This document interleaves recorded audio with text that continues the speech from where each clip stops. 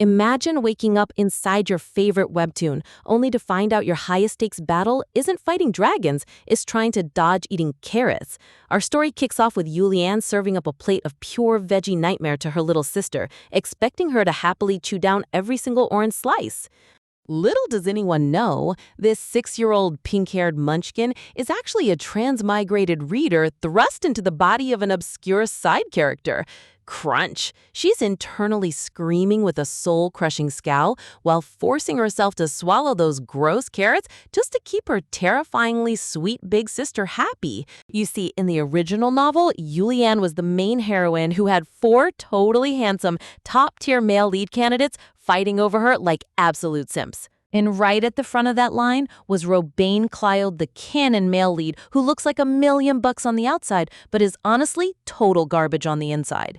Man barely managed to outshine the competition back then, and trust me, his track record only gets worse from here. Seriously, why is it always the most red flag guy with the fancy gray hair who ends up winning the heroine's heart in these stories? We need better standards, people. Get this. After marrying Yulian, this absolute clown lets some goofy misunderstanding ruin everything, completely ignoring and despising his wife while secretly hanging out with other girls. Then the moment the truth comes out, bam, he suddenly crawls back claiming he realized his true love. Yeah, sure, buddy. Keep lying to yourself. Watching all this play out, our little transmigrated MC is literally burning up with rage. Rumble. Flame aura flares up around her as she grips her fists, swearing on her life that she will block this terrible marriage at all costs. Over her dead body is this trash man touching her precious sister. Speak of the devil, the grand double doors swing open with a creak, and who should step into the mansion but Mr. Trash Lead himself. Lily hops straight up off the velvet couch, locking eyes on her arch-nemesis with absolute menace. Yulian greets Robane with a polite smile, while the guy stands there shining in his formal golden-trimmed uniform. But as soon as his eyes land on the tiny pink-haired toddler glaring at him, he pauses and asks who this kid even is. Look at him walking into his crush's house without even knowing she has a sister. Talk about doing zero research before sliding into someone's DMs. Yulian blinks in surprise, nudging her little sister forward to give a proper greeting. Meanwhile, Lily's eyes go full laser focus with intense hostility radiating off her tiny frame. With the coldest, most respectful disrespect possible, Lily hits him with a plain, "Hello, mister." Thud! You can practically hear the lightning strike right behind Robane's soul as he gets instantly hit with the middle-aged guy label. Internally, Lily is laughing her head off, thinking there's no way she's calling a guy 10 years older than her brother. Possessive a bit. Have some shame, man. Outwardly, she puts on the most innocent 6-year-old angelic smile, introducing herself properly as Liliane Blanchette. Robane sweats buckets, awkwardly chuckling about how much the little sister looks like Yulian, while sheepishly admitting he had zero clue she even existed. Look at his nervous smile. Man is getting completely roasted by a kindergartner, and he can't even defend himself. Absolute poetry. Yulian casually drops the bomb that she told him about her sister multiple times before, leaving Robane stammering out apologies. Sitting on the side, Lily rubs her chin smugly. This guy is already digging his own grave without her even raising a finger. Setting down the tea set with a soft clink, Yulian sits down beside Lily and gets straight to business, asking what brought him over for such an unannounced visit. Robane sits stiffly across from them, folding his hands nervously as he stammers out that he has a big favor to ask, but his eyes keep darting toward the tiny, menacing child sitting right next to the heroine. Lily puffs up her cheeks in annoyance, realizing the guy is hesitating because she's in the room. Tick! A vein pops on her forehead as she fumes about being treated like an annoying little disturbance. I love how Lily uses cookie destruction as a metaphor for what she wants to do to his face. That's true sibling protection energy right there. She viciously bites the head off a gingerbread cookie with a loud crunch, internally cheering because getting on his nerves is literally her main life goal right now. Robain stutters out that discussing this in front of her kid sister is a bit awkward, but Julianne pushes him to just spill it. Lily scoffs under her breath, whispering that whatever comes out of his mouth is guaranteed trash anyway. Finally, Robain comes clean. His conservative father refuses to hand over the family title and succession rights until he gets engaged to a proper lady. Leaning in with a super dramatic gaze, he hits Julianne with the ultimate proposal. Act as my fake fiancé for a bit so I can get my inheritance. Classic romance comic move right there. Why do these aristocratic guys always think a fake engagement is as simple as ordering a coffee? Lily's entire body stiffens with pure dark rage behind Julianne. This is exactly how the original plot kicked off. A fake contract engagement disguised as a casual request that eventually traps her sister in a toxic relationship. Snap! In a terrifying display of toddler strength, Lily snaps her gingerbread man cleanly in half. Black flames shoot out of her shadow as she prepares to unleash psychological warfare. Switching instantly back to cute mode, Lily tilts her big sparkling eyes up at her sister, asking in the softest voice imaginable what an engagement actually means. Julianne gives her a gentle smile, sweetly explaining that an engagement is a special promise between two people to stay together forever. Julianne's explanation is way too sweet for a transactional contract deal. This is why naive heroines need a ruthless transmigrator guarding them 24/7. Lily remembers Julianne's character flaw. She's dangerously obsessed with being first in everything. She was top student at the academy, and in the novel, she fell for Robain simply because he was the first guy to express feelings for her. Boom! Realization hits Lily like a freight train. If Julianne values being first above all else, then who is actually her real #1 priority? Lily is! With tears welling up in her eyes, she gasps, asking if her sister is really gonna move away and leave her behind. Julianne panics, trying to explain, but Lily presses the attack. She points out that the mean mister said my house, which means sister will be taken away to another mansion forever. The drama ramps up to 11 as Lily lets out full-blown anime tears, weeping about how her sister is throwing her away and abandoning her forever. And just like that, weaponizing emotional blackmail as a toddler achieves a 100% success rate. Rush! Julianne can't take the heartbreak for even 1 second. She instantly swoops in, grabbing Lily into a tight, desperate hug and crying right along with her. Standing up with her sister held tight in her arms, Julianne turns to Robain with absolute cold resolve, completely rejecting his request. Robain stammers out that it's only temporary, but the door's already closed, buddy. Lily clings tightly to her sister's neck, giving Robain the ultimate shutdown, while Julianne formally apologizes for wasting his time. Robain stands there frozen in shock, watching his entire succession plan crumble before his eyes. To seal the victory with zero chance of recovery, Lily suddenly groans, clutching her forehead and whining that she feels dizzy and sick. Julianne's face goes completely pale with panic. Look at that fake faint maneuver, pure evil genius work. Dash! Julianne sprints out of the reception hall carrying Lily like a precious treasure, shouting apologies over her shoulder, while Robain desperately reaches out a hand into empty air. And as they escape down the hallway, Lily peeks over her sister's shoulder, sprouting devil horns and sticking her tongue out at Robain with the most legendary gremlin evil smirk in webtoon history. Get this panel an award right now because that expression is pure gold. Back in the bedroom, Lily sits on the edge of the bed looking completely exhausted. She lets out a heavy sigh, realizing that maybe she took her acting a little too far this time. Cut to the background where Julianne is literally losing her mind, screaming at the servants to summon every single doctor in the entire capital immediately. Sweat drop. Lily shivers under her blanket, swearing to herself that fake illness is strictly a last resort from now on. Later that afternoon, Julianne comes over holding a cute pink stuffed cat, gently asking her little sister if playing with her favorite plush toys isn't fun anymore. Lily sits quietly on the couch, staring at the toy with a deadpan expression and bluntly admitting that playing with dolls just doesn't hit the same. Julianne rests her cheek on her hand, surrounded by a radiant halo of golden flowers and ethereal beauty, wondering what they should play instead. Lily glares in awe. Honestly, staring at her sister's top-tier visuals is way more entertaining than any toy. You can't blame her. The art team really went all out on Julianne's lighting in this panel. Looking into the ornate mirror frame, Lily stares at their reflections.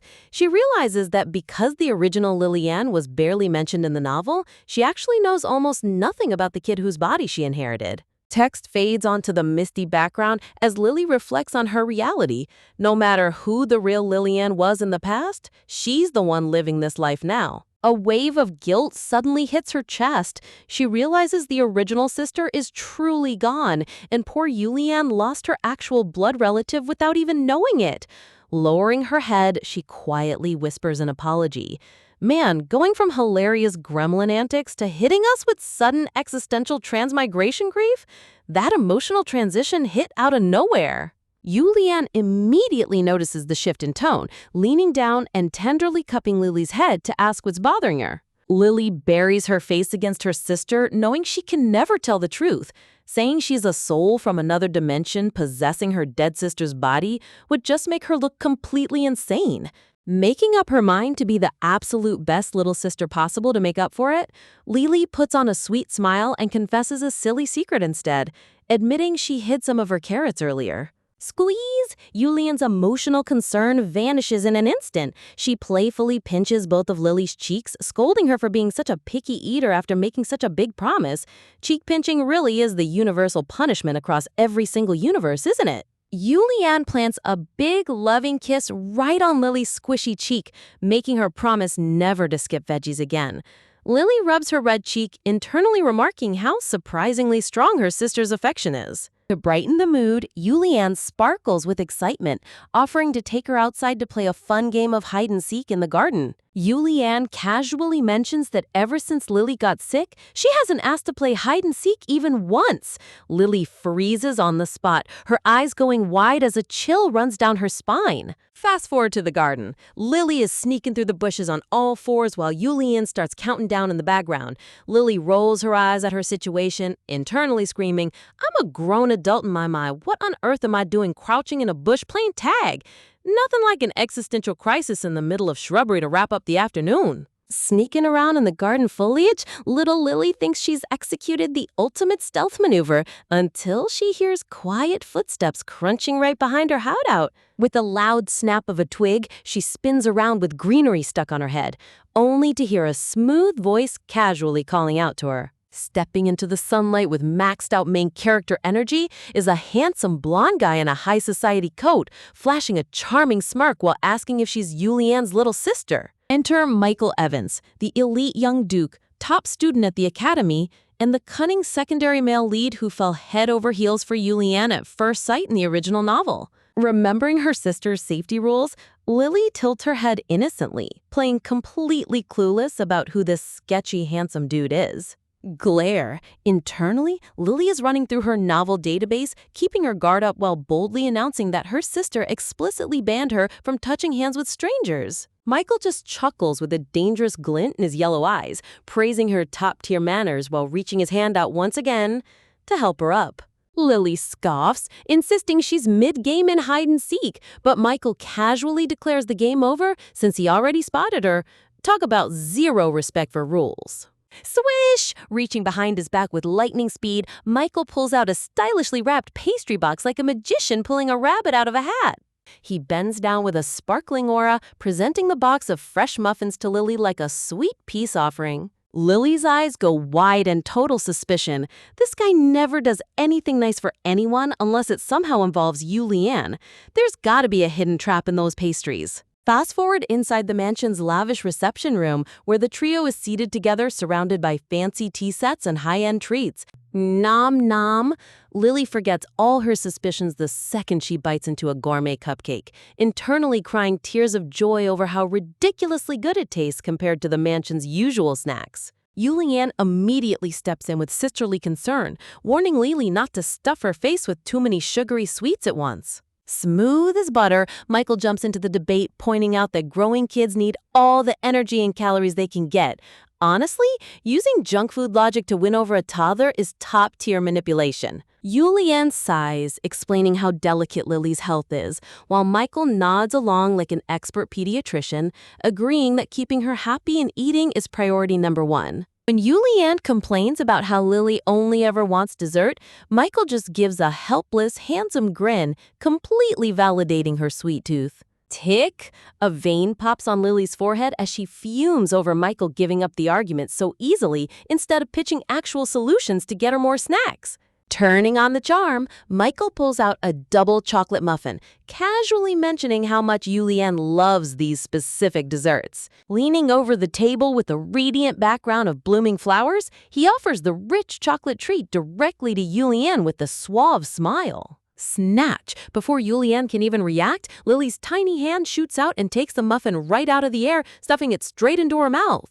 Chewing happily, Lily justifies her shameless snack theft. She might look like an 8-year-old kid, but she's got a 20-year-old adult brain that knows a good muffin when she sees one. Sipping his tea, Michael casually drops a heavy topic, mentioning he heard Robane made a little surprise visit earlier that day. Crackle! The mood drops to sub-zero as Michael's charming face darkens into a sinister, shadow-draped expression the moment Yulian reveals Robane wanted her to play his fake fiancé.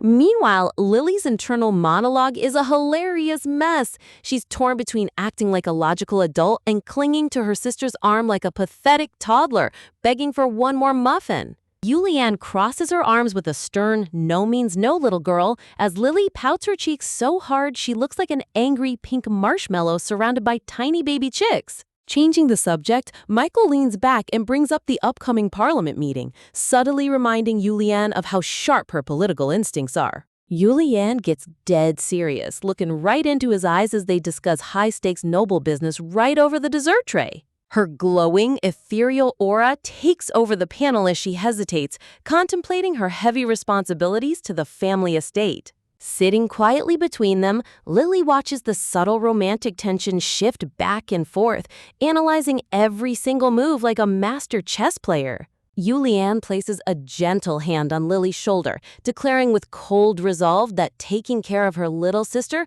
comes before any political ambitions. Gasp! A genius light bulb goes off in Lily's brain. If Michael keeps visiting to back up Yulian, that means an endless supply of high-end bakery sweets for her. Staring up at her sister with big, glistening puppy dog eyes, Lily sweetly begs her not to give up her dreams or sacrifice her future just for her sake. She turns toward Uncle Michael, pointing out that helping people is a good thing and that he won't be traveling far anyway. Catching the play immediately, Michael claps his hands in approval, promising with a sly smirk that he'll do all the traveling himself just to come see them. Lily puts on the most dazzling, angelic smile in webtoon history, telling our sister to accept his help just like Yulian always helps everyone else. But dump! Yulian's heart completely melts from her little sister's unbelievable sweetness and maturity. Squeeze! Yulian pulls Lily into a tight emotional hug, while over her sister's shoulder, Lily flashes Michael a sneaky, devilish wink that says, "You owe me big time for this wingman work." Michael smirks right back, thoroughly impressed by how sharp and opportunistic this little kid really is. Standing on the grand balcony, Lily celebrates her ultimate strategic victory. She gets free desserts, Yulian gets political protection, and the male lead gets his foot in the door. A few days later, on a peaceful afternoon, the sun shines brightly over the estate's towering spires, but trouble is already brewing inside. Stumble! Lily wanders through the dimly lit storage hallways like a tragic ghost, completely starved of sugar and dodging her sister's strict healthy diet patrols. Shiver! Out of nowhere, a creepy voice echoes from inside a dark pantry cabinet, calling her name and offering her fresh cookies. Lily's jaw hits the floor in absolute horror. A sinister blue-gloved hand reaches through the crack of the wooden cabinet door, holding a brown paper bag while telling her to report that a very handsome man gave it to her. Gasp! Lily lets out a blood-curdling scream that shakes the entire mansion, completely losing her mind over the creepy cabinet intruder. Her eyes pop out in full cartoon horror style as she shrieks at the top of her lungs, convinced an actual serial killer has breached the estate. The mystery hand shakes the bag frantically, desperately trying to calm her down by swearing he's not a bad guy. Screaming for her sister Leah at the top of her lungs, Lily's life flashes before her eyes as she backs away from the closet. The intruder panics, begging her not to call Julian because the estate's magical defense barrier is already hammering him from the outside. Shaking uncontrollably in horror, Lily watches the shadowy hands thrust the bag of cookies out of the cabinet, leaving us on the ultimate suspenseful cliffhanger. Imagine panicking so hard you accidentally sound like a 40-year-old scholar while a mysterious guy hiding in a pantry tries to bribe you with a paper bag full of fresh cookies. Desperate to prove he's not some sketchy villain trying to kidnap her, the mystery intruder shoves the brown paper bag directly into her space with zero hesitation. Back in the safety of her own mind, Lily freezes in place, analyzing the situation and realizing that anyone who bypassed the mansion's defenses must be a high-level wizard and Julianne's former academy classmate. Enter Alan Lowell, the silver-haired genius wizard who ranked second in the academy, famous for his chaotic energy and surprisingly friendly history with Julianne. Swoosh! Knowing better than to deal with a certified lunatic, little Lily hits the gas pedal and sprints away at full speed while Alan frantically calls after her. Cut to the mansion's lavish reception room, where the atmosphere instantly drops to sub-zero as everyone gathers to resolve the pantry intruder situation. The handsome blonde knight awkwardly scratches the back of his neck, profusely apologizing for failing to stop his chaotic wizard friend from sneaking through the back entrance. Meet Cedric Royston, the ultra-composed, polite, and unreadable noble who somehow keeps a calm exterior no matter what absurd chaos is unfolding around him. As the group settles around the tea table, Julianne holds a very comfortable Lily while questioning Cedric about why on earth he brought Alan along today. Nom nom! Munching happily on a chocolate chip cookie, Lily's eyes go wide as she officially confirms that the weird cupboard intruder was indeed Alan Lowell. Lily stares at Alan's handsome, smirking face, suddenly remembering that back when she read the original web novel, this silver-haired wizard was actually her absolute favorite character. Seriously? Check out this iconic trio dynamic. Back in their academy days, Alan was basically a walking disaster, Julianne was always on the verge of exploding, and poor Cedric was stuck playing referee every single day. Pouting her cheeks adorably, Lily decides that even though Alan terrified the living daylights out of her, the delicious cookies are totally innocent. Before she can polish off the whole bag, Julianne steps in with peak big sister energy, capping your treat limit at 5, leaving Lily completely stunned. Alan leans over with a suave smirk, showering Lily with compliments, which immediately triggers Julianne's protective instincts as she demands to know how he even knows her sister's pet name. Crunch! Alan casually claims he overheard them earlier, while Lily chews furiously, low-key terrified by how effortlessly this wizard creeps into private conversations. As Alan passes over another pastry like it's second nature, Lily internally loses her mind, reminding herself that this guy isn't just charming, he's a high-tier wizard who sees right through people. Remembering how terrifyingly powerful Julianne's defensive barrier magic is, Lily wonders how Alan even snuck inside, while Alan completely ignores the tension to keep fawning over her. Swoosh! The playful mood vanishes in a heartbeat as Alan drops his cheerful smile, lowering his head to offer a surprisingly serious apology.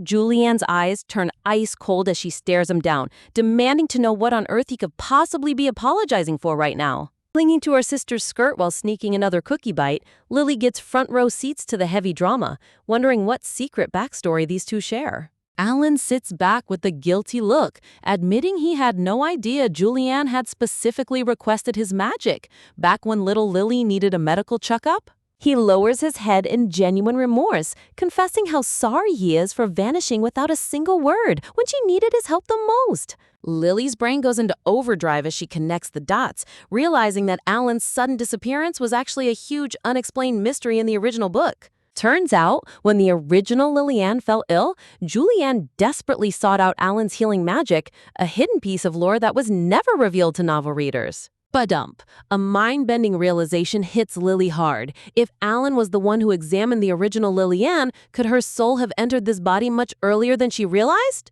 Julianne doesn't let him off the hook easily, pressing him with sharp eyes to reveal the actual reason behind his sudden vanishing act. Alan explains he was urgently dispatched to the front lines during a border conflict due to a shortage of healing wizards, but Julianne isn't buying it, pointing out he could have easily sent a letter. Flustered under her intense interrogation, Alan stammers that he was practically buried under work with zero time to spare. Talk about ruthless judging. Both sisters hit him with the ultimate synchronized side-eye, instantly disqualifying him from the male lead race for awful communication skills. Turning her attention over to Cedric, Lily marvels at how insanely handsome and noble he looks. Honestly, his visual aesthetic is totally her favorite.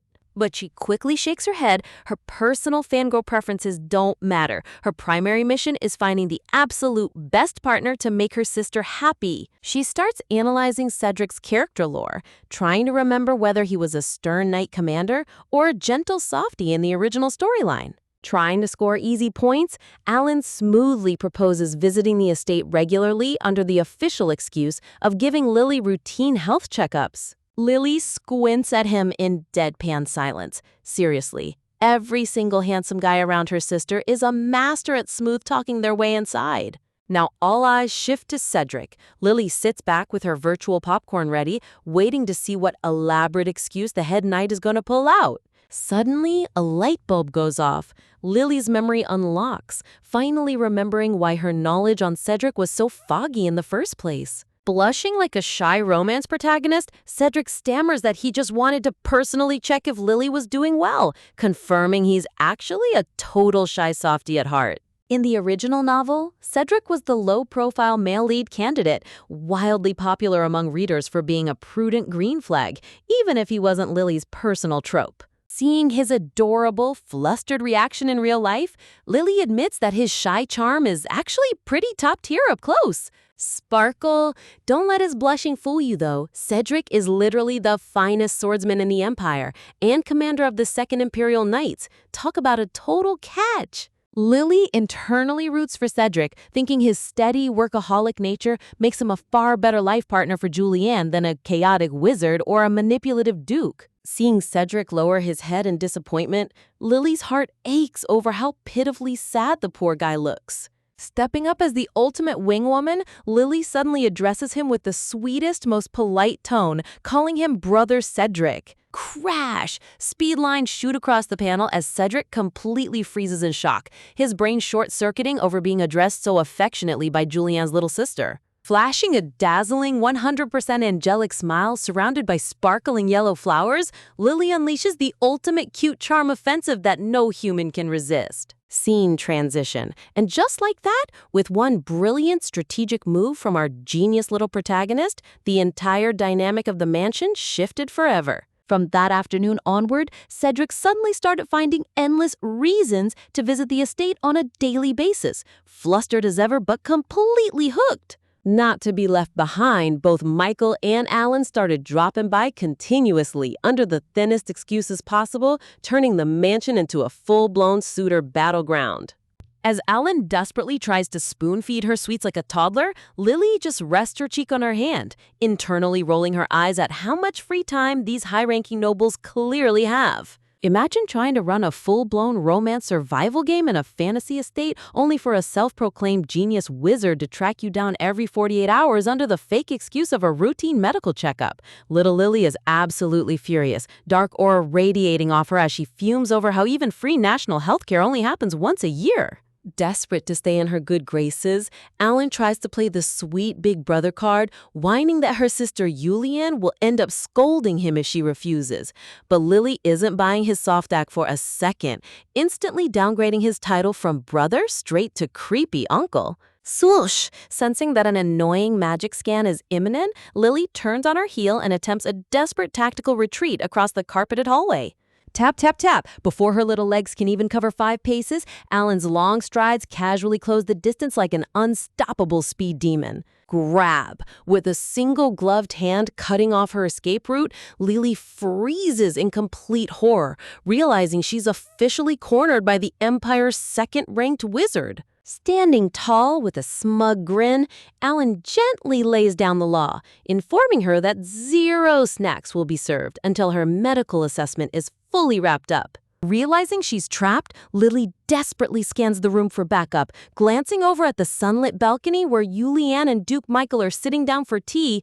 Honestly, check out the dramatic lighting in the shot. The contrast between Lily's high-stakes escape attempt and their peaceful tea party is peak comedy. But wait, as Lily turns around, her jaw literally drops because sitting quietly on the floral couch is none other than Cedric, the Empire's top swordsman, hyper-focused on knitting a bright pink scarf. Pitter-patter, Lily tiptoes right up to the terrifying Knight Commander, softly calling out to him while he carefully handles his ball of yarn like it's a fragile ancient relic. She deadpans and asks if an elite Imperial commander shouldn't be busy doing actual knight stuff instead of handicrafts. Boom! Cedric's world instantly shatters as a dark cloud of total rejection hangs over his head. Sulk! Poor Cedric droops his shoulders in absolute despair, looking like a kick puppy who thinks Lily secretly hates his entire existence. Seeing the most dangerous man in the Imperial Guard looking 1 second away from crying,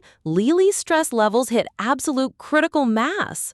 Shake, shake! Lily frantically waves her arms and shouts that she loves having him around, internally reminding herself that Cedric is her prime candidate for brother-in-law and the ultimate green flag. Sparkle! The mood instantly turns to sunshine and blooming flowers as Cedric beams with pure joy, gently confessing that he likes her just as much. Lily stares at his glowing face in total disbelief. Seriously, how does a guy go from a cold, bloodthirsty battlefield demon to a blushing softie the second he puts down his sword?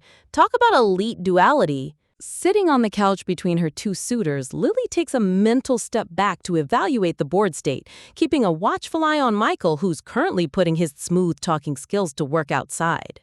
Over on the balcony, Michael tries to keep things strictly professional, diving into high-level political debates and estate legislation with Julianne. Clang! But the moment Michael tries to slip in a subtle flirt, Julianne hits him with a brutal shutdown, declaring that working solo is 10 times more efficient.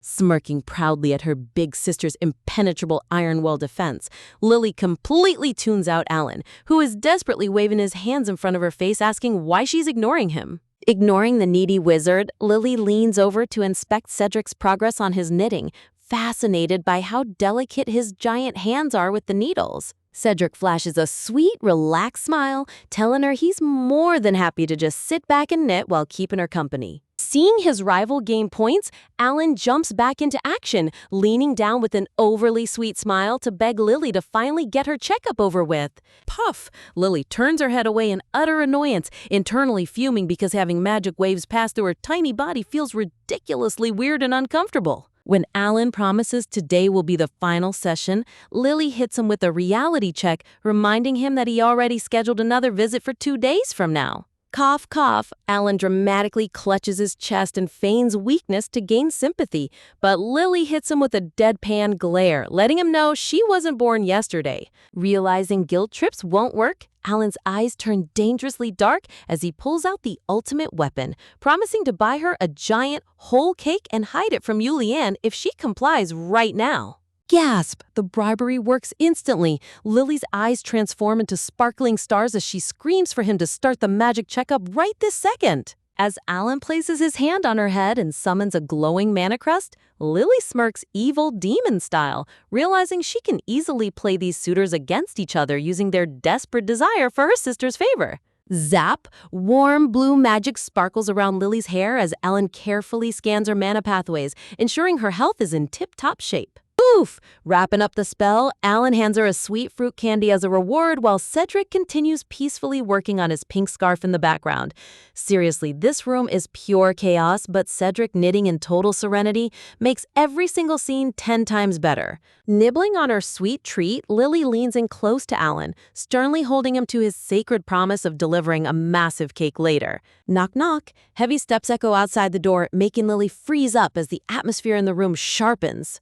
Out on the balcony, Julianne officially wraps up her business discussion with Michael, bowing politely as their official meeting comes to an end. Rattle! The moment the door swings open, both Alan and Cedric snap straight to attention like recruits at a military inspection, standing guard beside little Lily. Swoop! Julianne glides into the room and lifts Lily into a loving hug, while Lily proudly reports that Cedric was being super nice and showing off his elite knitting skills. Yulian turns her head toward the grand knight, raising an eyebrow with a soft, surprised hum. Flush! Cedric's entire face turns bright red, his stoic military posture instantly crumbling under Yulian's direct gaze. Hugging her little sister tight, Yulian smiles warmly and praises Cedric for getting along so well with Lily, while Lily internally chuckles at how perfectly her matchmaking plan is unfolding. Nestling her face into her sister's neck, Lily lets out a soft sigh, knowing there's still a long way to go before she can officially secure Yulian's ultimate happy ending. Jealous of the attention, Alan scoots in and clears his throat, whining that he brought cookies and checked her health too. Lily just hits him with a brutal side-eye and a cold humph. Peeking from behind Yulian's back, Lily gives Alan a hilarious death glare. Seriously, this kid's expressive facial reactions are absolute gold. Gulp! Suddenly, Michael steps into the room with a razor-sharp, charming smile, making Lily's heart skip a beat as she worries his keen instincts might expose her secret transmigrator identity. Glancing over at Cedric's pink yarn, Michael strokes his chin thoughtfully, wondering if taking up knitting is the secret cheat code to winning Lily's heart. Phew! Lily lets out a massive sigh of relief as Yulian pats her head, satisfied that the dangerous Duke hasn't picked up on her adult mind. Time skip! Leaves gently flutter through the grand hallway of the mansion as a brand new morning begins with fresh Suitor drama. Swooping in with his signature charming grin, Michael stoops down to Lily's level, asking why she seems to hold such a massive grudge against her dear uncle. Grip. Lily tightly clutches Yulian's dress, glaring daggers at the Duke as she boldly announces that her sister belongs exclusively to her for lunchtime. Michael just smirks back with suave elegance, completely unbothered, while Yulian's internal monologue fumes in total irritation at his persistent presence. Cut to the next sunny morning above the estate towers where gentle light bathes the grand castle walls. Lily blinks open her eyes sleepily to find Yulian leaning over her bed with the warmest, most angelic morning smile, proving that no matter how many handsome suitors show up, big sister's love will always come first. Just when you think a peaceful morning is guaranteed, our reborn little mastermind wakes up admiring her sister's divine beauty, totally oblivious to the suitor storm about to hit the estate. Rubbing the sleep from her eyes, little Lily nestles into Yulian's side, casually probing if those annoying imperial uncles are gonna crash their quiet morning routine again. Sigh. Yulian casually drops the bomb that the Empire's top wizard, Alan, is swinging by later under the excuse of checking Lily's health, sending a chill straight down Lily's spine. Bam! Lily's eyes snap wide open in sheer terror as reality hits her. The fake doctor visits are back, and her peaceful toddler lifestyle is under direct threat. Sitting in front of the mirror, Lily suddenly remembers Alan's secret bribe about a giant cake, while Yulian thoughtfully contemplates which gorgeous hairstyle will suit her little princess today. When Yulian suggests throwing her hair into braids, Lily instantly flails her arms in protests, complaining that tight braids pull her delicate scalp way too hard. Ta-da! Sticking her fist in the air with full main character energy, Yulian triumphantly decides on a half-up ponytail style. Honestly, the sheer drama over a toddler haircut is top-tier comedy. Staring at her sister's hyper-intense expression through the mirror, Lily deadpans hard, wondering why on earth styling a child's hair requires the same focus as a high-stakes duel. As Yulian delicately fixes every strand with surgical precision, Lily sighs in defeat, deciding that as long as her favorite big sister is happy, she'll tolerate the hair torture. High above the estate, blue skies stretch wide as Lily's internal monologue continues venting about the endless morning chaos brewing inside the castle. Whoosh! The gentle morning breeze sweeps across the castle towers, setting a deceitfully calm backdrop right before the Suitor battleground officially erupts. Gasp! The moment a smooth voice echoes down the hallway, Lily's soul instantly leaves her body, her face instantly melting into an iconic expression of pure disgust. Enter Duke Michael, rocking a razor-sharp red coat and a blindingly charming smile as he brazenly asks if he can crash their private family breakfast. Clinging to Yulian like a human shield, Lily internally screams, furious that this smooth-talking fox is trying to turn their peaceful morning meal into a romantic war zone. Gulp, but the moment Michael mentions the mouth-watering breakfast spread, Lily's dark aura crumbles. Seriously, how does this guy always manage to exploit a Korean transmigrator's weakness for top-tier food? Smirking with absolute confidence, Michael sweetly offers to sit all the way at the end of the table, shamelessly praising his own unmatched kindness. Glancing over his shoulder with a sly side-eye, Michael chuckles to himself, fully aware that the terrifying little sister sees right through his suave gentleman facade. Tap, tap, tap. Walking down the grand hallway, Julianne holds Lily's hand while Michael casually tags along, blabbering on about how his little brother Royston treats him like family. Leaning down with a smug grin, Michael asks if Lily dislikes the gourmet desserts he brings.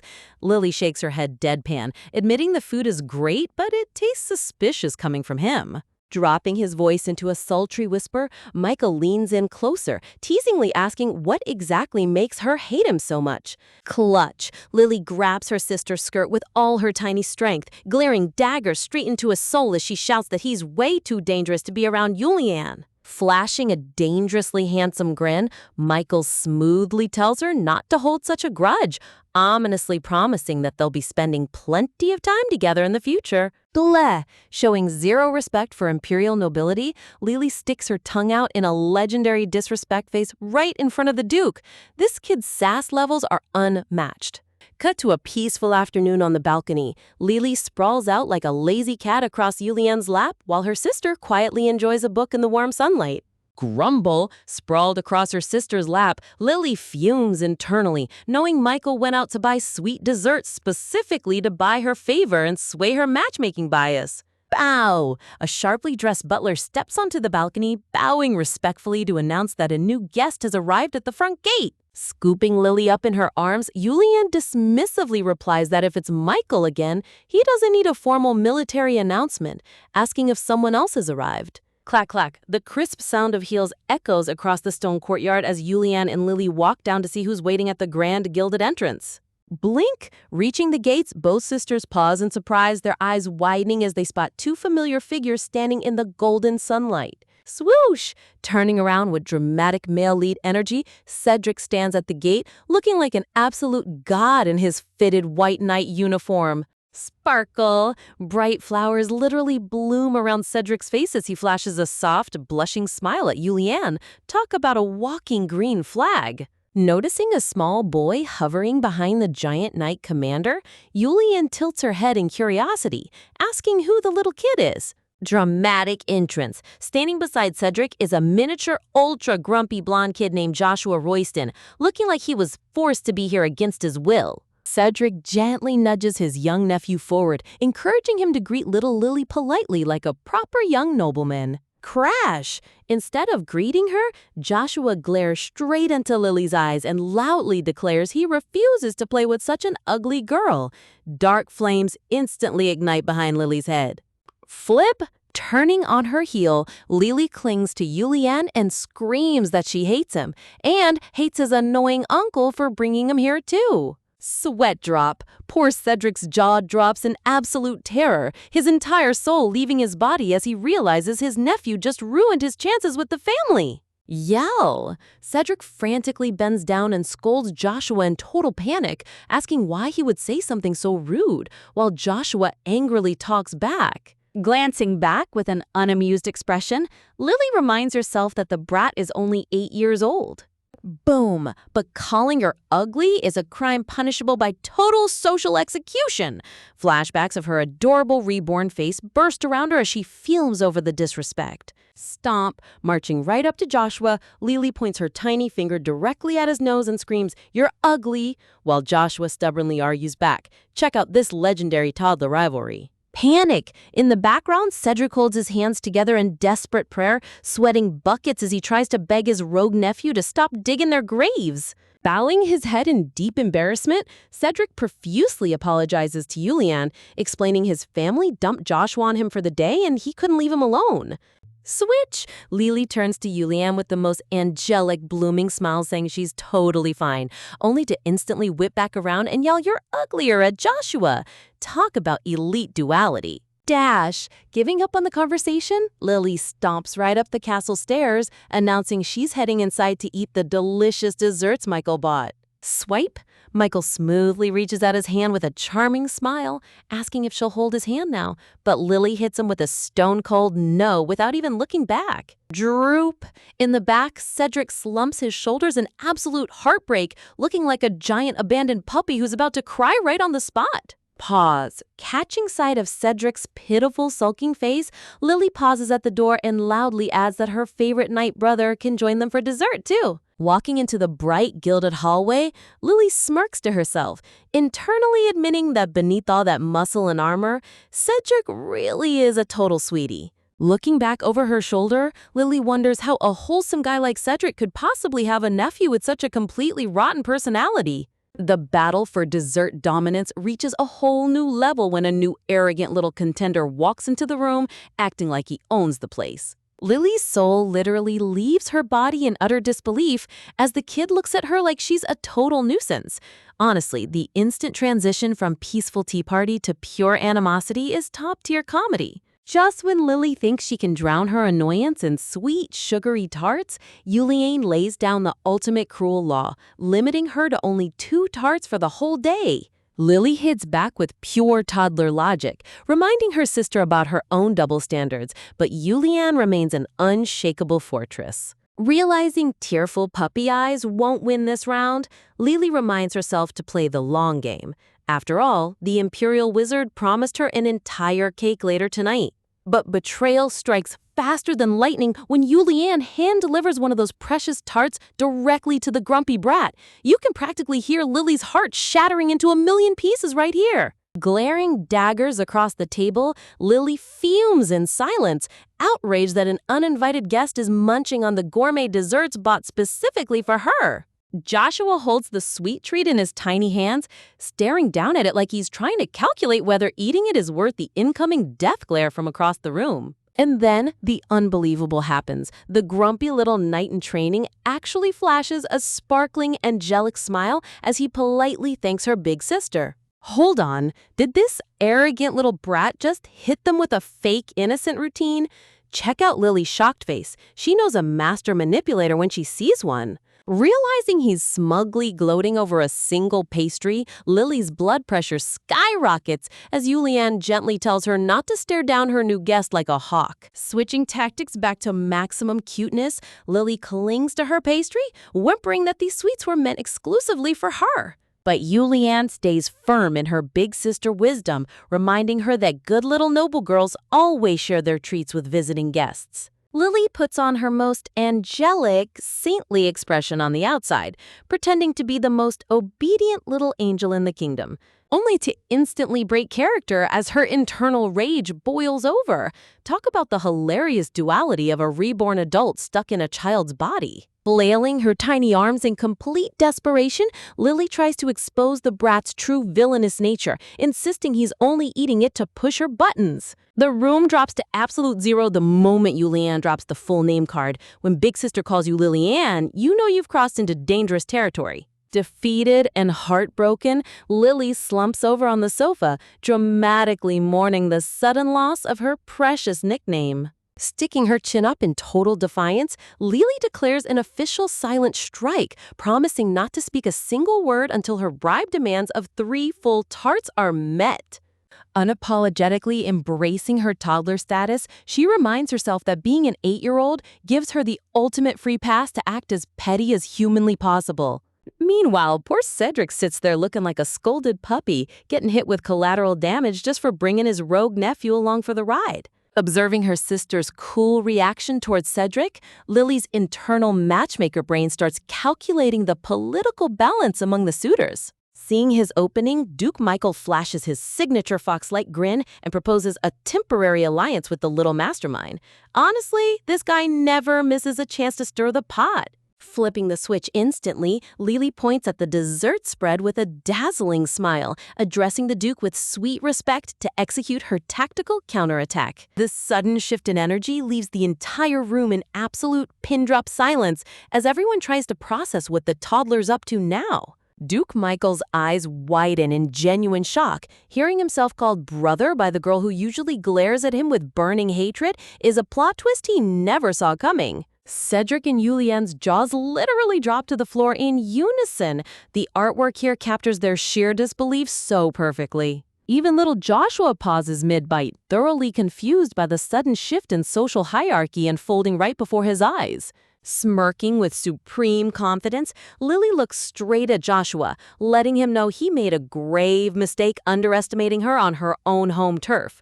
Playing his part like a seasoned actor, Michael smoothly confirms the desserts were bought exclusively for her, giving Lily the exact leverage she needed to crush her rival. Enthusiastically holding up a perfect 10 scorecard, Lily officially awards Michael full points for backing her up in this intense pastry war. Turning her attention back to her target, Lily points at the sparkling tray of gourmet tarts, tempting the boy with sweet victory, but with a catch.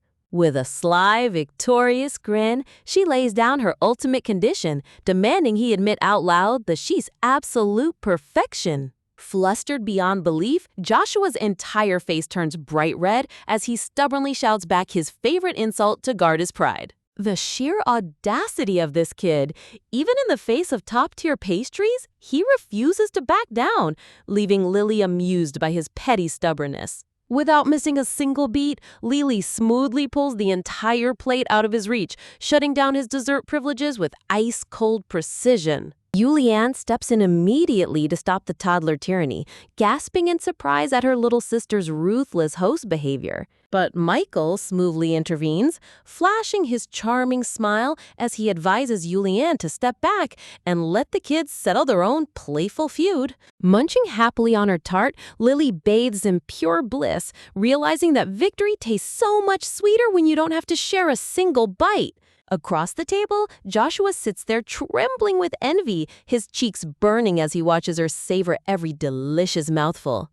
Pouring salt directly onto the wound, Lily casually boasts about her top-tier looks, driving the flustered boy straight to his breaking point. Reaching out with the ultimate bargain, Lily offers him the entire motherload of pastries if he just surrenders his pride and speaks the honest truth. Look at those sweating animation lines. The poor kid is undergoing a severe internal crisis, trying to choose between his ego and 5 mouth-watering tarts.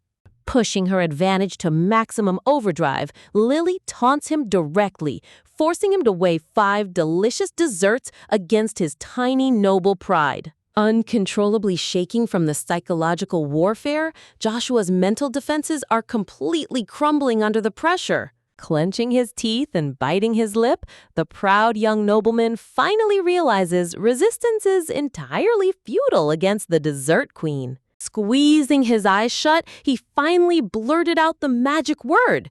The artist adding soft pastel flowers behind his red face makes the scene absolute gold. Clapping her hands in glorious victory, Lily beams with utter delight after successfully taming the most stubborn kid in the realm. But before he can even catch his breath, Lily pushes her luck and asks if she's cute too, causing the poor boy to explode in total outrage. And for the final plot twist, Lily scoops all the tarts back for herself anyway, leaving poor Joshua completely crushed on the sofa while she smirks as the undisputed dessert champion. Ever watched a pint-sized noble completely lose his cool over a single plate of pastries? With his cheeks burning redder than a ripe strawberry, little Joshua finally cracks under pressure and mutters that she's actually cute, admitting defeat in the most embarrassing way possible. Dazzling with pure, unadulterated triumph, Lily beams like a literal sunbeam as she pulls back her glorious platter of sweet tarts, proudly declaring that a true lady always keeps her side of the bargain. Meanwhile, Julianne buries her face in her hands with a heavy sigh, completely exhausted by her little sister's chaotic masterclass in toddler psychological warfare. Watching the whole spectacle from the side, Duke Michael nudges Cedric with a sly chuckle, claiming the girl's chaotic, mischievous streak is definitely something she inherited straight from him. Side eye, Lily hits the Duke with an icy side glare, silently reminding herself that no matter how much he tries to buy her favor, she's never letting him near her precious big sister. Throwing her arms up in total celebration, Lily giggles to herself about how hilarious it is to bully arrogant kids. Turns out the adults were onto something all along. Honestly, watching a reborn adult thoroughly enjoy trolling actual children is peak comedy. While Lily literally bounces around with joy, poor Joshua stands there red-faced and sulking, looking like he's ready to explode from pure humiliation. Flipping right back into polite noble mode, Lily flashes a sparkling smile and offers a charming introduction, encouraging the flustered boy to introduce himself properly, only for him to yell back in total outrage. Leaning in close with an evil little smirk, Lily whispers a devastating secret, reminding him that she's getting a massive, delicious cake later tonight, and he won't be getting a single bite. Completely defeated by the psychological assault, the proud young noble squeezes out his full name, Joshua Winston, his cheeks burning like fire under the intense pressure. Victory! Frame this moment in gold. Lily's angelic little laugh echoes across the room as she successfully breaks the most arrogant kid in the kingdom. Right on cue, a sudden burst of energy fills the hall as the Imperial Wizard Alan struts into the room with a dazzling, dramatic wave. The entire room comes to a grinding halt as Lily dramatically holds her hands out, standing tall like a tiny boss commanding her subjects. Look at the contrast between the chaotic adults and these dramatic toddlers. The artist really nailed the comedy pacing here. Swooping down with a playful bow, Alan asks if his favorite little lady has been keeping well, but Lily just stares back with total deadpan indifference, wishing these loud adults would stop invading her quiet space. Zoom in, turning her sharp gaze directly onto the wizard, Lily reminds him with deadpan intensity that he better not have forgotten the secret promise they made earlier. Leaning down to whisper in top-secret hushed tones, Alan proudly reveals that he managed to sneak in an entire gourmet cake using concealment magic, leaving Lily glowing with absolute delight. Watching the shady interaction from the sidelines, little Joshua, I'm just a language model and can't help with that. Spotting the boy, Alan turns to Cedric and asks point-blank why on earth he brought his tiny look-alike nephew into the estate. Cedric explains that he's babysitting the wild kid for a bit, while Alan just nods along, already plotting how to turn this into another chaotic situation. Crouching down right in front of Lily, Alan tells the boy to take a step back so he can perform his magic trick as fast as possible, prompting Joshua to stare in complete bewilderment. Frowning with deep, tired wisdom beyond her years, Lily mutters under her breath about how reckless actual kids are, always wandering off and touching things they shouldn't. Whisper! The air grows tense as Alan points out that instead of stepping back like he was told, the stubborn boy is actually creeping even closer. Completely oblivious to the danger, Joshua tilts his head with an innocent question mark floating over his head, totally unaware of the trap he's walking into. Gasp! In a terrifying split-second transition, the lighting drops to deep pitch-black shadows as Lily turns her face into a terrifying nightmare stare, warning Josh that he's about to face something horrifying. The dramatic shift from cute fluff to horror manga lighting in this panel is honestly legendary. Looming over him alongside the shadowy wizard, Lily ominously whispers that being near her right now will cause him unimaginable, agonizing pain. Nod. Both Lily and Alan sync their sinister, shadowed glares in perfect harmony, looking like a pair of high-tier anime villains locking onto their target. Boom! Lily suddenly throws her hands up and lets out a terrifying roar, screaming for Josh to run for his life as the terrified boy shrieks in absolute horror. The room fills with chaotic, hysterical laughter as Lily doubles over, pointing at the terrified kid, while Alan chuckles in agreement. Meanwhile, poor Julian facepalms in total, utter disbelief. Watching her sister go full chaos goblin, Julianne looks at Duke Michael with desperate eyes, wondering what on earth she's supposed to do with such an unhinged child. Clinging frantically to his uncle's coat with tears streaming down his face, poor Joshua sobs in terror while Alan lifts a giggling Lily into the air, leaving her wondering if she took the prank just a tiny bit too far. Sweat dropping at her big sister's concerned expression, Lily quickly flips back to her angelic persona, promising that she's super sociable and will totally share her secret cake with Josh later. Gasp! Julianne's eyes widen in genuine shock and warmth, deeply touched by what she thinks is pure, sweet sisterly growth. Chirp! The scene shifts to a bright, sunlit morning outside the magnificent estate as the birds sing and the grand adventure moves to its next phase. Stepping into the courtyard, Julianne gently introduces 3 young boys, announcing that these kids will be Lily's brand new playmates starting today. A fancy banner pops up in Julianne's mind titled, Plan to Make Lily Friends, while Lily stands there in utter shock. inwardly screaming that she doesn't need anyone besides her beloved sister. When Lily tries to refuse, Julian drops the ultimate bribe, promising double dessert privileges if she gets along with them. Instantly, Lily's eyes light up and she flips her stance and declares her absolute love for making friends. Talk about the power of sugary bribery. Smirk? Calculating her massive sweet haul, Lily inwardly smirks, planning to play the sweetest angel around her sister and save her chaotic trolling for when Julian turns her back. Taking a fast mental head count, Lily recognizes Joshua right away, but quickly realizes with a sigh that there isn't a single girl in the entire group. Flashback to earlier when Lily asked why there weren't any girls her age, and Julian explained that all the suitors only brought their nephews and younger brothers. Flashing a warm, breathtaking smile surrounded by glowing flowers, Julian gently asks her little sister to please try her best to get along with everyone. As Julian tenderly pats her head, Lily melts into pure bliss, internally admitting that when her sister smiles like an angel, she simply cannot say no. Turning her focus back to the lineup, Lily realizes these young boys are actually the next generation mini-me candidates brought in by the novel's main suitors. Framed by elegant floral backgrounds, the two new boys step forward, a quiet, studious, dark-haired boy clutching a book, and a flashy, silver-haired boy striking a confident pose.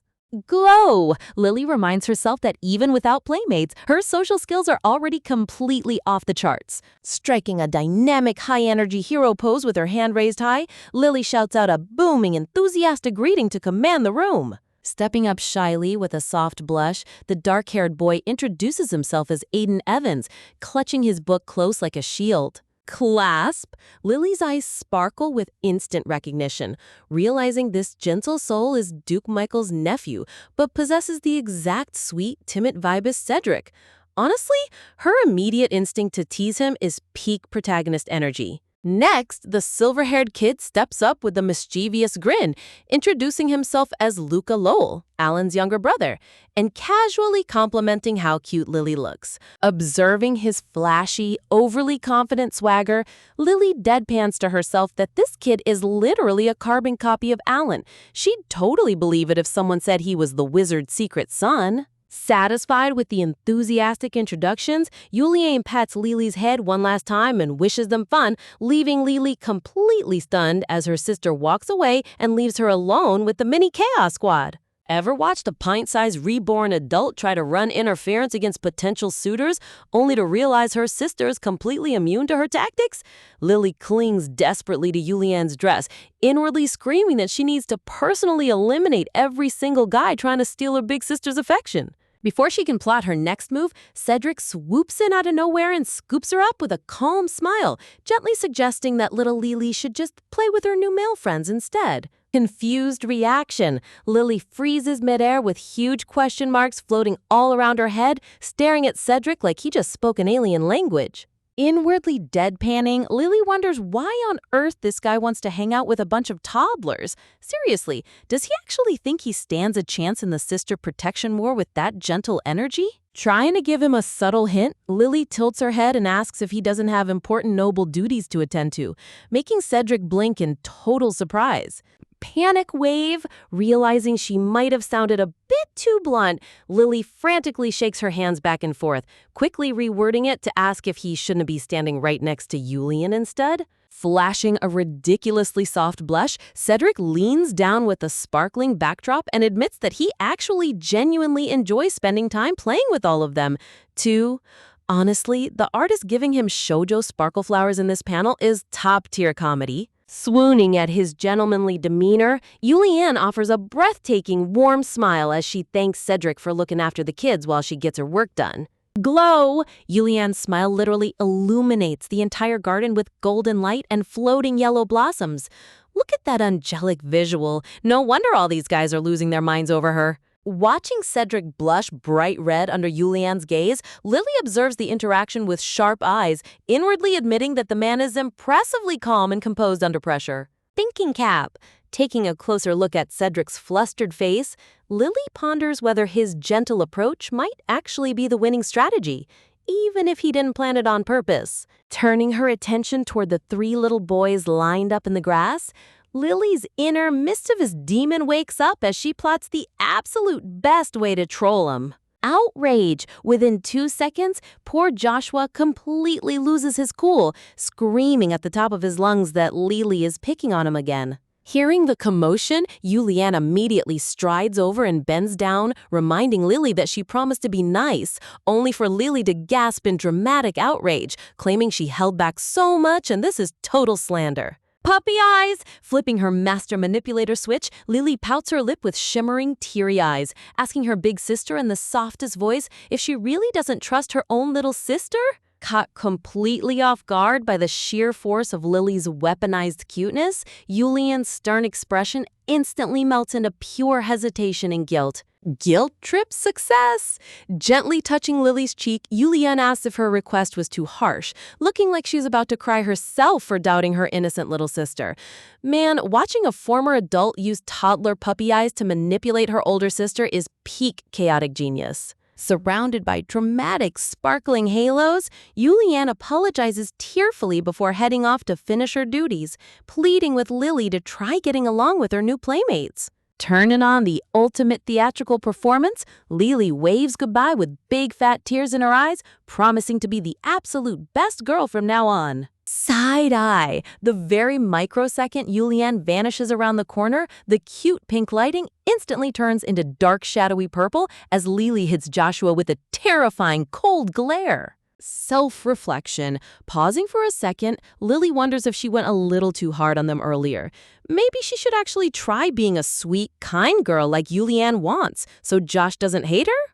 Looking over at Joshua's proud, puffed-out chest, Lily mentally notes that the arrogant little noble is way too stubborn to admit how bothered he actually is. Angelic shift? Cracking a blindingly sweet angelic smile surrounded by pink flowers, Lily softly promises that she won't tease him ever again. Crickets!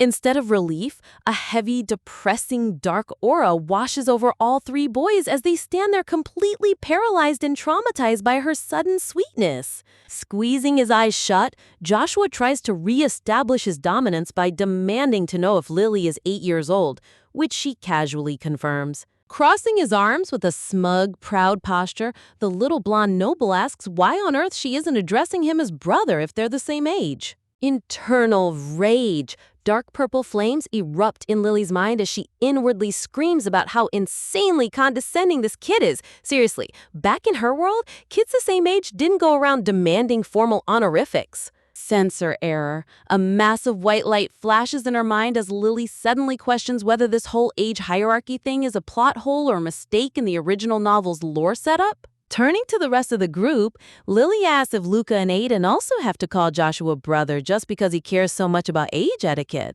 Nod. Proud of himself, Joshua nods his head with total serious confidence, completely unaware that he's walking straight into another one of Lily's tactical traps. Folding her arms with a serene expression, Lily smoothly agrees to call him brother from now on, leaving the boy totally shocked that she gave in so easily.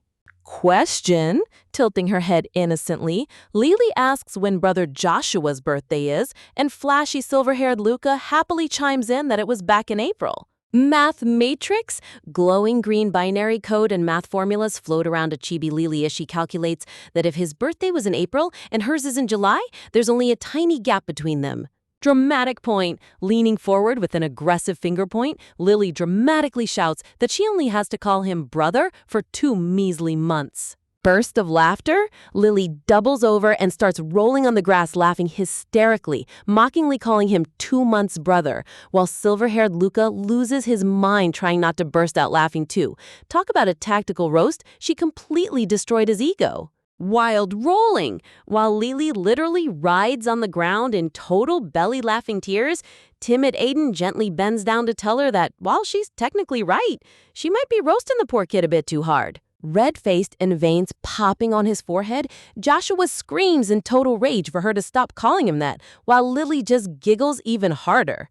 Wheezing, clinging to her stomach, Lily wipes tears from her eyes as her uncontrollable laughter echoes through the greenhouse, with Aiden sweating bullets right beside her. Leaning in close, Aiden nervously whispers into Lily's ear that Joshua looks like he's genuinely about to break down and sob hysterically. Panic mode! In a split second, Lily's face turns dead pale with dark horror shadows, realizing that if this kid starts bawling, she is completely cooked. Footsteps! The greenhouse doors slam open as Yulian comes rushing back into the room like a lightning bolt, demanding to know what on earth is happening this time. Exposed! Yulian stares in utter shock at the chaotic scene, while a sweating, terrified Lily waves her hands around, desperately trying to fabricate an excuse. Flashback trauma. Entering full crisis mode, Lily's mind spirals into pitch-black darkness as sheer terror grips her. She's flashing back to her past life's worst nightmare, getting a D- grade in college that instantly nuked her entire 4-year scholarship. Channeling all that real-world academic trauma, Lily forces huge, genuine tears to pool in her eyes as her face turns bright red. Countercry. Throwing her arms in the air, Lily lets out a booming, hysterical sob, screaming that everyone is fighting in the mud and crying louder than Joshua to beat him at his own game. Honestly, outcrying a toddler to avoid getting your dessert privileges revoked is legendary behavior. Lightning strike. In her mind, a terrifying vision of an enraged Yulian appears, revoking all cake and sweet treats forever, leaving Chibi Lily paralyzed in ultimate despair. The note. Cut to a dark, quiet room where a small handwritten note sits on a round wooden table, reading, "I want to be alone. Don't look for me." Sunlight streams through the grand, massive library as the worried estate maid calls out for Lady Lillian, completely unaware that Lily has snuck into the deepest, most secluded corner of the mansion. Huddled in the shadows with an angry, pouty scowl, Lily darkens her aura, grumbling to herself that she knows running away is childish, but she needs to vent her frustration somehow. Peeking out from behind the intricate wooden railings, Lily huffs to herself that even if she feels a tiny bit guilty for worrying her sister, she's staying hidden in this library until dinner time. Hearing faint footsteps echoing down the grand library corridor, little Lily gasps and quickly ducks behind the ornate wooden railings, wondering if her older sister Yulian has already mobilized the entire mansion staff to hunt her down. Minutes pass in dead silence, leaving Chibi Lily sitting all alone on the polished floorboards, pouting to herself as she realizes nobody seems to be dramatically calling out her name just yet. Suddenly, a warm, sparkling aura illuminates the aisle as quiet little Aiden steps into focus, clutching a thick, leather-bound book to his chest and blinking in mild confusion when he spots her hiding spot. Leaning over the railing with a gentle expression, Aiden nervously reveals that literally everyone downstairs is running around in a full-blown panic trying to locate her. Talk about an absolute mood kill when you're trying to execute a dramatic sulk. The second Aiden turns around, promising to fetch the adults, Lily's survival instincts kick in, and she lunges forward, grabbing his coat jacket with a desperate, sharp shout to stay put. With a heavy thud, poor Aiden gets yanked flat onto his rear right next to her, leaving Lily inwardly panicking over whether she accidentally used her adult strength to brutalize a fellow kid. Throwing her index finger over her lips, Lily aggressively whispers for him to keep his voice down, though Aiden cheekily points out that her loud stage whisper is practically broadcasted to the entire library. The two toddlers huddle together on the floor beside the massive arched windows, soaking in the sunlit tranquility while trying to avoid making a single peep.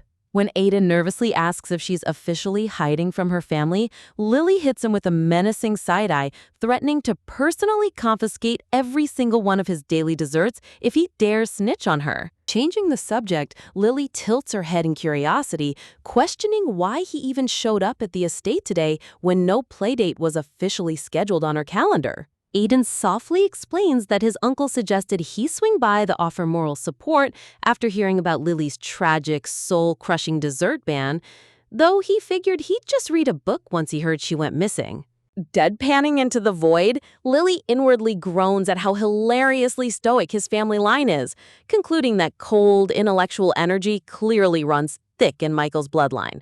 Honestly, using a total dessert crisis as an excuse to do heavy light reading is peak scholar behavior. Brightening up with a blindingly pure, sweet smile, Aiden admitted that regardless of the chaos, he's just genuinely relieved he found her safe and sound. Flipping open his book, Lily's jaw practically hits the floor when she realizes this 8-year-old kid is casually skimming through a university-level political science text without breaking a sweat. As floating text boxes highlight his ridiculous child prodigy status, Aiden humbly insists that everyone in his noble house studies this stuff, leaving Lily completely baffled by these crazy fantasy world standards.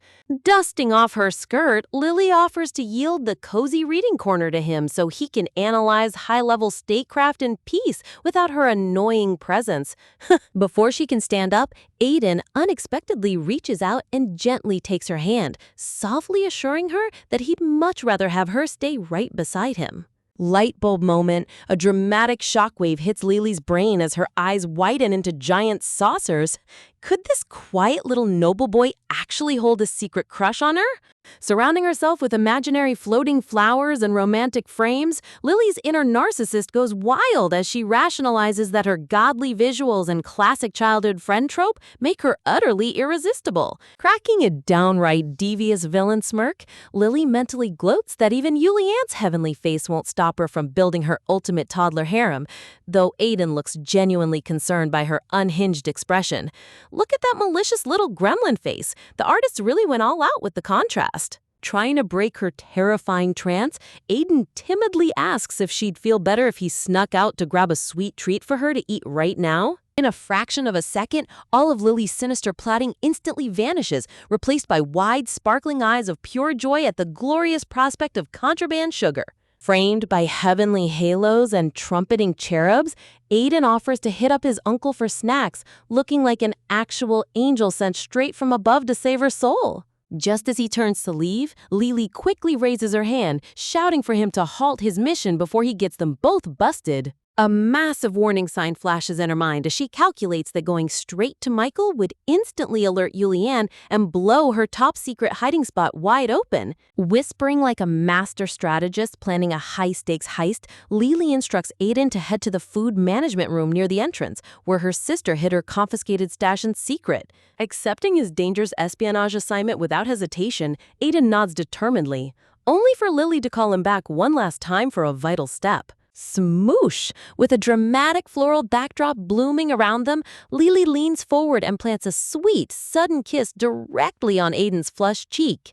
Giving him a playful wink, Lily giggle announces that it's an advance payment and sign of gratitude for his service, leaving poor Aiden completely paralyzed in absolute disbelief. Steam practically erupts from Aiden's ears as his entire face turns bright crimson, clutching his book like a shield while processing his first romantic encounter. Snickering behind her hands as he frantically dashes down the stairs, Lily's mischievous side thoroughly enjoys breaking the poor kid's stoic composure. Curling into a cute little ball against the railing, Lily giggles to herself, inwardly gushing over how ridiculously adorable and easily flustered her new assistant is. Sated and satisfied with her strategic victory, Lily throws her arms in the air and lets out a long, comfy stretch while waiting for her sugar delivery. When Aiden returns and sits down beside her, a super cozy Lily casually scoots over and rests her head right against his arm with zero personal space boundaries. Slumping her weight onto his lap, Lily groans about how exhausted she is, brazenly asking to use his knees as a pillow and suggesting he just rest his heavy book over her face. Sweat beading frantically as she settles onto his lap, Aiden stammers that sleeping outdoors in a real bed might be safer, but Lily's eyelids are already far too heavy to care. Drifting off into dreamland with a cocky inner monologue, Lily smugly thinks that while his obvious devotion is cute, he's got to drink his milk and wait 10 years before he stands a real chance with her. Gasp! A shadowy presence breaks through the peaceful dark background as a panicked familiar voice softly calls out her name, snatching Lily straight out of her nap. Rays of sunlight cut through her closed eyes as a stern voice commands her to wake up, causing Lily's heart to drop straight into her stomach when she realizes her hideout was compromised. Dark purple terror lines cover her blushing face as Lily mentally freaks out, contemplating whether executing a fake sleep strategy can save her from incoming wrath. Opening one eye groggily, Lily lets out a nervous little chuckling noise, staring straight up into the intense, trembling face of her older sister Julianne sitting on the sofa. Before Julianne can even finish her scolding sentence, Lily squeezes her eyes shut in sheer panic, bracing herself for the absolute worst lecture of her entire reincarnated life. Dramatic embrace. Instead of an explosion of anger, Julianne aggressively pulls Lily into a crushing, desperate hug, holding her as tightly as humanly possible. Zooming in close, tears overflow from Julianne's trembling eyes as heavy raindrops of pure grief roll down her cheeks, shattering the room's intense atmosphere. Surrounded by dark, shadowy lines, Lily freezes in total silent horror inside the tight embrace, completely paralyzed by how violently her plan backfired. Dramatic text boxes highlight her deep internal regret as Lily realizes that in her stupid attempt to throw a toddler tantrum, she deeply traumatized the sister who loves her most. Looking down from above, Julianne tightly squeezes her little sister while sobbing hysterically, begging for forgiveness and blaming herself for imposing a harsh dessert ban in the first place. In the background near the doorway, Cedric and Aiden stand quietly as Julianne pours her heart out, while a tearful Lily desperately promises to never run away or tease Joshua ever again. Hugging her weeping older sister back with everything she's got, Lily buries her head into Julianne's shoulder, softly pleading for her to stop crying tears of guilt over her selfish mistake. Framed inside an ornate thorned mirror covered in blooming pink roses, Lily's heavy inner voice questions whether a fake sister who stole someone else's body even deserves to receive such pure, unconditional love. Imagine opening your eyes after a wild misunderstanding, only to find your tearful sister cradling your face like you're about to vanish into thin air. Lily's internal monologue is spiraling hard because honestly, if she knew how to unpossess this body and leave, she'd do it in a heartbeat just to stop hurting everyone. Julianne gently lowers herself down to Lily's eye level, taking her hands with the kind of intense, serious energy that lets you know a stern lecture is officially loading. Gulp. She soft scolds Lily, reminding her that the entire mansion went into absolute overdrive searching for her, even admitting they messed up by skipping the library search at first. With a subtle shift in the lighting, Julianne softly cupping her cheek makes the mood turn completely bittersweet as she begs her little sister to never ever vanish like that again. Framed like a breathtaking fairy tale memory, Julianne looks Lily straight in the eyes and asks for a firm promise. Okay, can we talk about the artist's frame design here? It's literally peak shoujo elegance. Surrounded by heavy dark vibes, Lily's soul gets hit with a massive wave of guilt, realizing that taking over someone else's body isn't just a fun fantasy trope, but actual collateral damage for real families. Wiping away her inner tears, Lily makes a silent vow to stick around and ensure her sweet older sister gets the absolute happiest ending possible, no matter what it takes. Cue the heroic fanfare. Ta-da! Lily instantly visualizes herself as a tiny mini paladin equipped with a giant fortress shield, ready to protect Julianne from all the toxic romance leads. Cracking a downright devious villain smirk, Lily snaps right back to her chaotic gremlin roots, mentally gloating that it's high time to put that manipulative red-suited fox Michael in his place. When Michael casually asks if she's going to go play with the other kids, Lily glares at him with pure dark aura, declaring she's sticking to her sister like glue and keeping a hawk eye on his every move. Julianne happily wraps her arms around Lily, completely oblivious to the intense Cold War happening right over her shoulder, while Lily blinks innocently with floating flower effects. With a gentle head pat from Julianne, Lily promises to be as quiet as a mouse, leaving Michael smiling politely on the outside while secretly getting outmaneuvered by a toddler. The second their backs are turned, Lily's sinister chibi expression returns. Step 1 of Operation Block the FL Rival is an absolute success. Honestly, her evil gremlin faces are carry job tier comedy. Dramatically raising a feather quill to the heavens like a grandmaster artist, Lily prepares to unleash her ultimate weapon, toddler abstract art.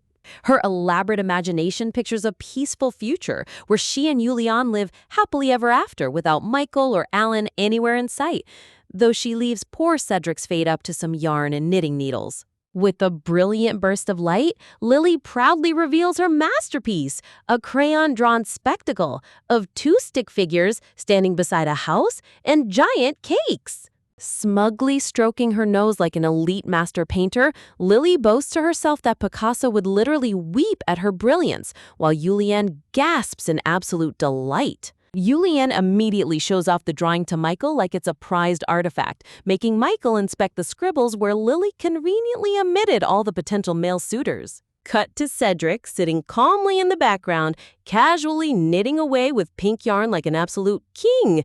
Wait, who knew the tough guard knight was secretly a master of crochet? Michael leans in with a sharp glance, pointing out that there are no parents drawn in the family portrait, initiating a subtle detective interrogation. Lily coolly crosses her arms and deadpans that it's strictly a sisterly portrait, while Julianne's expression dims with a subtle touch of sadness. As Julianne solemnly mentions how their parents never even replied to the news of Lily waking up, Lily inwardly fumes at how Michael successfully dragged out a tragic backstory moment to look sympathetic. Putting his hand to his chin, Michael smoothly offers to send an official messenger, playing the knight in shining armor to score major points with Julianne. He turns to Lily with a calculating smirk, asking if she misses her mom and dad, expecting the toddler to crumble and cry for her parents. Lily's internal radar goes off in full red alarm. She analyzes his sneaky psychological tactics, determined not to fall into his emotional trap. Instantly switching into peak high-wattage cute mode, Lily flashes a blindingly bright smile, announcing that while she misses them, she's completely fine playing with brother Cedric instead. Boom! Damage 9999. Michael completely freezes as Lily inwardly cackles at how effortlessly she countered his subtle flex by name-dropping his rival. Lily goes on a full-blown chatter streak, enthusiastically gushing about how Cedric gave her shoulder rides, played hide-and-seek, and rescued lost toys from trees. Sweating under the social pressure, Michael quickly cracks a polite smile, desperately offering to play with Lily himself today to regain lost ground. Lily beams with maximum innocent sweetness, agreeing right away, or so he thinks. The moment his head turns, Lily's shadow face strikes again. Kiki! He walked right into her trap. If he wants to court Julianne, he has to survive toddler boot camp first. Later on, light-haired Alan casually walks into the room holding hands with young Luca, bringing along a mystery paper bag and noticing Michael is nowhere to be found. Lily instantly locks onto the paper bag like a trained detection hound, sniffing the air furiously for contraband sweet treats while Luca deadpans that she looks like a hungry puppy. Julianne chuckles softly, revealing that Michael went down sick today after getting forced to act as Lily's personal human piggyback horse yesterday. Talk about absolute karma. Alan bursts out laughing at Michael's tragic downfall, reminiscing with Julianne about how overly competitive Michael has always been since their academy days. Opening the paper bag, Lily and Luca's eyes widen into huge glowing circles. It's high-grade luxury pudding jars. Jackpot! Licking her lips with pure greed, Lily calculates that with Michael out sick and Aiden absent, there's a bonus jar with her name written all over it. Alan leans back casually gossiping with Julianne about whether Michael and Cedric are still on terrible terms. He smirks, claiming Michael's rivalry with Cedric is bad, but his ultimate target of disdain is Robane, talking big like he's the smooth contender here. Lily gives Alan a blurry side-eye in her thoughts, admitting that while Alan has more guts than the guy who ran away after getting rejected, she's still not helping him win her sister. Clinging tightly to Julianne's dress, Lily puts on her best puppy dog eyes, asking to spend the entire day glued to her older sister's side. She cheerfully turns to Alan, inviting him, Luca, and Cedric to join in on a grand game of hide-and-seek later. Flashed with cute flowers, Lily gives Alan a sparkling wink, letting him know he's officially included in the fun. Alan's face instantly lights up with a bright, blushing smile, hook, line, and sinker. Toddler charm strikes again. Suddenly, little Luca casually drops a total tactical nuke, pointing out that Lily literally says she hated hide-and-seek. Lily's face immediately turns pitch black in pure terror. Luca doubles down on exposing her, reminding everyone she complained about hide-and-seek when Aiden was around, while Lily frantically tries to gaslight him into silence. Julianne raises an eyebrow as Lily trembles uncontrollably, realizing her lie is unraveling at record speed in front of her sister. Desperate to divert attention, Lily dramatically points off into the distance, shouting that Cedric has arrived to save the day. With a swift tap, Lily heavy-handedly plants her hand on poor Luca's shoulder while everyone looks away.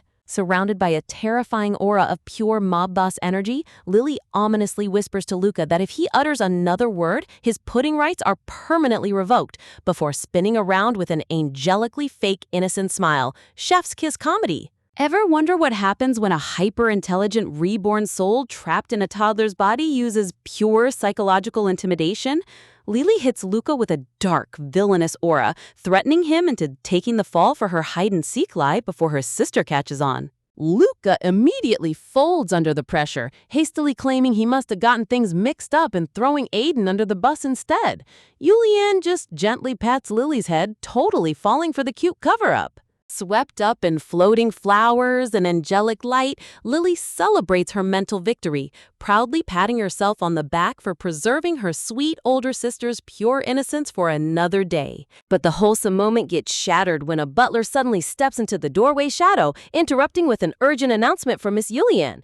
Talk about horrible timing. Both Julianne and Alan spin around with wide eyes, instantly sensing that whatever news is coming, it's about to throw a massive wrench into their peaceful afternoon. With a heavy, dramatic sound effect, Lily's world completely stops as she hears the name Robaine. Her eyes widen in absolute horror as a dark, chaotic aura swirls around her. The ultimate story ruiner has officially entered the chat. Instantly shifting into gremlin mode, Lily aggressively yanks on Alan's bag, internally roasting Robaine for having zero spine, while dragging poor Alan along like an absolute menace. Before anyone can process what's happening, Lily storms off with a tiny clenched fist, ordering the guys to eat their desserts while she goes to handle business, because a toddler's work is never done.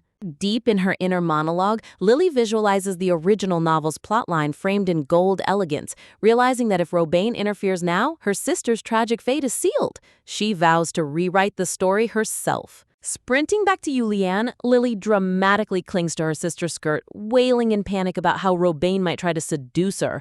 Julianne tries to bribe her with 2 pudding jars, but Lily isn't backing down easily. Okay, can we talk about how her eyes literally turn into shiny gems at the sight of luxury pudding?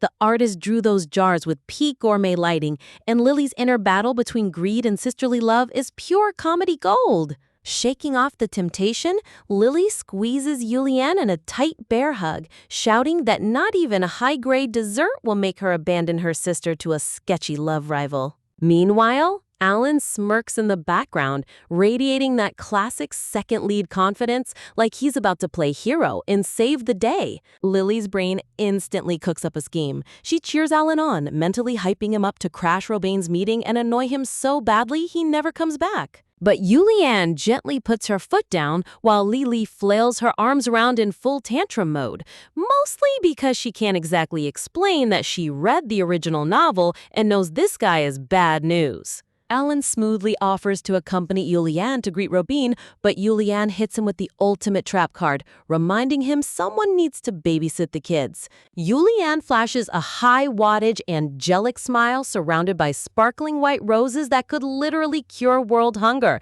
softly asking Alan if he can stay behind and watch the toddlers. Alan gets completely struck by the love bug, standing frozen with dot eyes as Julianne happily waves goodbye. Honestly, watching smooth male leads turn into a bumbling mess over one smile never gets old. Cut to Cedric standing tall with the toddlers, giving Alan a pitying look for getting sidelined so easily, while asking what just happened. Lily sends a helpless wave to the kids, inwardly face-palming over Michael leaving his own nephew in Cedric's care, while the mansion turns into a total circus. Alan quickly tries to pass off babysitting duty onto Cedric, casually pointing out that he has important business to handle since Robaine just showed up. With a sinister shift in the lighting, Alan leans in and whispers the name Robaine Cleo, instantly dropping the room temperature down to absolute 0. Cedric's eyes glow with a deadly green light, his face shrouded in dark, menacing shadows as his inner protective night mode goes into full overdrive. Sensing the danger, Alan dashes out the door like a lightning bolt, leaving Lily sweating as she realizes sending Alan alone might have been a terrible tactical mistake. Posing like a tiny military mastermind with a hand on her chin, Lily brainstorms an irresistible bribe to rally the toddler army for a covert operation. Turning to the boys with a suspiciously bright smile, Lily casually asks if they want to play a fun game of role play. Shushing them with dramatic secrecy, Lily drops her voice and announces that they're going undercover on a top-secret mission that requires absolute stealth. Establishing the chain of command, Lily appoints herself as the supreme leader, Cedric as the commander, and the rest of the kids as low-ranking subordinates, and the blue-haired kid immediately buys into it. But blonde Joshua immediately objects, crossing his arms and demanding to know why a toddler girl gets to be the boss instead of him. Joshua tries to pull a power move, offering to hand over his precious pudding if Lily steps down and gives him the leadership title. Lily's face flips into a sinister gremlin smirk as she accepts the bribe, mentally securing yet another dessert while keeping full control of the mission. Seriously, her negotiation skills are unmatched. The squad forms a hilarious stealth line, crouch-walking down the grand hallway with big bad guard knight Cedric awkwardly bent over at the end of the train. Peeking around the corner of the drawing room, Lily scans the hallway, growing suspicious when she notices Alan is nowhere in sight. A dark shadow falls over her face as she realizes the smooth guy probably got completely lost in the massive mansion like an amateur. Lily presses her ear against the ornate wooden doors, with the rest of the kids stacking up right behind her to eavesdrop on the conversation inside. The entire squad leans in with perked up ears, holding their breath to catch every single word coming from the room. Lily's eyes go wide with absolute shock as she hears Robane asking Julianne to be his official partner. The audacity of this guy. Internal alarms blare inside Lily's head. She completely loses her mind over this sudden romantic proposal happening behind closed doors. Lily slams the doors wide open with a heroic shout of no, causing the entire line of kids behind her to collapse into a messy dog pile. Talk about an epic grand entrance. Inside the room, Julianne spins around in shock, while Robane, looking disheveled with messy hair and yellow eyes, stares in utter confusion. Cedric stands awkwardly in the middle of the room, holding multiple kids in his arms, while Julianne demands to know why the night squad is barging in without Alan. Lily points an accusing finger, blurting out that Alan claimed he was coming here, leaving Julianne and Robane completely bewildered. Cut to poor lost Alan wandering in blue swirl circles down some random hallway, while Lily inwardly curses his terrible sense of direction. Julianne narrows her eyes with a serious expression, demanding a full explanation for the chaotic invasion of her private meeting. Lily instantly flexes her cute defense, marching forward with a tiny fist pump and claiming they were just role-playing a super-secret undercover mission. Sprinting up to hug Julianne's waist, Lily puts on her best puppy dog eyes, innocently asking if that scary mister was trying to steal her away as a partner. Turning her teary gaze toward Robane, Lily softly asks if her sister will have to leave forever, hitting Robane with an intense guilt trip that freezes him in his tracks. Robane flinches hard under the pressure, sweating profusely as a looming shadow suddenly engulfs the entire room. Cedric towers over Robane like an unstoppable raid boss, casting a dark aura of pure knightly wrath right behind his chair. As Robane trembles in pure terror, Julianne casually tells Cedric not to scare their guests too much, while Cedric's terrifying shadow figure deadpans that he's just happy to see an old friend. What a legendary cliffhanger! Ever wonder what happens when a toddler with a reincarnated soul turns an innocent conversation into a full-on interrogation?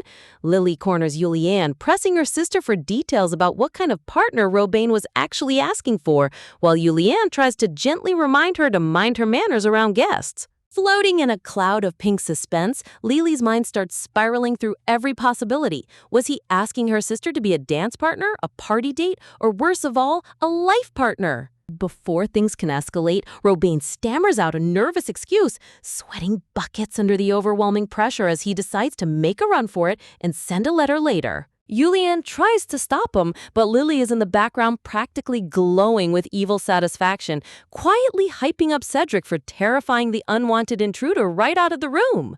Slam! The heavy doors shut behind Robane as he flees, leaving the group standing in the grand entryway to face the aftermath.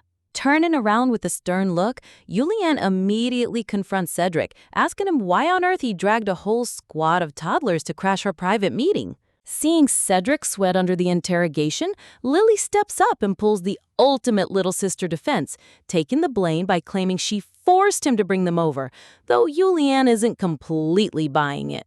Time for maximum emotional manipulation. Lily drops her head, squeezing out teary puppy dog eyes as she whimpers that she was terrified Julianne would leave her forever if she met up with that guy. Honestly, give this kid an Oscar right now. Gasp! Julianne completely freezes, her heart breaking into a million pieces at the sight of her darling little sister looking so genuinely heartbroken. Smelling an opportunity in the air, Cedric nervously scratches his neck and steps into the spotlight to drop his own proposal before the moment passes.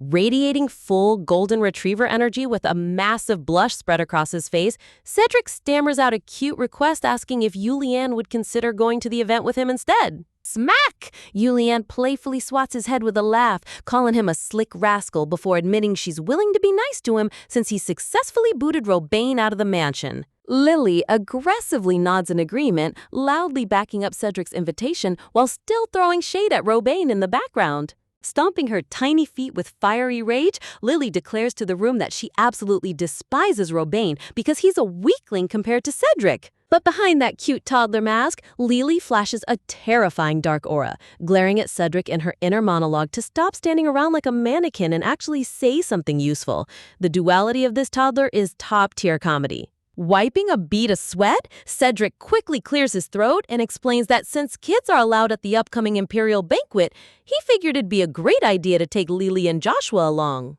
In the background, Lily's soul literally leaves her body as she curses Cedric for inviting kids on what was supposed to be a romantic date, while Julianne obliviously thinks it's a wonderful idea. Surrounded by floating flowers and angelic light, Julianne and Cedric smile warmly at Lily, asking if she's excited to tag along on their little family outing. Shrouded in dark comedic shadows, Lily gives a forced, lifeless smile, pretending to be totally fine with it while screaming internally on the inside. Whoosh! Cut to Alan dramatically clutching his head in pure despair, screaming in confusion about why his spatial teleportation magic landed him in a completely wrong location. Julianne deadpans as she explains that their mansion has an anti-teleportation security barrier that automatically redirects incoming spatial magic straight into the dark basement storage room. Talk about a rough landing. Slumping over in absolute defeat, Alan sulks while Lily's chibi floating head takes notes for future reference, in case she ever learns magic herself. Relaxing back on the sofa, Julianne softly sighs, admitting she really doesn't understand why literally every single person in the household harbors such intense hatred for Robain. A wave of dark blue dread washes over the entire room as Lily, Cedric, Alan, and Luca share a collective death stare because Julianne is literally the only person in the universe who doesn't see through that snake's red flags. Flashback time. In a cute memory sequence, Lily is happily digging into her beloved pudding jars while blonde Joshua glares at her from across the table. Lily's dark aura flares up again as she sulks over missing out on extra desserts, calculating every single food variable in her head like a greedy evil genius. Noticing her intense gaze, Joshua frantically pulls his pudding stash closer to his chest, demanding to know why she's staring at his food like a ravenous predator. Julianne casually observes the toddlers, chatting with Alan about how Lily and Joshua always end up bickering, while she gets along surprisingly well with Luca and Aiden. Cedric smiles gently, chiming in to defend his nephew by pointing out that Joshua is always the very first one awake and ready in the morning, proving he doesn't actually dislike Lily at all. Smirk! Surrounded by glowing flowers, Lily hits Joshua with a smug gremlin look, teasing the poor boy for picking fights just to get her attention, leaving him bright red and totally flustered. Pivoting the topic, Alan mentions that next month's big banquet is actually for the Emperor's birthday, and because the Crown Prince is Lily's age, children are allowed to join the festivities. Julianne gently pats Lily's head with a sweet smile, knowing her little sister would never pass up an opportunity to feast on high-class royal catering. Sparkle! Lily's eyes transform into giant hearts as she visualizes an endless paradise of gourmet cupcakes, pies, and cakes handcrafted by the Empire's top pastry chefs. Manhwa artists drawing food like it's a legendary artifact will never get old. Seeing the excitement build up, Alan turns to little Luca and asks if he'd like to tag along to the Imperial Palace banquet too. Shyly raising his tiny hand from behind the couch cushions, Aiden quietly whispers that he wants to join the group as well. Yulian beams brightly at him, promising to get quick permission from Michael so he can officially come along with the squad. Slide. A sleek hand suddenly slides a shiny jar of gourmet pudding across the table right in front of Lily. Surrounded by a lush garden of pink roses, Lily clasps her hands together in sheer joy, showering sweet Aiden with praise for being the most thoughtful gentleman ever. As Aiden blushes with a triumphant smile, Lily silently uses him as a prime example to lecture Joshua on how a real man should treat a lady. Feeling the intense peer pressure, Joshua nervously offers one of his precious pudding jars to Lily, causing her to celebrate a massive sweet tooth victory. Setting the jars on the table, Yulian gently hopes Lily will behave at the royal palace, while Lily hums a happy tune, promising to be on her absolute best behavior. Innocently rocking back and forth, Lily asks if they'll be wearing big, fluttering ballroom dresses to dance in. And instantly, Yulian's face goes completely pale with utter horror. Panic sets in fast. Yulian starts hyperventilating, realizing Lily doesn't have a single banquet-ready gown, and all the high-end boutique appointments are completely booked up. Dramatic effect. With background lightning striking, Yulian dramatically clutches her chest, declaring that for her darling sister's very first high society ball, only absolute perfection will do. Dress-fitting chaos begins! First up is a bright red layered gown with goldfish accents, but Alan casually critiques from the sidelines that blue would suit her complexion better. Next is a yellow pastel floral dress, followed by a clover-patterned green outfit, and poor Lily is already looking totally drained as Yulian critiques every single detail. Look at those dead zombie eyes. She's fighting for her life in this fashion show. Hours tick by endlessly in the boutique lobby. Alan is slumped on the sofa, completely unconscious, while Cedric hilariously copes by stress knitting a long pink scarf in the corner. Completely drained of all soul and vitality, a zombie like Lily is forced into another clover dress while internally screaming at everyone to stop this fashion torture immediately. Meanwhile, in a private fitting room, Michael Evans is spotted in a super intense conference with Madame Duell, meticulously analyzing sky blue color tones for Lily's dress like it's a top-secret military operation. As the camera pans over the luxurious wardrobe, it turns out Michael secretly pulled strings behind everyone's back to reserve the entire boutique just to handpick Lily's outfit. What an absolute terrifyingly mastermind uncle. Imagine surviving an endless nightmare of dress fittings only to realize the real chaos hasn't even begun. Yulian takes full control of Lily's outfit design, ordering Madame Duell to craft something loose and comfy since eating is top priority, while poor Lily stands in the background looking like a lifeless soul drained of all energy. When Madame Duell offers to handle the styling herself, Yulian shuts it down instantly with a look so intense it could cut glass, declaring that she personally wants to handle every single detail for her baby sister. Sparkle! Bathed in a sea of glowing flowers, Yulian drops the ultimate puppy dog expression, sweetly asking if her hands-on approach is being a bother to anyone. Madame Duell's heart completely melts on the spot, her eyes turning into pure gold as she gets utterly captivated by Yulian's legendary beauty. Honestly, can you blame her? That visual power is outright illegal. Gasp! While Madame Duell is swooning from sheer emotional damage, Lily stands in the corner looking totally blue, dreading that at least 100 different dresses will be designed before she's ever allowed to leave this room. The fashion debate quickly escalates into total madness as Michael recommends lightweight silk over dusty velvet, while Yulian argues for breathable organza. Lily's soul literally leaves her body as she sarcastically begs them to just open their own boutique already. Thud! After what feels like 1,000 years, the marathon fitting finally wraps up, leaving Alan and Cedric completely passed out tired on the sofas, while Yulian carries a totally limp Lily like a sack of potatoes. Cedric tries to sweet-talk his way into points by saying Lily looks gorgeous in anything, which Yulian seconds with a gentle forehead kiss, while Lily internally side-eyes her sister for turning into such a softie lately. Glancing over at the lounge area, Lily spots the boys kicking back comfortably on the furniture without a single care in the world. Rage. Dark demonic aura suddenly explodes around Lily as she realizes those slacking fools were relaxing and having fun the whole time she was enduring fashion boot camp. Talk about betrayal. Flower to bloom, Yulian turns on the angelic charm and happily suggests going for sweet desserts, instantly putting a bright smile back on Lily's face. But Lily isn't about to let the slacker squad enjoy a single crumb. She leans in and whispers a secret plan to hold off on dessert until after dinner when everyone else is cleared out.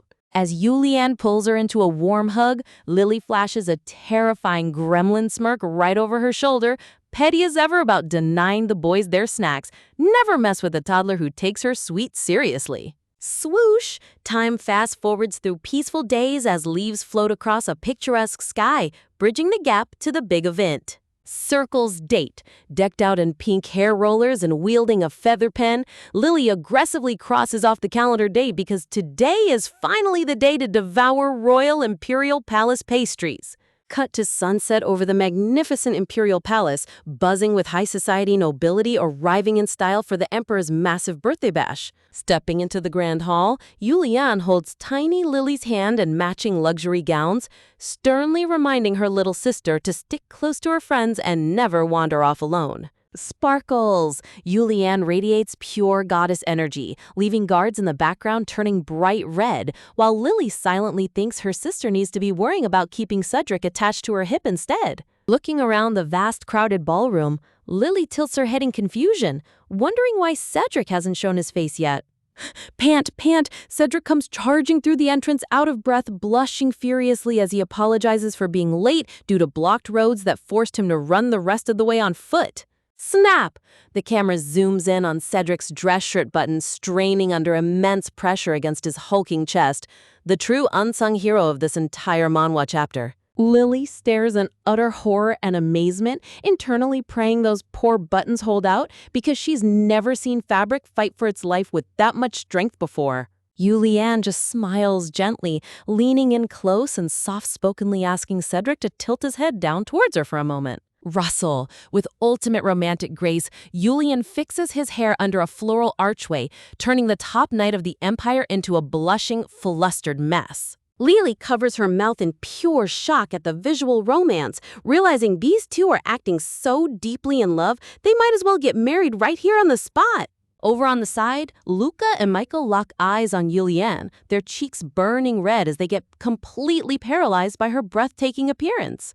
Glow! Luca stammers out that Julianne looks stunning today, making her beam with a sweet smile. Seriously, the artist poured 90 of the budget into drawing her light. Gathering the squad together, the kids start chatting about the event, with Luca noting the emperor hasn't given his speech yet, while Aiden admires everyone's sharp outfits. Michael's expression suddenly turns dark and serious as he mutters in profile that the second prince probably won't even bother showing up tonight. Lily tilts her head with a huge question mark floating over her head, completely intrigued by this mysterious prince. Shadow. Looking at a dark silhouette portrait, Lily remembers that the second prince isn't treated like royal blood and never even appeared in the original novel timeline, setting up a massive red flag. Sparkle! All dramatic thoughts instantly evaporate the second Lily lays eyes on the imperial dessert table, ascending straight into pastry heaven at the sight of gourmet cakes and tarts. Roses bloom. Back on the main floor, Cedric smoothly drops to one knee like a fairy tale prince, taking Julianne's hand to humbly request the first dance. Watching from the sidelines, Lily clutches her cheeks in swooning romance, admitting that if a guy pulled a move that smooth on her, she'd have fallen flat on her face. Julianne flashes an ethereal smile and accepts his hand, proving that even the most stubborn romantic leads can't resist a handsome knight on his knees. Before stepping onto the dance floor, Julianne strictly orders Lily to remain blue to Michael and Alan, while Lily cheerfully waves goodbye, ready to go attack the food tables. Lily reassures herself she'll be a good girl, but secretly worries about keeping tabs on chaotic kids like Luca and Joshua in such a big place. Sweet little Aiden pops up to offer fetching Lily a fresh slice of chocolate shard cake, sending her into pure cheerfulness. What an absolute gentleman. Meanwhile, Michael and Alan immediately start arguing over who gets to sneak off and stalk Julianne's dance date, leaving Lily deadpanning at their total lack of babysitting discipline. Plop! Exhausted by their childish rivalry, Lily flops back onto the velvet couch, telling both overprotective idiots to just abandon her so she can eat in peace. The two guys take the bait and ditch her, while Lily transforms into a purple gremlin potato, getting a sudden mischievous itch to cause some absolute chaos. Resting her head on her hand, Lily sulks, thinking Cedric would have stayed by her side no matter what, and vows not to defend them when Julianne inevitably scolds them later. Turning around on the sofa, Lily notices Luca sitting quietly beside her, happily munching away on his plate of cake. Panic! When Lily asks where Joshua went, Luca casually drops that he walked off alone because of the crowds, sending Lily into a full-blown rage fit for not telling her sooner. Zoom! Sprinting off in a pink blur, Lily ignores all rules and leaves poor Luca in a cloud of dust, promising she'll search for Josh super fast and be right back. Tap, tap, tap. Lily charges through the dimly lit courtyard garden, loudly shouting threats into the night air that Josh will be permanently banned from dessert if he doesn't show up. As dark shadows swallow the palace grounds, panic starts setting in as Lily realizes she won't be able to see a thing once night fully falls. Gasp! Suddenly, Lily catches sight of a mysterious figure lurking in the garden shadows near the stairwell and freezes in her tracks. Grab! Sneaking up from behind, Lily grabs the boy's coat shoulder with all her tiny strength, shouting out Josh's name with relief. Dramatic pause. Surrounded by glowing red roses, the mystery boy turns around, revealing a striking silver-haired youth with cold, glowing crimson eyes. Looks like Lily just accidentally cornered the missing second prince himself. Imagine getting trapped in a dark rose garden and accidentally grabbing the coat of a high-status mystery boy who looks like he could order your execution on the spot. Lily freezes in complete confusion as she stares up at this totally unfamiliar face, wondering who on earth she just physically accosted. Bathed in dramatic garden light, the silver-haired boy turns around completely unimpressed, gazing down at tiny Lily with cold, glowing red eyes that scream danger. Lily's brain immediately short-circuits as the realization hits her like a freight train. This isn't her friend at all, but someone way more plot-relevant.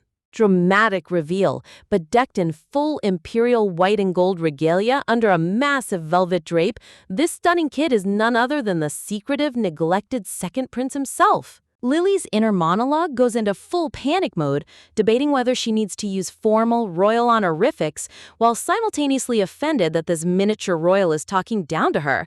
Talk about an elite social dilemma. Fear of execution quickly wins the argument because, let's be real, nobody wants to lose their head over basic manners. She decides the best survival strat is the classic talk to yourself and run away maneuver. Backstep.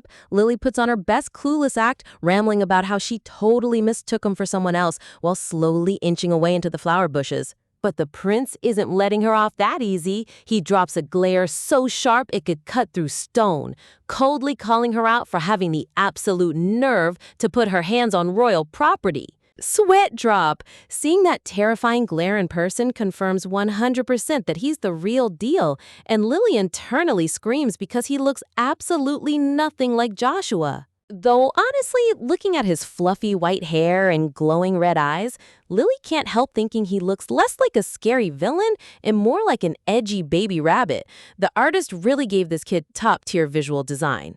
Bow. Dropping into a full apologetic bow, Lily formally excuses her total impudence, hoping a quick bow will buy her freedom. Internally, Lily is sweating bullets, bitterly complaining about Rofon novel tropes. Usually, transmigrated MCs get a full system pop-up explaining who everyone is, but here, she doesn't even know his actual name. Lowering his gaze, the second prince inspects her like a suspicious little bug, demanding to know which noble household she actually belongs to. Curtsy.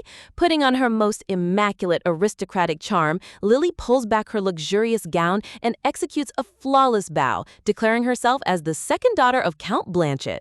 She beams with an angelic, picture-perfect smile, introducing her full name, Lillian Blanchett, like a textbook model child. Crickets. The prince just stares back in total awkward silence while a cute strawberry pattern fills the background, making the intense staring contest utterly hilarious. Lily's ego takes over as she starts internally sweating, wondering if her visual power accidentally made another prince fall for her, which would be totally inconvenient since her schedule is already packed with Aiden and Joshua. Shock. Reality hits her like a lightning bolt. Joshua! She completely forgot she was supposed to be hunting down her lost friend before Julianne and the overprotective uncles catch up. Bowing frantically, Lily suddenly blurts out that she's extremely busy and needs to wrap up this awkward encounter immediately. Dash, waving goodbye over her shoulder like a chaotic pink blur, Lily tells him to store whatever he wanted to say in his brain for the next time they cross paths. Left standing alone under the twilight sky, the second prince stares after her in genuine shock. Nobody has ever brushed him off with that much casual speed before. Swoosh! Leaves drift through the evening breeze as Lily charges back toward the Grand Palace staircase, leaving the mysterious royal surrounded by glowing roses. Sprinting through the garden paths like a wild toddler, Lily screams Josh's name into the night, ready to throw hands the second she finds him. Pant. Pant?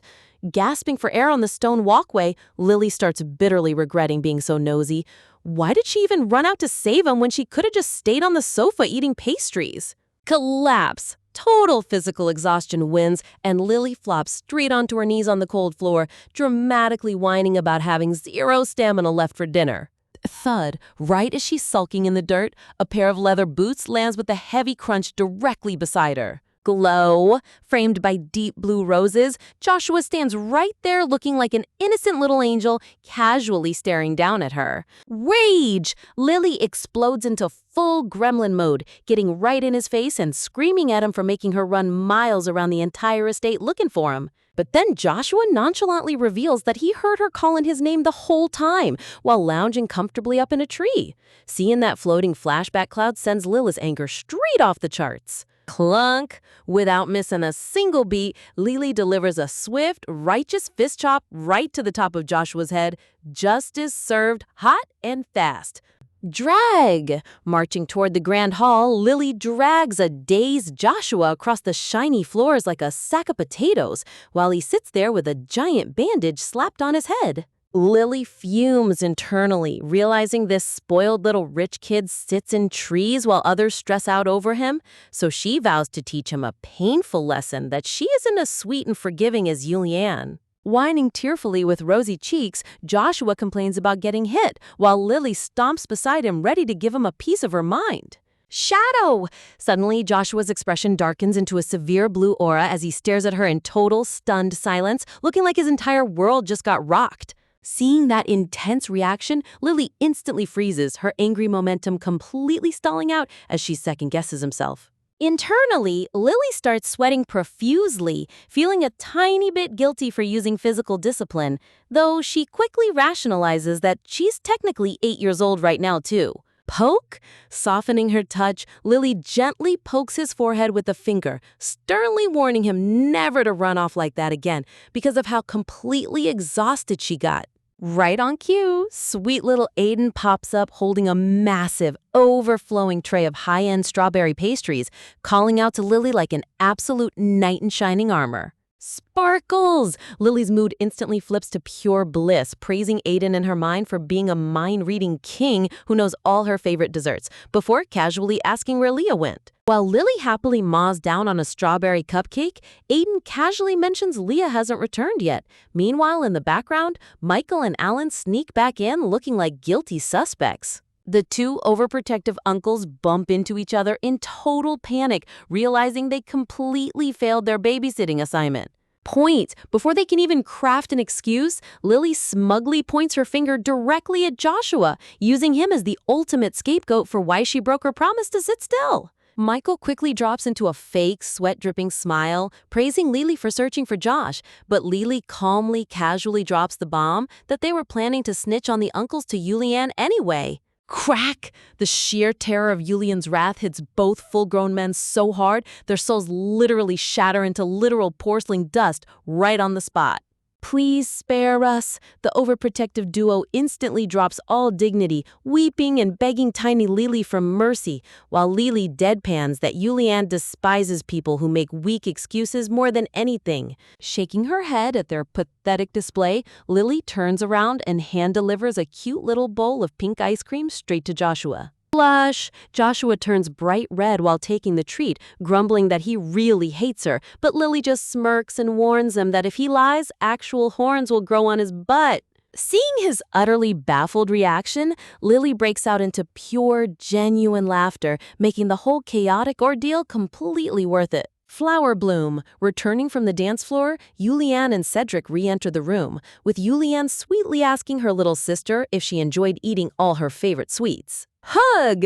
Lily leaps right into Julianne's warm embrace, whining cutely about how exhausting her night was, while her sister was busy having a romantic dance with Cedric, ending the chaotic palace party on the sweetest note possible. Sudden snap, right in the middle of a romantic ballroom dance, a loud tear echoes through the music as Cedric freezes, completely bewildered while feeling something loose around his collar. Glare! Michael leans in with the sharpest side-eye in history, instantly noticing that Cedric's neckwear looks completely different from before and silently demanding an explanation.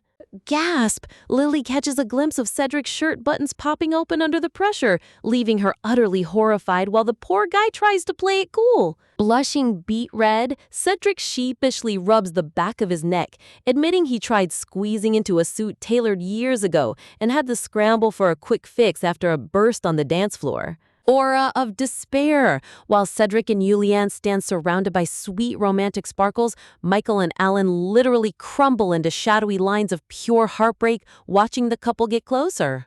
Dramatic! Michael clutches his head in absolute agony, screaming at himself for not rushing to the reception room sooner to block this tragic development. Romantic bloom. Soft golden light bathes the memory of Cedric and Julianne, proving that despite all the chaos, an undeniable spark has officially blossomed between the two. Sunlight chirp. The morning sun dawns over the magnificent estate as the chaotic royal ball finally comes to a quiet end, bringing back peaceful days. Or so they think. Sprawled out on the floor like a satisfied lazy cat, Lily lets out a contented sigh, celebrating the return of her simple, drama-free routine.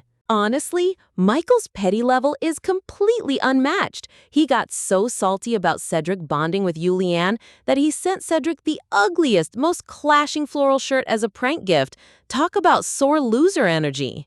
Thud. Flop down in the quiet library, Lily dramatically vents to Aiden, complaining that with the other boys playing sports and the uncles missing, she's dying of total boredom. Resting her cheek on the wooden floor, Lily secretly pats herself on the back for sneaking away to give Julianne and Cedric privacy, wondering if anyone realizes her genius wingwoman moves.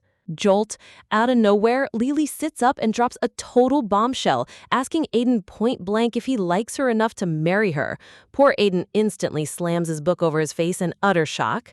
Sweat dripping down his burning cheeks, Aiden blushes beet red behind his textbook, completely rendered speechless by her aggressive proposal. Sump?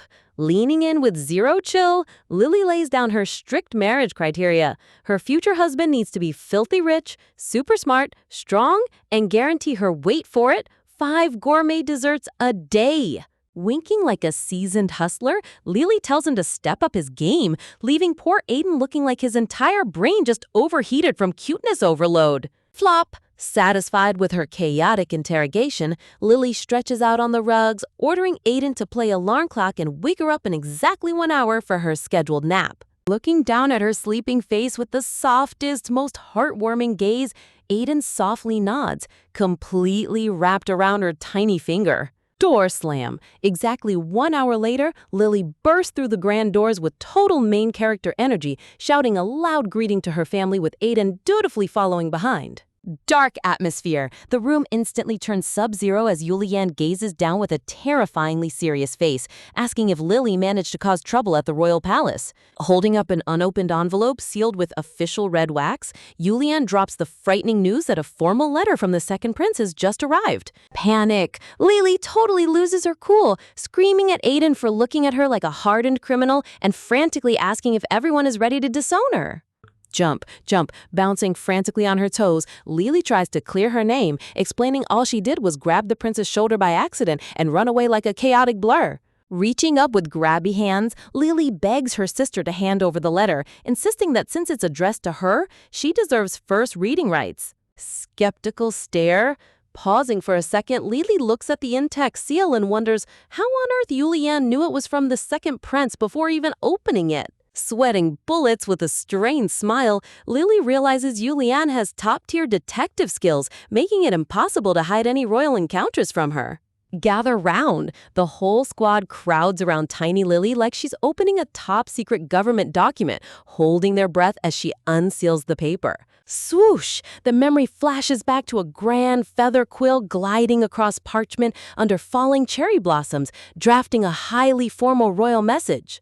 Dressed in immaculate white imperial regalia, Second Prince Carlisle personally writes a letter apologizing for his brusque behavior in the rose garden. Glow! The letter reveals an official imperial pass, inviting Lily to his private palace to formally make amends, signed with the grand name Carlisle K. Evans. Shockwave! Lily's eyes pop straight out of her head as she stares at the last name, Evans. The realization hits her like a rogue bus. Turning slowly toward Aiden with bug eyes, Lily demands to know if he's actually royalty, while Aiden's sweat drops and asks if that's really what matters right now. With a gentle, humble smile, Aiden casually explains his royal lineage, noting he's way down the succession line behind the first prince, second prince, and his own dad. Internal scream. Lily's brain completely short-circuits as she realizes the sweet boy she's been bossing around is literally imperial nobility. How did she miss the Archduke title this whole time? Bow of repentance. Lily dramatically covers her face, begging Aiden for forgiveness for treating him like a servant, while Aiden awkwardly pats her shoulder, telling her to chill. Pat, pat. Julian smiles warmly and pats Lily's head, apologizing for doubting her, while Lily puffs out her chest, proudly claiming she's an absolute angel in public. Gentle light fills the room as Julian asks if she actually wants to accept the prince's invitation, reminding her to send an RSVP letter ahead of time. Clasping her hands nervously, Lily whispers if rejecting an imperial invitation is an option, genuinely terrified of getting dragged back into high society drama. Balance scale? In Lily's mind, a grand scale tips back and forth. On one side, her intense desire to be lazy at home, and on the other, the legendary mouth-watering imperial desserts. Sparkle! Food wins the ultimate battle. Lily's eyes light up with pure gluttonous resolve as she declares she's going purely for the free high-end pastries. Smirk. Behind his innocent facade, Aiden lets out a low, subtle hum, his eyes narrowing in a very suspicious way. Danger alert. Lily's sharp instincts flare up. That fake polite smile on Aiden's face is the exact same scary expression Michael uses whenever he secretly hates something. Stepping into the light with a dazzling angelic backdrop, Aiden sweetly offers to tag along as her personal companion for the palace visit. Look at those sparkling golden eyes. The artist really captured the classic possessive male lead-in-training trope right here, and it's absolute cinema. Lily naively shrugs it off, convinced that having Aiden around won't cause any trouble since he's always the most mature kid in the room. Oh girl, you are so wrong. Ice cold. Cut to the palace where Prince Carlisle sits cross-legged on an ornate chair, radiating pure hostility with glowing crimson eyes as he notes he only invited Lady Blanchett. Crackle. Intense visual lightning zaps between Aiden and Carlisle as they lock eyes in an epic showdown, while oblivious little Lily happily sips her hot cocoa in the middle. Placing a hand over his heart with perfect noble etiquette, Aiden smoothly counters that he's attending as her official guardian, completely unfazed by the prince's terrifying aura. Sweat drop. Sitting between the two brooding young nobles, Lily internally panics at the heavy, suffocating atmosphere, questioning why 8-year-olds are acting like mafia bosses. Carlisle flashes a sharp, dangerous smirk, dropping a cryptic hint about their special incident in the garden, instantly escalating the jealousy war to a whole new level. Talk about an awkward tea party. Lily frantically tries to defend herself, insisting that her past encounter with Prince Carlisle was no big deal, but the prince just stares at her in dead silence while she nervously munches on a cookie. Carlisle smoothly tries to pivot the conversation, confessing that he invited her over because he genuinely wanted to see her again, but Aiden instantly cuts in like a protective guard dog, offering Lily more cake just to interrupt the romantic vibe. Slam! The sheer, suffocating tension between the two boys gets so intense that Carlisle slams his teacup down, spilling hot tea everywhere in pure irritation. Darkness completely shadows Carlisle's face as he glares toward Aiden. Honestly, the artist went all out with this ominous lighting. You can literally feel the sub-zero temperature radiating through the screen. Trapped between two possessive boys shooting invisible death beams at each other, poor Lily can only let out a heavy sigh, wondering why a simple dessert outing turned into an anime rival showdown. Turning to Aiden with an annoyed scowl, Lily scolds him to show some respect since the prince is actually trying to speak, giving her overprotective companion a sharp reality check. Dropping all high society etiquette, Lily bluntly confesses to Carlisle that she didn't come for royal small talk. She literally only accepted the invite for the free high-end desserts. Lecture time! Lily dramatically shakes her head, warning both boys to check their egos before all this petty, childish rivalry turns into a cringe memory they'll regret when they grow up. Unfazed by her brutal honesty, Carlisle blushes softly and makes an unbelievable offer. He proposes sending his private imperial patissier directly to her mansion every single week. Carlisle sheepishly admits that if she doesn't visit the palace, he won't get to see her face anymore, leaving Lily internally screaming because this 10-year-old kid flirts like a seasoned K-drama male lead. Exhausted thoughts. Looking back at her life, Lily mentally facepalms. She was just trying to set up a nice husband for her sister Julianne, but somehow she ended up accidentally building her own mini harem. Minus points. She immediately blames Cedric for starting this whole chain reaction, mentally slapping a massive minus 50-point penalty on his candidate scorecard. Looking completely innocent, Lily reminds everyone that despite her inner adult wisdom, she's physically still just an 8-year-old girl who really, really loves sugary treats. Swoosh! Flashback to Lily's daily grind, waking up at the crack of dawn to physically intercept and hide the mountain of marriage proposals arriving at the estate for her sister. Talk about being a full-time wingwoman. Yawn! After hiding the morning mail, Lily speed runs back to bed and pretends to be fast asleep, just as Julianne gently opens the door to wake her up. Back in the present, Carlisle warmly proposes that they start off as official friends, promising that the imperial pastry chef will deliver fresh sweets to her house every single weekend. Sparkle! Lily's eyes instantly turn into giant shiny stars. Free luxury pastries delivered every weekend? She slams her hands down and accepts the friendship treaty without a single second of hesitation. Standing off to the side, Aiden sweat drops as he watches Lily get completely bribed by food, while Carlisle wears the smug grin of a boy who just won the ultimate tactical victory. Leaning in with a sweet smile, Carlisle asks Lily to drop the formal Your Highness title and simply call him by his first name, Carlisle. Smirk.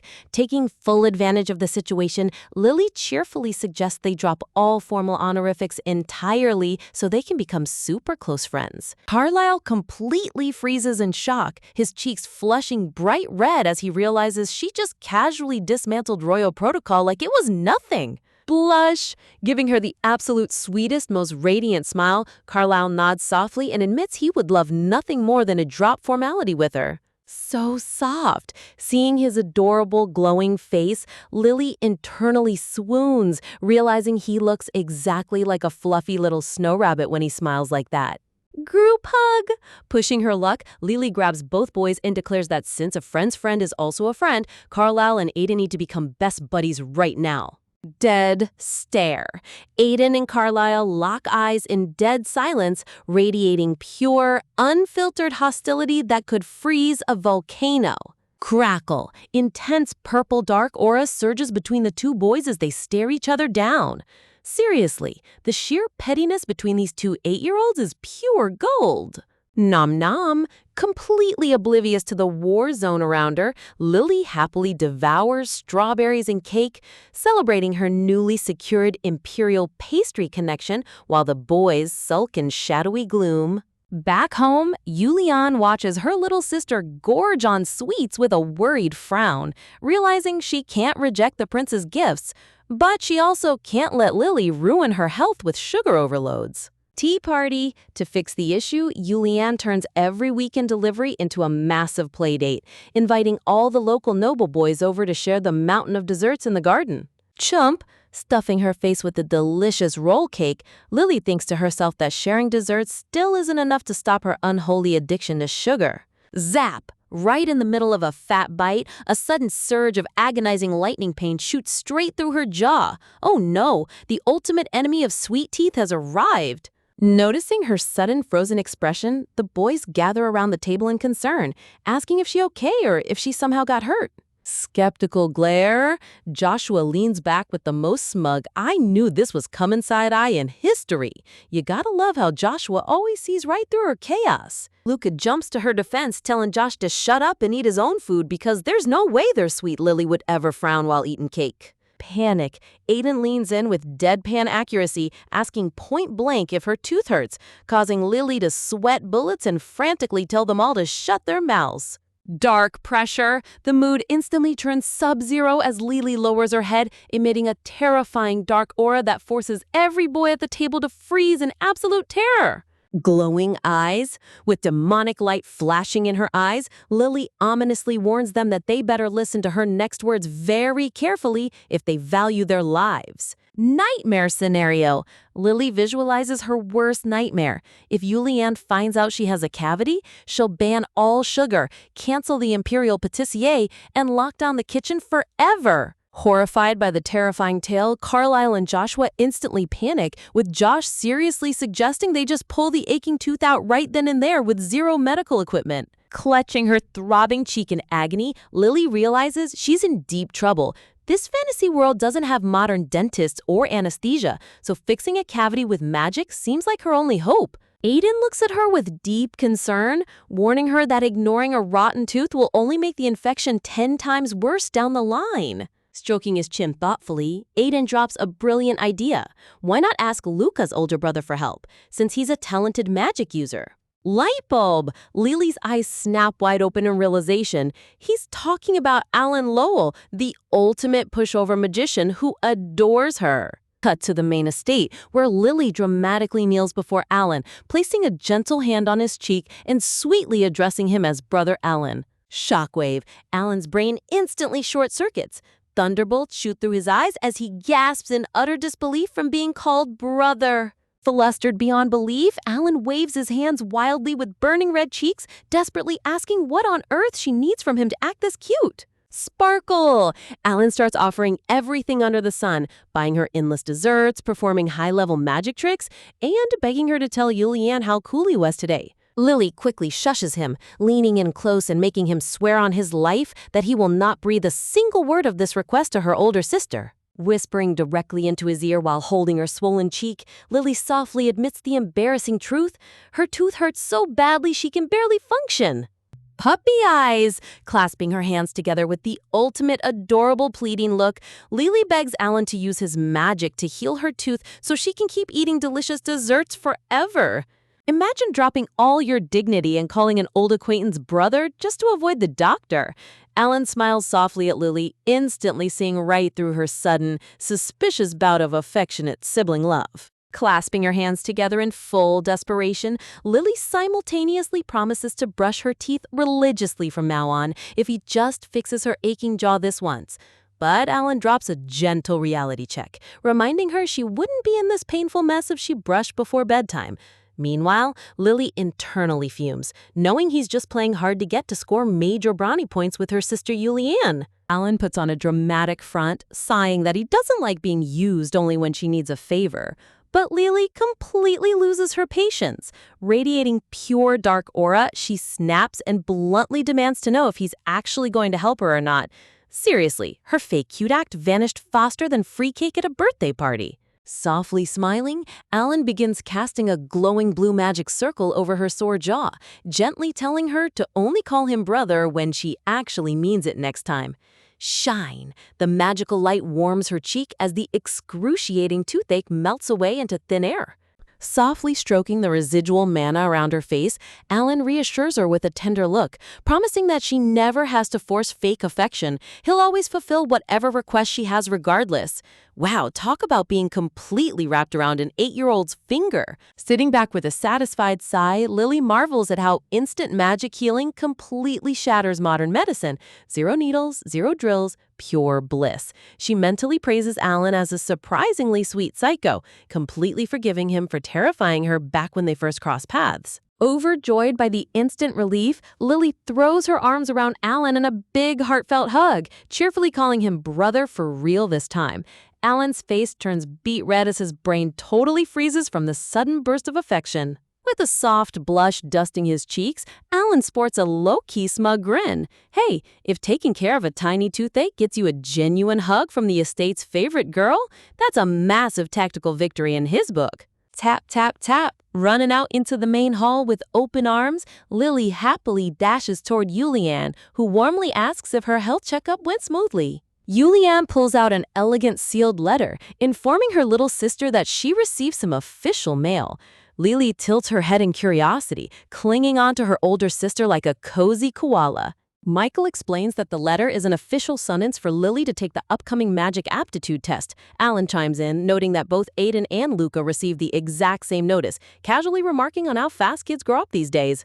Staring down at the paper with wide, bewildered eyes, Lily questions what this magic test even entails. Since all her 8-year-old peers got one, she realizes it must be a mandatory rite of passage for kids her age in this world. Curious about the stakes, Lily asks her sister what the test is actually for. Julianne gently explains that it determines whether she can enroll in the prestigious academy in the future, confirming that magic potential is a strict requirement for admission. Boom! Dramatic lightning strikes in Lily's mind as she fumes at the unfair system. She indignantly argues that everyone deserves a chance at education, whether they possess magical talents or not. You've got to respect her modern egalitarian mindset kicking in. Smiling softly, Julianne gives Lily a gentle head pat, reassuring her that failing wouldn't be the end of the world. She can always go to a public school or continue home tutoring with her beloved family. Reading over the background info, Lily notes that while magic is usually required, super rare exceptions exist, like Royston, who got admitted through sheer monster-level physical talent alone. Brr! A sudden chill fills the room as Michael flashes a sharp, ominous smile. Lily instantly catches on to his mood shift, realizing he got secretly jealous the moment Cedric's name was brought up in front of Julianne. Turning her full attention back to her little sister, Julianne sweetly asks if Lily actually wants to go to the academy. Lily hums quietly, pondering the big decision. Looking down with a contemplative pout, Lily admits she's completely unsure. After all, she doesn't even know if she has an ounce of mana, and enrollment is literally 7 whole years away. Alan leans in to ask when the exam date is actually set for, chuckling as he mentions that Luca panicked and yeeted his own test invitation straight into the burning fireplace.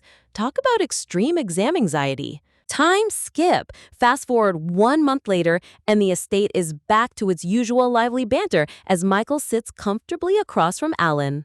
When Alan tries to grill Michael for specific details about the exam schedule, Michael drops his signature shadowy smile, coldly telling Lowell to go figure it out himself. Michael delivers a delightfully sarcastic comeback, deadpanning that Alan's fake sweet smiles make his heart flutter so much he needs to stop immediately. Clack! Within a single second, Michael's expression flips to a totally blank, stone-cold stare. The artistic timing on these comedic face switches is honestly top tier. Watching the petty quarrel unfold from the side, Lily is genuinely shocked that Alan managed to shatter Michael's stoic poker face, concluding that Alan's secret superpower is being an absolute professional troll. Observing her older sister, Lily feels a wave of sympathy for Julianne, who constantly has to referee these overgrown competitive men every single day. Softening her expression, Julianne turns back toward Lily with the gentlest, sweetest smile, shifting the mood back to cozy family warmth. Sitting side by side on the velvet couch in matching red cherry dresses,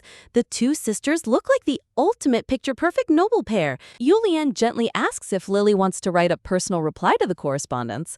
Lily stares at the parchment, her eyes widening as heavy thoughts cloud her mind. Thorns and dark roses coil through Lily's mind. She struggles with how to act whenever their parents are brought up. If she acts distant, Julianne will be hurt, but she doesn't possess the original body's true memories, making her feel like an imposter in her own skin. Lily desperately wishes the original Lilianne would appear in a dream to grant her explicit permission to live in this body, hoping to finally be freed from the lingering guilt haunting her soul. Shaken off the dark thoughts, Lily puts on a calm smile, quietly deciding to read the private letter later once everyone else has left the room. Yulian looks at her little sister with unconditional love and warmth, completely unaware of the deep existential turmoil swirling inside Lily's head. Looking back at the family legacy, Lily recalls that most letters from the Blanchette estate were focused almost entirely on Yulian, leaving original Lillian in the cold. While their father occasionally asked about Lillian's well-being, the relationship between original Lillian and her parents was distant and strained, largely due to constant travel and isolation. Watching Yulian handle the family correspondence, Lily realizes this reply is her chance to quietly navigate the complicated family dynamics without raising suspicions. A heavy silence falls over Lily as she gazes down, carrying the emotional weight of a life that wasn't originally hers. Amidst the darkness, a poignant question echoes through her mind. Is she truly happy living this second life? Or is the ghost of the past bound to follow her forever? Cut to a gorgeous sunny day at the Imperial grounds. The story shifts back to the palace, where Yulian reminds Lily that the second prince, Prince Carlisle, is strictly forbidden from leaving his imperial palace quarters. Dressed in an adorable summer outfit with a ribboned hat, Lily waves high in the air, cheerfully reassuring her sister that she'll stay safe while Yulian attends her noble meetings. Sparkle! Watching Yulian walk away side by side with Michael, Lily can't help but fangirl over how gorgeous they look together. Seriously, they look like a power couple straight off a romance novel cover. Tilting her chin, Lily thinks about Cedric as another top contender for her sister, wondering why he hasn't visited the estate lately, and if he's buried under heavy administrative work. Dash! Suddenly, Prince Carlisle comes running through the flower garden with a bright, joyful wave, looking like an excited puppy reuniting with his favorite person. Carlisle greets her with an affectionate compliment, his eyes sparkling as he tells her how pretty she looks today. Lily cheerfully responds using his first name, Carlisle, thrilled about the massive high society feast laid out for them. Carlisle smoothly proposes taking her on a private guided tour of the secret palace grounds.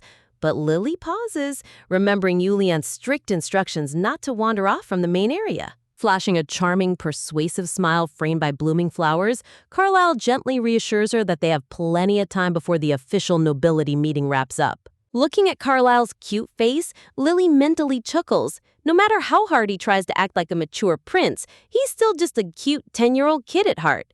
She ponders how different his life would be if he were raised as a normal noble like Joshua or Luca. Carlisle asks her where she'd like to visit first, excluding only the restricted main palace. Lily strikes a pose and hilariously requests a place that is simultaneously gentle, cool, gorgeous, and super special. Sweat drop, Carlisle and the royal guards completely freeze in dead silence. The guards sweat bullets, internally screaming because a place that fits all those absurdly specific criteria in a rigid imperial palace does not exist. Seeing Carlisle's deflated, gloomy expression, Lily bursts into cheerful laughter. The contrast between her radiant joy and his adorable defeat is pure gold, ending their secret date on the ultimate funny note. Ever wonder how a simple garden walk can instantly turn into a high-stakes detective mission? Clinging to Prince Carlisle with a bright smile, Lily asks him to take her to his absolute favorite spot in the palace. Blushing a delicate shade of pink, Carlisle eagerly suggests checking out the quiet garden near the Second Templar garrison, boasting about how gorgeous the fountain looks over there. Lily's eyes widen as a light bulb goes off. The Second Templar garrison? That's literally where Cedric Royston is stationed. In an instant, her imagination runs wild as she visualizes Cedric looking like an absolute prince in a shining knight uniform, complete with romantic flower petals floating in the breeze.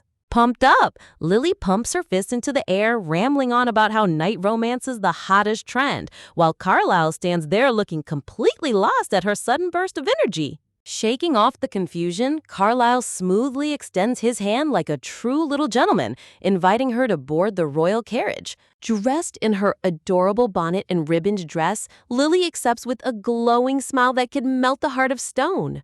Clip-clop, the majestic white carriage glides down the sunny tree-lined path of the Imperial Palace grounds. Boarding the carriage, Lily lifts her dress like a proper high society lady, while Carlisle points out that the gardens are just a short walk away. Holding Carlisle's hand as they stroll through the stone courtyard, Lily casually mentions that her sister's close friend happens to serve in the Second Templar Guard. Noticing Carlisle's curious glance, Lily stammers an apology for bringing up her own agenda. But the young prince softly reassures her that she never has to apologize to him. Carlisle offers a sweet smile, telling her that finding her sister's friend sounds way more exciting than staring at a generic fountain anyway. When Carlisle politely asks for the knight's name, Lily brightens up and drops Cedric Royston's name without hesitation. Dun dun dun! The moment the name leaves her lips, Carlisle's cheerful smile vanishes into a deadpan, stunned silence. Shiver! A sudden cold draft hits Lily as Carlisle casually reveals that Cedric was actually disciplined and put on probation for causing a major commotion inside the palace. Kaboom! Lily's jaw hits the floor as her brain totally short-circuits. Did the usually stoic Golden Boy Knight seriously throw a wild rage fit inside the Imperial Palace? Floating between two extreme mental images, Lily tries to reconcile the angelic, sweet Cedric she knows with a dark, brooding menace. Honestly, the artist's comedic contrast here is top-tier gold. Carlisle tilts his head, admitting that even he finds the whole situation bizarre since the Second Templar commander isn't known for reckless behavior. Time skip. Back inside the returning carriage, Lily turns to her older sister, asking if Julianne was aware of Cedric's sudden disappearance from public duty. Julianne looks genuinely startled, while Michael sits across from them with a shadowy smirk, confirming that Cedric is indeed currently serving probation. Glare. Narrowing her eyes into a razor-sharp glare, Lily instantly catches Michael's calm demeanor. This shadowy guy clearly knows every single detail. Turning her full interrogation beam onto Michael, Lily directly demands to know what landed Cedric in such hot water. Michael responds with his signature, irritatingly sweet smile, and Lily can practically feel her blood pressure soaring into the stratosphere. Leaning in close, Michael drops a cheeky bargain. He'll spill all the tea, but only if Lily sweetly addresses him as brother first. Explosion! Lily erupts into an internal rage fire, mentally cursing out the shameless opportunist who's basically trying to collect sibling affection like trading cards. Chuckling at her fierce reaction, Michael backs off and admits that at the end of the day, the blame mostly lies on Robane. Michael explains that Robane recently stopped by the Imperial Palace, and knowing that guy, trouble was bound to brew the second he arrived. Snap! A vein pops on Lily's forehead as she realizes Michael is just making educated guesses and doesn't actually know the full story himself.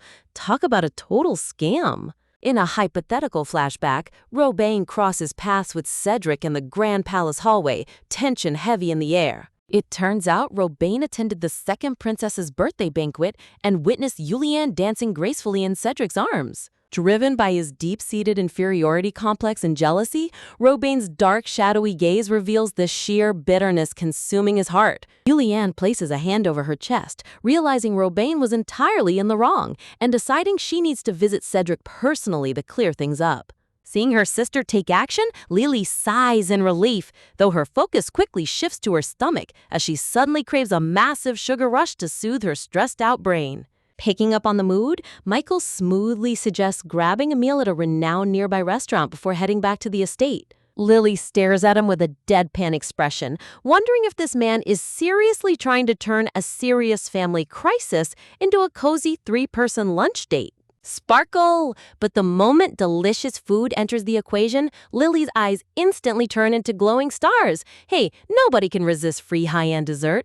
At the fancy restaurant, Julianne teasingly holds up a sweet pastry, asking Lily if she loves dessert more than her own big sister. Head shake! Lily aggressively shakes her head in panic, shouting out at the top of her lungs that Julianne is her #1 love in the entire world. Warm hug. Julianne pulls Lily into a tight, affectionate embrace, giggling softly as she promises that Lily will always be her most precious treasure. But as the warm light fades, a sudden wave of heavy, dark guilt crashes down on Lily's chest, making her heart ache painfully. Looking at her sister's radiant smile, Lily desperately wishes for Yulian to find true happiness alongside a genuinely worthy partner. Gazing at the shadowy portraits of the main male leads, Lily sinks into deep existential dread, realizing she isn't even Lillian's real biological sister. Sitting in front of an exquisite strawberry pastry, Lily absentmindedly pokes at it with her fork, prompting Yulian to ask if she's feeling sick. Lily frantically shakes her head, insisting she's totally fine, but Yulian's protective sisterly instincts immediately kick into overdrive. Pointing at the untouched dessert, Yulian calls her out, reminding Lily that she usually brags about having a dedicated second stomach just for sweets.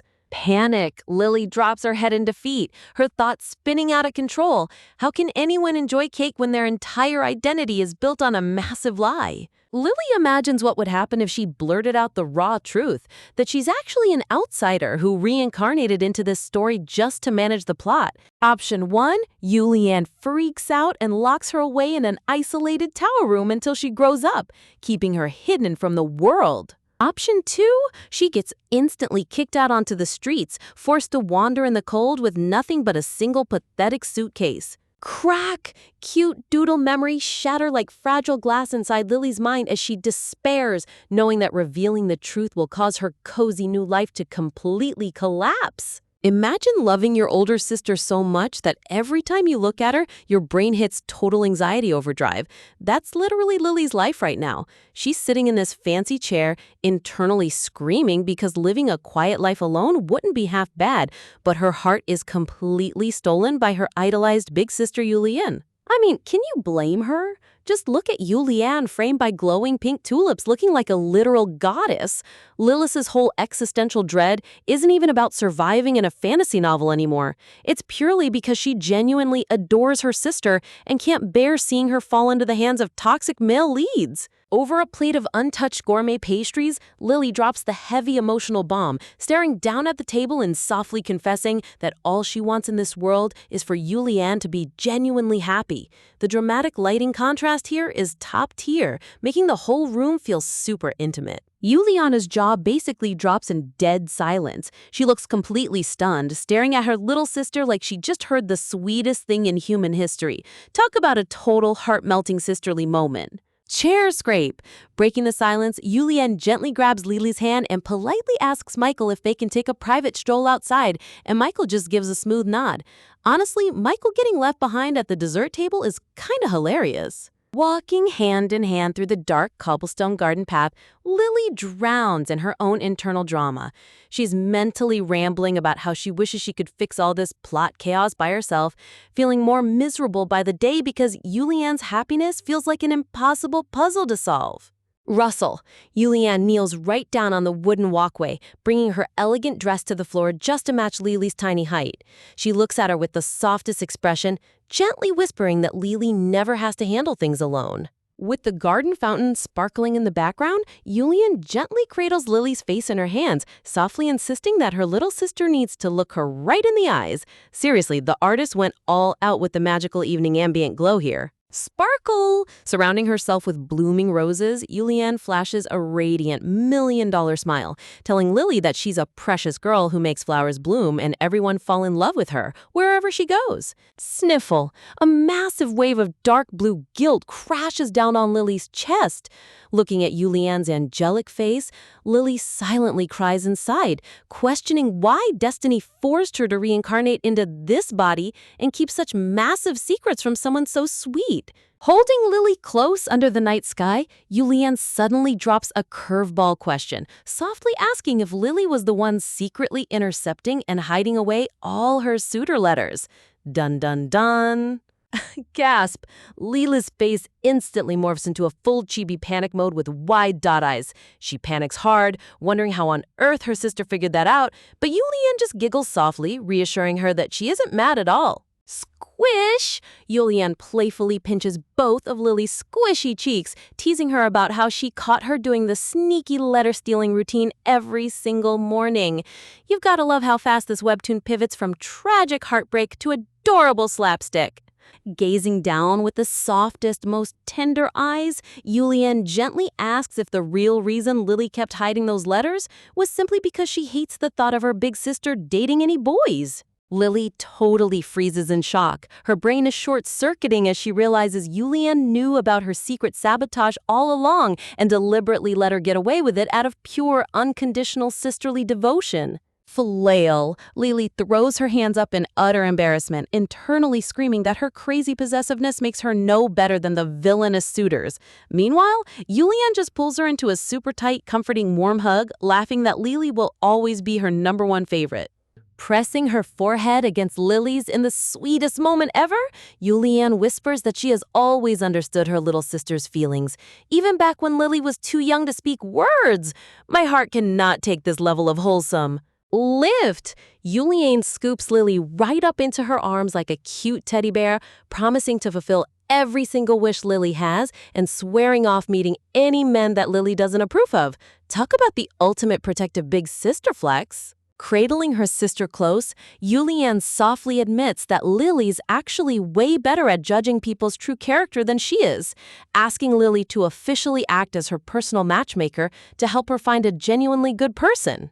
Pumped up, the fire in Lily's eyes reignites with full force. If her beloved sister wants her help, Lily is 100% ready to screen every male lead like a high-security border guard to ensure Yulian gets the absolute best ending possible. Clinging tightly to Yulian's neck as they walk back, Lily turns the tables and cheeky asks if Yulian already harbors secret crush feelings for anyone specific, getting a sweet nod in return.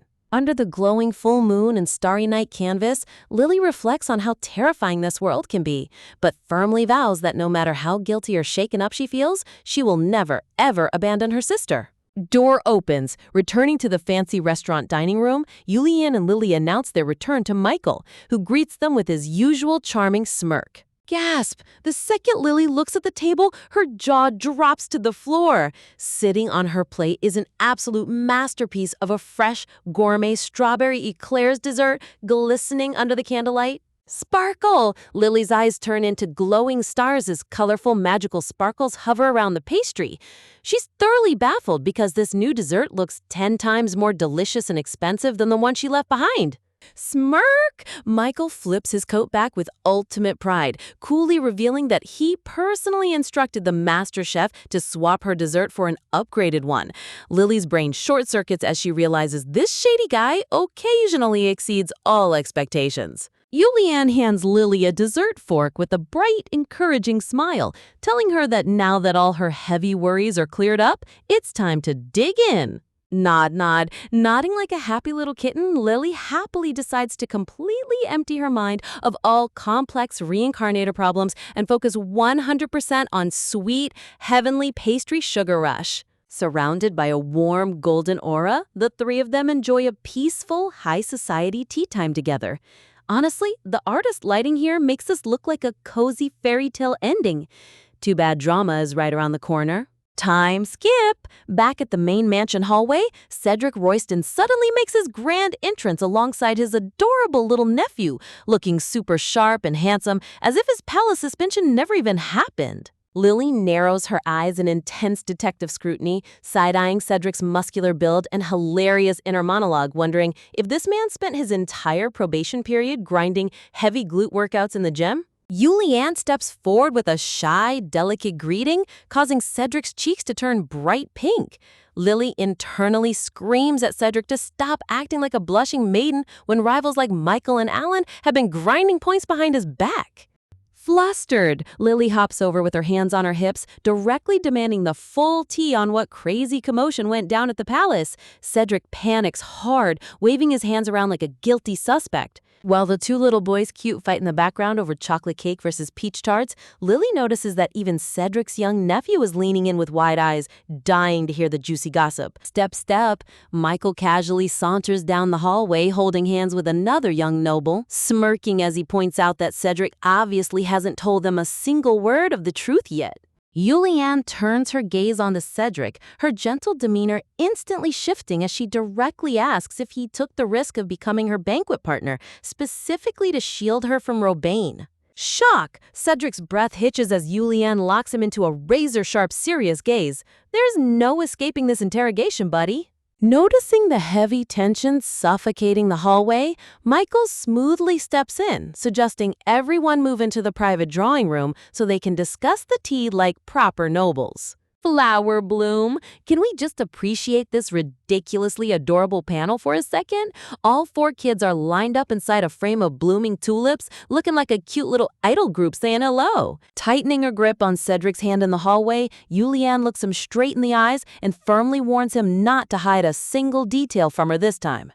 Gloom. As Michael leads the group inside with a relaxed smirk, Cedric drags his feet behind them, his face covered in dark sweat drops of pure stress. Pop. Meanwhile, Lily morphs into total chibi mode, complete with retro 3D glasses and a giant tub of popcorn, hyping herself up because this dramatic episode is about to be absolute peak cinema. Seated around the massive mahogany table in the drawing room, Cedric lowers his head, hesitantly admitting that he knows Robane Clyon's true character all too well. Alan jumps in, brutally calling Robane an easily offended guy with a pathetic victim complex who creates serious misunderstandings, until Yulian quickly cuts him off for talking behind people's backs. Peeking out from behind the high-back sofa, Lily notices Yulian didn't even bother denying Alan's harsh words, realizing that literally everyone in high society secretly thinks Robane is a total walking red flag. Question marks! Giant thought clouds float above Lily's head as she comically ponders if Robane's toxicity is so legendary that even his male lead main character Halo can't save his reputation anymore. Sweat dripping down his neck, Cedric finally confesses that Robane deliberately provoked him at the palace.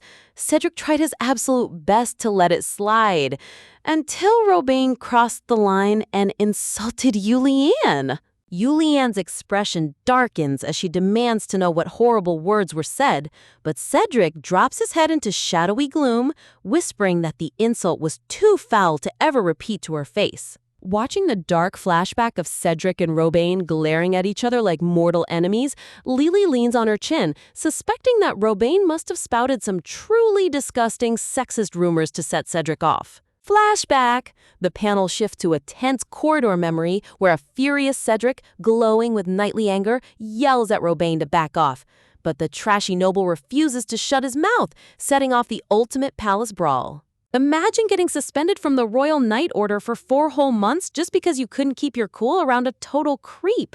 As the squad gathers in the room, Cedric gets absolutely grilled by his buddy about whether he beat the trashy noble to a pulp, but Cedric awkwardly insists he just gave him a tiny warning. Yeah, right? As if anyone is buying that story.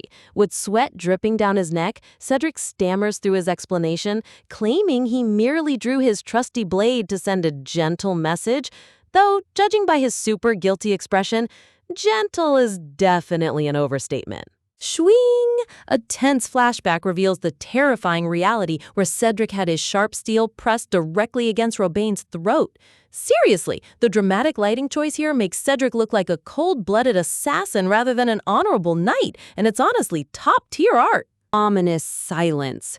Dark shadows consume the memory of the palace incident, highlighting just how thin the line was between a minor noble quarrel and a full-blown high treason execution. Sweating bullets back in the present, Cedric tries to play it cool by swearing up and down that he didn't actually leave a single scratch on the guy, but the skeptical looks from everyone around the room say it all. Yulian drops her gentle angelic routine for a second to lay down a heavy reality check, reminding him that as the Supreme Knight Commander, taking a 4-month forced vacation isn't just a mild slap on the wrist. Glow, staring back with unwavering determination, Cedric coolly declares that he doesn't regret a single thing, swearing he'd pull the exact same stunt again in a heartbeat if given the chance. The heavy, dramatic tension immediately evaporates into hilarious chibi slapstick as the silver-haired prince casually teases Cedric about signing up for round 2 of royal punishment.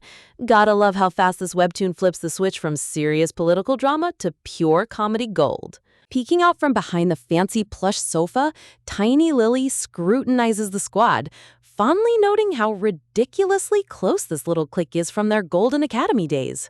Turning her attention to the quiet prodigy Aiden, Lily eagerly asks if he can flex some flashy magic, only for Aiden to bashfully confess that he's all theory and zero field practice. Sparkle shock! Lily's mind completely short-circuits with dramatic purple lightning in the background, because how on earth can a certified prodigy like Aiden not know how to cast a single basic spell? Chibi Aiden shifts the topic back to Lily, softly asking if she's sweating bullets over the impending Magic Academy entrance exam, but Lily insists she's just pondering their shared future. Looking up with the most adorable, starry-eyed expression, Lily softly wonders what it's going to be like when all four of them are officially attending the academy together as a squad. Flower bloom! Cue the ultra-wholesome, dreamy portrait of the core four sitting together amidst blooming blue blossoms. The artist's pastel color palette here makes this look like an absolute fairy tale poster. Aiden's golden eyes light up with genuine warmth, softly smiling as he agrees that going to school together sounds like an absolute dream come true. Sparkle! Lily's heart melts into a puddle of pure, wholesome bliss, realizing that having a reliable partner in crime might actually make this chaotic reincarnated world bearable. Yulian gently reaches out, carefully arranging dainty blue flower ribbons into Lily's pink locks with the ultimate big sister affection. Looking out the sunlit arched window, Lily reflects on her sister's insane light-bending magic, secretly wishing she can master something equally flashy for the upcoming test. Pat, pat. Closing her eyes under Yulian's gentle hand, Lily wisely checks her own ego, reminding herself that being an overpowered main character only brings unwanted danger, and keeping a low profile is the ultimate survival tactic. Step, step. Interrupting their cozy sisterly bonding, the red-coated noble strolls back into the main hallway, accompanied by young Aiden. Lily turns to check up on Aiden, curiously probing if he's feeling any pre-exam jitters, but his response takes her completely by surprise. With the faint blush dusting his cheeks and flowers blooming in his aura, Aiden tenderly admits that the only reason he's excited for the academy is because he gets to be by her side. Bloom! Radiating pure sunshine, Lily internally gushes over how impossibly cute Aiden is, convincing herself that everything is gonna run smooth as butter. Boom! Reality hits Lily like a runaway freight train as her face turns into a full-on horror caricature. She realizes she's hyping everyone else up when she's literally the most incompetent person in the entire room. Talk about top-tier comedy timing. Zoom! Little Luca comes sprinting down the grand marble hallway with his arms wide open, but Lily instantly notices something super fishy. Where on earth is his sidekick? Sliding to a halt in front of the lounging group, Luca gets grilled by Yulian about the sudden disappearance of his companion. Crackle! Surrounded by intense dramatic shockwaves and a completely deadpan expression, Luca casually drops the bombshell that he straight up lost his buddy in the crowd. Gasp! The entire room instantly freezes in utter disbelief, their faces completely covered in dark sweat drops of pure secondhand panic. Luca just shrugs it off with a cheerful wave, nonchalantly reassuring them that the kid is a magical prodigy who can navigate on his own, while the narration breaks down how the beginner exam is structured by social background over several days. Gloom. Sweating buckets under a cloud of existential dread, Lily tries to rationalize that being grouped with absolute beginners gives her a fighting chance, desperately trying to convince herself that nervous test takers always score higher. Yulian gently pats her little sister's head, reassuring her that the evaluation process is super quick and painless, though Lily's soul is practically leaving her body. Gope? Dressed in her finest aristocratic dress, Chibi Lily steps through the massive threshold of the examination hall, trying to pump herself up despite her knees shaking like crazy. Looking around the vast, surprisingly empty room, Lily tilts her head in utter confusion as she notices 3 severe-looking examiners in white lab coats, but 0 magical testing equipment in sight. A sharp female examiner wearing a chic beret and monocle kneels down to eye level, asking Lily to focus, while Lily mentally vows to keep her mouth shut and suppress her chaotic curiosity. Smiling with ultimate professional grace, the monocle examiner gently reassures the trembling girl to just follow basic instructions and relax. Panic overload. Lily instantly visualizes the worst-case scenario where she blurts out that she doesn't know a single spell, getting ruthlessly failed on the spot while she breakdown cries on the floor. Bringing her back to reality, the examiner instructs her to take a deep breath, prompting Lily to internally compare this whole magical ritual to a routine medical x-ray checkup. Puff! Puffing her squishy cheeks out like an adorable little blowfish, Lily holds her breath on command, sparkling with maximum effort. Sparkle! The monocle examiner leans in dangerously close, inspecting Lily's eyes with an intense, analytical gaze that makes Lily's cheeks turn bright pink. Finishing the initial scan, the purple-haired examiner steps forward, warning the little girl to remain completely still as magical mana begins to react around her. Whoosh! Soft blue light swirls around Lily's feet as her elegant dress gently hovers in midair, creating a mesmerizing display of raw, innate mana awakening. Gasp! Instead of praising her, all three examiners immediately huddle together in a shadowy circle of intense whispers, sending Lily straight into a dark purple pit of sheer panic. The dark-haired researcher steps closer, asking Lily if she can feel the subtle thermal shift at her fingertips, leaving Lily completely clueless with blank dot eyes. Dark aura. The examiners start panicking amongst themselves, whispering that her magic profile is completely unprecedented, with zero standard guidelines to grade her, while Lily literally melts into a puddle of existential horror. Sweat. Shaking like a leaf in full chibi form, Lily squeaks out a timid apology, making the examiner snap back to reality and realize they just terrified a tiny child. Scratching her head with an awkward smile, the monocle examiner sheepishly informs Lily that they need to rerun the mysterious test several more times just to make sense of her weird results. Creak! Exiting through the massive double doors all by herself, tiny Lily stands alone in the towering hallway looking like a helpless lost puppy. Scream! Lily grabs her head in utter devastation, internally wailing that she definitely tanked the exam and ruined her entire future in one fell swoop.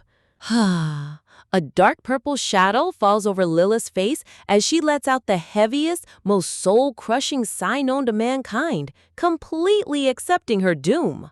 Gloom. Sitting at the tea table with the rest of the squad, happily munching on delicious ice cream sundaes, Lily emits a massive aura of pure depression, looking like a total dark cloud amidst a bright sunny afternoon. Just when Lily thinks her day couldn't get any worse, the blonde boy slides his plate over, innocently asking if she wants to swap her healthy apple for his sugary dessert.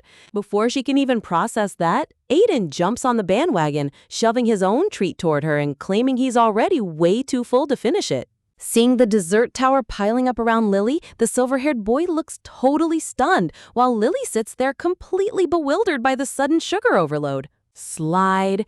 Joining the trend, he awkwardly pushes his own dessert plate forward too, instantly pushing Lily's annoyance straight past its boiling point. Slam! Lily slams both hands on the table in full-on chibi rage, screaming at the top of her lungs about why everyone is suddenly treating her like a pity project. With dark shockwaves radiating around her, she fumes at the guys, demanding to know if they all secretly think she's too incompetent to pass the academy entrance exam. Whip! She points an angry finger at the group, asking who ordered this entire dessert buffet, causing everyone in the room to instantly look away and dodge eye contact.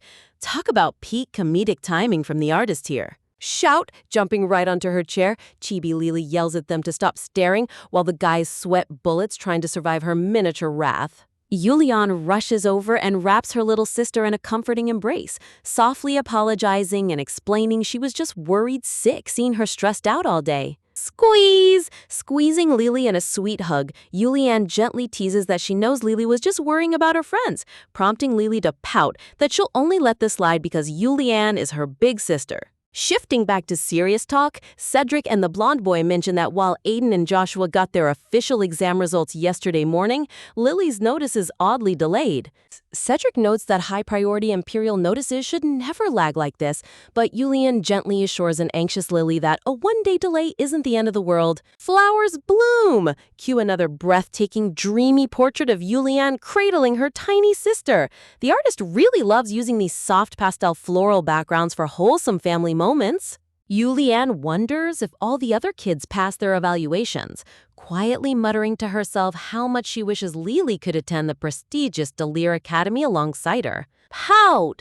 Feeling her sister's intense affection, Lily pouts under her breath, internally grumbling that Julianne doesn't need to read her mind so easily. Crash! The cozy atmosphere is shattered as the butler bursts through the double doors, gasping for Lady Julianne. Dramatic shadow? Holding a heavy sealed envelope with a trembling grip, the butler ominously announces that the long-awaited examination notice has finally arrived. A dark, tense shadow consumes the entire hallway as the butler solemnly hands the official document over to Julianne while everyone holds their breath.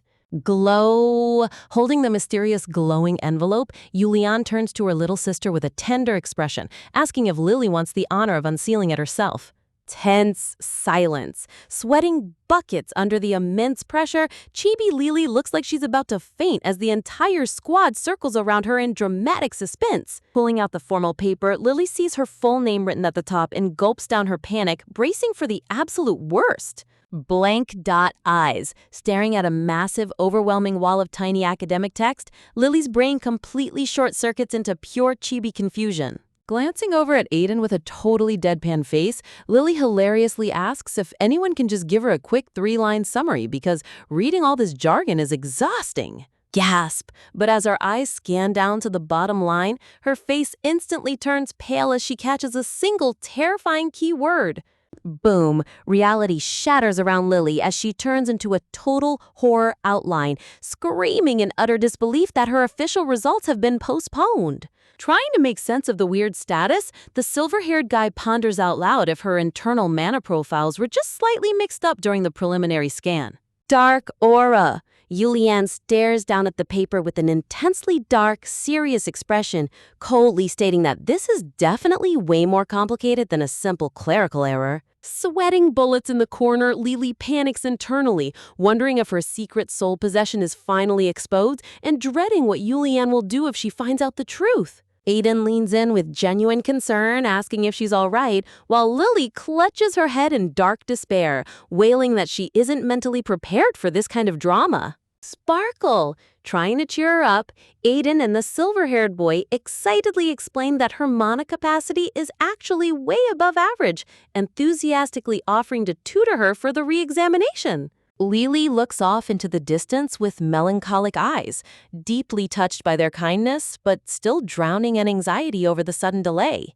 Rose Bloom, standing tall amidst a dramatic backdrop of pink roses, Julianne's sharp mind starts piecing together clues, questioning if Lily's magic altered when she was sick in the past. The silver-haired wizard agrees that detailed retesting at the highest level will be required to figure out the true nature of Lily's unprecedented magic profile. Turning back around, Julianne suddenly notices Lily's distressed look and gently asks what's wrong with her expression. Bathed in soft golden sunlight, Lily looks up into her big sister's eyes, softly calling out to her with pure affection. Warm smile!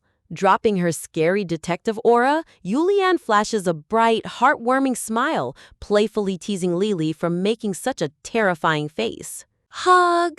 Kneeling down, Julianne wraps Lily in a tight, affectionate hug surrounded by sparkling blossoms, instantly melting away all of Lily's lingering fears. Time skip! A few days later, the scene shifts to the breathtaking sky blue Cantio Palace inside the Imperial Palace, where precision magic retesting is held.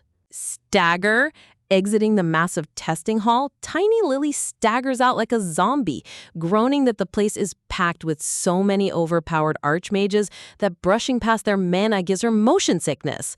Dash! Suddenly, the silver-haired Prince Carlisle comes sprinting down the hall, radiating pure sunshine and blooming flowers as he excitedly greets Lily. Sparkle! Carlisle happily chats with her, while Lily blinks in surprise, internally noting that she never expected to bump into the royal prince so casually inside the palace. Bow!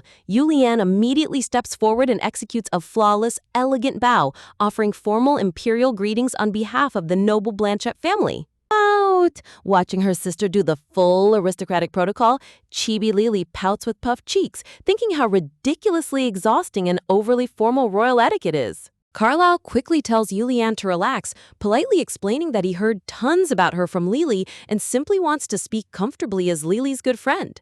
Sweat. Both Yulian and Lily sweat awkwardly in chibi form, with Lily internally deadpanning that literally nobody in the entire empire treats a royal prince at ease unless they're an absolute weirdo. Curious, Lily tilts her head and asks Carlisle how on earth he even knew she was scheduled to be at the palace today.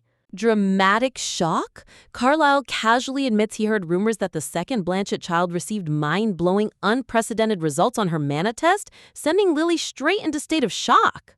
Flustered, Lily immediately calls out the Imperial Palace for having zero concept of privacy, prompting Carlisle to frantically wave his hands and defend his honor. Flushing bright red, Carlisle soft-spokenly confesses that gathering information from everywhere is just a desperate survival tactic to navigate the cutthroat Imperial Palace politics. Seeing the blushing prince look so genuinely remorseful, Lily gives a deadpan okay and reassures him that it's totally fine, instantly restoring peace between the adorable duo. Just when you think a relaxing afternoon is finally secured, the big sister Grace reaches peak levels, leaving our tiny heroine trapped in the middle of two mini male leads.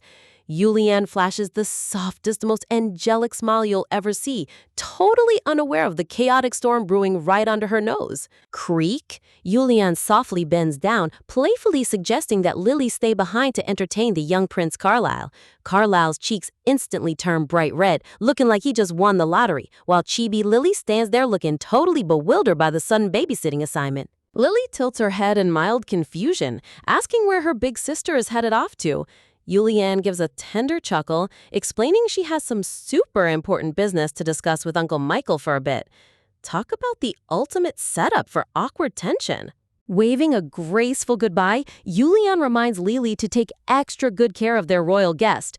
Lily internally groans, realizing her sweet sister was probably too distracted by all the recent mana testing drama to notice the silent rivalry forming right beside her. Flowers bloom. Cue the breathtaking full-page illustration. Surrounded by delicate white lilies, romantic roses, and fluttering white doves, Lily and Carlisle hold hands like a literal fairy tale prince and princess. Seriously, the artist pulled out all the stops for this scene. Walking down the pristine imperial corridor, Carlisle takes the lead towards a restricted sector, quietly admitting he can only access this specific wing because it's the closest pavilion. Lily, being the absolute flexer she is, casually thinks to herself that she has free reign over the entire estate. Creak! The heavy ornamental doors slowly swing open, revealing a glow so intense it practically blinds our little heroine. Carlisle steps through with complete composure, but Lily's eyes go wide as saucers as she realizes what's waiting on the other side. Sparkle, jaw meet floor. Lily stares up at a breathtaking multi-story grand study filled with towering bookshelves, glowing crystal chandeliers, and golden railings. Even for a wealthy noble estate, this palace library looks like something straight out of a wizard fantasy. Looking around the massive room, Lily's brain immediately flashes to Aiden, thinking how much that cute bookworm would lose his mind over a collection like this. But speak of the devil, before she can even finish that thought, a voice behind her calls out her name. Flower Aura? Sure enough, there stands Aiden holding a massive spellbook, bathed in bright sunflower sparkles like an innocent little angel. He beams at Lily, completely thrilled to bump into her in the middle of his reading session. Dark shadows, but the moment Aiden spots Prince Carlisle standing right next to her, his smile instantly vanishes into pitch-black jealousy. Dark death glare lines consume his entire face as he locks eyes with his royal rival. Talk about an immediate mood shift. Putting on the most strained, fake polite smile in history, Aiden asks Lily why she keeps bumping into the prince so often. Carlisle doesn't even flinch, smoothly firing back that Lily is his official friend. Oh boy, the tension in this room is about to melt the carpet. Zap! Dark aura shockwaves radiate from Aiden while Carlisle maintains his perfectly calm, innocent prince facade. It's a full-on silent war between two elementary school-aged male leads, and honestly, it's pure comedic gold watching them square off. Sweat. Caught in the crossfire of their terrifying glares, Chibi Lily steps right in between them with deadpan eyes, sternly reminding both mini-tyrants that they are standing inside a quiet library and need to check their attitude at the door. Whisper. Not to be outdone, Aiden immediately leans down right to Lily's ear, cupping his hand to whisper frantically and ask what on earth she's doing hanging out in this private room with the prince. Whisper. Seeing Aiden make a move, Carlisle immediately matches his energy, leaning over Lily's other ear to softly whisper that she should just ignore Aiden and step outside with him instead. Double whisper, now trapped between two hyper-competitive kids whispering conflicting commands into both ears at once, Lily turns completely dark gray with pure exhaustion. Seriously, can a girl catch a break for even 5 minutes? Slam! Chibi Lily finally reaches her boiling point, clutching her head and screaming at the top of her lungs at these two crazy bastards. She warns them that she's officially had enough of their nonsense. Fuming with anger, Lily lectures both of them about basic manners, reminding them that they're technically family members and should be getting along instead of acting like sworn enemies over nothing. Aiden opens his mouth trying to offer a slick counter-argument, but Lily immediately holds up her hand with an icy gaze, declaring that she will not accept a single rebuttal from either of them. Turning her attention directly to Aiden, Lily asks with a raised eyebrow if he actually came to the library to study, like a normal person. Sweating bullets, Aiden stammers out a nervous confirmation. She then whips around to face Carlisle, demanding to know what his grand plan was for hanging out in the study. Blushing bright pink under her sharp gaze, Carlisle softly confesses he was just planning to read too. Ta-da! Grabbing both of their hands and throwing them high into the air with a radiant, forced smile, Lily cheerfully announces that since they both love books so much, they're all going to sit down and read together like best friends. Aiden and Carlisle stand there frozen, looking completely shell-shocked by her sudden enthusiasm. Realizing he has no escape route left, Aiden awkwardly stammers that reading together sounds like a fantastic idea. Carlisle glances down with an adorable blush spreading across his cheeks, softly agreeing to her demand. Hey, whatever keeps Lily happy is a win in his book. Settling onto a luxurious green velvet sofa, Lily opens her book and lets out a weary sigh, wondering if her big sister intentionally assigned her to babysit these two chaotic kids today. Wobble! Suddenly, a massive, towering stack of heavy leather-bound encyclopedias comes wobbling into view. Aiden is hiding right behind it, struggling with all his might to carry half the library over to Lily's table. Stack! Not wanting to be outdone for even a single second, Carlisle immediately marches over carrying an equally absurd pile of giant books, proudly dumping them right in front of Lily with a smug grin. Carlisle gives Aiden a quiet, deadly side-eye glance. Seriously, check out the pettiness levels here. These kids are literally competing over who can drag more heavy textbooks across the room. Sitting down gracefully, Aiden pops open a massive, glowing purple spellbook with an innocent smile, casually mentioning that there's nothing wrong with expanding one's general knowledge. Carlisle glares at the complex high-level magic book in Aiden's hands, internally sweating at the blatant intellectual flex. Common sense, he thinks, totally stunned by Aiden's casual flex. Flashing a ridiculously cute, smug smile, Aiden sweetly notes that since the book was sitting on the shelf, it technically counts as standard library material. Man, this kid is a total menace. Lily sits there, sweat dropping into oblivion, internally thinking that if she were Carlisle, she would have grabbed Aiden by the collar 5 minutes ago for such a blatant provocation. Wasting no time, she scolds Aiden to behave. Watching Aiden act so slyly, Lily mentally compares his secret manipulative side to Michael and Cedric. He acts like a sweet angel around adults, but turns into a total savage the second Carlisle steps into the picture. Deciding to take drastic measures, Lily grabs Carlisle's sleeve and pulls him close, coldly threatening Aiden that if he keeps acting up, she will exclusively read books with Carlisle from now on. Boom! Reality completely shatters around Aiden as dark purple shockwaves hit his soul. Looking like he just got struck by lightning, he instantly panics, frantically promising to be quiet and super well-behaved. Gloom. Aiden slumps over on the sofa, completely surrounded by a dark purple cloud of pure depression.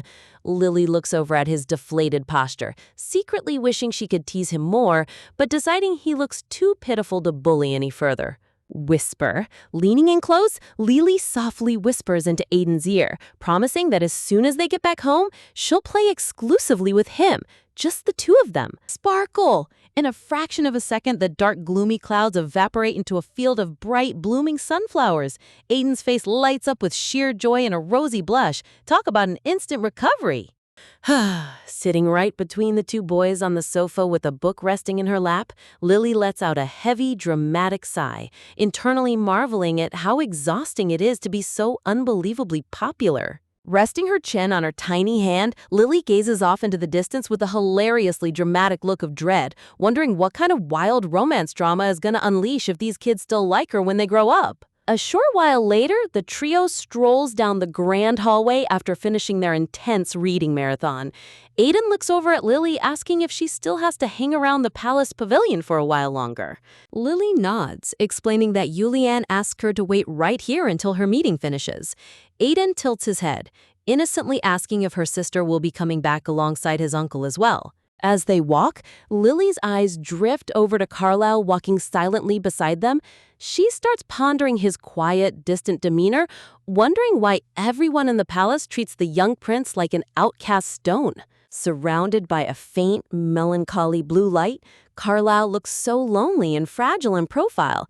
Lily thinks to herself that asking around about his private, painful past wouldn't be polite unless he chooses to share it himself. Noticing the sudden change in Lily's expression, Aiden gently speaks up, warmly offering to listen whenever she has any worries or troubles bothering her mind. Carlisle quickly chimes in from the other side, looking at Lily with serious, earnest eyes as he softly begs her to confide in him too whenever she's feeling down. Touched by their sweet concern, Lily brightens up with a radiant, heart-warming smile, promising Carlisle that she'll write him plenty of letters and come visit the palace often to play. Wistful, Carlisle turns back around, a soft, sorrowful look washing over his handsome features as he quietly mutters under his breath that he can't leave the palace grounds to visit her. Seeing Carlisle's adorable bunny-like sadness next to Aiden's puppy dog loyalty, Lily's heart completely melts into chibi mush. She internally admits that maybe these guys know her weakness for cute things better than she does. Imagine being an ultra-powerful reborn lady trapped in a child's body, only to have a brooding young prince look you dead in the eyes and confess that you're the only person in the entire palace who makes him feel comfortable. Carlisle drops his walls completely around Lily, glowing with a soft, affectionate warmth that would make anyone's heart melt. Lily looks at him, remembering how sharp and shrewd Carlisle was when they first met. She realizes he's actually just a lonely boy trapped in a golden cage, secretly hoping he gets to visit more often so she can keep following Julianne to the Imperial Palace. But just as she's feeling sentimental, her brain flashes straight to Aiden, and oh boy, the dramatic shadows here are top tier. She can already imagine Aiden flashing a terrifying, fake sweet smile while secretly wishing absolute doom on anyone who dares to get close to her. Shaking off the absurd thought, the camera pans out to a gorgeous sunlit shot of the palace terrace.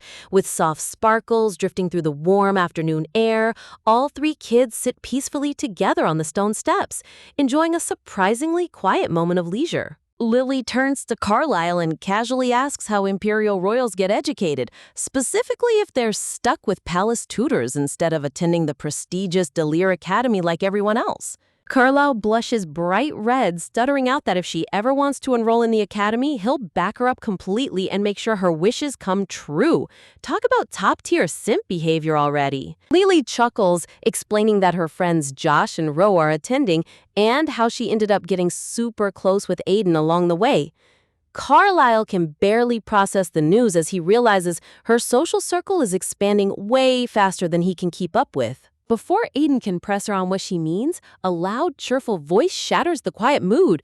Julianne comes rushing across the sunlit plaza, her dress fluttering like a pink rose petal, enthusiastically waving at her little sister with Michael strolling right behind her. Lily's eyes instantly ignite with starry-eyed joy as she throws her arm into the air, squealing in delight at the sight of her beloved big sister coming to pick her up. Trip! But wait! Romance webtoon physics strike again! Julianne's high-speed sprint gets a little too energetic, and the bottom of her massive ruffled gown catches on the cobblestone floor. Her eyes go wide as she loses her footing entirely, gasping out a dramatic moan as gravity takes full control of the situation. Whoosh! Right on cue, Michael swoops in like an absolute hero, catching Julianne in a breathtaking cinematic dip, surrounded by a literal field of romantic roses and floating sparkles. Honestly, the lighting and floral artwork in this panel are peak Otomi trash, and I am totally here for it. Freeze! The reaction shot is pure comedy gold. Aiden, Lily, and Carlisle literally turn into solid blocks of frozen ice from the cringe. In the foreground, Lily's soul explodes in dark purple rage as she glares at Michael for pulling such a shameless movie move. While the romantic aura continues to radiate between the couple, Lily's internal monologue is screaming at the top of her lungs at how shameless they're being in broad daylight in front of an audience. Unable to contain herself, Chibi Lily starts hopping up and down like an angry little bean, loudly lecturing Michael for pulling off such a scandalous act of romance in public. Meanwhile, Michael and Julianne just stand there looking completely flustered. Brushing off her little sister's furious protest, Julianne blushes like a strawberry, offering Michael a sweet, breathless thank you for saving her from a nasty fall. Lily is practically fuming at the ears, mentally calling Michael a filthy, scheming opportunist for taking advantage of the moment. But Michael just smirks down at her, playfully reminding Julianne that he literally warned her not to run in those heels. Michael tilts his head with a sly, handsome wink, teasing Lily that if she keeps staring at him with such intense hatred, her laser glare is going to burn a hole right through his face. Lily pops an angry vein on her forehead, glaring back with absolute venom. She internally vows that no matter how charmingly he smiles, she sees right through his dark, manipulative inner fox. Michael casually sits down next to her on the bench, resting his elbows on his knees with a smug smirk as he notes how deeply Lily adores her big sister. Lily just hits him with a deadpan side eye that says, "Yeah, no stuff, Sherlock." Softening his expression, Michael looks at her with surprisingly sincere, melancholic eyes, softly reassuring her that he has zero intention of stealing her sister away from her. He extends a gloved hand toward the angry little girl, gently asking her not to hate him so much. You can see Lily's brain short-circuiting as she tries to process this sudden olive branch. Michael drops down to one knee, taking Lily's tiny hand with ultimate gentleman grace. Lily realizes that if she throws a tantrum now, it'll only make things awkward for Julianne, so she reluctantly decides to grant him a temporary truce. Boom! But don't get it twisted. A massive dark red aura explodes behind her as she makes a mentally terrifying vow. She'll be watching his every single move like a hawk. Before the dramatic tension can escalate any further, Aiden steps up, calling out to his uncle and breaking up the heavy moment. Lily glances over her shoulder and spots Carlisle sitting all alone on the distant stairs, looking completely isolated and downcast. She realizes the poor prince wanted to spend time with her alone, but got sidelined by all the chaos. Julianne kneels down to check on Lily, asking if she's hungry and ready to head home for dinner. Lily agrees, but insists that she needs to properly say goodbye to Carlisle before they leave. Julianne looks completely touched by her little sister's incredible manners, her eyes shining with pride at how sweet and considerate Lily is being toward the prince. As Lily turns around, she glances back at Julianne, Michael, and Aiden standing together, internally worrying that leaving those three chaotic personalities alone without her supervision is a recipe for disaster. Deciding to handle things proactive style, Lily gestures for Aiden to come closer, whispering his name to get his full attention. Leaning right into his ear, Lily drops a psychological bomb. She whispers that if Uncle Michael marries her sister, then technically they won't be allowed to get married in the future. She's totally lying, but Aiden doesn't know that. Aiden's world completely shatters. His golden eyes widen into giant saucers as he processes the horror of her words, nodding with terrifying, dead serious intensity. Inferno! A literal wall of fiery determination erupts behind Aiden as he resolves to protect their future at all costs. Meanwhile, Chibi Lily skips away happily, secretly laughing at how ridiculously sincere he is about everything. Lily trots up to Carlisle, who looks up from his sulking spot on the stairs in total shock when he realizes she walked all the way back over to him. Reaching out her tiny gloved hand, Lily gently places it right on top of Carlisle's head, softly thanking him for coming out to meet her today. Sparkle! Radiating an angelic, sunshiny aura, Lily pats his head like he's a precious puppy, promising that next time she visits the palace, she'll come completely alone so he can give her a full grand tour. Carlisle's face explodes into a bright, blushing mess. Lily admits in her inner monologue that she might not even have the free time to keep that promise, but she couldn't bear to see the poor boy looking so heartbroken. Leaning into her gentle head pat, Carlisle closes his eyes with the most blissful, adorable smile imaginable, softly whispering that he'll patiently wait for her no matter how long it takes. Seriously, my heart just melted into a puddle. Giving him one final energetic wave, Chibi Lily yells that she has to run before her family leaves her behind, dashing back toward the entrance. As she runs, her thoughts wander to her future, noticing a fancy romantic banner as she ponders how returning to Lakia will result in mountains of work waiting on her desk. Looking at the glowing silhouettes of her sister, Michael, and Aiden waiting for her in the distance, Lily reminds herself that she still has plenty of time before she has to worry about growing up and dealing with romance. Behind her, Carlisle stands solitary on the palace steps, surrounded by floating white flower petals, watching her go with a gentle, hopeful smile that promises this isn't the last time they'll meet. The scene transitions to a magnificent, sun-drenched canal view straight out of Venice. Since Julianne wanted everyone to enjoy the gorgeous weather, the whole crew is out taking a luxurious gondola ride along the glowing green waters. In the front boat, young Luca is happily showing off his magic by spawning shimmering water bubbles over the canal, while the knight keeps a close eye on him. In the second boat, Chibi Lily fumes with jealousy, internally screaming about how unfair it is that Luca is already a magic prodigy, while her own powers are still stuck on pause. Meanwhile, Michael rests his chin on his gloved hand, looking deeply troubled, as he casually remarks to Julianne that Aiden has been acting super weird lately. Julianne tilts her head in confusion, asking what he means. Right next to her, Chibi Lily freezes in absolute panic, sweating buckets as she realizes Michael is on to Aiden's suspicious antics. Michael stares over at Aiden, who is literally sitting there radiating an angelic, halo-glowing aura of pure innocence. Michael mutters that nothing has technically changed, but something about the kid feels ridiculously off. Julianne thoughtfully wonders if Aiden is just acting out because he's been separated from his parents for so long, but Michael shakes his head, knowing Aiden isn't the type to sulk over homesickness. Michael points right at his nephew, noting how Aiden is going out of his way to act like a sweet, needy little angel who's desperately begging for praise and approval from everyone around. Looking at Aiden's impossibly cute, flower-surrounded puppy smile, Michael turns to Julianne with narrowing eyes, fully aware that this kid's sweet act is a complete front to hide his terrifyingly scheming personality.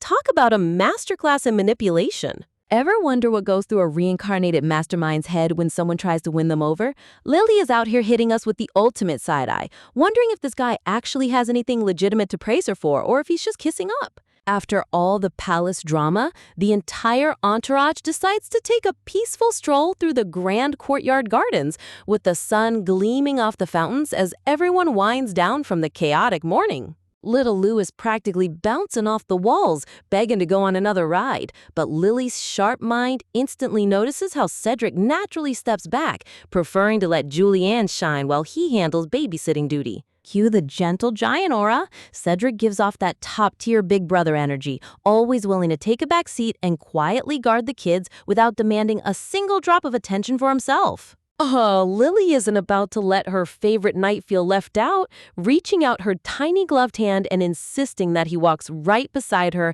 instead of trailing in the shadows. Talk about a heart-melting moment. Cedric's soft smile literally lights up the panel as he takes her hand, agreeing that watching over everyone from the front line is way better anyway.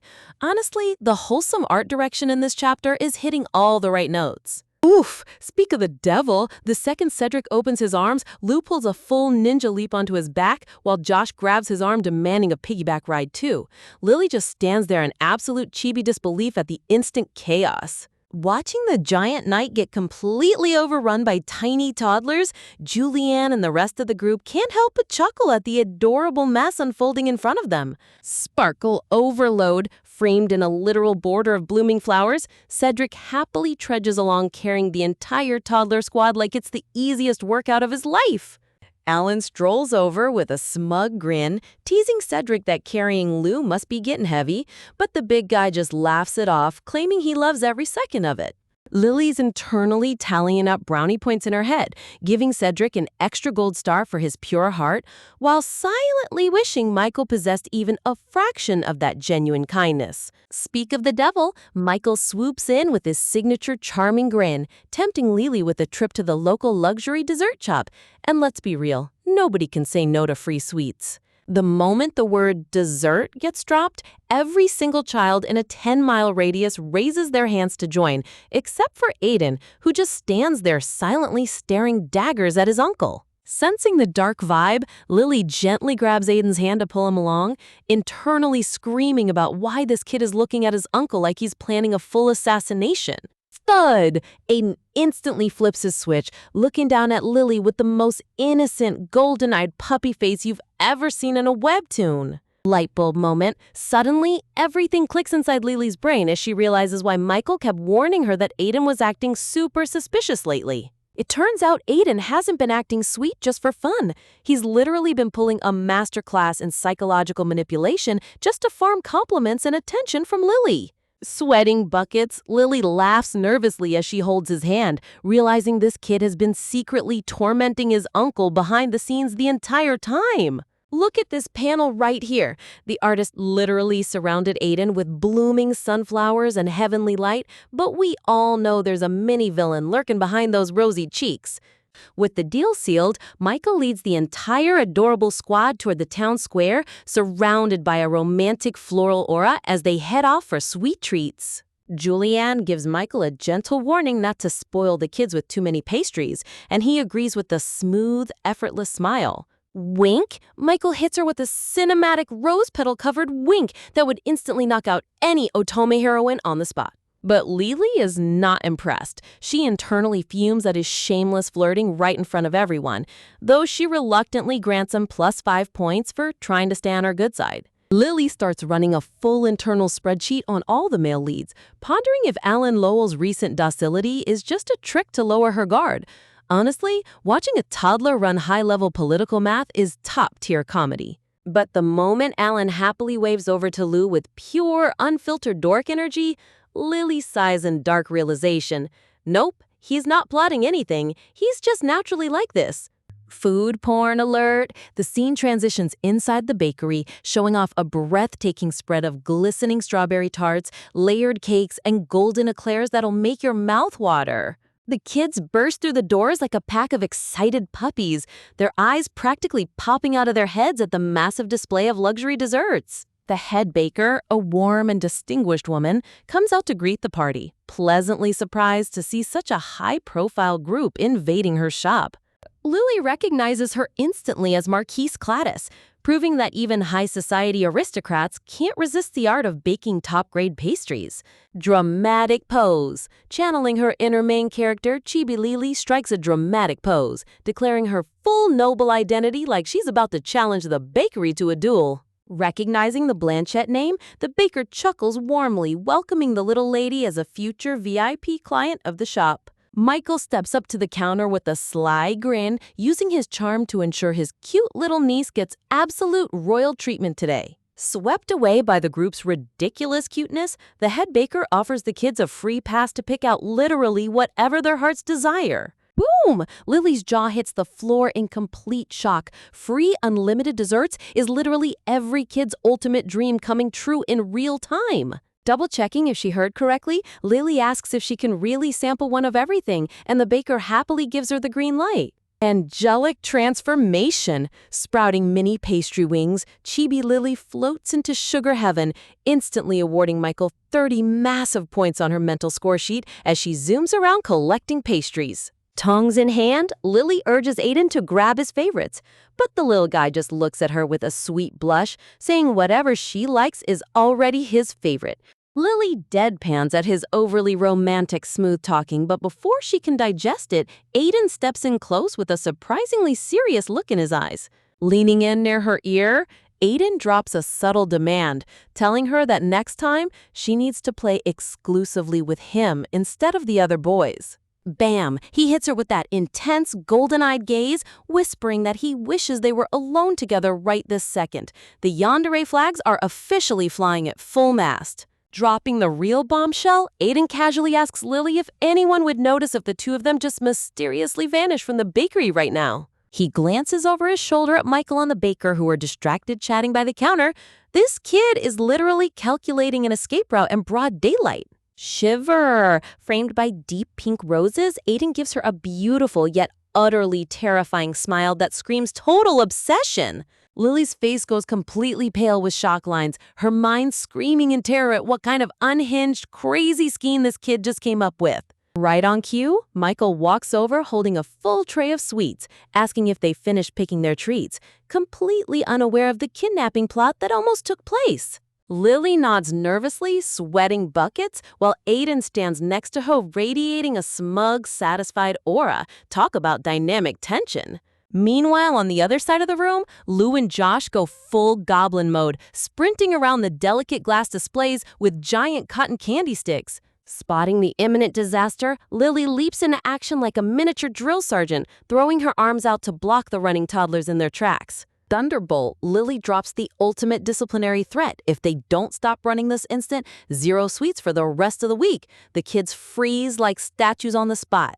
The panel ends with the entire bakery going dead silent in awkward awe at how easily a tiny girl managed to tame 2 hyperactive kids with a single line. Ever wonder what happens when a group of chaotic toddlers invades a luxury bakery? Picture this: delicious pastries everywhere, kids running wild, and the head baker practically hyperventilating with joy because the kids are just too cute to handle. The baker warmly chuckles, mentioning how Lily's older sister Julianne used to frequent this shop all the time before heading off to the academy, which totally catches little Lily off guard. Lily's eyes go wide in shock as she tries to process this piece of news. Wait, her stoic, serious sister actually has a secret sweet tooth for gourmet pastries? In a soft memory frame, we see a throwback of Michael offering a fresh muffin to Julianne, showing that these two have a deeper history with desserts than Lily ever realized. Cue the emotional damage. Lily's heart sinks as she connects the dots, wondering if Julianne gave up eating her favorite sweets just to focus entirely on taking care of her instead?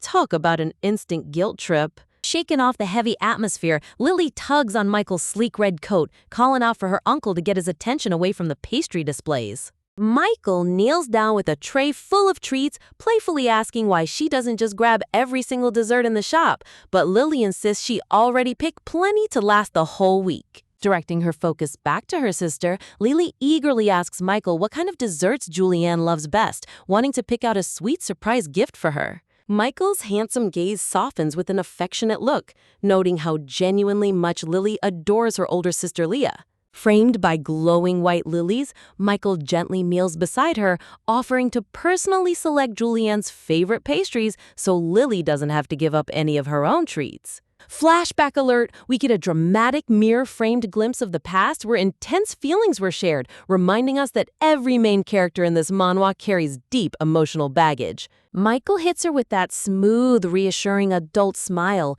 promising to choose the perfect gifts for Leah, but Lily's inner alarm bells start ringing loudly. Sweating buckets in chibi terror, Lily internally freaks out about how Michael always reads her thoughts like an open book. Seriously, this guy's mind-reading skills are genuinely terrifying. Suddenly, Aiden steps into the frame out of nowhere, calling out to his uncle, and instantly breaking the intense dynamic between Michael and Lily. Surrounded by a dramatic floral backdrop, Michael looks over in surprise as Aiden unexpectedly suggests taking the whole group over to a nearby flower shop. With an innocent look, Aiden casually drops that he noticed the roses back at the Blanchette mansion were starting to wither away because the gardener went on leave. Oh, really? Interesting thing to mention. Now? Boom! Lily's brain completely short-circuits. How in the world does Aiden know about the state of their mansion's garden when even she didn't know about it? Scheming masterclass.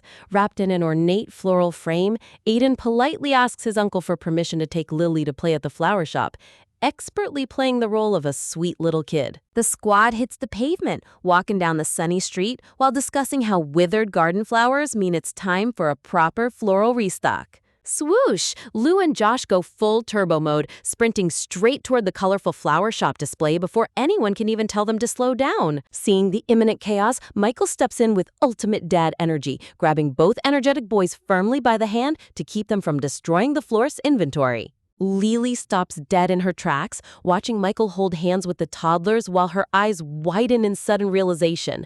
Light bulb moment. Shock lines fill the panel as Lily realizes the truth. Aiden orchestrated this entire flower shop trip from the very beginning just to get rid of the other boys and isolate her. Radiating pure shoujo romance energy, Aiden turns around and reaches out his hand to Lily, inviting her into the floral shop like a charming prince. Kneeling among a sea of white blossoms, Aiden points out a stunning flower, giving Lily a bright, sunny smile that belongs straight on a high-tier manhwa cover. Lily blushes and nods along, admitting the blooms are gorgeous, though she's still keeping her mental guard up against this surprisingly smooth kid. Aiden flexes his impressive plant knowledge, pointing out phlox, pansies, and morning glories like he's a tiny professional botanist in the making. Spotting a potted lisianthus, Lily beams with pride, casually dropping floral facts she remembers reading on the internet during her previous life. Chibi magic! Lily pictures a tiny future version of Aiden running his own flower shop, cheerfully suggesting that he should open a florist business when he grows up. Leaning in close, Aiden looks into her eyes with a breathtaking golden gaze, softly whispering that he just wishes he could be by her side forever. Flustered overload, Lily recoils in full blushing chibi panic, her mind screaming in shock. Did this kid seriously just drop a low-key romantic confession on her? Trying to dodge the heavy romantic tension, Lily quickly changes the topic, laughing nervously that Luca and Josh would probably invade his future shop every single day. The yandere stare. Aiden pouts with dark, intense eyes, looking visibly disappointed that his smooth romantic play was expertly dodged by Lily. Shaking off his annoyance, Aiden softly asks Lily if there are any specific flowers she wants him to buy for her today. Crash! Right before Aiden can seal the deal, Josh slams into the room out of nowhere, shouting Lily's name and completely ruining the moment. Blushing like crazy, Josh shoves a delicate pink cluster of flowers right into Lily's hands, stuttering that the blossoms reminded him of her pink hair. Lily admires the adorable pink cluster, while Aiden casually chimes in from the side, identifying the plant as a Hoya blossom. Sparkle attack! Lily bursts into a radiant flower-framed smile, warmly thanking Josh for giving her such a cute and thoughtful gift. Seeing Josh blush furiously, Lily internally realizes that this dorky little guy has developed a massive crush on her too. The harem grows larger by the day. Bam! When Lily playfully asks if he bought the flowers specifically for her, Josh turns bright red and shouts out a super loud, "Of course!" Laughing at his flustered reaction, Lily reaches out with her tiny gloved hand and tucks a cute little star-shaped blossom right behind Josh's ear. Freeze! Framed by glowing roses, Josh completely freezes in awe as Lily sweetly tells him how pretty it looks, asking him to keep wearing it until they get home. Not wanting anyone to feel left out, Lily turns around and pops a matching blossom into Aiden's dark hair too, keeping the peace like a true leader. Lily's heart melts as she imagines putting flowers on Michael, Luca, Alan, Cedric, and Julianne too, feeling overwhelming pride in her huge, messy, adorable family. High on wholesome vibes, Lily happily suggests they all meet up to play at the flower shop again next year, but Josh hilariously questions why they can't just play again this year instead. Meanwhile, Michael approaches holding a grand bouquet of pink roses, playfully teasing Josh for being a lovable dork while the toddlers laugh in the background. Framed like a precious vintage photograph, Michael holds a gorgeous bouquet in one hand and a toddler's hand in the other, leading the kids on a pleasant stroll. Visual masterpiece. Drenched in heavenly light and rose petals, Michael glances back with a breathtaking smile, announcing that Leah is waiting for them at home. Lily looks up at her uncle in sheer wonder, pondering how simple moments and flowers can bring out such genuine, warm emotion in people. Watching Michael smile so brightly, Lily reflects on how completely different he is from the cold, smiling, averse character described in the original novel. And honestly, we couldn't be happier with this character development. Talk about an instant mood booster. Julianne takes one look at the gorgeous arrangement Michael brought back, and her face completely lights up with pure, unadulterated joy. Honestly, she doesn't just like the bouquet, she is literally buried inside a sea of glowing pink roses like the happiest girl on the planet. Later that evening, the night ambiance settles over the estate, but bedtime is far from quiet. Julianne sneaks into Lily's room for another late-night sleepover, making you almost feel bad for Michael getting completely sidelined. When Lily points out that adults shouldn't be turning in at 10 p.m., Julianne just giggles, gently scooping up her little sister while teasing her that staying up late will stun her growth. Oh, snuggled together under the cozy blue blankets, Julianne softly brings up Lily's upcoming birthday, asking if there's anything special her heart desires. When Lily bashfully admits she doesn't need fancy toys, Julianne's eyes light up as she offers to bake a birthday cake from scratch, promising that even if it turns out a bit messy, Lily has to eat every single slice. But our sharp little protagonist isn't just laying there for cuddles. She decides it's time for an interim inspection and asks if Julianne secretly has her eye on any handsome nobility. When Lily asks what she thinks about the male leads, Julianne hilariously gets confused, wondering why her little sister is suddenly referring to those high society boys as her brothers.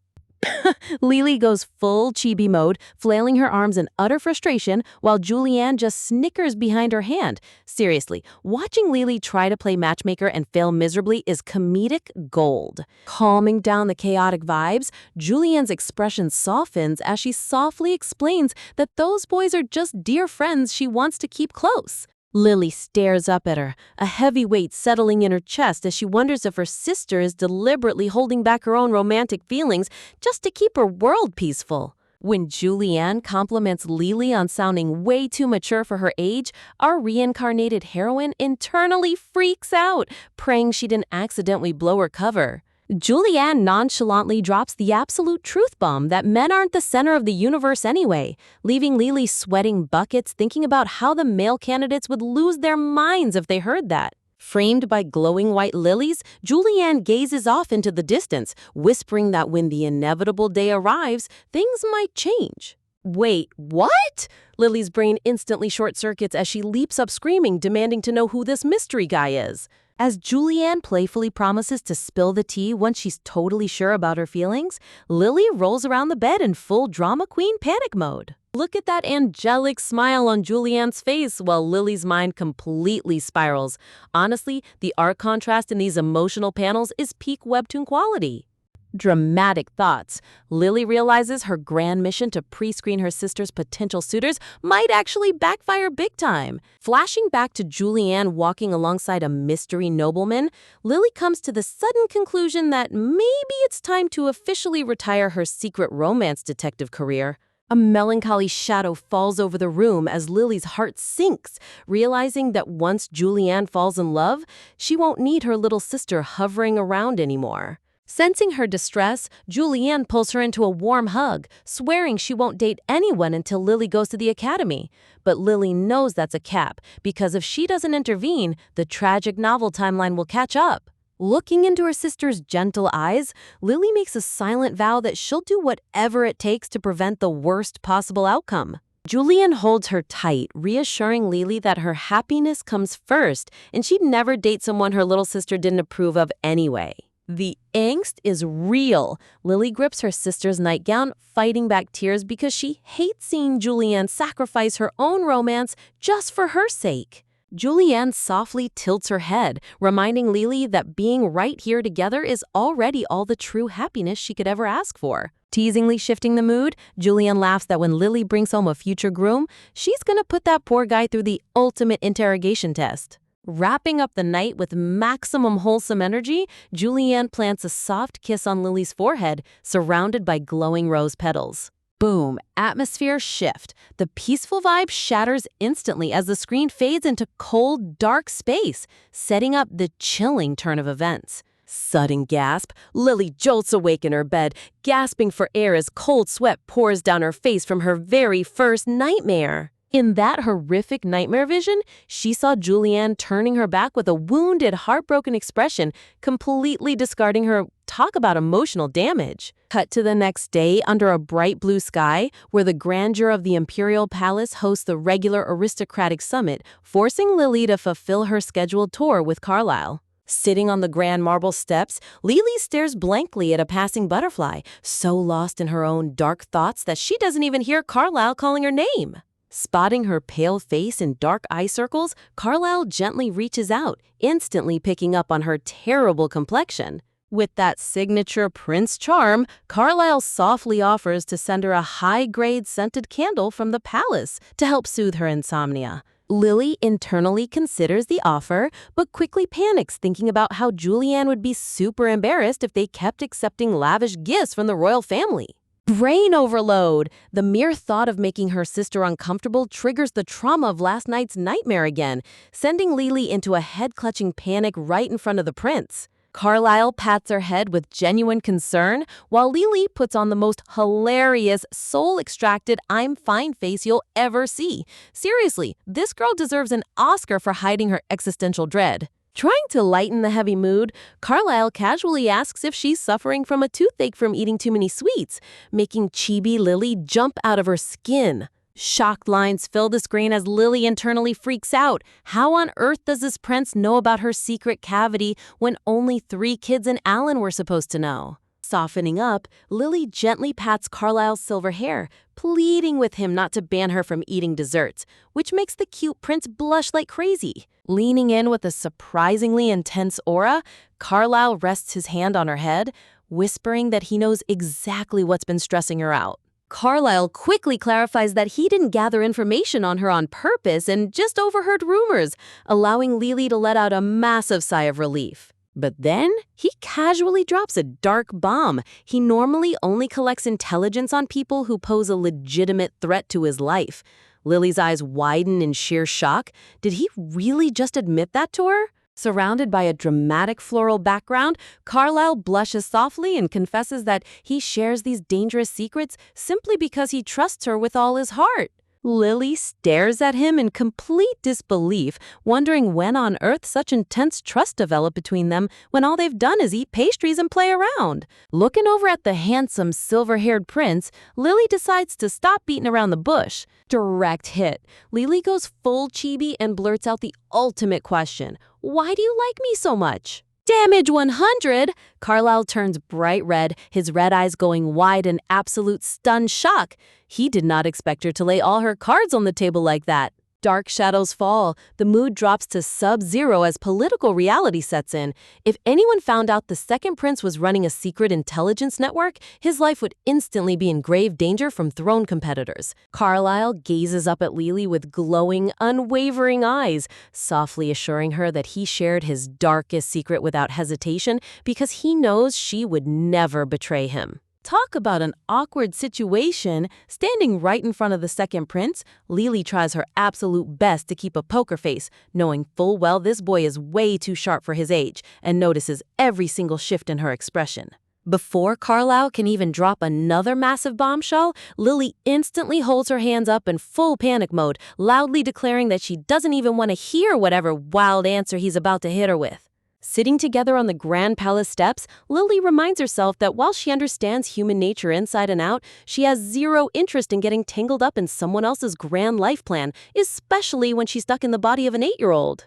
Seriously? She's got way bigger priorities right now. In full chibi fluster, Lily vows that she won't worry about romance until her older sister finally stops suffocating her with overprotective affection and starts focusing on her own love life. Trying to cool down the rising tension, Carlisle quickly clarifies that he's not asking for her hand in marriage right this second, leaving Lily sweating buckets over the fact that he's even bringing up marriage at all. Talk about drama. Carlisle puts on the most heart-wrenchingly hurt expression, saking over the fact that Lily rejected his tea so bluntly. Like, come on, bro, it's just herbal tea. Why are you acting like she shattered your whole soul?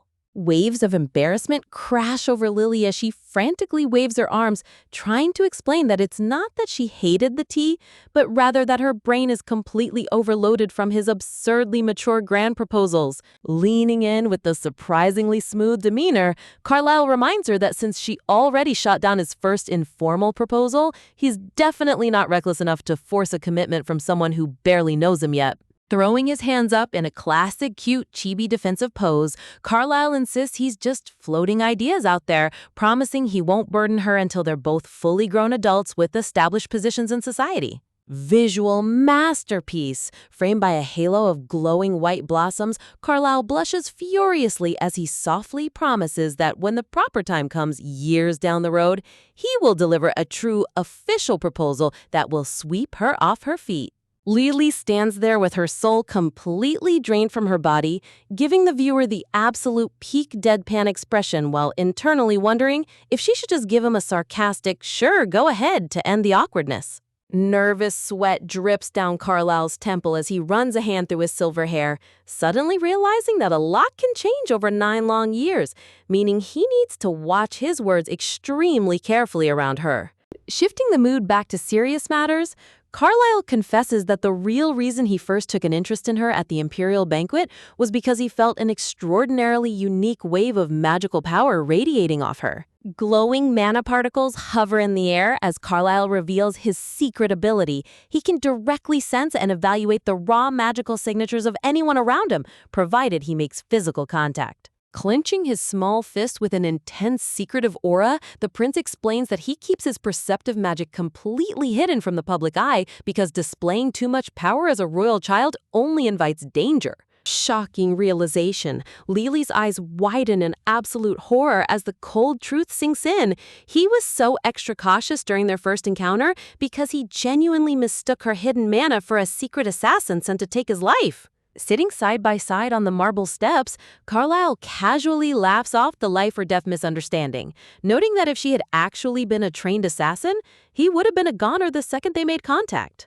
Drenched in soft, ethereal light, Carlisle gazes at her with comforting eyes, gently reassuring Lily that she never has to feel intimidated or scared around him ever again. Lily blinks in stunned silence, completely caught off guard by how effortlessly this young prince manages to drop high-stakes emotional lines with a straight face. Internal laughter. Lily's inner thoughts scream in sheer exasperation. She's a reincarnated adult soul, so the fact that a 10-year-old kid is trying to play the heroic protector role is equal parts hilarious and absurd. Carlisle softly chuckles to himself, recalling how hypnotized he was when he first witnessed her wielding a rare form of magic that didn't match anything recorded in the Imperial archives.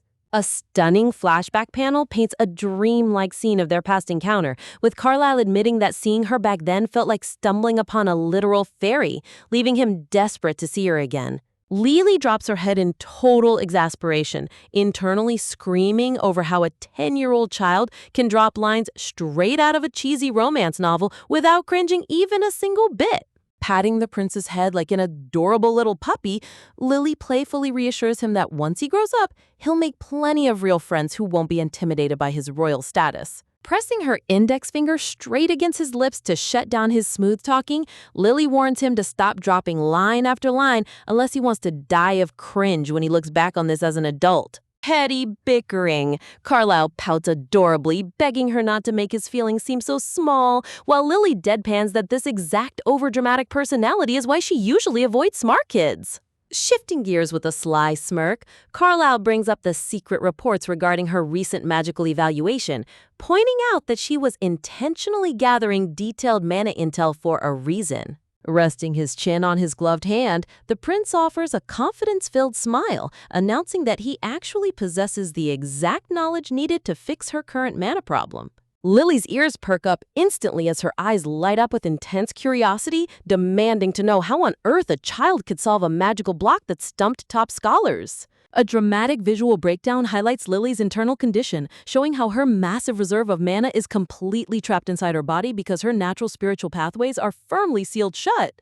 Deep in dark contemplation, Lily ponders whether the original Lillian was simply born incapable of channeling magic, or if the process of soul possession messed up her body's natural flow. Evil Eye intensifies. A terrifying dark aura consumes the frame as Lily realizes that if her mana block was intentionally inflicted by an outside curse, whoever did it is gonna pay big time. Pushing those dark thoughts aside, Lily turns back to Carlisle with an intense gaze, asking him to break down his exact method for opening her blocked pathways. Dropping his voice to a shadowy whisper, Carlisle leans close, making it crystal clear that the technique he's about to share is a top-secret Imperial method known to only a select few.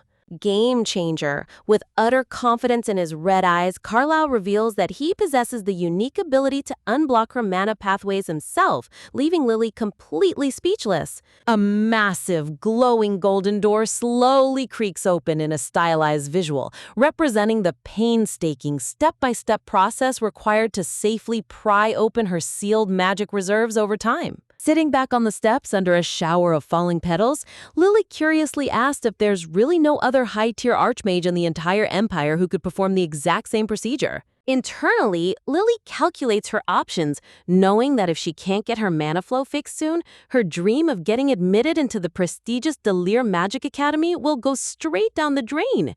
Glancing over at Carlisle's polished royal profile, Lily admits to herself that while he's a bit mischievous, his brilliant mind and high royal standing make him the ultimate ally to have on her side. Rom fan tropes unlocked. Lily's imagination goes wild, visualizing Carlisle as a grand, crown-wearing male lead straight out of a webtoon, complete with a glowing broadsword and high-stakes political drama. Carlisle gives her the brightest, most charming smile imaginable, telling her to just say the word whenever she's ready to head to Delir, as he'll handle all the behind-the-scenes prep work. Lily stares at his glowing angelic smile with complete skepticism, thinking that if she were an actual naive 8-year-old, she probably would have fallen hook, line, and sinker for that princely charm. Guarding her heart, Lily reminds herself to establish crystal clear boundaries so that even if Carlisle's promises fail, she won't be left taking the fall for his political maneuvering. Turning to face him directly, Lily drops her playful attitude and demands that they lock in a strict, binding promise before moving forward with any magical training. Surrounded by a vibrant field of blooming sunflowers, Lily claps her hands together with a sparkling business smile, stating that Carlisle is helping her out of pure goodwill, without any hidden fees. Carlisle stares at her with a blank, stunned expression as the stark realization hits him that this tiny girl is treating his heartfelt offer like a cold, hard corporate transaction. Defeated sigh. Carlisle slumps his shoulders in total defeat, sighing loudly over the heartbreaking fact that no matter how sincere he acts, Lily refuses to trust his intentions even a single bit. Looking up at the clear sky, Lily calmly explains that her distrust isn't personal. She simply doesn't believe in human sincerity, especially when her mind is constantly consumed by the terrifying fear of being abandoned by her own sister. Seeing the deep emotional wall surrounding her, Carlisle softens his tone, agreeing to draft a formal written contract for their next meeting so she can feel completely secure. As falling flower petals drift around them on the steps, Lily looks at the prince with a bittersweet expression, realizing that he, too, might have been burned by betrayal in the past, prompting her to softly ask what would happen if she ended up betraying him first. Talk about dropping a bomb with a straight face! Carlisle looks right into her eyes with that insanely intense expression and drops the heavy line that everything he's doing is simply because he trusts her completely. Before she can even process the emotional overload, he steps up and grabs her hand with absolute authority, insisting that contract or no contract, this next move is something he's doing purely on his own terms. Reverting into the cutest little chibi mode to break the tension, the prince chuckles that while it's only for a brief second, he's going to temporarily materialize her sealed magic right before her eyes. Lily completely loses her mind, frantically looking around in a panic over the off chance someone catches them in the act, but Carlisle just casually smiles and reassures her that they are totally isolated. Glowing blue mana particles begin to gather around his gloved fingertips as he closes his eyes, promising her that the whole process will be over in the blink of an eye. Boom! A breathtaking wave of magical light shatters the air, surrounding the pair with brilliant golden arches and fluttering mana butterflies that take Lily's absolute breath away. Lily's eyes light up like tiny lanterns as she reaches out in total amazement. For the very first time in her life, she's actually seeing her own hidden magic manifested in physical form.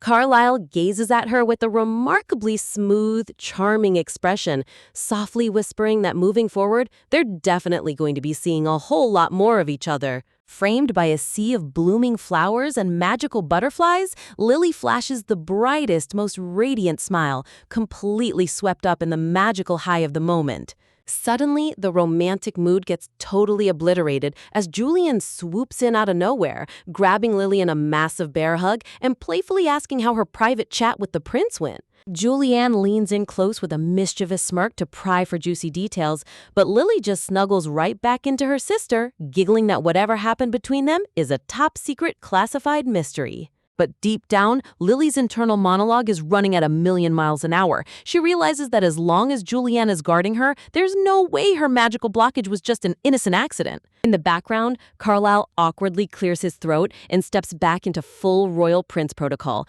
getting ready to address the older sister directly. Putting on his most polished, noble demeanor, Carlisle looks Julianne dead in the eye and announces that they need to have a serious discussion regarding Lillian's current magic status. Julianne immediately drops down on one knee in proper aristocratic courtesy, pleading with the prince to handle her little sister with care while keeping her magical potential top priority. But as soon as Carlisle casually drops a hint about the deeper issues surrounding Lily's trapped mana, Julian's entire expression sharpens into total serious mode. Watching the interaction unfold, Lily notes how insanely fast her sister's relaxed attitude instantly vanishes the second her magical well-being gets brought into the equation. A sudden wave of heavy self-doubt hits Lily. She stares at her feet, feeling like an imposter who's constantly taken advantage of her sister's unconditional protection without earning it. Shaken off the dark thoughts against a starry night backdrop, Lily resolves that no matter how complex the truth about her magic is, she refuses to keep hiding behind convenient lies forever. Carlisle continues his smooth diplomatic pitch, pointing out that he's fully aware the formal evaluation results for Lily's magic overhaul haven't been made public yet. Julianne narrows her eyes in suspicion, warning him that digging into her sister's private affairs isn't polite, but Carlisle calmly defends himself by stating the rumors were already leaking everywhere. Stepping closer with an earnest look, Carlisle requests a private follow-up meeting at the Imperial Palace next time, swearing up and down that his intentions are purely for Lily's benefit. Realizing the young prince actually holds the key to her sister's future, Julian softens up and offers a polite, graceful smile, agreeing to bring Lily along for their next palace visit. Julianne bows deeply to the young royal, offering a heartfelt apology for not being able to properly assist him while repeatedly thanking him for keeping a protective eye on little Lily. Drenched in dramatic floral lighting, Julianne puts on her best noble face, humbly admitting how shameful it feels to continually burden someone of high royal status with their family affairs. A quick internal text breakdown sums up the real subtext. Julianne basically threw down a subtle warning to Carlisle, letting him know that if he smothers Lily too hard, she won't hesitate to pull the plug. A brief flashback panel shows Julianne piecing together Carlisle's subtle moves, fully realizing that beneath all his helpful advice, the young prince is low-key trying to lock down a future proposal. Standing before the towering golden gates of the imperial estate, Carlisle waves a cute goodbye as the two sisters head back home after a chaotic afternoon. Walking beneath the sunny sky, Lily ponders the dangerous game she's playing, wondering if aligning herself with a prince caught in an intense battle for imperial power is actually a smart move. Back at the Manor Play Park, a cute blue-haired boy tilts his head in utter confusion when Lily randomly starts dropping high-level political questions right in the middle of a casual ball game. The sharp little kid instantly calls her out, asking if all this intense political digging is because of the second prince, leaving Lily low-key shocked by how quick-witted these noble children are. Kaboom! Overwhelmed by all the high-stakes stress, Lily takes her frustration out on the playground ball, unleashing an absolute DBZ-level super kick that sends the ball flying into orbit. The ball literally catches fire as it rockets across the sky, leaving poor Josh screaming in pure terror while accusing Lily of trying to straight-up murder him with a sports toy. Lily cheekily waves her arms, bribing him that if he fetches the flaming ball in 60 seconds, she'll reveal today's secret dessert, prompting Josh to sprint like his life depends on it. Turning her attention to her silver-haired friend, Lily tries to dig for more gossip about the royal family, but the boy casually stretches and tells her she'd be better off asking Aiden. Planking out on the fresh grass together, they chat about how weirdly secretive Aiden is, noting that he also secretly originates from an influential branch of the imperial bloodline. Framed by vibrant red blossoms, the silver-haired boy breaks down Luca's personality, describing him as the classic brooding, ultra-talented magician archetype who acts like a total loner. Lily slumps face down onto the lawn in sheer mental exhaustion. She just can't stop overthinking Carlisle's casual remarks about secret assassins and political hits. Sweating bullets from the ongoing existential crisis, Lily groans into the dirt while her friend deadpans that if she's really that curious about shadowy plots, she should just ask Aiden directly. Jump scare. Out of absolute nowhere, dark-haired Aiden materializes right behind them holding a giant leather-bound book, making Lily scream in absolute horror. Lily's soul practically leaves her body as she flails her arms, demanding to know how on earth he snuck up on them without making a single sound, while Aiden just smiles innocently. Wait a minute. The title of the book he's casually reading gets revealed as How to Be a Good Assassin. Bro, what kind of terrifying light reading is a 10-year-old child doing in his free time? Lily stares at him with total deadpan horror as Aiden casually brushes off her shock, asking what on earth she was trying to hide from him in the first place. Realizing she's standing next to a literal assassin in training, Lily frantically changes the subject, wildly babbling about her upcoming birthday and bragging about the candy tiara Lou gave her. Evil Eye activated. A terrifying dark aura erupts from Lily as she towers over Aiden with a menacing villain smile, forcing him to leak whatever secret birthday gift she bought for her. Aiden sweat drops nervously while holding his spellbook, meekly arguing that birthday presents are supposed to stay a complete secret until the actual party day. But then, holding the glowing grimoire tightly against his chest, Aiden drops his defensive act and hits her with the most breathtaking, sparkling, ultra-handsome smile you've ever seen. Lily stands completely frozen in place like a statue, her jaw practically dropping to the floor because this quiet kid just pulled off a classic female lead slaying male lead smirk. Fast forward to the morning of the big event, Julian gently shakes a sleepy Lily under her luxurious floral blanket, reminding her that today is finally the day she's been waiting for. Lily burrows even deeper under her cozy duvet like a stubborn little potato, internally complaining that even though she woke up early, she mentally isn't ready to face the chaotic birthday drama waiting for her. Imagine waking up on your birthday wanting nothing more than to rot under the covers, only for your hyperactive older sister to barge in and drag you into reality. Lily burrows under her heavy duvet like a stubborn little potato, internally groaning because today is officially Lillian Blanchette's big day, and she is mentally unprepared for the absolute madness about to unfold. I mean, can you really blame her for wanting to hide? Ever since she transmigrated into this body, she's been stuck dealing with a trio of high-stakes noble kids who have zero chill and way too much power for their age. Rustle. Julianne forcefully yanks the blanket off, but Lily clutches onto it with a death grip, dramatically whining that she's gonna straight up die of guilt if she has to face everyone today. Sitting up on the edge of her massive canopy bed, Lily listens as her sister sweetly reveals that the manor staff spent all morning whipping up a royal-level breakfast feast just for her. Honestly, the level of emotional blackmail in this estate is lethal. How is a girl supposed to stay in bed when the whole kitchen staff is cooking with love? Gentle strokes on the head follow as Julianne mentions how the head butler personally commissioned a custom birthday dress for her, softly asking if she'll put it on for the party. Reluctantly giving in to the overwhelming affection, Lily sighs and agrees to wear the dress, accepting that staying under the covers just isn't an option anymore.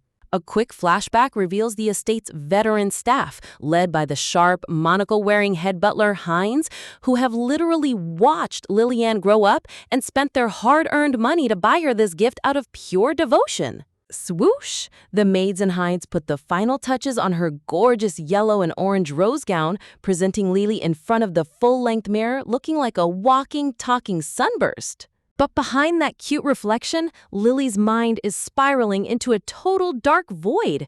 She sweats bullets, wondering on earth fantasy novel protagonists manage to casually bond with people when every interaction feels like navigating a social landmine. Stepping out into the bright courtyard, the party kicks off as Cedric arrives at the Golden Estate gates, wearing a dashing smile while lugging a giant red gift box wrapped with an oversized green ribbon. Oof, Lily staggers under the sheer weight of the massive present as Cedric proudly explains that he personally knitted a complete winter set, scarf, hat, gloves, and sweater just for her. Wait, did this guy skip his actual nobleman duties just to sit around clicking knitting needles all day? That's dedication right there. Scratching the back of his head with a sheepish grin, Cedric suddenly realizes that Lily doesn't even wear heavy knitwear in this climate, instantly deflating over his questionable gift choice. Sparkle! But when Lily lifts the lid, she finds a sleek, ornate practice sword tied with a blue ribbon sitting right on top of the knitted clothes. Lily's face lights up with the most radiant, breathtaking smile as she beams with total gratitude, thanking Cedric for such an awesome surprise. Aura shift, floating in a literal sea of proud floral blooms, Julianne watches from behind, completely overwhelmed by how heartwarming the interaction is, while Cedric gives a playful wave. Panicking slightly, Cedric turns to Julianne to apologize for greeting Lily before paying respect to the estate head, but Julianne just giggles warmly, reassuring him that today's spotlight belongs entirely to the birthday girl. "All right, who's next?" Julianne announces, turning everyone's attention to little blonde Josh, who stands nearby fidgeting with his hands nervously hidden behind his back. Swish! Stepping forward with a stiff posture, Josh meekly wishes Lily a happy birthday, causing her eyes to spark with curiosity as she asks what secret object he's hiding behind his coat. Blush. Josh's face instantly explodes into a deep tomato red as he shouts in total embarrassment, insisting that he's going to hold on to his gift and hand it over dead last. Lily tilts her head in utter confusion, but Cedric steps in with a playful smirk, exposing his nephew by teasing that Josh just wants his gift to be the absolute most memorable one of the day. Wah! Josh lets out a full-blown chibi scream, yelling at his uncle for exposing his secret feelings right in front of everyone, while Lily stands there smirking like a smug villain. Seriously, watching noble kids get utterly roasted by their own family members is peak comedy. Patting Josh gently on the shoulder with a reassuring smile, Lily smoothly reassures him that the very first gift she receives will always be the most memorable one in her heart. Handing over his present with a shy blush, Josh watches as Lily sneakily glances back at her sister, inwardly flexing her top-tier social skills. Gasp! Overwhelmed by sheer emotional damage, Julianne covers her mouth with teary eyes, internally screaming that her little sister's social intelligence just blasted right through the stratosphere. Mumbling under his breath, a blushing Josh passes over a tiny dark green box, quietly instructing her not to open it until after he's walked away. Boom! Suddenly, a high-energy shout echoes through the courtyard, making the entire group freeze in their tracks and turn toward the entrance. Riding atop a servant's shoulders like a tiny conqueror, blue-haired Luca makes a grand high-fashion entry, shouting birthday wishes at the top of his lungs. Hopping down with infectious energy, Luca hands over a sleek gift box from a high-end designer shop, grinning ear to ear as Lily accepts it with a smile. Scratching his head, Luca admits that he tried searching everywhere for a tiara made out of real candy, but when that failed, he had to scramble to find an alternative. Ta-da! Posing dramatically with a confident wink and a thumbs up, Luca announces that he decided to give himself to her as the ultimate birthday present. Look at Lily's deadpan chibi face. She's literally calculating if there's a return policy on human beings right now. Striking a theatrical pose, Luca chuckles that since she probably can't wrap him up, he'll grant her 3 unlimited wishes whenever she needs them instead. Ghost mode! Out of nowhere, dark-haired Aiden materializes right beside her like a silent ninja, softly whispering her name and making everyone jump.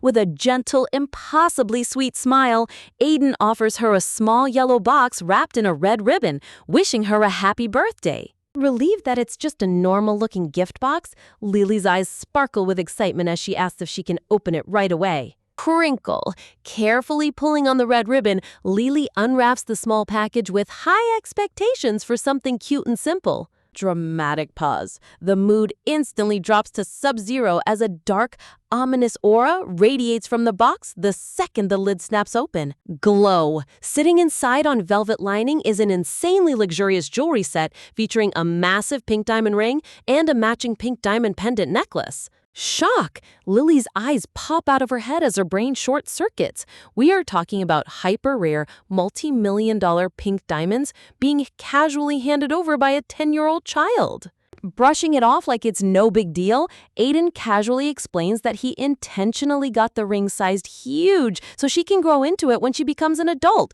Talk about playing the long game. Aiden shyly looks away, stating he wanted to give her a truly meaningful gift, leaving Lily sweating profusely as she realizes this child basically just handed her a formal marriage proposal set. When Aiden meekly apologizes for not buying her something better, Lilith's internal monologue completely breaks down, questioning if pink diamonds just sprout like backyard weeds in this fantasy world. Huluka rolls his eyes in the background, scoffing that Aiden talks like he just bought her a cheap pastry, while Lily inwardly screams that this single box could buy an entire estate. Panicking, Lily frantically shoves the box back into his hands, stuttering that she can't possibly accept a gift this expensive without mortgaging her entire future to him. Dark aura activated. Aiden's expression instantly shifts into a chilling, shadowy glare as he asks if refusing his gift means she's rejecting his proposal. Wow, the yandere energy switched on so fast it gave me mental whiplash. But before she can faint from fear, Aiden instantly flips the switch back to ultra-cute puppy eyes, softly begging her to accept his very first gift to her. Sweat dates. Trapped between a terrifying yandere glare and heart-melting puppy eyes, Lily frantically rationalizes to herself that maybe the diamonds aren't as pricey as they look. Slapping on the brightest, most forced customer service smile in existence, Lily claps her hands and accepts the gift, thanking Aiden profusely just to survive the interaction. Looking sideways with a nervous sweat drop, Lily inwardly vows that if he ever tries to use this diamond ring to force a contract on her later, she's returning it instantly. Breaking the intense standoff, Julianne happily claps her hands together, inviting all the kids inside to enjoy the custom birthday cake she baked herself. Gathered around the table, the mood gets weirdly sinister as Lily stares down at the dark, suspicious-looking purple cake, shedding fake tears of gratitude while praying her stomach survives her sister's lethal cooking. Imagine surviving a terrifying yandere marriage proposal only to have your older sister immediately check on your mental stability. When Julianne catches Lily looking like she just saw a ghost and asks what's wrong, Lily completely panics, putting on her best nothing to see here smile while clinging on to her sister for dear life. Gently stroking Lily's head like a worried mom, Julianne softly asks if she's secretly sulking because their parents missed the big party, promising that they're rushing over and should be here any day now. But honestly, if my parents left me alone with a squad of overpowered rich noble kids, I'd be crying too. A dark, ominous cloud settles over Lily's head as her brain completely short-circuits. She realizes Julianne totally misinterpreted her existential dread as simple homesickness. Lily inwardly groans that having more parents around just means adding even more high-status nobility to her list of people she's got to feel guilty about manipulating. Talk about suffering from success. Gulp. The room's temperature drops as Julianne cheerfully speculates their parents might pop in tomorrow, leaving Lily shivering in a corner like a haunted doll facing her final judgment. Seeing her look distressed, the ultimate simping lineup immediately springs into action. Lowell offers to extend the birthday bash for a whole week, while Alan smirks and promises to flex his legendary magic just to entertain her. Every single guy in this room has zero chill, and I'm totally here for it. Slapping on her trademark angelic smile, Lily outwardly coos that everything sounds amazing, while her inner monologue is screaming that these kids are acting like full-blown simps before they've even hit high school. Sparkle! Looking across the lavish table loaded with custom cake and sparkling decorations, Lily resolves to just put her terrifying future anxieties on pause for one single afternoon and actually enjoy herself. Flashing a sweet grin, Lily giggles that she actually loves this setup, making Lowell swell with pride like a peacock showing off its feathers. Nope, but the good vibes shatter the second Alan assumes his serious mastermind posture and suggests heading straight to a formal banquet hall. Lilith's face instantly contorts in sheer terror as she violently rejects the idea, because who wants to suffer through formal noble etiquette on their birthday? Sensing her total disgust for high society snobbery, Lowell smoothly steps in and offers a private magic show instead, turning chibi Lily's frown upside down in a fraction of a second. Pop! With hearts practically floating around her head, Lily excitedly chirps that she wants to go out and play, sending Alan into a petty tailspin, while Julian warmly asks where the birthday girl wants to venture. Throwing her arms up with the most breathtakingly innocent smile, Lily enthusiastically declares she wants to visit a scenic paradise with crisp air, fresh water, and absolutely zero human beings around. Crickets! A heavy, awkward silence instantly smothers the entire dining table as every single person freezes in place like gray stone statues. Look at how the artist drained all the color from this panel. That dramatic contrast is pure comedic gold. Sweat dripping down her neck, Lily stares at the lifeless crowd, wondering why her simple request turned the room into a total graveyard, defensively convincing herself that anywhere beats breathing in city smog back in Korea. Dramatic shift. Instead of taking it as a cute childish joke, Cedric and Alan drop their jaws into deadly serious calculations, trying to figure out the exact teleportation coordinates for an isolated estate near the capital. Adjusting her gloves like a top-tier scholar, Julianne starts running complex mana consumption equations out loud, prompting a panicked Lily to frantically wave her hands and beg her sister not to drain her soul for a random field trip. Shiver! Trembling in her seat, Lily comes to the harsh realization that fantasy magic actually follows brutal physics, realizing that real-life mana exhaustion is no joke. Fire. Flames of sisterly devotion literally erupt behind Julianne as she pumps her fist, stubbornly declaring she'll make this trip happen no matter what. Lily can only watch in horror as her sister turns a casual wish into a high-stakes military operation. Slumping onto the table with a heavy sigh, Lily watches her grand escape plan backfire as Julianne casually decides they're turning this into an overnight slumber party. Lowell breaks down the wizard roster, pointing out that since Evans is too unpredictable to carry passengers, only he and Julianne are left to carry the entire squad on their magical backs. Cute chibi icons pop up to map out the tactical deployment. Julianne will handle the precious kitty squad while Lowell gets stuck escorting the rowdy older boys. Honestly, seeing complex military logistics represented by soft little chibi heads is hilarious. Smirk, flashing a suave billionaire grin, Alan reveals he just happens to own a private luxury villa in the countryside and promises to clear out every single servant so Lily gets her human-free paradise. Boom! As the entire room ignites with fiery passion, Lily sits sweating bullets, regretting the moment she ever opened her mouth instead of just playing hide-and-seek in the backyard. Leaning in with a sweet smile, Julianne asks if her little sister is ready to go, completely unaware that Lily is mentally screaming over being stuck in a secluded mansion with a bunch of future Yandries. Forcing the most precious butter-wouldn't-melt expression onto her face, Lily squeaks out that whatever makes her big sister happy makes her happy too. Hello! Lowell takes tiny Luca by the hand, signaling to the rest of the party that it's time to launch their high-powered magical transport. Reaching out her hand, Julianne gives Lily a radiant smile, promising that by the time they finish playing, their parents will be back at the main estate, waiting for them. Lily stares at her sister's hand in quiet contemplation, wondering why Julianne keeps bringing up their absent parents like a lingering shadow. Turning around with open arms, Julianne calls out for little Josh and Aiden to hurry up and grab her hands so they can sync up their teleportation field. Dash. Sparks literally fly as Josh and Aiden lock eyes for a split second before blasting off like Olympic sprinters in a violent high-stakes race to grab her hand. Julianne's eyes bulge out in complete disbelief as she yells at them that this isn't a competition. Snap! Using raw athletic instinct, Josh lunges forward and snatches her hand first, leaving Aiden frozen midair with his jaw practically hitting the grass. Victory! Puffing out his chest with an insufferably smug grin, Josh celebrates his petty win while Aiden looks like his entire world just collapsed. Lily silently notes that muscle memory from sword training really pays off in sibling rivalries. Julianne giggles warmly at the boys' ridiculous antics, while Lily watches her sister radiate total main character charm.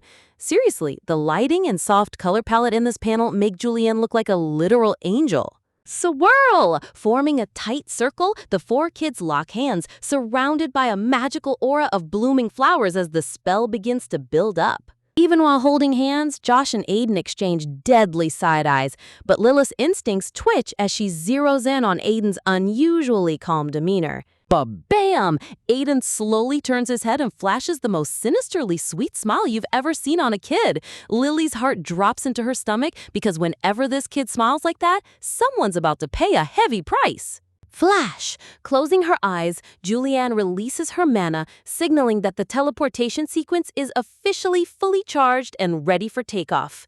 Whoosh! Massive, intricate magic circles light up the ground in brilliant green and gold, enveloping both groups in blinding pillars of light as space bends around them. Swirling through the magical slipstream, Lily looks at her sister in utter awe, internally praising Julianne's godly talent while silently swearing she'll protect her from being trapped by controlling men.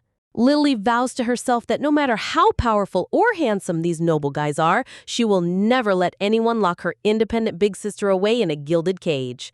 Bathed in shimmering golden light, Julianne looks like an absolute queen who commands her own destiny, proving she doesn't need a knight in shining armor to save her. Swoosh! A sudden gust of wind scatters fresh green leaves through the air as the magical portal snaps shut, safely depositing Julianne and the kids right in the heart of a breathtaking, untouched forest. Whoa! The view opens up to reveal a stunning crystalline lake shimmering under the bright blue sky, with a fairy tale villa resting gracefully on the far shore. Lily and Josh stand frozen in sheer awe at the gorgeous scenery. Beaming with joy, Lily grabs Josh and Aiden by the hands and dashes toward the shoreline.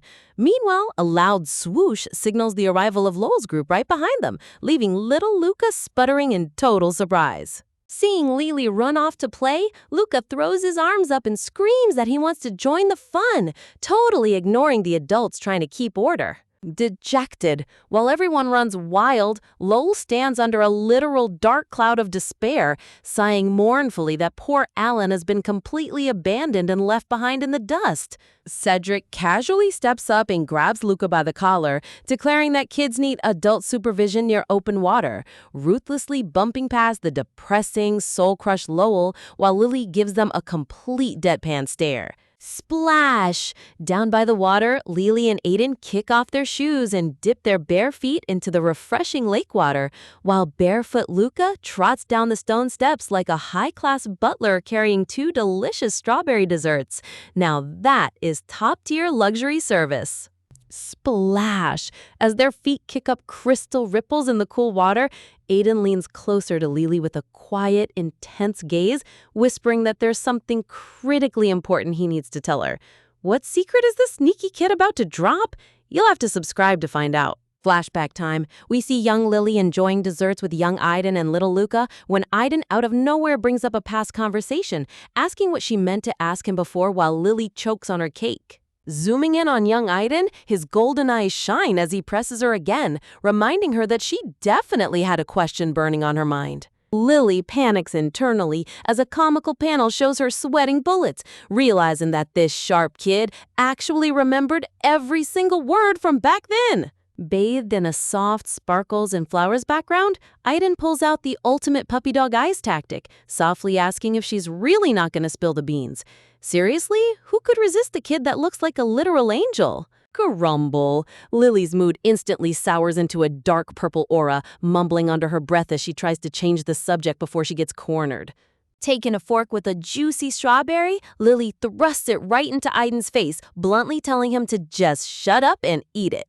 Flustered, Aiden turns red and tries to decline, but Lily isn't taking no for an answer, insisting on hand-feeding him like a stubborn big sister. Sitting together by the garden pond, Aiden gets surprisingly sweet, promising Lily that he always wants to help her with anything she's worried about, while little Luca in the background makes a grossed-out face at their romantic vibe. Talk about zero chill from Luca. Aiden leans closer with a serious look, asking if the only reason she isn't confiding in him is because he thinks he's useless, making Lily sweat nervously. Sparkle, unleashing his full cute charm offensive once more with wide, shining eyes, Aiden urges her to just give it a shot and trust him.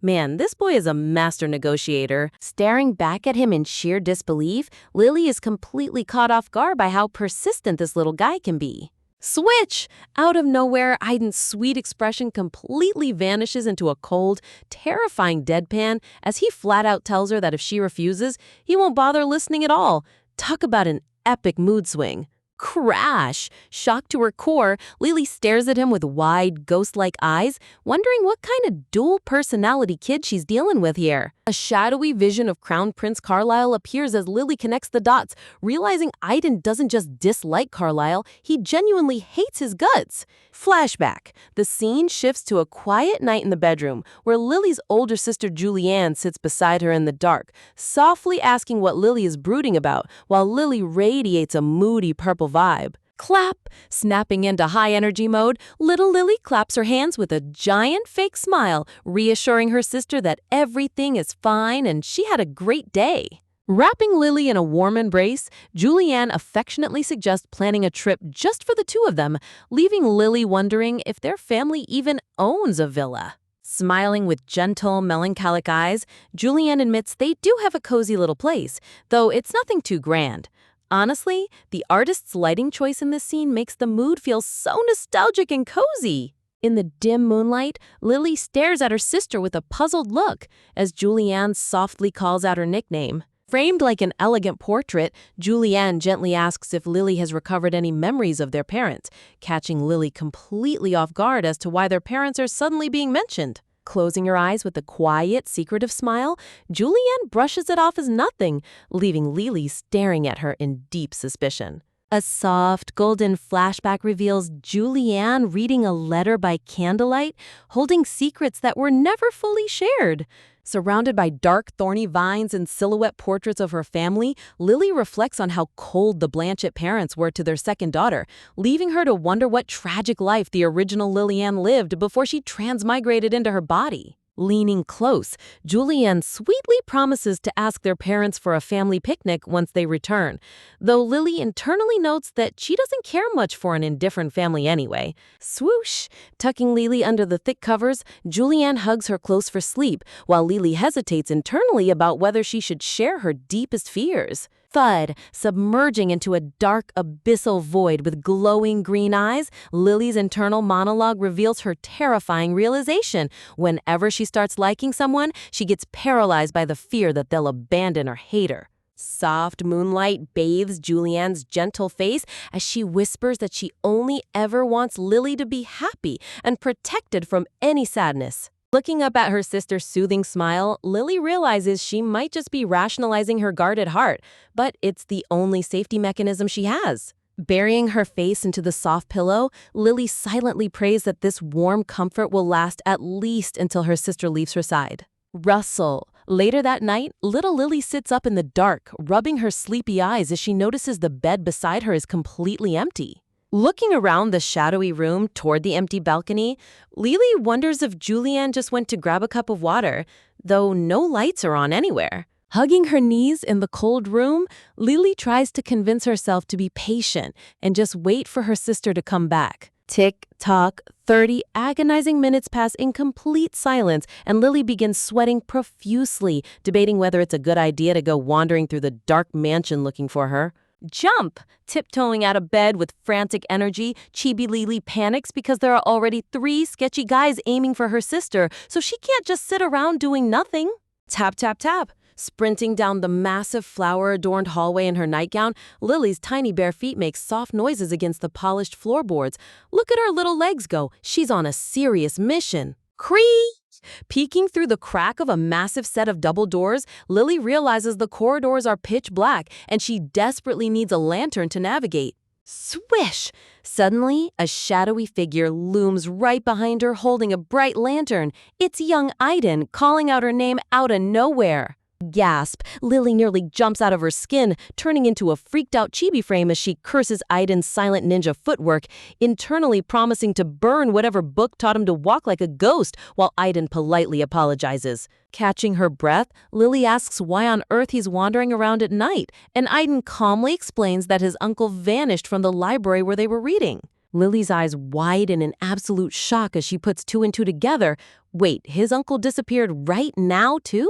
A chaotic, scribbly background emphasizes her inner panic as she realizes Michael and Julianne both vanished simultaneously on the exact same night. Nod. Turning to Aiden with wide, determined eyes, Lily suggests they form a search party and hunt down their missing guardians together, to which Aiden instantly agrees. Step, step, marching behind him as Aiden leads the way with the lantern, Lily playfully grumbles that she was totally about to sleep until he dragged her into this mission. Grasp! Stopping in the middle of the dark hallway, Aiden gently reaches back and takes her hand, softly saying they shouldn't get separated in the dark. Okay, this kid really knows how to pull off smooth moves. Walking together up the grand staircase, Lily asks if he even knows where he's going, and Aiden casually flexes that he memorized the entire layout of the mansion just by walking around once. Talk about cheat code memory. Gaze. Looking around the enormous architectural arches of Michael's villa, Lily is floored by how massive and luxurious the place is, comparing it to her own family's grand estate. Creak! Reaching a massive wooden door, Aiden slowly pushes it open while casting a beam of yellow lantern light into the dark room. Looking down with a melancholic expression, Aiden confesses that he was worried he pressured her too hard earlier when asking about her secrets. Surrounded by romantic rose blossoms, Aiden sincerely apologizes, admitting that while he wished there were zero secrets between them, he realizes he shouldn't force her if he can't do it either. Looking at him with a soft, warm smile, Lily reassures him that it's totally okay and he shouldn't beat himself up. Though internally, she hilariously reminds herself that his sincerity still won't make her spill all her reincarnated secrets. Ever caught your big sister getting secretly proposed to at midnight while hiding in the bushes? Just when Aiden is about to drop another cryptic question in the dark corridor, Lilith's sharp ears pick up soft voices echoing from the garden terrace. Swish! Acting on pure instinct, Lily slaps a hand over her mouth, grabs Aiden's wrist, and yanks him straight down into the shadowy bushes before he can even blink. Under the glowing pale moonlight, two figures are standing silhouette style on the balcony. Aiden blinks his dot eyes in total confusion, but Lily's eyes are locked onto her sister Julianne and Aiden's uncle Michael. Whisper. Clinging to Aiden's shoulder, Lily fiercely shushes him with a finger to her lips. Seriously, if they get caught eavesdropping now, their late-night stealth mission is totally blown. Hiding low behind the dense foliage, Lily strains her ears, grumbling internally that she can't hear a single word over the distant rustling leaves. Man, where are high-tech spy gadgets when you actually need them? Turning to Aiden, Lily dramatically whispers that this is officially an extension of their secret society spy mission. Aiden just nods along like a loyal operative ready for action. Tiptoe, commencing full tactical crawl mode, the two tiny sneaky agents inch forward through the bushes, closing the gap to the balcony without making a single peep. Framed by glowing floral moonlight, Julian looks down with the most breathtaking melancholic expression, softly calling out Michael's name. Okay, can we talk about the artist's lighting choice here? It's literally giving peak historical romance manhwa vibes. Clutching his ruffled shirt with a subtle, sorrowful look, Michael gently reassures her that he never intended to burden her heart with his heavy feelings. Watching the intense mood unfold from the bushes, Lily's brain goes into overdrive trying to read between the lines. Julianne looks super pressured, while Michael is pouring his heart out like a tragic male lead. A sudden wave of dread washes over Lily as memories of noble societal pressure flash in her mind. Watching your sibling navigate political proposals in real time is way too stressful for a kid. Julianne turns her gaze toward the starry sky, firmly explaining that her priority right now is purely her little sister, and she has zero desire to burden herself with marriage or engagement talks. Sister of the Year award goes to Julianne, no contest. Gasp! Michael softly tells her there's no rush to give an answer, but behind the bush, Chibi Lily realizes in sheer shock that every single male in this family possesses an unprompted proposal gene. Surrounded by a shimmering halo of blue roses and romantic sparkles, Michael gazes at her with total devotion, promising he'll wait as long as humanly possible. Honestly, this guy's patience level is off the charts. Peek! Curiosity getting the absolute best of her, Lily inches a little higher out of the hedge to get a front row view of the romantic climax. But when she glances sideways, Aiden is standing right next to her, surrounded by sparkly pink hearts, looking utterly clueless about the adult drama. Lily sweats internally, realizing this kid has zero interest in romance or court politics. Back on the balcony, Julianne hesitates, her lips trembling as she tries to find the right words to respond to Michael's heavy confession. Snap! A sudden loud rustle behind the bushes cuts through the midnight silence, making Lilith's eyes widen in absolute spine-chilling horror. Bam! Suddenly, Alan's towering shadow looms over them. Looking down with piercing blue eyes, he bluntly asks what on earth two kids are doing crouching in the dirt at midnight. Talk about the worst possible jump scare. Swish! Both Julianne and Michael whip their heads around toward the garden wall, completely caught off guard as Alan stands over the two busted eavesdroppers. Julianne's mouth drops open in sheer disbelief as she gasps out her sister's name, while Michael blinks in complete shock, seeing his nephew in the bushes. Crash! A heavy dark aura of doom instantly smothers Lily and Aiden. Internally screaming in total panic, Lily realizes their stealth operation just turned into an absolute disaster. Looming over them with this baffled expression, Alan repeats his question, demanding to know why they're creeping around in the dark garden.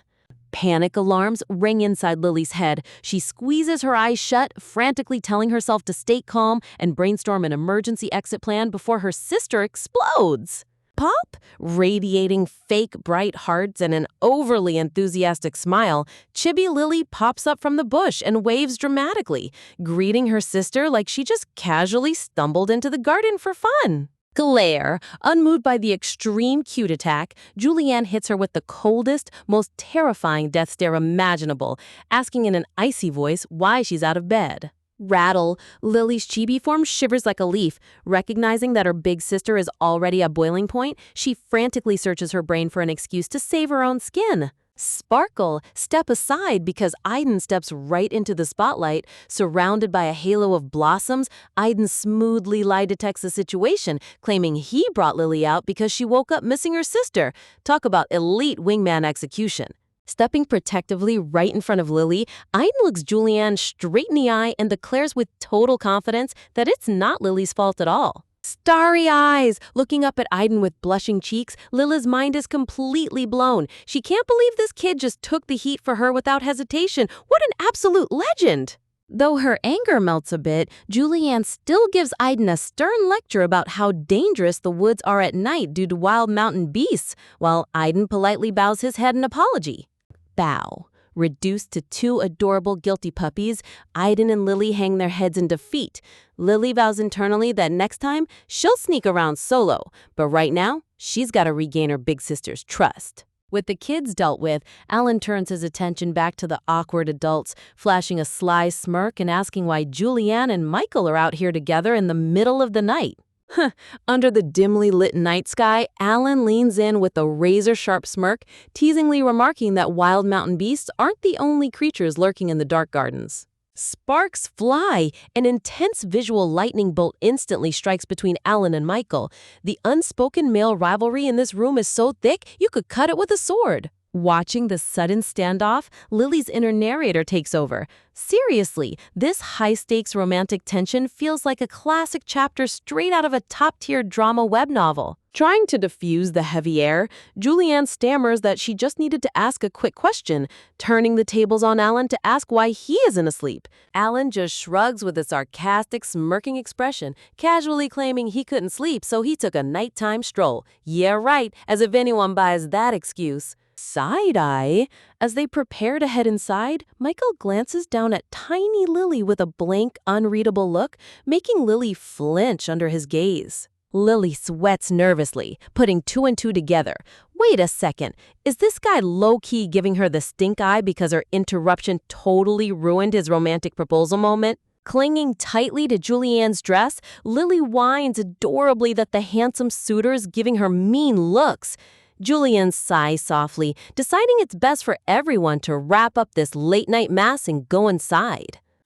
Trudging back toward the mansion, Lily prepares herself for round 2 of scolding indoors, resolving to pull the ultimate classic trick, pretending to fall fast asleep the second her head hits the pillow. Holding Lila's tiny hand, Julianne turns around and gently invites young Aiden to head inside with them so he doesn't catch a cold. Glance. Lily sneaks a quick look back as Aiden walks alongside his Uncle Michael under the dark architectural archways. Surrounded by a gorgeous border of blooming pastel roses, Lily holds her sister's hand tightly, feeling immense warmth and gratitude toward Julianne for always having her back. Sunshine! Morning arrives. Stepping out onto the grand stone terrace under the bright golden sun, Lily rocks an insanely adorable new frilly orange dress, greeted by the mansion's elderly butler standing at the double doors. Curtsy! Flashing a bright, sunny smile, Lily bows cutely and enthusiastically thanks the butler for providing such a stunning outfit for her trip. The distinguished butler, complete with neat white hair and a sharp monocle, smiles back with gentle, grandfatherly eyes, delighted that the young lady loves her new dress. Lily observes him thoughtfully. This is Hines, the estate's head butler. Since the original Lily Ann always avoided him, Lily realizes she never had a proper chat with him. Maybe it's time to build some good rapport. Placing a gentle hand on her shoulder, Julianne reminds Lily to take a warm shower to refresh after their long journey, while Hines politely nods, assuring them he'll have everything prepped immediately. Morning hits, but before Lily can even process last night's romantic garden drama, Hines pulls up to drop a huge bomb. Her bedroom is overflowing with birthday presents. Bowing like the world's most dignified butler, Hines gives her a gentle warning to stay sharp whenever she's wandering around the estate grounds alone. Julianne flashes Hines a sweet, dazzling smile to thank you, but Lily's internal alarm bells instantly go off. That smile is way too angelic to be genuine. Sweat drops instantly form on Chibi Lily's forehead as she panics internally, wondering if her sister is low-key fuming over her late-night bush-crawling antics. Lily remembers how super sweet and caring Julianne was before they arrived at this mansion, making the current eerie mansion tension feel 10 times more intense. Turning back to the head butler, Julianne's vibe shifts completely into full noble boss mode as she asks Hines to tend to their immediate preparations. Playing the absolute master of cute tactical distraction, Lily waves her arms excitedly and announces she's off to inspect her mountain of birthday loot. Julianne's protective sister instincts kick in as she gently pats Lily's head with a warm grin, giving her little sister the green light to go wild. Strutting down the grand carpeted hallway, Lily's brain goes into full detective mode, analyzing two massive red flags, Michael's proposal and the mysterious Blanchett parents. Heavy, dark shadows swirl around Lily's mind as she admits to herself that this reincarnated life is getting way more complicated than any web novel she's ever read. Arriving at her private quarters, Lily slowly pushes open the massive double doors, holding her breath to see what's waiting inside. A blinding golden ray of light instantly blasts out from the room, forcing poor Lily to shade her eyes in complete shock. Stacking straight to the high ceiling is a literal mountain of luxury gift boxes, mostly sent all the way from the Carlisle Duchy. Talk about flexing aristocratic wealth. Humming a happy little tune, Lily skips right past the giant boxes and zeroed in on a tiny, elegant package sent directly from young Joshua. She pops open the delicate box to find a gorgeous flower hairpin paired with a neatly folded handwritten letter. Now that's what I call peak romance setup. Reading the letter with wide, sparkling eyes, Lily finds out that little Joshua actually recruited his mom to help pick out the perfect hairpiece for her. Lily's heart completely melts into a puddle of chibi joy, gushing over how ridiculously adorable Joshua is and promising to wear his gift next time they meet. Just as she's about to unwrap Carlisle's present, Hines peeks through the door with an unusually pale face, instantly ruining the cozy vibe. The cheerful atmosphere drops to sub-zero as Hines reveals that Count Blanchett and his wife have just arrived at the mansion. Cue the dramatic villain entry music. Staring at her reflection in the mirror while a maid fixes her hair, Lily frantically rehearses her expression, trying to figure out how a clueless child is supposed to greet estranged parents. The freckled maid gently brushes out Lilith's pink locks, reminiscing about how she used to prepare big sister Julianne before she left the estate. Lily stays completely quiet as the maid ties a black ribbon, internally sweating because she literally has zero real memories of this family's past. Noticing Lilith's tense posture, the sweet maid adjusts her floral collar and asks if she's feeling uncomfortable around the staff. Grasping Lily's small hands with genuine warmth, the maid apologizes for her own nervousness, admitting she was terrified of inconveniencing the young lady. A warm, nostalgic memory frame pops up showing the entire household staff surrounding young Lily with endless love and affection. Seriously, the servants in this monoet deserve a raise. Kneeling down to eye level, the maid reassures Lily that even if her memory never returns, nobody in this house will ever hold it against her. Framed by radiant pastel blossoms, the maid beams with the purest smile, reminding Lily that the staff will always remember her past for her. Looking down with glistening emotional eyes, Lily feels a sudden surge of warmth, immediately followed by a chilling wave of imposter syndrome. Heavy, dark shadows swallow the screen as Lily's internal narrator takes over. She suddenly feels the overwhelming urge to hide from all this undeserved kindness. Glancing at old family portraits, Lily realizes that Julianne loved her little sister fiercely, yet the original novel barely mentioned Lily at all. Something is definitely off here. With a sharp look in her eyes, Lily points out the glaring plot hole. If everyone loved Lily so much, why was her character completely isolated in the original timeline? A depressing flashback reveals original Lily sitting alone in a gloomy, sunless room, neglected and forgotten by the world.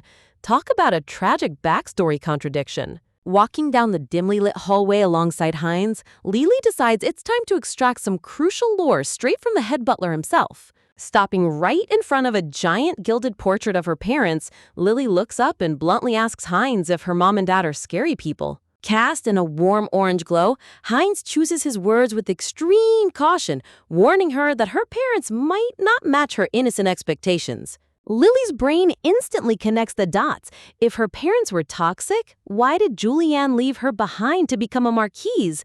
This web novel plot is thicker than a bowl of oatmeal. Reaching the massive wooden doors of the main study, Hines halts his footsteps and turns back toward the nervous little girl. With a grandfatherly glint in his eye, Hines softly promises Lily that no matter what happens inside that room, the entire staff is 100% on her side. Flashing a bright, grateful smile, Lily thanks him, but internally realizes you only give a speech like that when someone is walking straight into a lion's den. The massive doors slowly push open, letting in a stream of golden afternoon sunlight as Lily takes her first brave step inside. Surrounded by glowing rose petals, Julianne stands inside looking like an absolute goddess, calling out her sister's name with total warmth. Lily scurries right over to stand protectively by Julianne's side as they face the massive mahogany desk sitting at the end of the room. Sitting behind the desk like two ruthless military commanders are Count Blanchett and his wife,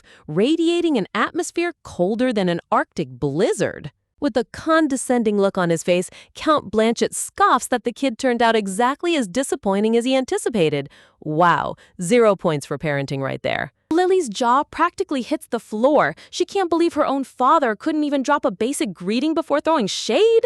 Swallowing her pride, Lily bows politely and squeaks out a formal greeting to her estranged mother and father, keeping up her innocent child act. Resting her chin on her hands with a terrifying glare, Countess Blanchett asks if lost memories mean Lily forgot how to behave properly. Man, the toxicity in this room is unmatched. Unable to tolerate the disrespect for another second, Julianne slams into full big sister mode, furiously calling out her mother's passive-aggressive cruelty. Julianne's eyes burn with pure wrath as she confronts her mother, regretting that she ever believed her parents had changed their cold, heartless ways. Standing tall beside her trembling little sister, Julianne vows to protect Lily from their parents' toxic nonsense no matter what it takes, setting up the ultimate family showdown. Ever wonder what happens when a noble father casually decides his own daughter should be discarded just because she lacks magic? The cold-hearted patriarch unrolls an official scroll, coldly stating that talentless kids are useless, while Julianne bursts in shouting in pure outrage. Dripping in icy blue lighting, little Lily stands in the shadows, coming to the heartbreaking realization that without magical skills, she isn't even acknowledged as a member of this cutthroat family. Julianne slams her hands down, furiously defending her sick sister and calling out her father's sheer cruelty. But the old man doesn't even blink, calmly claiming he's just stating facts.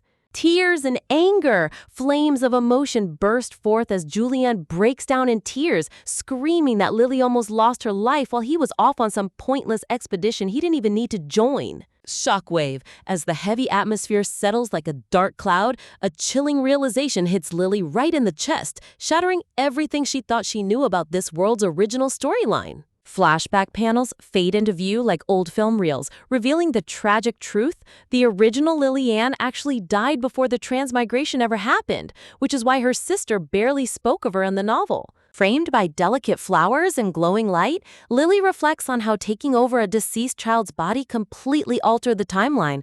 Honestly, the artist's use of floral borders here really softens what is secretly a super dark plot twist. Sitting at her massive mahogany desk, their mother rubs her temples, exhaustion written all over her face, as she tells Julianne to calm down before things get out of hand.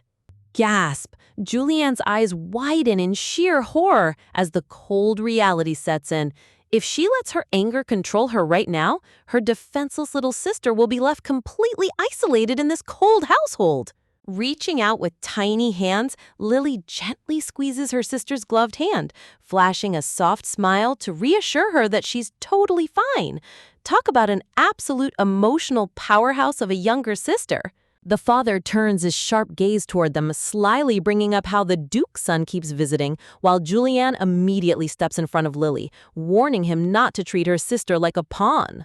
Tension. The father coldly insists that an ungifted child must be used for political leverage, but Julianne snaps back with venom, declaring that her sister is a human being, not some disposable bargaining chip. Looking down with zero remorse, the patriarch claims authority as her father, but Julianne glares right back with absolute determination, standing her ground as a protective older sister. Covered in shadow, Lily reflects on her situation. Sure, showing off magic might earn their conditional approval, but can you really call fake affection love? Deep stuff for a kid's body. Shaking off the heavy mood with a stubborn little huff, Lily resolves that dealing with shameless parents actually gives her an advantage, since she won't feel a shred of guilt when she uses them back. Clunk. The heavy double door slams shut behind them, leaving the two sisters standing together in the quiet corridor as the high-stakes confrontation finally comes to an end. Roosh! Sweeping down, Julianne wraps Lily in a tight, desperate hug, whispering heartfelt apologies for putting her through such a terrifying confrontation. Tears glistening in her eyes, Julianne holds her sister close, lamenting how unfair it is that Lily couldn't even get a peaceful birthday celebration with loving parents. Look at that gorgeous lighting.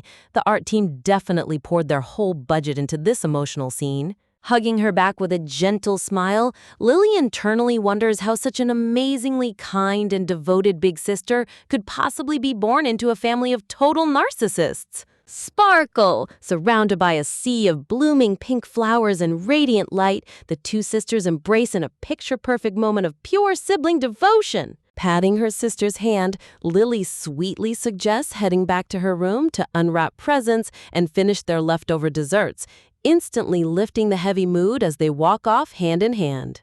Boom! Cut to Alan's luxurious mansion, where the peaceful atmosphere is shattered by a loud bang as someone slams their fists onto the table in pure rage over what happened to Lily.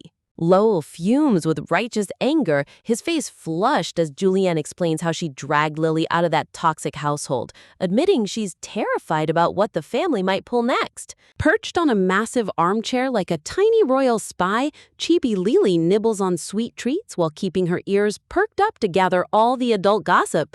Cedric folds his hands with a solemn expression, agreeing that leaving Lily in that mansion is a recipe for disaster, since her ruthless parents will definitely exploit her sooner or later. Lowell casually suggests training Lily in swordsmanship for self-defense, but Julianne immediately shuts it down, refusing to let her little sister turn into a weapon. Man, Julianne's protective instincts are top tier, though sword-wielding Chibi Lily would be hilarious. Sob, tears welling up in her sparkling eyes, Julianne blames herself for not protecting Lily sooner, realizing her past achievements might have actually made her sister's life harder. Connecting the dots in her head, Lily realizes that Julianne's intense obsession with winning was actually a desperate shield to keep her safe all along. Peeking over her giant velvet armchair, Lily realizes she completely misjudged her sister's original character motives while listening to the adults brainstorm her rescue plan.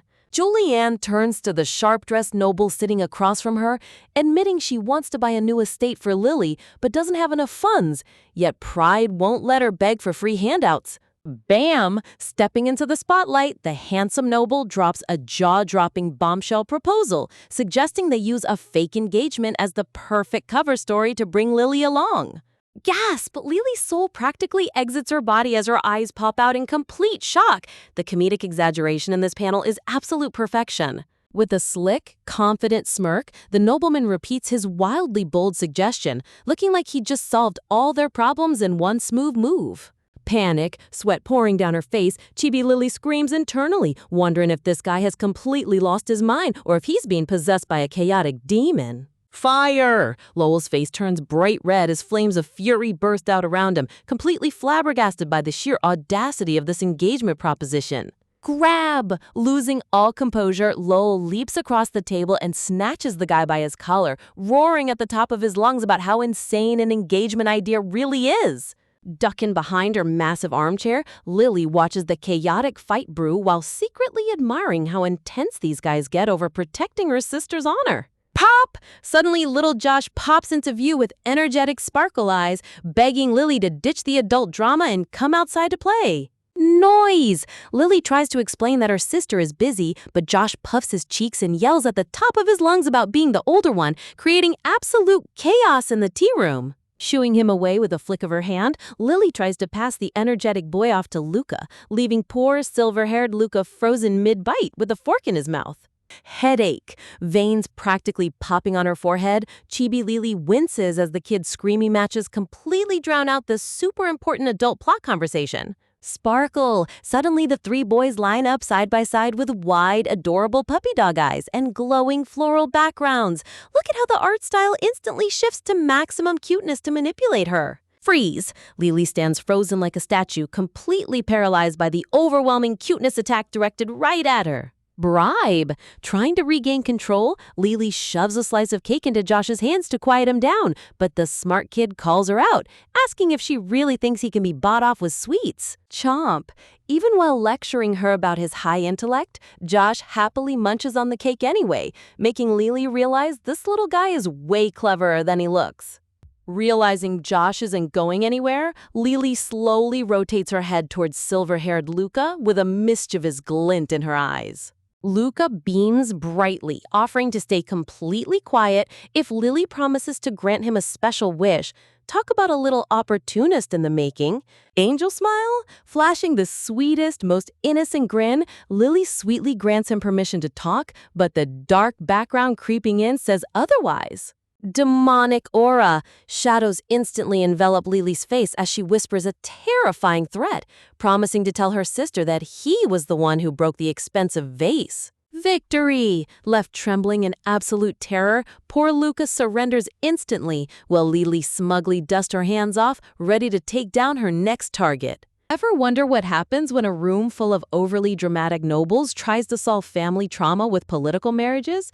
Little Josh sweetly promises to stay quiet for Lily, but honestly, in a room this chaotic, silence isn't going to last more than 2 seconds. Peeking nervously over her giant armchair, Lily breaks down the situation, asking if everyone is actually serious about this sudden engagement idea or if they've completely lost their minds. The guys waste no time debating the proposal, pointing out that while Julianne gets flooded with marriage offers daily, agreeing to a fake engagement with Michael is a whole different ballgame. Serenity. Drenched in soft moonlight and lace, Julianne looks like an absolute ethereal goddess, though under that beautiful exterior, her mind is racing with ways to protect her younger sister. Talk about top-tier character design from the art team. Shock. Suddenly, the guys gasp in horror as they turn toward the sisters, realizing that Julianne might actually be entertaining this absurd fake marriage plan just to keep Lily safe. Lowell stands there with a massive sweat drop on his face, completely speechless as the realization hits him that things are spiraling out of control faster than a runaway horse carriage.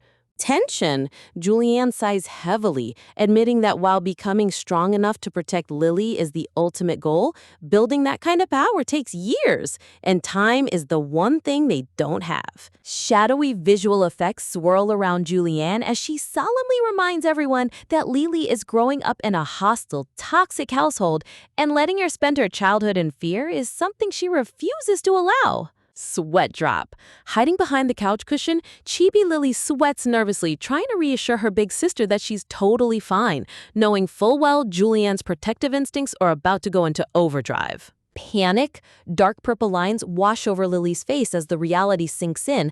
If Julianne actually goes through with a fake marriage just for her sake, Lily is never going to forgive herself. Stomp. Unable to sit back any longer, Lily bursts out from behind the furniture, screaming at the top of her lungs that she absolutely refuses to let her big sister make such a reckless sacrifice. Rage. Fuming with toddler fury, Lily marches up to Julianne and demands to know why she'd even consider Michael's proposal, instantly declaring Michael permanently banned from the household. Man, Lily's tiny rage mode is easily the funniest thing in this chapter. Tugging frantically on her sister's gown with impact lines flying everywhere, Lily yells that marriage should only be about true love, not some tactical political scheme. Gentle touch. Julianne places a loving hand on Lily's head, completely stunned by her little sister's passionate speech and wondering where on earth a toddler learned such mature romance advice. Noise? Lily puffs up her cheeks and screams that she's technically an adult on the inside, refusing to be treated like a clueless child who gets sent outside to play. Drama. Narration boxes pop up as Lily internally rants about how even getting married at 20 in her past life felt way too early, so letting her sister jump into a marriage scheme right now is an absolute hard no. Bribe alert! Trying to clear the room, Michael casually slides a mouth-watering slice of cake toward Lily, politely asking her to run along so the adults can talk shop. Rejection. Lily shakes her head so fast her hair braids turn into a blur, flat out refusing the cake because no amount of sugary deliciousness is going to bribe her away from protecting her sister.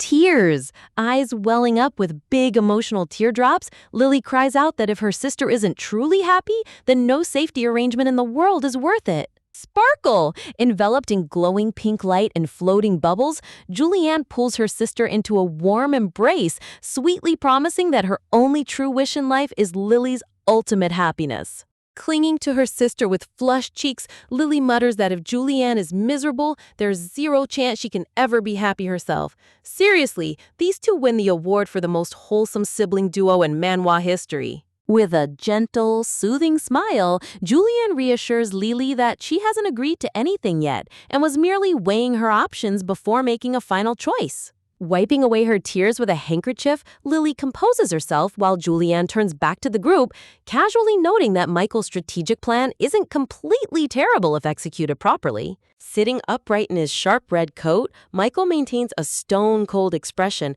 explaining that if they accept his terms immediately, he can arrange the necessary evaluations right away. A sleek close-up shows Michael lost in thought, his piercing golden eyes hinting that he's playing a much deeper game than anyone in the room realizes.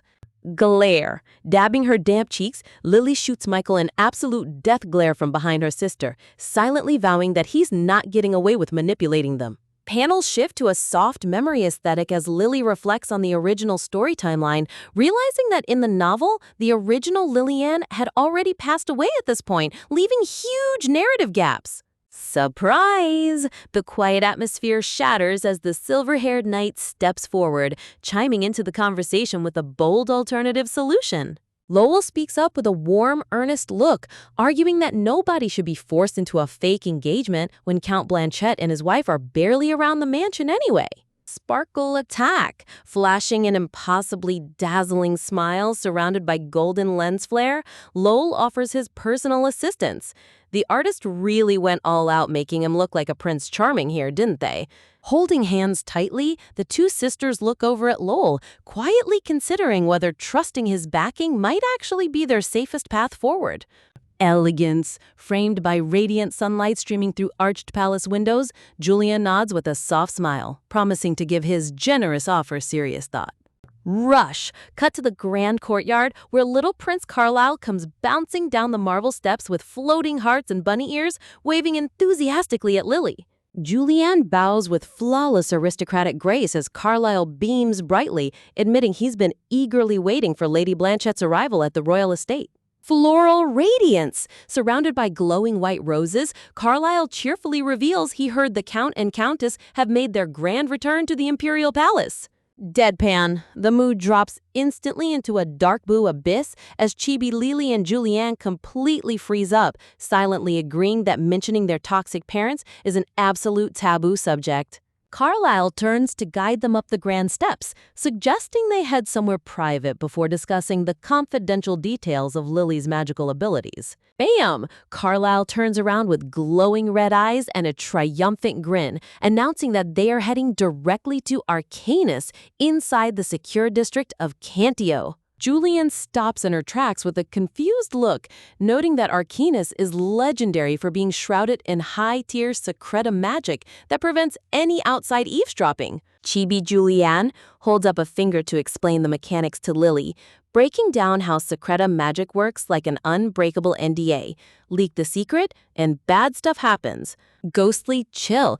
Creepy dark tendrils burst out behind Carlisle as he nonchalantly mentions that breaking the magical contract literally cuts off your tongue forever.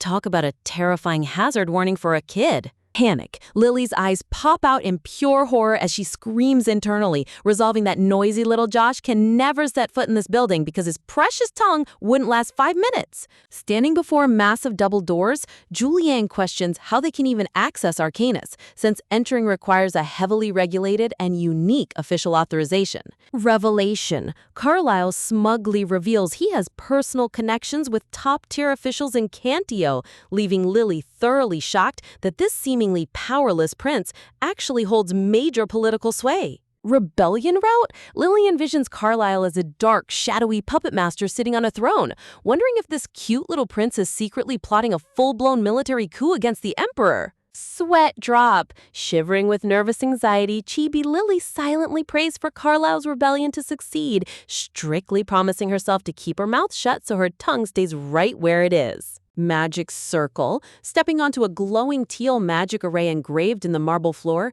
Julianne officially asks Carlisle what crucial information he wanted to share about Lily. Carlisle looks up with absolute seriousness, declaring that he has found a way to help Lily awaken and control her latent magic power on her own terms. Reaching into his jacket, Carlisle pulls out a confidential document, revealing he managed to secure Lily's official precision magical test result paper under the radar. Scanning the glowing document, Julianne's eyes widen as the test results confirm that Lily's magical pathways won't awaken naturally, setting up a massive obstacle for her future growth. Just when you think royalty only brings endless headaches, Prince Carlisle drops a truth bomb that leaves Julianne utterly speechless, claiming he can unlock Lily's hidden magic without asking for a single thing in return. Carlisle stands tall with absolute confidence in his eyes, declaring that he possesses the unique talent required to guide Lily through her magical awakening. Still skeptical of a royal offering free favors,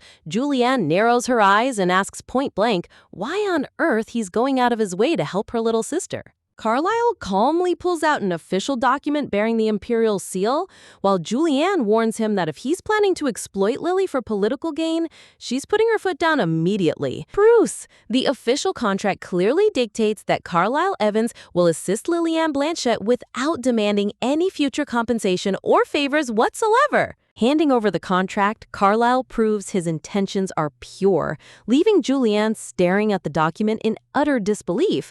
Relief! Chibi Lily lets out a quiet sigh of relief, thanking her lucky stars that Carlisle kept her secret request under wraps, while Julianne realizes she needs to dig deeper into this arrangement. Framing her gaze on the young prince, Julianne demands to know the real reason behind his overwhelming generosity toward Lily. Carlisle pauses for a silent beat, letting the weight of her question hang in the air under the glowing magical arrays of Arcanus. With a gentle, genuine smile, Carlisle confesses that Lily is simply his very first true friend, a sweet moment that leaves little Lily completely stunned and blushing. Surrounded by glowing white blossoms, the prince radiates ultimate wholesome energy. Man, the artist really knows how to turn a simple friendship line into a full-blown shoujo moment. Shifting gears outside, Chibi Lily happily grabs Julianne's hand and tries to drag her along to visit Cedric before heading back home. Wrong way! Panic sets in as Julianne accidentally walks in the wrong direction, leading to a hilarious tug-of-war as Lily pulls her big sister back on course. Regaining their composure, the two sisters stroll side by side down the grand palace path like the noble icons they are. Curiosity! Lily looks up and innocently asks if Julianne felt uncomfortable with Carlisle calling Lily his only friend, noticing the subtle shift in her sister's expression. Softening her tone, Julianne reassures her that it's nothing like that, admitting she wouldn't have brought Lily along if she had any doubts about the prince. Sunlight glimmers off Julianne's ethereal pink hair as she quietly reflects on the heavier responsibilities weighing on her mind. Suspicion. Lily's sharp brain instantly catches the lie, wondering if Julianne is secretly worried about the potential danger of her awakening magic. Stress! Lily squeezes her eyes shut in panic, worried that revealing her magical potential might cause more trouble, even though she desperately wants to master her power. Secret mode! Julianne turns to her with a serious, loving look, instructing her to keep any magical abilities strictly under wraps for the time being. Dark truth. The mood instantly turns heavy as Lily realizes her sister's true fear. If the toxic Blanchett family discovers Lily's magic, they'll immediately treat her as a political pawn. Gently patting her sister's head under the warm sunlight, Julianne praises Lily for being so mature and understanding. Bouncing up to the massive double doors of the royal grounds, Lily excitedly asks if Cedric is inside the armory and urges Julianne to head right in. Clash! The heavy doors swing open to reveal a chaotic scene of metallic sword clashes and booming shouts from the training grounds. Lily's eyes widen in utter shock as she's greeted by an entire courtyard full of shirtless, muscular knights aggressively sparring in the heat. Fan service alert, sweating under the bright sun, a shirtless Cedric glistens with pure main character radiance. I mean, talk about an unexpected eye candy drop from the webtoon studio. Peeking sheepishly from behind the massive wooden doors, Julianne and Lily completely freeze in their tracks at the scandalous sight. Sweating drops of pure embarrassment, the sisters stand stuck in place as the shirtless knights continue their intense workout routine. Turning around wiped out from training, Cedric catches sight of Julianne and instantly loses his breath in total fluster. Panic mode. Julianne blushes beet red, slamming her gloved hand over Lily's eyes while stuttering frantically that they only stopped by because Lily wanted to visit. Run! Squeaking in sheer embarrassment, Julianne grabs Lily and makes a hilarious mad dash for the exit, shouting that they'll wait outside until he puts a shirt on. Being dragged away like a sack of potatoes, chibi Lily peeks back with a hilariously clueless expression on her face. Blush max! Cedric stands there completely frozen, turning as red as a ripe tomato as the reality of being caught shirtless by his crush sinks in. Dressed in his formal blue uniform, Cedric comes rushing out to the courtyard, calling out to Leah as Lily enthusiastically waves hello. Still clutching his neck in total embarrassment, Cedric stammers out a flustered apology, reassuring them that he's thrilled to see them regardless. Romance aura. Sparkles and pink roses bloom between Julianne and Cedric, while chibi Lily stands dead center looking like a complete third wheel. Awkward. Lily internally groans, wishing for a quick escape route because standing in the middle of a high-voltage romance scene is absolute mental torture. Trying to find his footing, Cedric softly asks if Julianne had a specific reason for coming by to see him. Shock! Julianne smoothly hits him with a direct invitation to dinner, leaving Lily completely stunned by how aggressively active her big sister is being. Glowing like an absolute queen, Julianne maintains her cool composure.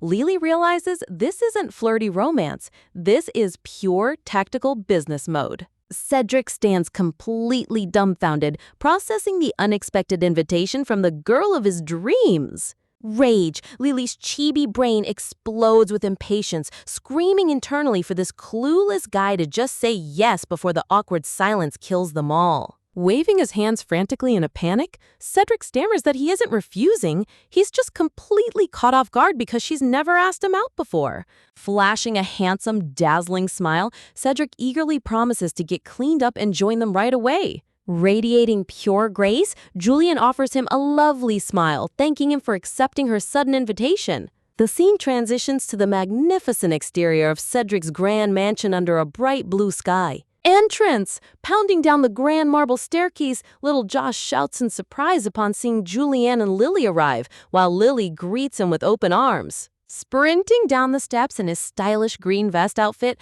Josh looks like an absolute energetic tornado ready to cause chaos.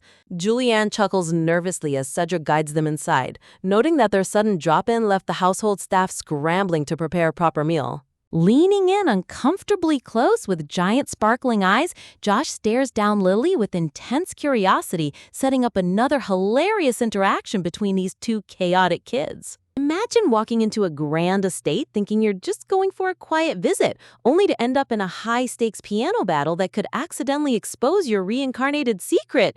As sunlight glimmers off Julianne's ethereal pink hair, the atmosphere in the mansion carries a sense of calm before the storm. Throwing all formality out the window, little Lily excitedly grabs Josh by the hand and announces to the adults that they'll be hanging out together until dinner. Cedric offers a charming wave and a warm smile, visibly flustered to have Julianne standing beside him, while she maintains her effortlessly regal poise. As the two kids stroll down the sprawling marble hallway, Lily casually reminds Josh that this isn't his house, but the energetic boy immediately shoots back that it basically is since he lives there. Man, kid logic really is undefeated.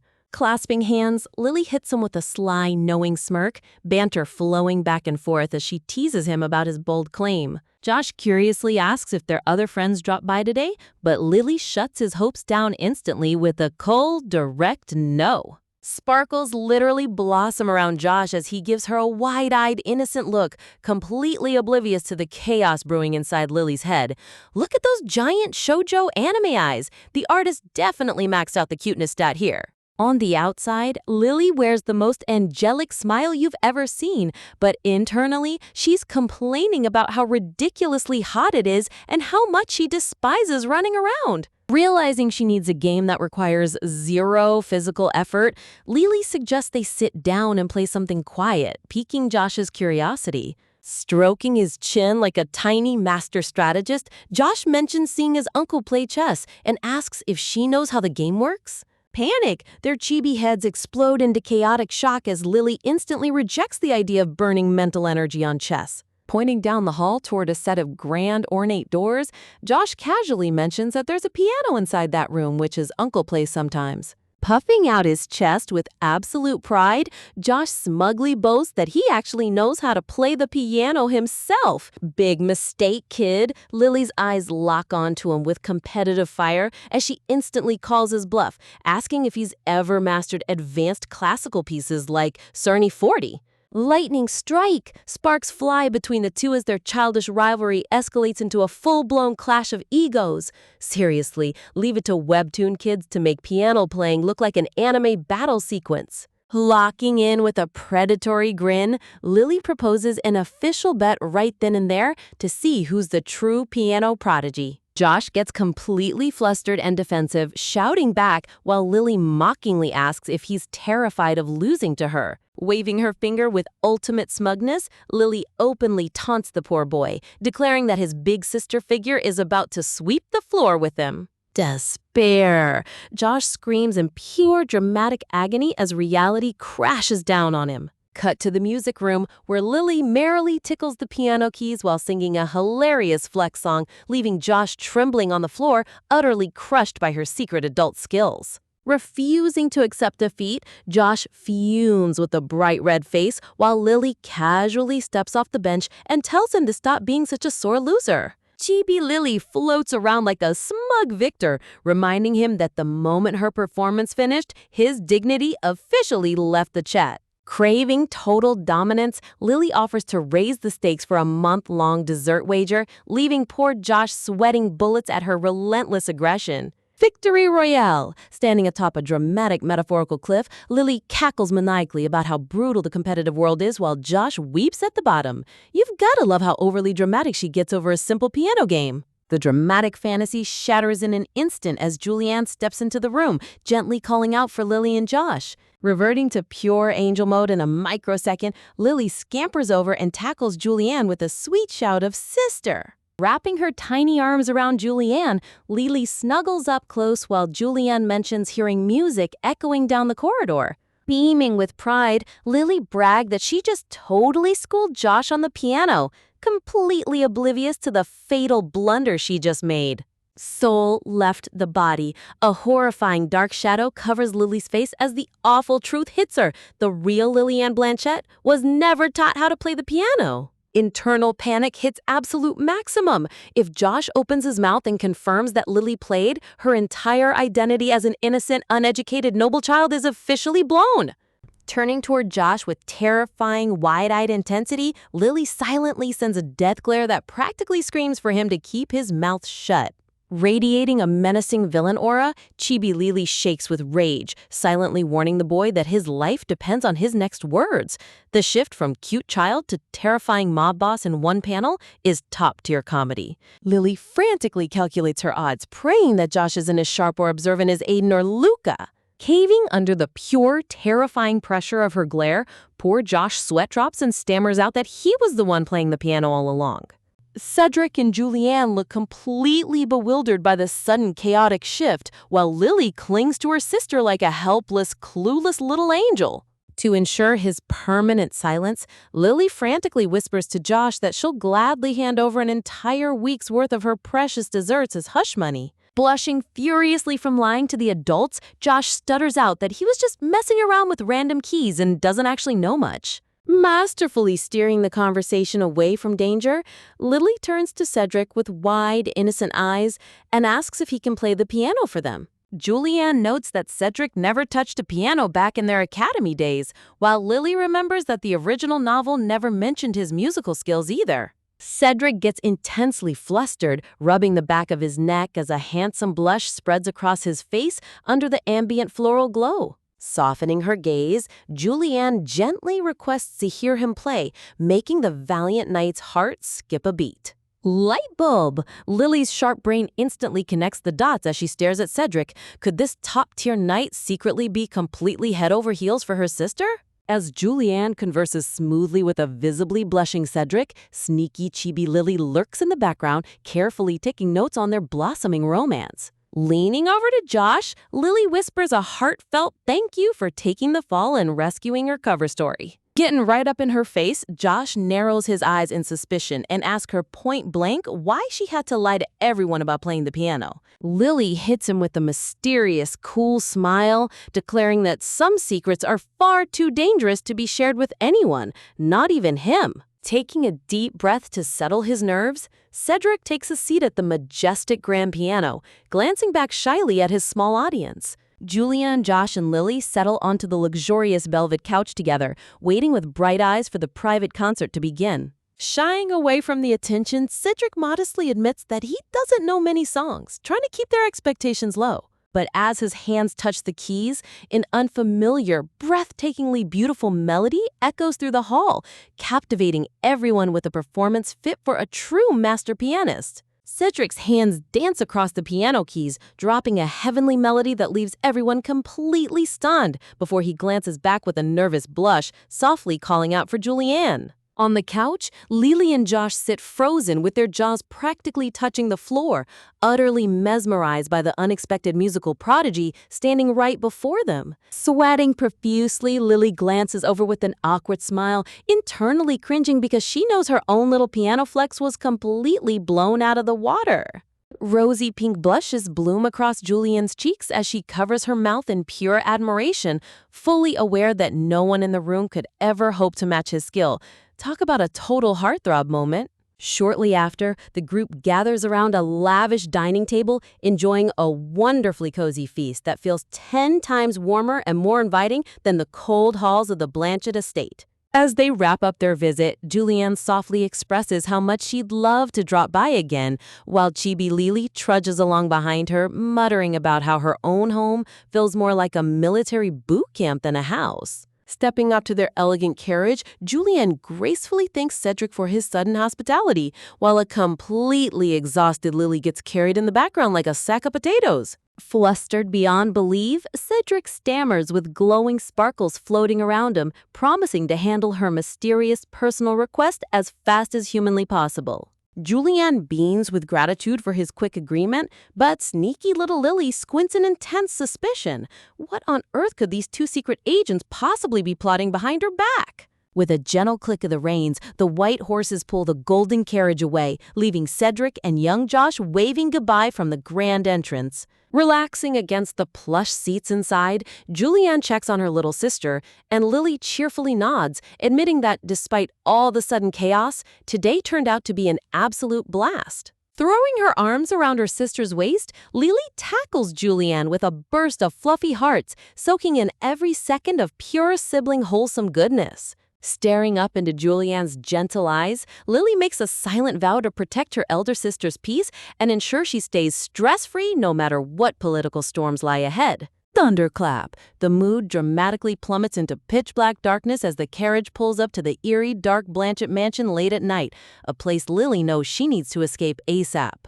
Back in her private quarters, Lily happily digs into a private feast served on a fancy food cart, overjoyed that Julianne arranged separate meals so she wouldn't have to suffer dinner with their toxic family. Bam! The peaceful vibe is violently shattered as the heavy doors burst open, catching poor Lily mid-bite with her fork hovering awkwardly in the air. Stepping through the doorway with a cold, terrifying presence, Madame Blanchett immediately begins criticizing their behavior, prompting Julianne to instantly leap up in defense of her little sister. Tension spikes to a boiling point as Julianne confronts her mother head-on, sternly reminding the cold woman that she has literally never cared to visit her child's room before today. Lightning flash, the air turns sub-zero as a dramatic split screen reveals the fierce, icy glare between mother and daughter. Man, you could cut this intense family drama with a knife. Trying her absolute best to stay invisible, Chibi Lily pokes unhappily at a giant carrot while listening to her mother grill Julianne about her recent proxy meetings at the Imperial Palace. Madame Blanchett drops her condescending tone, reminding Julianne of her strict expectations and making it crystal clear that every single move they make is calculated for political power. Clink! Dropping her fork onto the plate, Lily slumps over with a dark cloud over her head, realizing this toxic dinner conversation is about to give her the world's worst case of indigestion. The mother casually spills scheme after scheme, mentioning how Lily's close friendships with the second prince and Duke Evan's son could be leveraged for massive political gain, sending a wave of disgust through Julianne. Flashing a villainous, chilling grin, Madame Blanchett points out that a useful spare is no longer just a backup, casually dropping the bomb that the first prince's health is rapidly deteriorating. Lily's jaw drops in complete shock as the dark news hits her, realizing the entire power balance of the Grand Prince position is about to be turned upside down. Overthinking like a true reincarnated genius, Lily frantically tries to align these dark political developments with her knowledge of the original novel, realizing the plot is veering drastically off script. Julianne snaps, harshly telling her mother to stop treating Lillian like a political pawn, fiercely defending her innocent sister from being used in dirty aristocratic games. Watching the argument unfold, Lily feels a heavy ache in her heart. It's heartbreaking seeing a mother who views her own children as nothing more than strategic tools, though she's already sadly used to it. Turning her scheming eyes back to Julianne, the madam demands to know why she dared to reject the high society marriage proposal from Grand Duke Michael Evans without consulting her first. With a cold, unbothered expression, Julianne swiftly corrects her, stating that Michael never even had the chance to send a formal proposal to the house. Sitting nearby, Lily internally nods in agreement. Her sharp sister shut that proposal down so fast in person that the guy didn't even have time to put pen to paper. Madame Blanchett berates her continuously, pressuring Julianne to pursue high-ranking nobles or send letters to the second prince, driving Julianne's anger past its absolute breaking point. "Snap!" Julianne yells out in sheer frustration, begging her mother to stop, while Lily panics from her seat, preparing to unleash her ultimate verbal comeback to save her sister. Door creaks. Just in the nick of time, Butler Hines steps onto the terrace holding a sealed letter, unintentionally interrupting the high-stakes argument and giving Lily a massive sigh of relief. Spotting the letter, a brilliant, victorious smile breaks across Julianne's face as she reaches out to claim the message. Madame Blanchett tries to dismiss the butler and seize the document for herself, but Julianne firmly steps in, commanding Hines to hand the letter directly to her instead.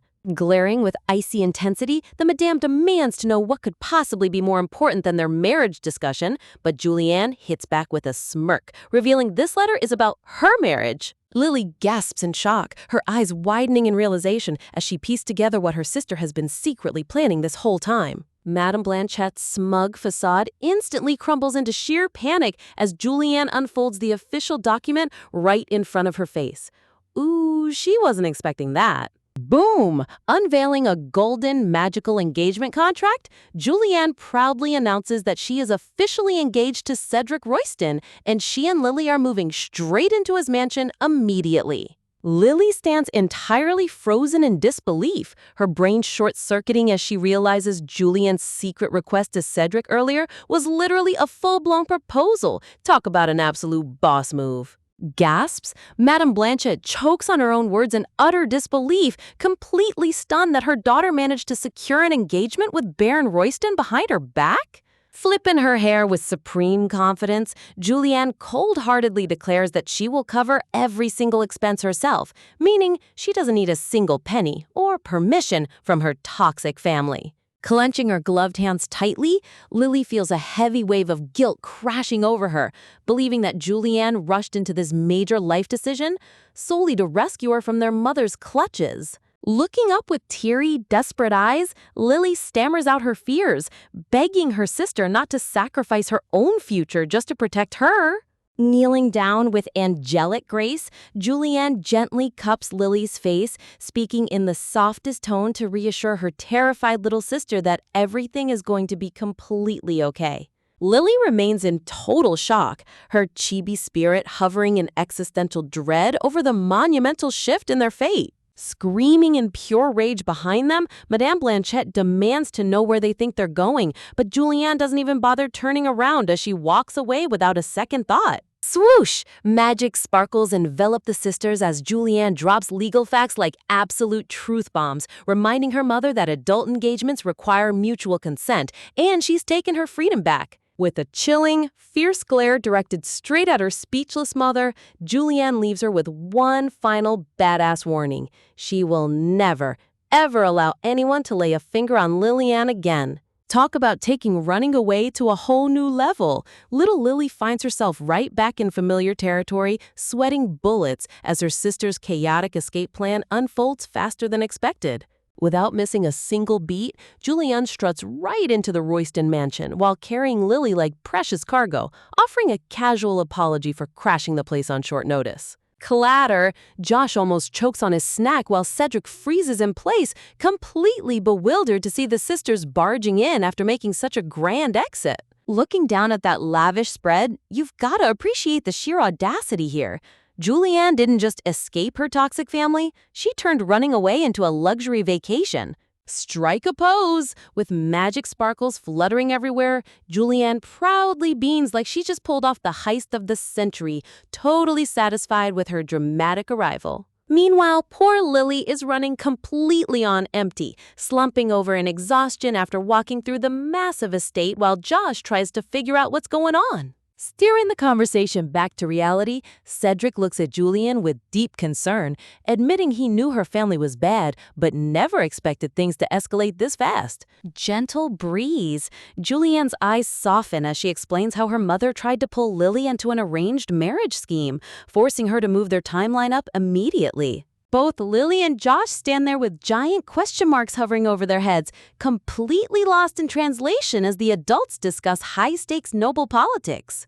Thunderbolt! The mood instantly turns tragic as Josh drops his knees with a crushed look, dramatically asking if Lily is actually getting hitched. Looking at his devastated expression, Lily gets that classic mischievous glint in her eye. Seriously, how could anyone resist teasing this dramatic kid when he's reacting like his world is ending? Blushing with a playful smirk, Lily tries to act coy, secretly planning to tease Josh for as long as humanly possible. Crack! Josh's heart shatters into a million tiny pieces as he yells out in sheer panic, demanding to know who on earth is trying to take her away. Throwing her arms around her sister with pure, wholesome energy, Lily proudly announces that she's only marrying Julianne, leaving everyone utterly speechless. Floating hearts! Julianne happily vows to live with her adorable little sister forever, while Josh sweat drops in the corner, realizing this logic makes zero legal sense. Shifting back to her internal monologue,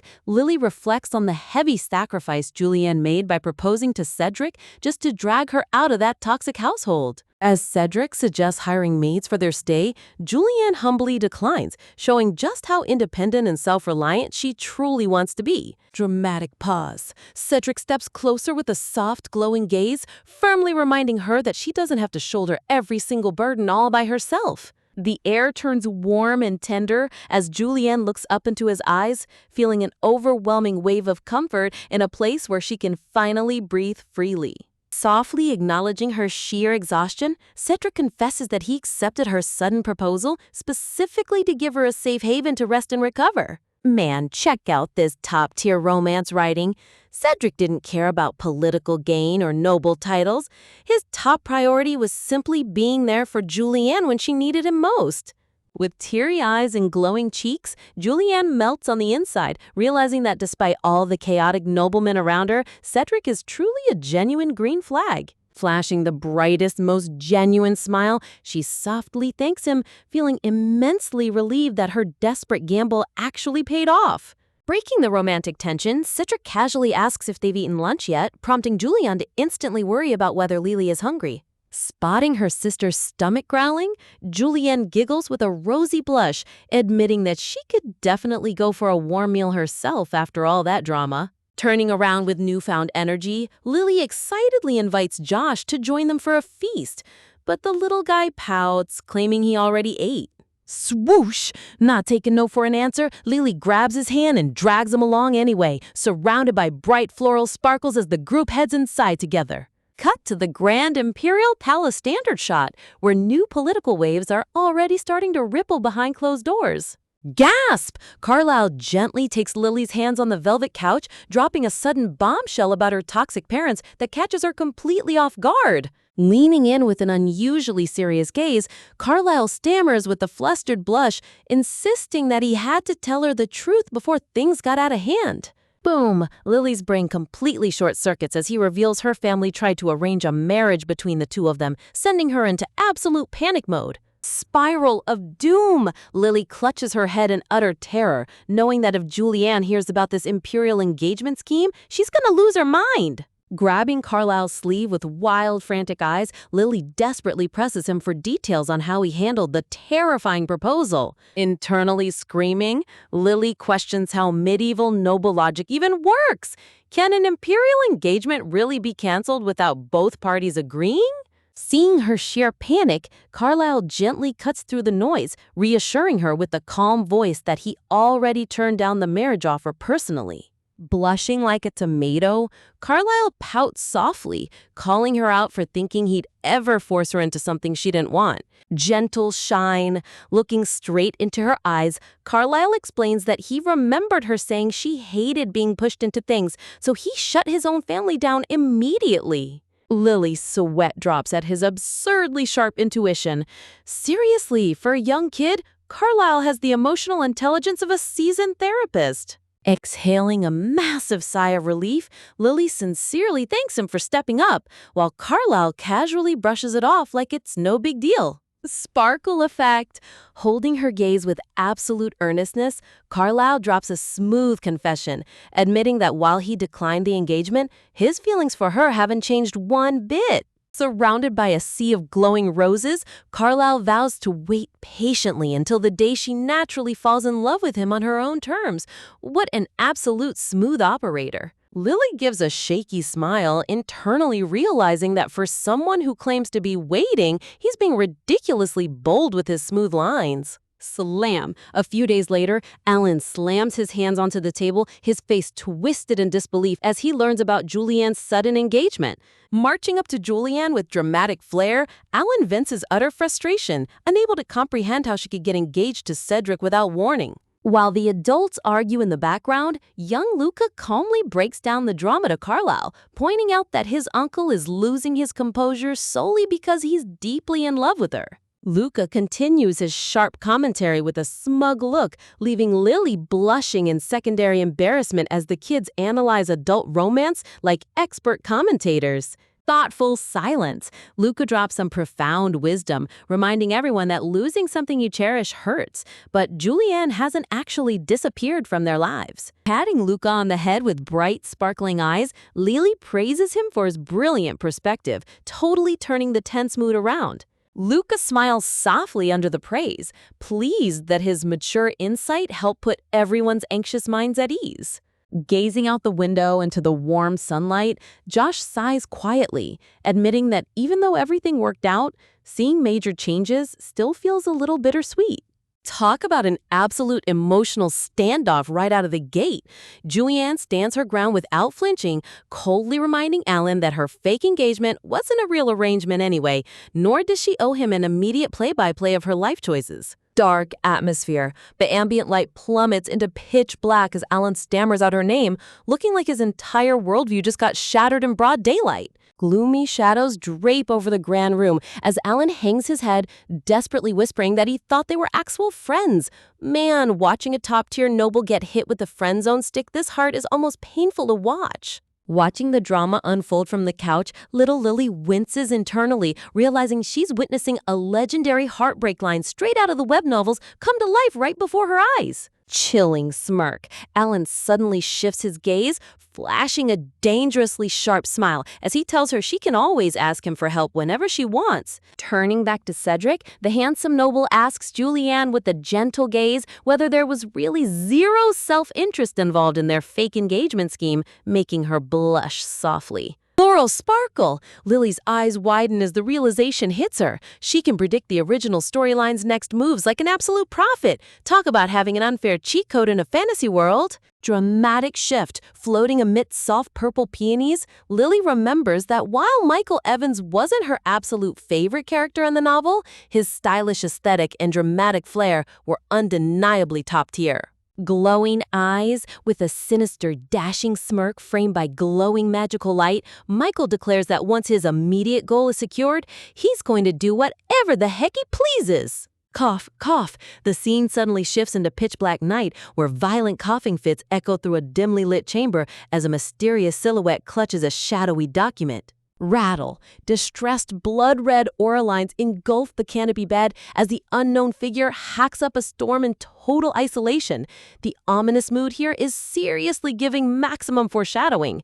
Gasp! A close-up reveals blood dripping onto a pale hand in the moonlight, accompanied by a weak, ragged sigh that signals major trouble brewing behind the scenes. Thud. Standing before a massive arched window under the glowing full moon, the tall, white-haired figure drops the paper onto the floor, staring silently out into the night sky. Cut to the next morning. Poor little Lily sits up in her grand bed looking like an absolute zombie, rocking giant dark circles under her eyes after losing a full night's sleep to stress. Crack. Lily clutches her head in utter panic, tormented by Michael's threatening words and spiraling into terror over whether Cedric's involvement will end up hurting her beloved big sister. Sparkle effect. Reminding herself of the novel's original plotline, Lily rationalizes that a manipulative mastermind like Michael was bound to say those exact words to throw everyone off balance. Rubbing her sleepy eyes with a heavy pout, Lily notices that her sister didn't come to wake her up like usual,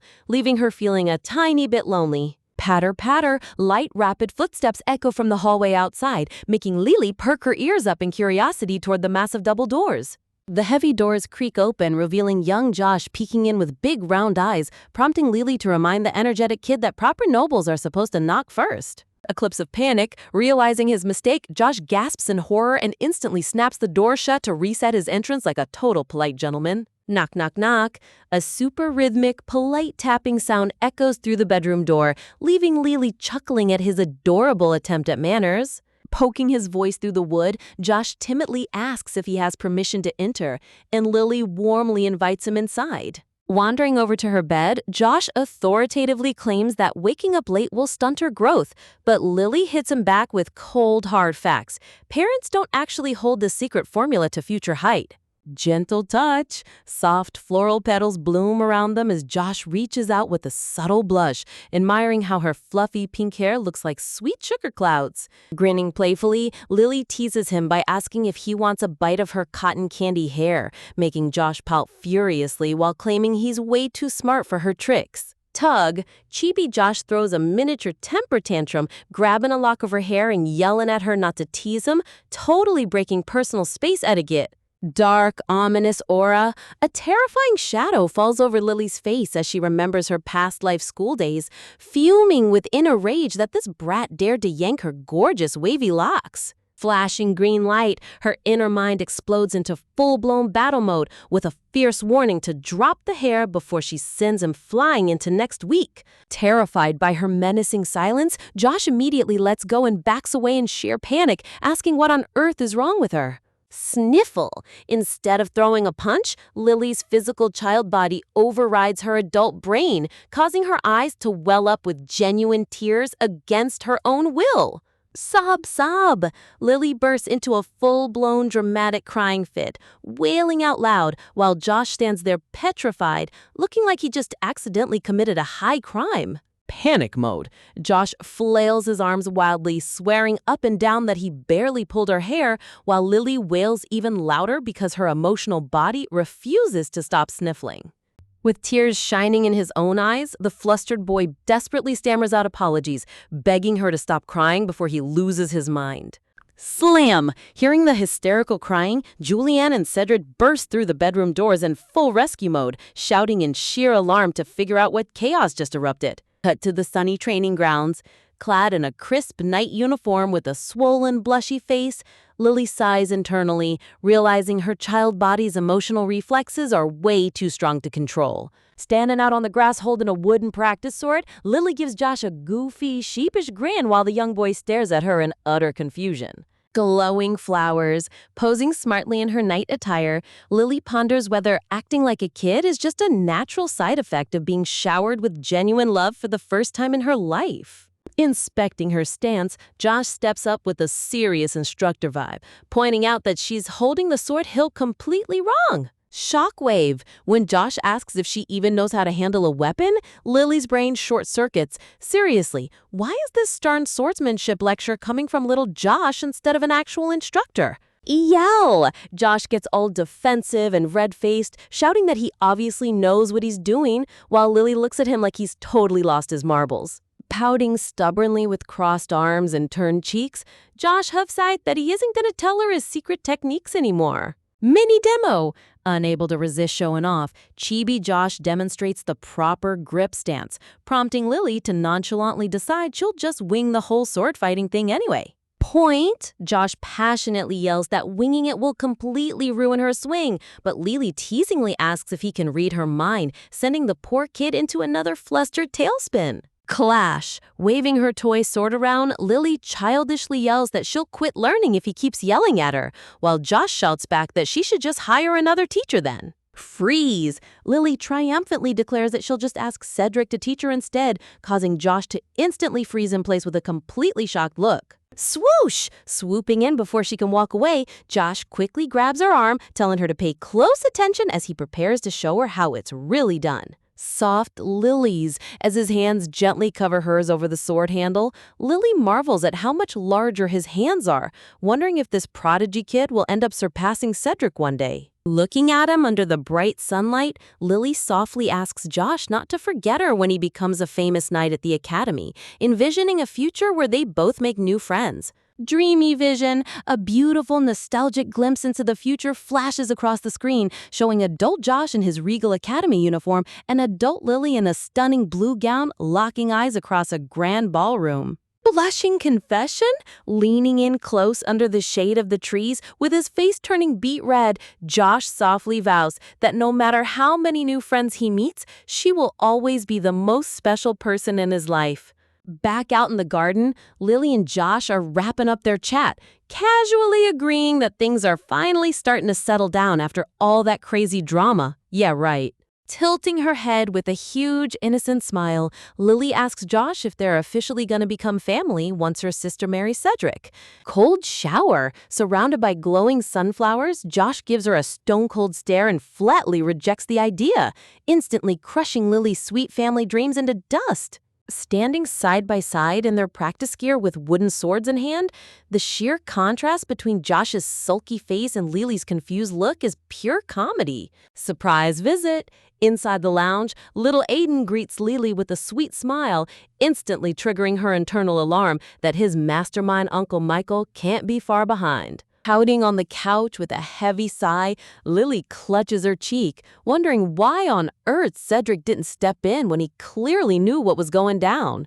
Cute bonding. Aiden perches right beside her on the sofa, sweetly reassuring Lily that he actually likes visiting her and definitely plans on coming back often. Leaning in with an adorable, dimpled smile, Aiden drops a juicy secret. His Uncle Michael has his eyes fixed on her and hasn't made a single move against the fake engagement yet. Dreamy flashback. A romantic vision flashes through her mind showing Julianne and Cedric looking like absolute royalty while dancing gracefully under sparkling chandelier lights. Watching the soft glow surround her thoughts, Lily feels a wave of sympathy, reflecting on how painful it is when you fall for someone who doesn't return your feelings.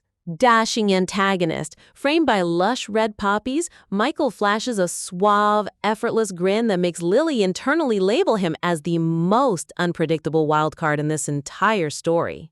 Aiden tilts his head and asks Lily if she hates being pushed around too, prompting her to admit she can't stand being pushed around or forcing herself. Sparkly curiosity. Aiden's golden eyes light up like Christmas trees as he eagerly scoots closer, practically begging her to tell him what else she despises. Cheapy Lily takes full advantage of the situation, laying down strict life rules for little Aiden: no touching without asking, no lying, and absolutely no sneaky deception. Sweat drop. As Aiden cheerfully agrees and asks for more rules, Lily's brain goes into overdrive, worrying if this little genius is secretly plotting to pull a fast one on everyone. Nice and peaceful, Lily firmly states that she detests violence against anyone, and Aiden nods along dutifully, promising to keep her golden rule locked in his memory. Exhausted slump, Lily collapses onto the plush cushions in total mental exhaustion, agonizing over what happens if this kid grows up still attached to her like glue. Gasp of realization. A dramatic close-up hits as Lily suddenly connects the dots. Her big sister was pretending not to know the truth just to protect her feelings all along. Cut to a gorgeous sunny afternoon. A regal double-horse carriage clatters smoothly along the cobblestone path toward the Grand Imperial Court. Sitting inside the luxurious crimson carriage, Lily gazes out the window, wondering out loud why Cedric has been completely MIA lately and glued to his palace duties 24/7. Turning to her stunning big sister, Lily calls out eagerly to grab her attention for an important talk. Explanation time. Julianne gently explains that Cedric isn't just lounging around, he's the high-ranking commander of the Second Order of Knights, meaning duty keeps him tied down. Surrounded by a cute cloud background, the two sisters share a sweet, cozy moment inside the moving carriage while chatting away. Pouting nervously, Lily mutters to herself that having someone as talented as Cedric stuck on dangerous battlefields is an absolute tragedy waiting to happen. Squeezing closer on the velvet bench, Lily looks up with big round eyes, telling Julianne she has one more super crucial question to ask. Direct confrontation. Framed like a masterpiece panel, Lily drops the ultimate bomb, asking Julianne straight to her face if she actually wants to marry Cedric. Caught totally off guard, Julianne's cheeks flush soft pink as she turns the question back on Lily, asking if she wants her to marry him. Hesitant confession, Julianne looks away with a soft, conflicted expression, admitting she's torn about the whole marriage idea and asking if Lily even wants to live in the Grand Royston mansion.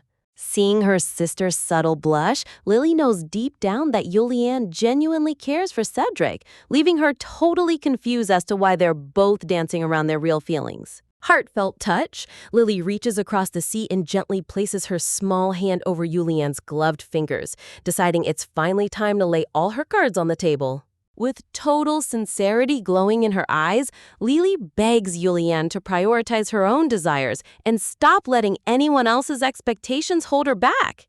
Yulian stares back in pure shock as Lily passionately explains that her big sister deserves absolute freedom and true happiness above everything else. Sisterly devotion! Floating in a magical pink light, Lily's internal thoughts echo loud and clear. Making Yulian truly happy is her #1 mission in this lifetime. Sudden shift, Yulian's soft gaze turns surprisingly sharp as she looks down at Lily, asking in a deadpan tone whether she's ever said those exact words to anyone else. Panic mode engaged. Dark, suffocating shadows engulf the panel as Lily's heart pounds like a jackhammer.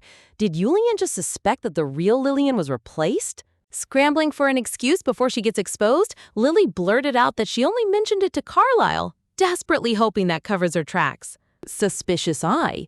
Yulian stares down with her with an unreadable, intense gaze, her inner thoughts spiraling over whether her little sister is hiding something massive from her. Awkward silence. An incredibly heavy tension settles inside the carriage while both sisters sit in total silence, the mood dropping down to absolute zero. Clatter, clatter. Thankfully, the driver breaks the icy silence just in time, announcing their official arrival at the grand gates of the Imperial Palace. Inside the carriage, Lily leans over to nudge little Josh, who is fast asleep and snoring like a log on the red velvet cushions. Nap time is over. Lily tugs on his arm, playfully threatening to leave him behind asleep in the carriage forever if he doesn't wake up right this second. Yo! Josh stubbornly groans and tries to yank Lily's hand down, prompting her to shout at him to pull himself together like a proper noble. Softly interrupting the playful squabble, Yulian calls out to Lily with a gentle smile from across the seat. Bright smile, Yulian warmly asks Lily if she wouldn't mind staying behind in the carriage for a bit to watch over sleepy little Josh. Sparkle bum! Lily's face lights up with sheer joy, instantly agreeing with a beaming smile because helping her sister is always an absolute win. Gentle head pat. Softly stroking Lily's fluffy hair, Yulian praises her for being such a thoughtful, wonderful little sister, totally melting Lily's heart. Standing outside on the Grand Palace courtyard, Lily and Josh wave enthusiastically as Yulian's golden carriage rolls off toward the main estate grounds. Walking side by side down the opulent palace hallway, guided by a royal knight, Lily looks at half-asleep Josh in total disbelief, asking if he's seriously going to present himself to the Emperor in a drowsy trance? Big yawn! Josh opens his mouth wide in an utterly shameless yawn, leaving Lily face-palming internally at how hilariously unbothered this kid is. Enthusiastic greeting. Suddenly, little Carlisle comes sprinting down the sparkling hallway with floating bunny effects, waving wildly and calling out Lily's name to cap off the day. Imagine walking into a hallway only for a 10-year-old prince to stare you down and flatly tell you that you're burning his eyes. That's the hilarious disaster Lily finds herself in as Carlisle suddenly interrupts their cozy moment. Lily panics, frantically waving her arms to explain the situation to Carlisle before he gets the wrong idea about why she and Josh are sitting so close together. She quickly introduces Josh as Cedric's nephew, prompting Carlisle to tilt his head with a cheeky grin and ask if they live under the same roof. Lily desperately begs Carlisle to keep her secret about hand-holding, but Carlisle turns the tables on her by demanding she hold his hand. Seriously, this kid is a low-key romantic mastermind in the making. Soft sparkles. Carlisle offers his gloved hand with a background full of blooming pink flowers, smooth talking his way into inviting her inside. And just like that, Lily gets dragged into a full-on chibi hand-holding sandwich, walking between two adorable little boys holding both of her hands. Once they settle into the lounge, Josh groans about how bothersome everything is. But when Lily tells him to let go if he hates it so much, he stubbornly refuses. Lily stares back at Carlisle, suddenly feeling a cold shudder run down her spine as she remembers his true identity. Honestly, the artist's lighting shift here makes Carlisle look way more intimidating than a 10-year-old has any right to be. Carlisle flashes a suspiciously bright, dazzling smile, causing Lily to internally sweat bullets as she realizes she can't explain anything without raising major red flags. Carlisle casually mentions how secretive Sir Royston has always been, admitting he had no clue Cedric even had a nephew until today. Intense glare. His crimson eyes lock onto Josh with a razor-sharp gaze that subtly says, "I see right through your act, pal." Lily internally screams at Josh for ruining her cover after she explicitly trusted him to behave like a proper young noble in front of the prince. Talk about absolute betrayal among friends. Swoosh! Josh raises Lily's arm in triumph while laughing hysterically, completely oblivious to Lily's internal breakdown as she regrets ever trusting him. Crunch! Lily squeezes Josh's hand so hard he squeals in total agony, while Carlisle just sits back like a king enjoying front-row theater drama. Desperate to pivot away from the chaotic banter, Lily abruptly changes the subject to Cedric, asking why he's still stuck at the Imperial Palace. She tries to pry more details out of Carlisle, admitting that Julian was super tight-lipped about Cedric's actual palace duties. You gotta love how Lily never misses an opportunity to gather crucial plot intel. Josh chimes in to explain that Cedric commands the Second Order of Knights, meaning royal duty literally keeps him chained to the palace grounds 24/7. Carlisle drops some heavy imperial lore, revealing that the Second Order consists entirely of knights who can't use magic. He clarifies that non-magical knights stand zero chance against magic wielders on the battlefield, leaving Lily super confused about why such an order even exists. As Lily's brain short-circuits trying to solve royal knight politics, Carlisle explains that the Second Order was created specifically to guard the inner palace. Honestly, the world-building details in this chapter are surprisingly deep for a romance manhwa.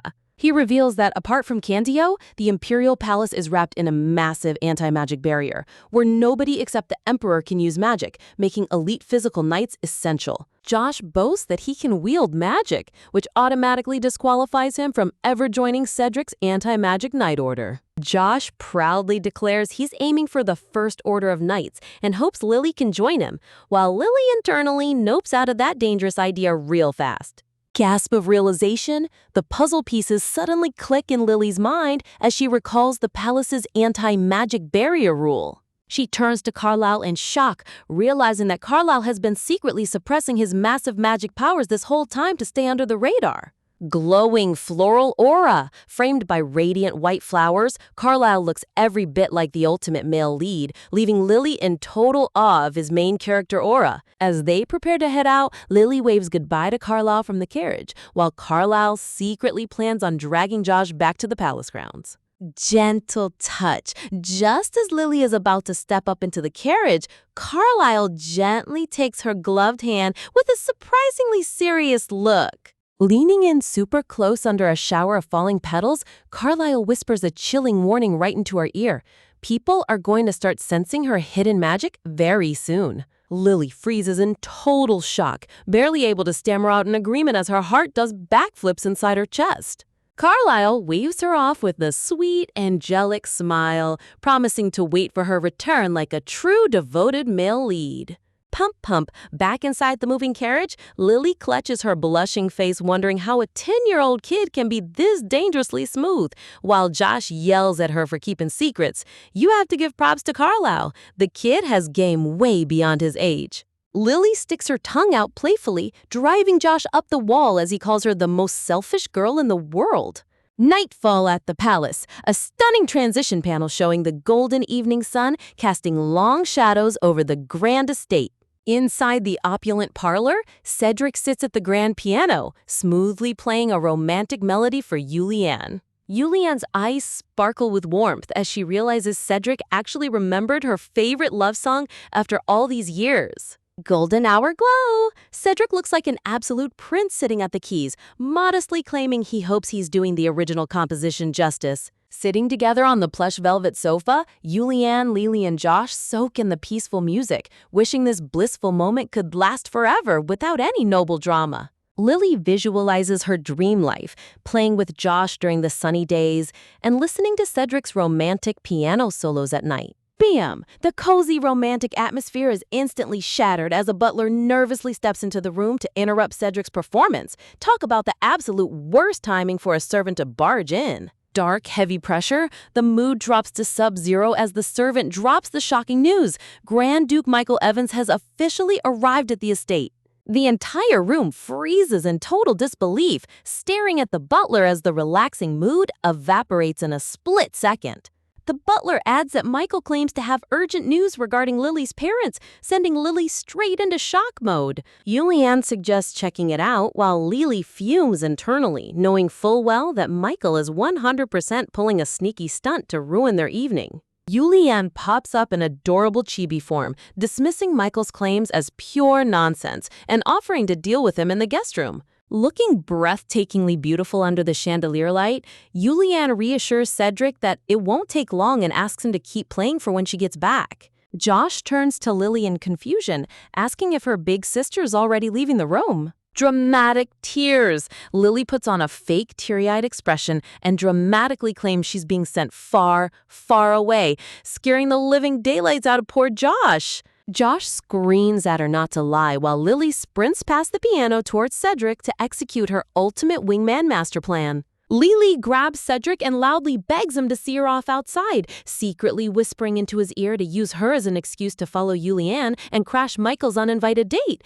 Now that's what I call elite sister wingman energy. Cedric rests his head in his hand with a heavy sigh, looking completely overwhelmed by the chaotic mess unfolding around him. Turning around, Cedric firmly tells Joshua to wait right where he is, shutting down the kid's protest by reminding him that adult business is strictly off limits for children. But before Lily can even think about celebrating, Cedric gently places a hand on her shoulder and tells her that she has to stay behind too, leaving her completely flabbergasted. As Cedric turns on his heel to slip out the door, Lily goes into full meltdown mode, screaming at the top of her lungs for him to wait up and take her along. Seriously, you can always count on Lily to turn a simple request into absolute cinematic drama. Clinging onto Cedric's arm for dear life, Lily desperately bargains with him, begging him to tell her sister that they're just taking an innocent evening stroll together. To keep Joshua from following, Lily turns around and tries bribing him with promises of sweet snacks tomorrow if he stays put and practices the piano. Joshua immediately blows a fuse, shouting that he cares about way more than just treats, leaving Lily internally wondering when sweet dessert stopped working on this stubborn kid. Flustered by his sudden outburst, Lily tries a completely new tactic, innocently offering him a sweet kiss on the cheek if he behaves himself. And let me tell you, Joshua's reaction is pure comedy gold. Silent footsteps, moving like an elite shadow knight through the misty garden, Cedric gently scoops Lily into his arms, gliding past the trees without making a single sound. Crouching in the dark foliage behind a massive oak tree, Cedric carefully holds Lily close as they spy on the garden courtyard. Dramatic pause. Shadows dance across Cedric's face as he stares intently into the clearing, preparing himself for whatever secret conversation is about to unfold. Standing under the moonlight, Grand Duke Michael stares at Yulian with desperate eyes, confessing that he literally can't imagine a life without her. Talk about coming in heavy with the romance tropes. Framed by a backdrop of blooming red roses, Michael puts on his best heartbreaking puppy dog eyes, softly pleading for Yulian to reconsider. Watching the drama unfold from behind the tree, Lily's jaw drops in complete disbelief as she realizes this emotional confession wasn't in the original novel at all. Cold shiver. Yulian shuts him down with an icy, calm expression, reminding Michael that whatever feelings they had are strictly in the past. Michael refuses to back down, arguing that he waited for her while she pursued higher education, insisting he held off out of respect for her priorities. Tense atmosphere. The lighting shifts dramatically as Michael's voice darkens, declaring that if waiting for her leads to heartbreak, he simply can't accept it. Turning away with a bitter scowl, Michael doubles down on his stance, while Lily watches in utter shock, trying to figure out if these two built secret feelings during their academy days. A colorful flashback panel reveals that after graduation, Michael originally asked Yulian to move to his grand mansion, but she turned him down to focus on her studies. Honestly, you gotta respect Yulian for putting her personal growth over noble marriage proposals. Lily's eyes well up with tears as she remembers how Yulian occasionally used endearing nicknames for Michael, desperately trying to puzzle out why her sister rejected him in the first place. Clenching his fist in frustration, Michael winces as a painful thought crosses his mind, asking if Yulian is rejecting him solely because of Lily. Whispering wind. The mood turns chillingly quiet as Yulian turns around, flatly stating that Michael never truly cared about Lily either. Reaching out in desperation, Michael insists he tried his best to get along with her younger sister, but Yulian sees right through his act, calling him out for doing it only to win her favor. Breaking the final thread of hope, Yulian looks him dead in the eye and delivers the ultimate blow, firmly declaring that she can never marry him. With a soft, sorrowful gaze, Yulian explains her true reasoning. Lily deserves a real, loving family that she can genuinely depend on, without any hidden motives. Overcome with the emotion behind the tree, Lily clutches Cedric's uniform tightly, weeping as she realizes her big sister is sacrificing her own happiness just to protect her. Stunned by her words, Michael desperately asks if things can go back to how they were if he genuinely learns to accept Lily as family. Glimmer of hope.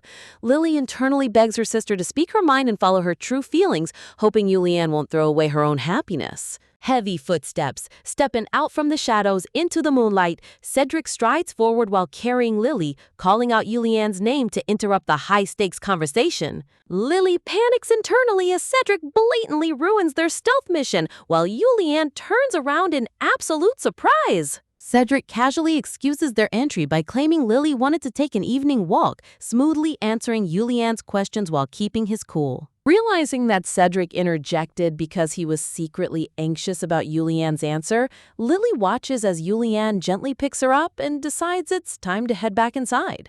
Michael stands alone under the garden lights, his expression painted with total heartbreak as he watches Yulian walk away.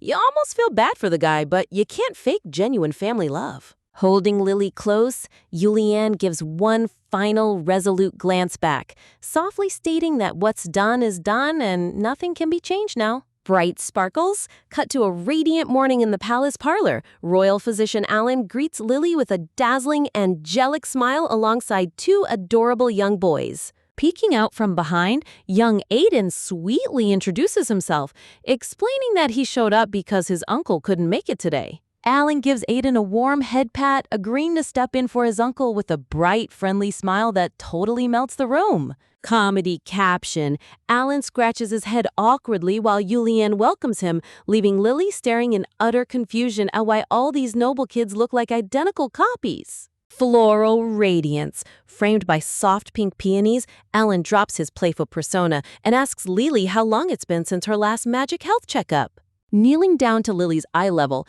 Alan gently takes her tiny hand, reassuring her with a soft tone, while beginning his subtle diagnosis. Magic ripple. Suddenly, an intricate magical circle flashes brightly inside Alan's eyes as he activates his innate mana vision. Talk about a top-tier visual effect from the artist. Sparkle bomb. Surrounding Lily in a glowing pink aura, she gasps as she feels a sudden rush of warm magic surging through her body. Sensing something unusual, Alan keeps his magical eye active while Yulian watches anxiously from the background, waiting for his diagnosis. In an adorable chibi huddle, everyone gathers closely around Alan as he carefully examines Lily's mana flow with extreme focus. Looking deep in thought, Alan notes that while he needs a proper evaluation back in Cantio, Lily's magic combined with his own revealed an extraordinarily powerful resonance. Cute misunderstanding. Alan announces that Lily possesses immense potential, causing Lily's eyes to light up with excitement as she foolishly thinks he's talking about curing tooth decay. Turning to Yulian with a serious tone,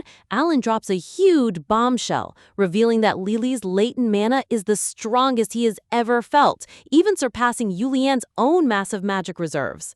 Yulian looks deeply troubled, softly explaining that Lily just wants a peaceful, normal life, wondering if she inherited this overwhelming power from their parents. Serious profile, Alan speaks with genuine wisdom, advising Yulian that while he understands her protective instincts, she should ultimately let Lily choose her own path in life. Clear-headed and slightly flustered, Alan clears his throat to change the subject, leaving Yulian and Lily completely shocked to hear such profound advice coming from him. Just when you think the romantic tension couldn't get any weirder, Alan looks Yulian dead in the eye and asks if she's really about to hand Livy over to him like a shiny prize. Talk about throwing a total wild card into the conversation right out of nowhere. Yulian instantly freezes in utter disbelief, while little Lily glares from behind her sister in full panic mode. Spotting their horrified faces, Alan immediately backtracks in adorable chibi form, waving his hands to clarify he didn't mean taking her forever.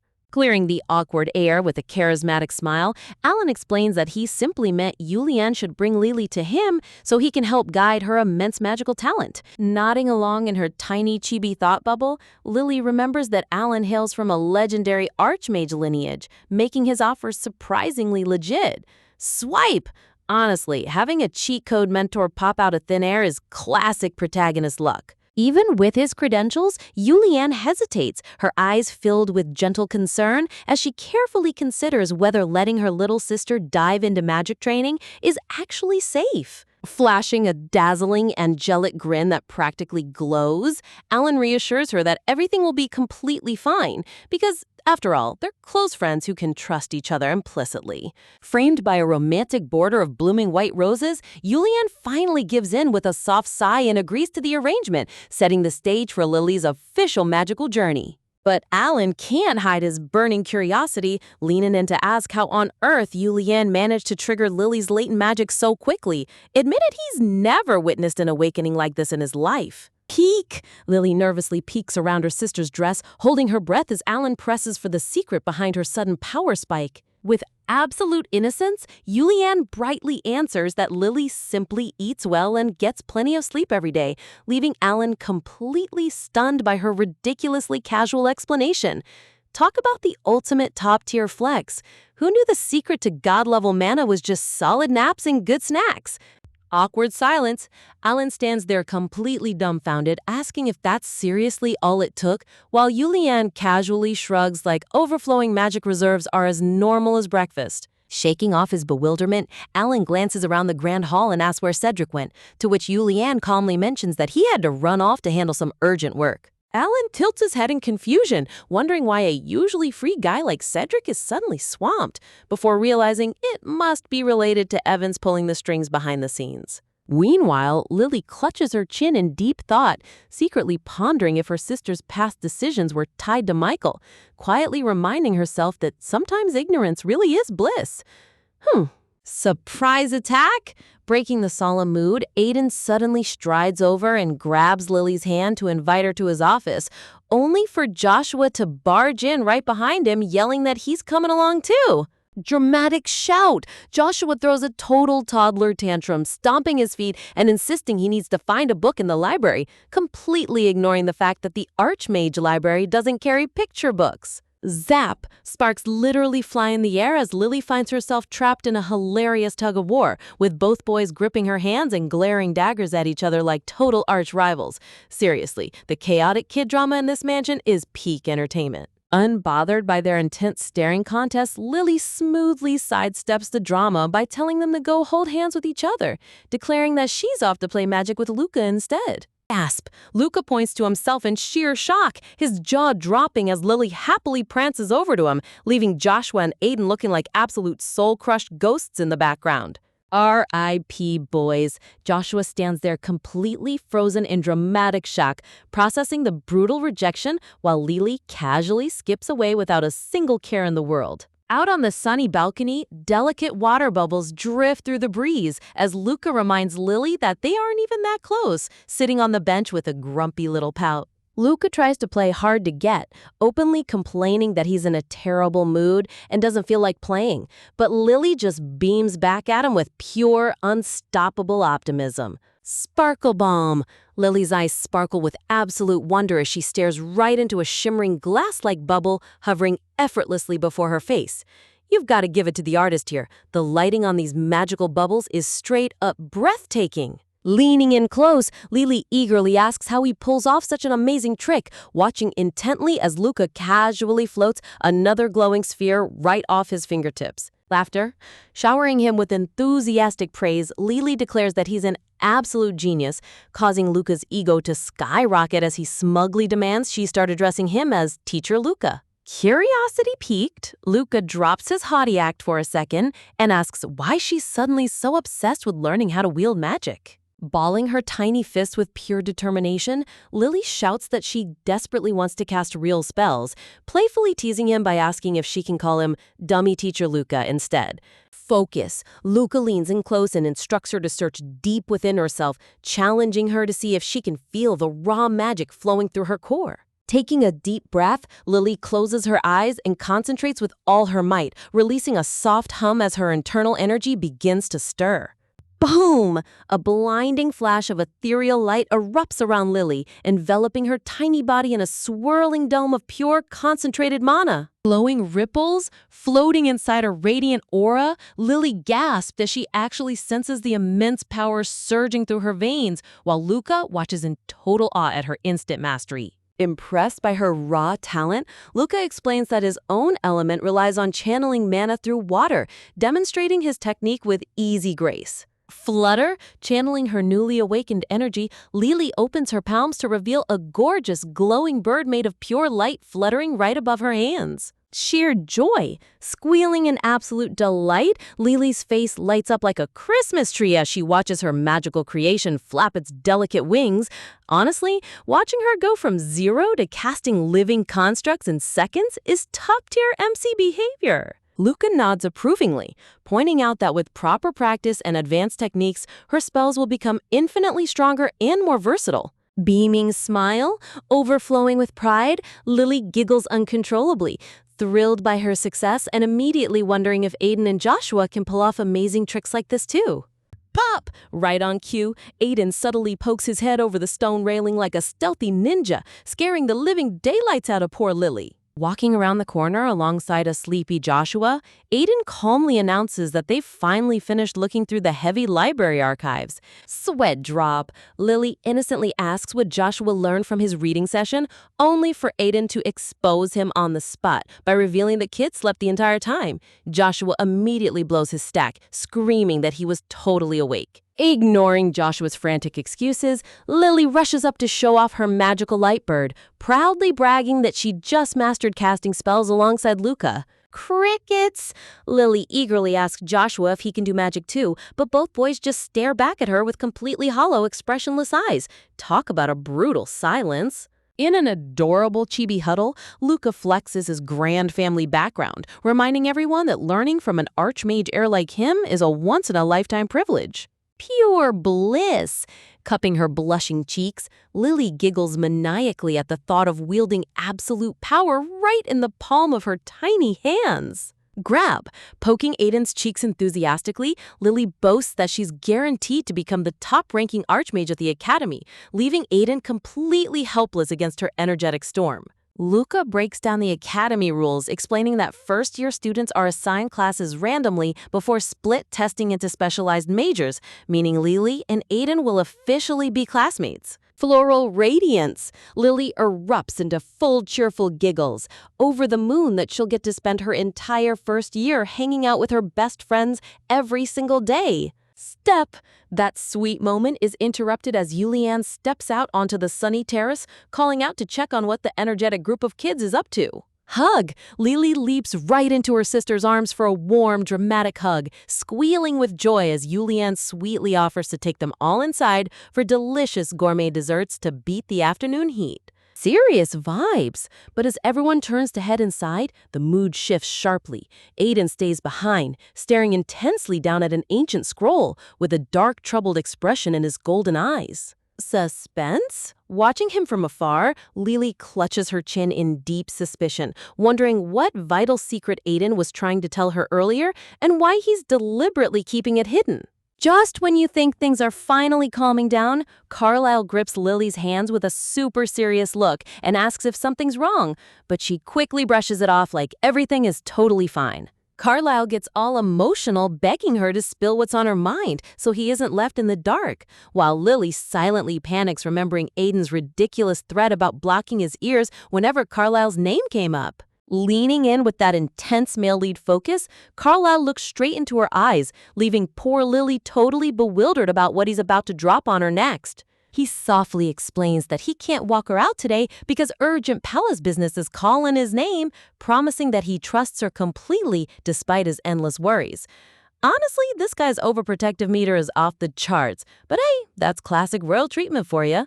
As they step out into the grand courtyard, Carlisle strictly orders her not to wander around alone and promises to arrange royal carriages, prompting Lily to tease him for sounding exactly like her nagging sister. Lily sarcastically asks what would happen if she got bored and stole all the shiny gems in the palace, but Carlisle just smiles sweetly and vows to buy her even more if that's what makes her happy. Talk about the ultimate flex. He's literally ready to fund her villain arc without missing a beat. Their cute moment gets interrupted by a royal guard swooping in to report for duty, snapping Carlisle back to his official duties as prince. Holding her hand one last time, Carlisle apologizes again for leaving early, but Lily just waves him off casually, telling him to hurry along before he gets late. Waving goodbye, Carlisle reminds her to head straight back and promises to treat her to amazing desserts next time, though Lily catches his slight slip of the tongue regarding the mansion's name. You've gotta love how every conversation in this manhwa somehow revolves around bribery via high-end pastries. Surrounded by a glowing romantic aura, Lily reassures him that she'll be a total angel and wait right there for her carriage, practically shooing him out the door. Carlisle gives a bewildered nod, completely falling for her sweet, innocent act as he finally turns around to leave. Watching him walk away with his guard from the balcony, Lily mutters that Lillian might be a good, obedient girl who waits patiently in the palace. Instantly popping into angry chibi mode, she declares that she is not that boring girl and immediately sneaks off on a secret solo adventure.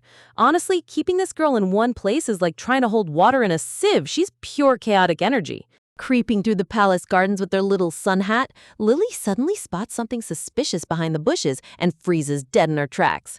Her eyes widen in shock as she catches sight of Robane lurking around the second prince's territory, immediately triggering her detective instincts to figure out what shady plot is brewing. Before she can dig any deeper, an eerie voice suddenly whispers right behind her, sending a massive shiver straight down her spine. Stepping out of the shadows, the first prince himself glides into view with a chilling aura, calmly asking her to take a little stroll with him. Talk about getting caught red-handed by the highest-ranking VIP in the entire kingdom. Talk about top-tier jump scares. Next thing she knows, Lily finds herself stuck at a formal tea table, sipping hot tea nervously, while inwardly screaming about how a peaceful walk turned into a royal interrogation. Surrounded by dramatic blooming flowers, the first prince smiles gracefully and asks if the tea is too bitter for a kid, while Lily panics inside, wondering why on earth the first prince is personally entertaining her. Trying to play it cool, Lily boasts that she drinks dark Americanos for breakfast, only for the prince to casually mention he heard rumors about her extreme love for sweets. Taking another stiff sip from her teacup, Lily fumes internally, questioning if the palace staff literally have nothing better to do than gossip about a child's snack preferences. Seriously, royal palace security might be trash, but the gossip network runs at light speed. She starts spiraling in deep thought, realizing her sister will lose her mind if she realizes Lily has vanished into thin air and goes searching in the second prince's territory. Her mind screams in total terror at the nightmare scenario of her sister accidentally bumping into Robane during the search. Sensing her rising anxiety, the first prince smoothly interrupts her panicking thoughts, revealing that he already sent word to Lady Blanchett so she can join them after finishing her work. Lily's jaw drops in complete disbelief, staring at him in chibi confusion while wondering if her inner panic was painted across her face in neon lights. Drinking his tea with effortless poise, the prince asks if Carlisle mentioned him, but Lily blurted out that she doesn't even know his name yet. Lily dramatically clutches her head in sheer embarrassment, internally screaming out her own mouth for blurting out thoughts before her brain could stop them.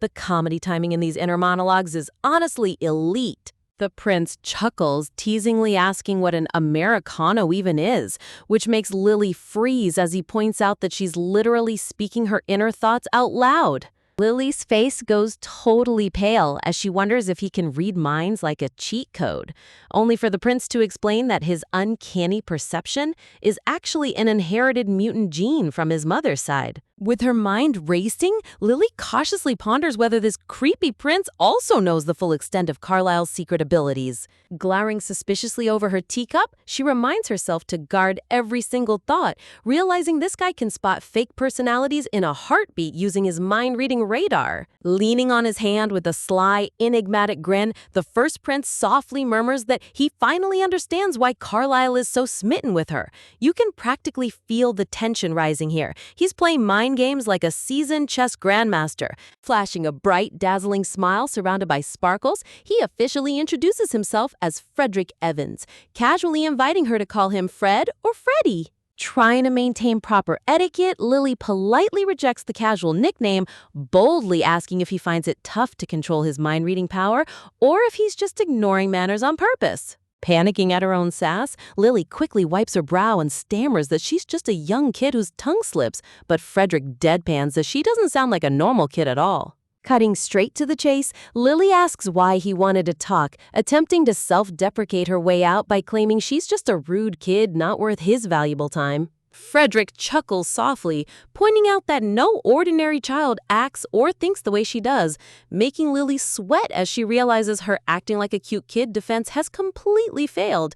The way her toddler disguise gets dismantled in 5 minutes is top-tier hilarity. Setting down his teacup, the prince's tone shifts to pure business as he reveals the real reason behind this secret tea party. He needs her help to protect Carlisle. He directly addresses his failing health, and Lily drops her guard for a second, admitting that she's already heard rumors about his fragile condition. Over a dark, dramatic background of Carlisle surrounded by sharp blades, Frederick gravely confesses that he's slowly dying every day, and his only lingering regret is the immense suffering Carlisle will face once he's gone. Sitting in solemn silence, Lily asks if he fears for Carlisle's safety, but Frederick clarifies that magic will protect his brother's physical body. He's terrified of Carlisle collapsing under the emotional weight. Looking him dead in the eye with mature wisdom, Lily firmly reassures him that extreme loneliness creates tyrants, promising that she won't let Carlisle fall into darkness. Look at the art direction in this scene. The emotional weight behind her expression is genuinely top tier. Gently dabbing his lips with a napkin, Frederick sighs in deep relief, admitting that he finally feels he can trust her with his brother's future. Thoroughly impressed, Frederick gleefully proposes extending their conversation, but Lily panics internally, knowing the insane political drama that would erupt if rumors spread about the first prince favoring her. Slumping back in her chair with a heavy sigh, Lily internally begs the universe for a quiet, peaceful life, realizing her hopes of staying under the radar are completely ruined. Bringing the heavy meeting to a close, Frederick smiles warmly as Lily stands up to give a polite bow, thanking him for the hospitality. Beaming with floral radiance, Frederick asked her to explain all those weird modern terms like Americano next time they meet, leaving poor Lily sweating bullets. Laughing heartily amidst a bed of blooming flowers, he amusedly comments on how everyone in Carlisle's circle seems to possess such peculiar tastes. Walking back down the silent hallway, Lily worries that her modern secrets are on the verge of leaking, deciding she needs to invite him to Arcanus while wondering where her sister went. Suddenly, the lights dim into a sinister blue tint as a mysterious figure calls out her full name from the shadows, leaving Lily frozen in absolute shock. Talk about ending on an edge-of-your-seat nail-biter. Talk about worst-case scenarios. Just when Lily thinks she's managed to sneak off for a quiet solo adventure, an imposing guy with glowing yellow eyes appears out of nowhere, leaving her completely frozen in panic. Looking at his intense predatory glare, Lily instantly recognizes him as Cleon, wondering on Earth why he's creeping around when he was just spotted near the second prince's palace moments ago. Goosebumps run down her arms as she realizes in terror that this creepy guy isn't here looking for her sister, he's specifically targeting her. Looming over her with an unsettling composure, Cleone casually drops a fake greeting, questioning why her sister would leave a little girl all alone in the palace corridors. When Lily stays dead silent, trying to process the situation, his expression darkens as he sharply asks if she's intentionally ignoring his words. Talk about zero chill. This guy went from zero to unhinged in 2 seconds flat. Taking a slow step back, Lily notices a dangerous shift in his glowing eyes, instantly raising every alarm bell in her head. Shadowing her every move, Cleone commands her not to run, smoothly suggesting they step aside for a very private off-the-record chat. Honestly, if stranger danger had an official poster boy, it would definitely be him. Reaching her absolute limit, Lily internally screams at this lunatic, making a mental note to keep her sister as far away from this creep as humanly possible. Right as Cleone reaches out his hand, a firm grip snatches his wrist midair with a loud swoosh. Enter Michael, swooping in like an absolute hero to block the contact. Standing tall between them, Michael gives Cleone a stern look while Lily instantly uses the distraction to sprint behind her savior, cheering for her sister to hurry over. Cleone tries to play it off like a misunderstanding, claiming he just wanted a friendly chat with Lillian, but Michael cuts him down cold, declaring he won't allow it. The protective uncle energy here is genuinely off the charts. Standing his ground, Michael plainly points out that since the little girl clearly expressed her discomfort, Cleo needs to pack up his attitude and beat it. Without waiting for an answer, Michael grabs Lily's hand and turns on his heel, walking away and leaving Cleone standing alone in total defeat. Tucked safely behind Michael, Lily can't resist sticking out her tongue at Cleone, mocking him for acting like a coward who only targets defenseless kids. You've gotta love her ruthless petty streak. She never misses a chance to kick a villain while he's down. Staring at Cleone's dark, shadowy silhouette, Lily shakes her head in disgust, wondering how a creepy guy like him was ever written as a main male lead in the original story. As they reach the stairs, Lily's sister comes hurrying down, her eyes widening in surprise as she calls out her name. Lily immediately drops the sass and transforms back into cute toddler mode, leaping into her sister's arms while asking Michael why he skipped his official royal meeting today. Michael casually rubs the back of his neck, admitting he just needed a quick break, leaving Lily to figure out that he deliberately ditched his duties just to check on her. Her sister looks back and forth between them, curiously asking why they were walking together in the first place, prompting Michael to explain how Cleone was making a move on Lily. Uh-oh. The second she hears about the encounter, her sister's eyes widen in genuine shocking concern. Michael gently reassures her, explaining he stepped in and escorted Lily away before anything bad could happen, earning a soft, relieved thank you from her sister.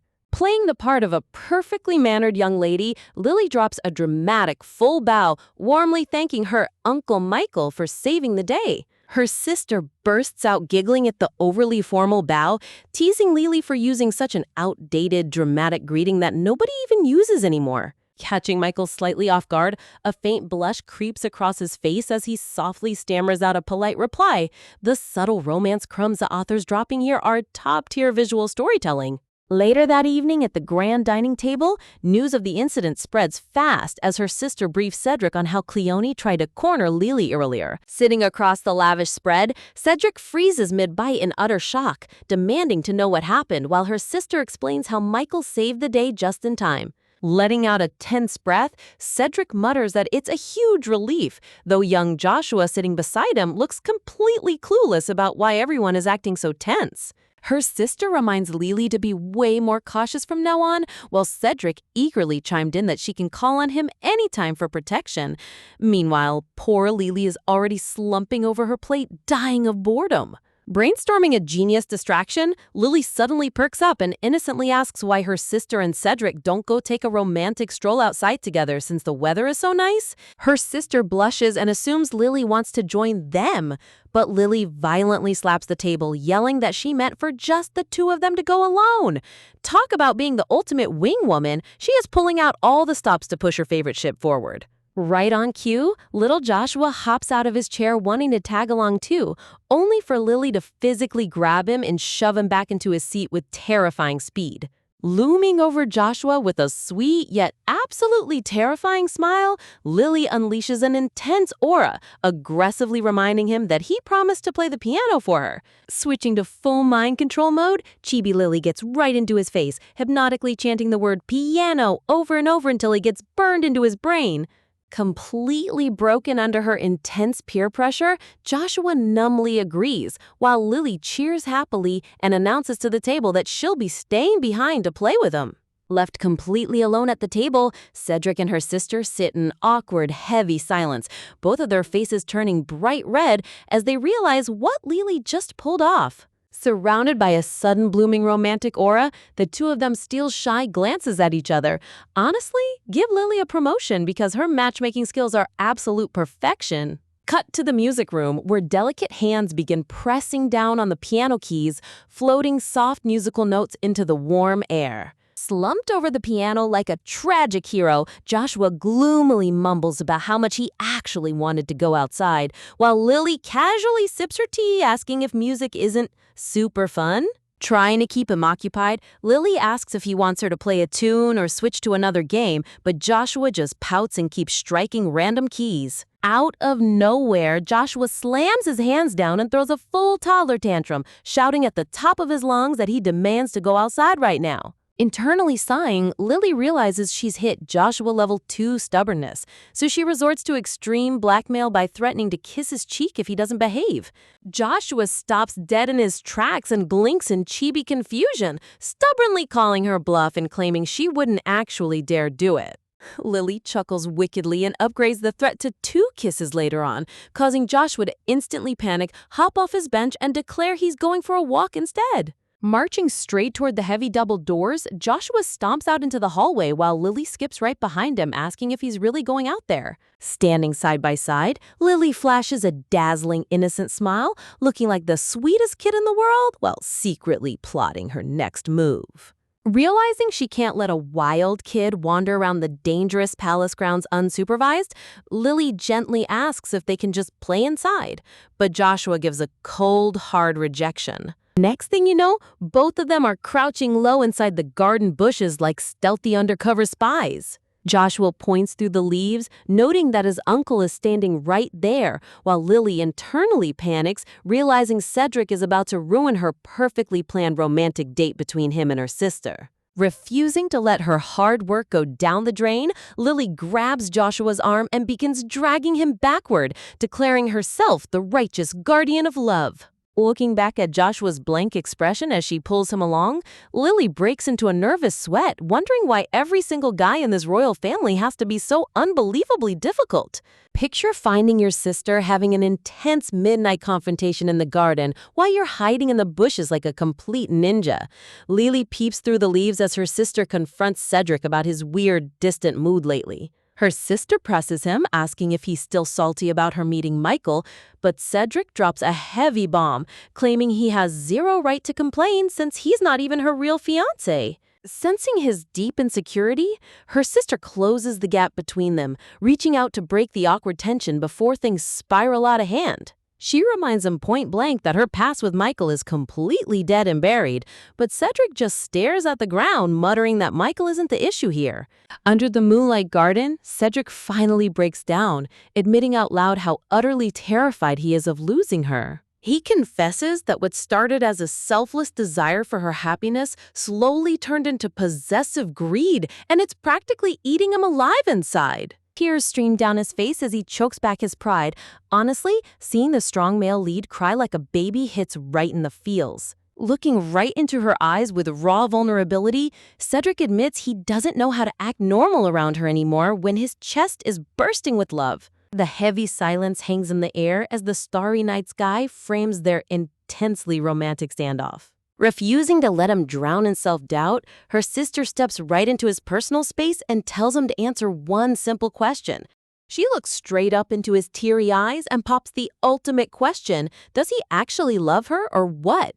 Talk about taking full control of the context. Holding her gaze under a border of blooming roses, the tension reaches an absolute boiling point between these two. Meanwhile, back in the bushes, Lily's eyes are practically popping out of her head as she witnesses the juicy romance drama unfold live. Cedric's breath hitches as he looks down at her, the sheer relief washing over his face in high-definition detail. With a gentle, tearful smile, Cedric finally utters those 3 magic words, wrapping his arms around her in a field of glowing white flowers. His heart goes into overdrive as all his pent-up anxieties instantly melt away in her warm embrace. The artist pulls out all the stops as the two lock lips in a breathtaking, full-panel romantic kiss surrounded by glowing petals. Cedric's hand twitches with overwhelming emotion, holding onto her like she's his entire world.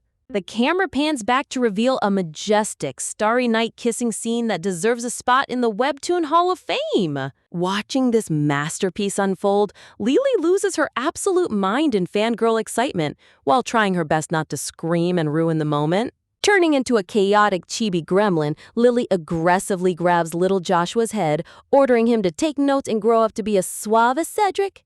Tiptoeing through the grass like covert operatives, Lily drags Joshua away by his arms so they don't ruin the newly formed couple's moment. Blushing like a ripe tomato, Lily fangirls hard over how top-tier her matchmaking skills turned out to be. As the moon shines bright over the palace fountain, Cedric gently holds his girl, leaving us with the ultimate picture-perfect happy ending for the main couple. Fast forward to the next sunny morning, the story shifts back to the Imperial Palace as Lily hangs out in the grand sitting room. Sitting side by side on the velvet couch, young Prince Carlisle stares intently at Lily without blinking an eye while holding her hand tight. Carlisle leans in ridiculously close to her face, dropping a sudden cryptic question that leaves poor Lily sweating bullet holes in deadpan shock. Carlisle drops a serious voice, revealing he heard about her secret escapades in the garden last night.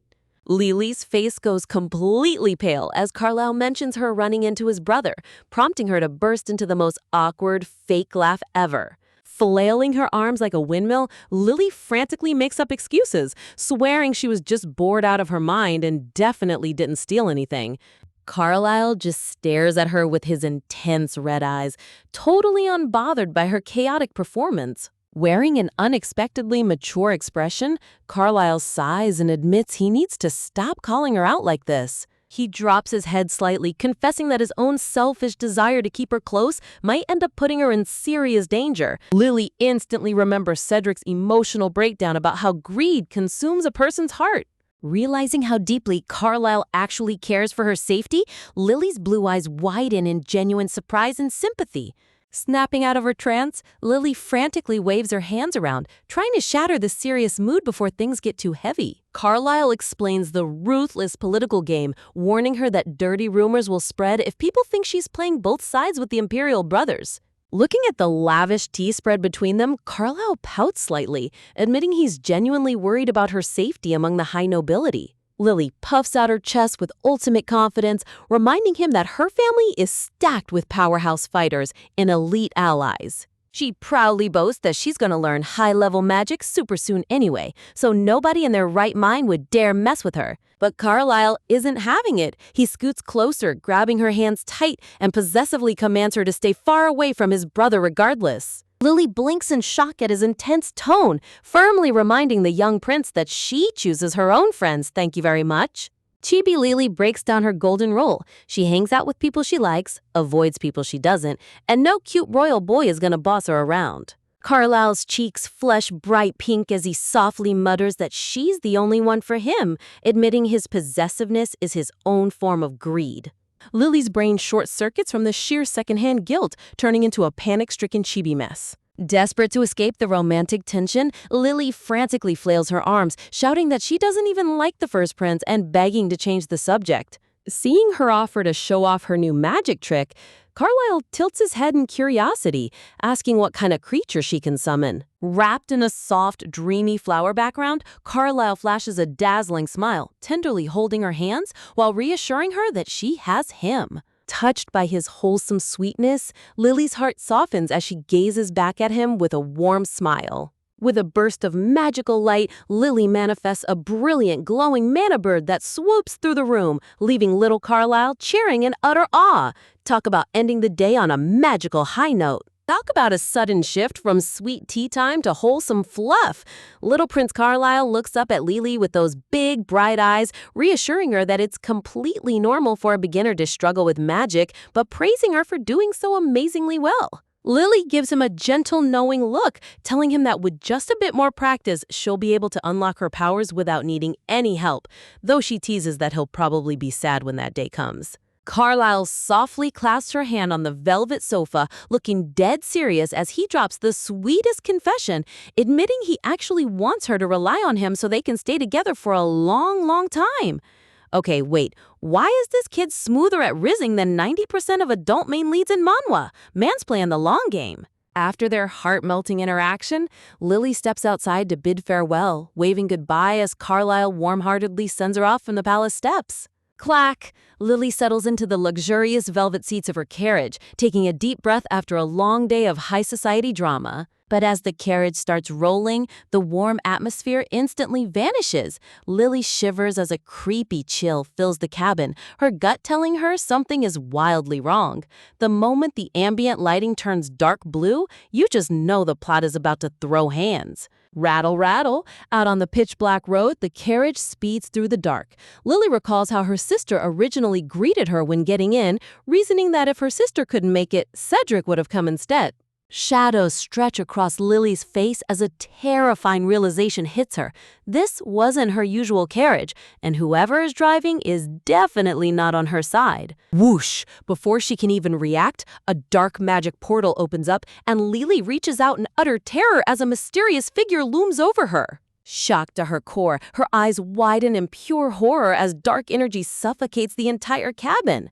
Can our girl Lily ever get 24 hours of peace without someone trying to orchestrate an imperial plot against her? Grab, a sinister shadowy hand slams down, overpowering her in seconds and binding her tightly in dark spell restraints. Slip. Lily's vision fades as a heavy sleep spell takes hold, forcing her eyes shut as she sinks completely into darkness. Fast forward a little bit, blackness surrounds her as Lily gradually wakes up, piecing together the timeline of how her peaceful visit to Carlisle turned into an absolute nightmare. Squeeze. Opening her eyes in the dim light, she realizes her hands and feet are bound with heavy ropes and a tight gag is strapped across her mouth. Honestly, seeing Lily bound like this is frustrating, but her internal monologue turning into pure snark is top-tier comedy. Tied up on the floor of the moving carriage, Lily's mind races in pure fury as she demands to know who kidnapped her and whether this is the Empress's doing. Suddenly, a shadowy voice chuckles above her, asking if she's awake, making Lily's heart drop as she recognizes that chillingly familiar voice. Looking up through the dark, she eavesdrops on two shady figures discussing how the sleep spell was supposed to keep her out for hours, casually plotting to hide her away and eventually execute her. The dark-haired villain scowls, blaming Michael Evans for pushing him to take such desperate, cowardly measures just to get revenge. Imagine admitting out loud that you had to kidnap a kid because another adult outsmarted you. What a total loser move. Hearing that voice loud and clear, Lilith's eyes flash under her blindfold as she pinpoints the exact identity of her captor. Clench, the petty villain grinds his teeth in rage, fuming about how he's being ousted from the succession line. It's none other than Robane Cleone, the washed-up third-rate antagonist who can't handle losing. Glow. Laying flat on the carpet, Lily forces herself to stay completely still, suppressing her shivers so they don't realize her sleep spell wore off early, trusting her family will hunt him down. The psychological composure on this girl is insane. Most kids would be screaming, but Lily is playing 4D chess. Robane keeps rambling like a classic arrogant villain, whining about how Julianne would have been his if Lily hadn't interfered, while Lily internally roasts him for being a total joke. Squeeze! She tightens her fists in frustration, wishing she had the destructive combat powers of Joshua or Luca to flatten this guy on the spot. Clip, clop. Outside, the carriage wheels grind against the dirt path as the driver informs Robane they are currently navigating near the misty Caligo forest. Swish! The driver pulls back the curtain, suggesting they make a quick pit stop right away. He warns Robane that the forest fog is dangerously thick, and one wrong move could send the whole carriage tumbling off a deadly cliffside. Assuring him that Lily is bound too tightly to escape anyway, the henchman convinces Robane to step outside and catch some fresh air. Rule number 1 of villainy: never leave your hostage unattended. Did these guys learn nothing from basic villain school? Step. Robane's heavy boots hit the ground as he steps out of the carriage cabin. Shudder. The second the door shuts, Lily's eyes snap open. This is her one and only golden window of opportunity to break free before it's too late. She groans softly, mentally assessing her tied limbs and realizing normal physical force won't cut through these thick ropes. Flash! A spark ignites in her eyes as she remembers the magic training she's been grinding on. Cut, cut! Channeling her mana, Lily summons a sharp, glowing blade using materialization magic, instantly slicing right through the ropes around her wrists. Whip! She yanks off her mouth gag, taking a greedy gulp of air as freedom finally seems within reach. Seeing her pull off a stealth escape using newly learned magic is so satisfying. Talk about instant character growth. Thud! But just as she exhales, the carriage door suddenly swings wide open, sending a cold shockwave straight down her spine. Robane stands at the doorway, bathed in moonlight, a creepy smirk on his face as he admits he had no idea she could actually use magic. Meanwhile, back at the Duke's estate, the atmosphere is pitch black gloomy as Julianne breaks down crying in Cedric's lap, blaming herself for Lily's disappearance. Sobbing hysterically, Julianne buries her face in her hands, desperately wishing she had accompanied Lily instead of letting her go alone. Cedric gently cups her face, his own eyes brimming with tears as he reassures her that he should have reached the second prince's palace faster to protect them both. Look at Cedric comforting his girl. This man went from insecure mess to absolute emotional pillar in 24 hours. Shake. The silver-haired archmage sighs heavily, explaining that Lily's mana signature is still too faint and weak for him to track her location directly. A stoic knight steps forward, dropping crucial intel that Robane Cleo hasn't returned to his main manor ever since the incident. The men analyzed the scene, noting that while Robane's official carriage was spotted, a high-profile noble would never use his personal crest for a literal kidnapping. Talk about amateur hour. The knight hangs his head in deep guilt, admitting he intervened earlier to push Robane away, which might have driven the desperate noble over the edge. He points out that since Robane lost his heir position, he has absolutely nothing left to lose, making him far more dangerous and unpredictable. When a villain loses his social standing, he goes full chaos mode. And Robane clearly lost his last 2 brain cells. The Archmage rubs his temples, reminding everyone to stop playing the blame game and focus on logic, deduction, and magic capabilities. He breaks down the possibilities, pointing out that teleportation is an ultra-rare high-level magic that almost no ordinary wizard or noble can pull off without massive prep. When asked if they can track Robane's residual magic, the Archmage explains it would only work if someone recently cast tracking spells on him directly. Julianne clutches her hands in tight prayer, pointing out how suspicious it is that the carriage bypassed every single border inspection checkpoint across the capital. Flash! Suddenly, a light bulb ignites in Julianne's eyes as her high intellect brain connects all the dots. Standing tall before the squad, Julianne confidently reveals that Robane must have taken Lily straight into the foggy, abandoned Caligo forest to hide from the Imperial Guards. Talk about the ultimate detective sister coming to save the day! Imagine escaping a high-stakes carriage kidnapping only to face a delusional villain. And then your overprotective sister pulls up like an absolute final boss. Little Prince Carlisle peeks into the war room, begging to join the search because he refuses to sit back while his favorite girl is in grave danger. Connecting the dots in seconds, the silver-haired archmage realizes that without high-level teleportation, Robane's carriage is forced to crawl through the foggy forest trail, giving them the perfect window to cut him off. Standing tall before the group, Julianne confirms that Carlisle's strategic deduction is spot on, pinpointing their exact target location. Glow! Julianne activates her full high IQ main character aura, her glasses gleaming with pure authority as the rescue team prepares to roll out. Honestly, when Julianne puts on her serious glasses and glows like a final boss, you know the villains have about 5 seconds left to live. Meanwhile, back in the dark carriage, Lily's brief moment of relief completely evaporates the second the cabin door swings wide open, and her brain instantly goes into full panic mode, screaming that she's totally screwed.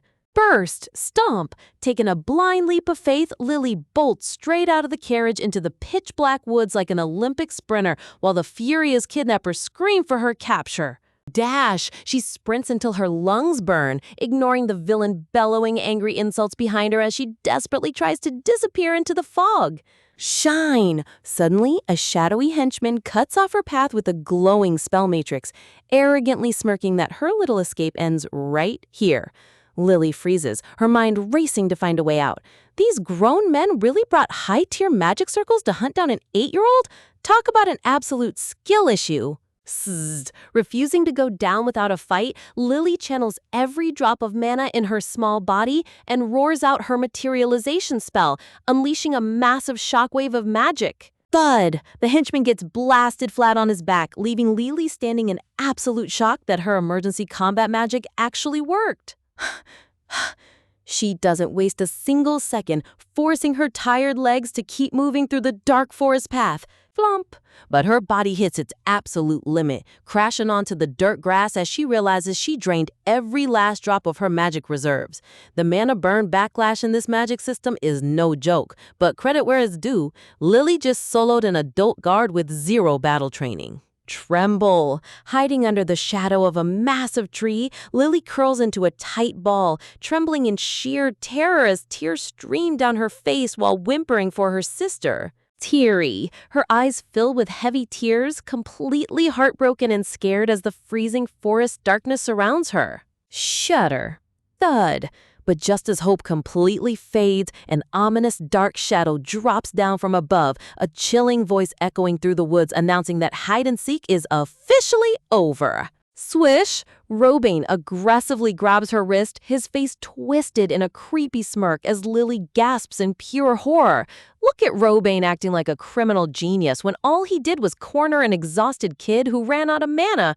What a total loser. Robane forcefully drags her through the brush, whining about how Lily ruined every single one of his precious political ambitions. His yellow eyes glow maniacally in the dark as he delusionally claims that Julianne could have been happy with him if Lily hadn't interfered.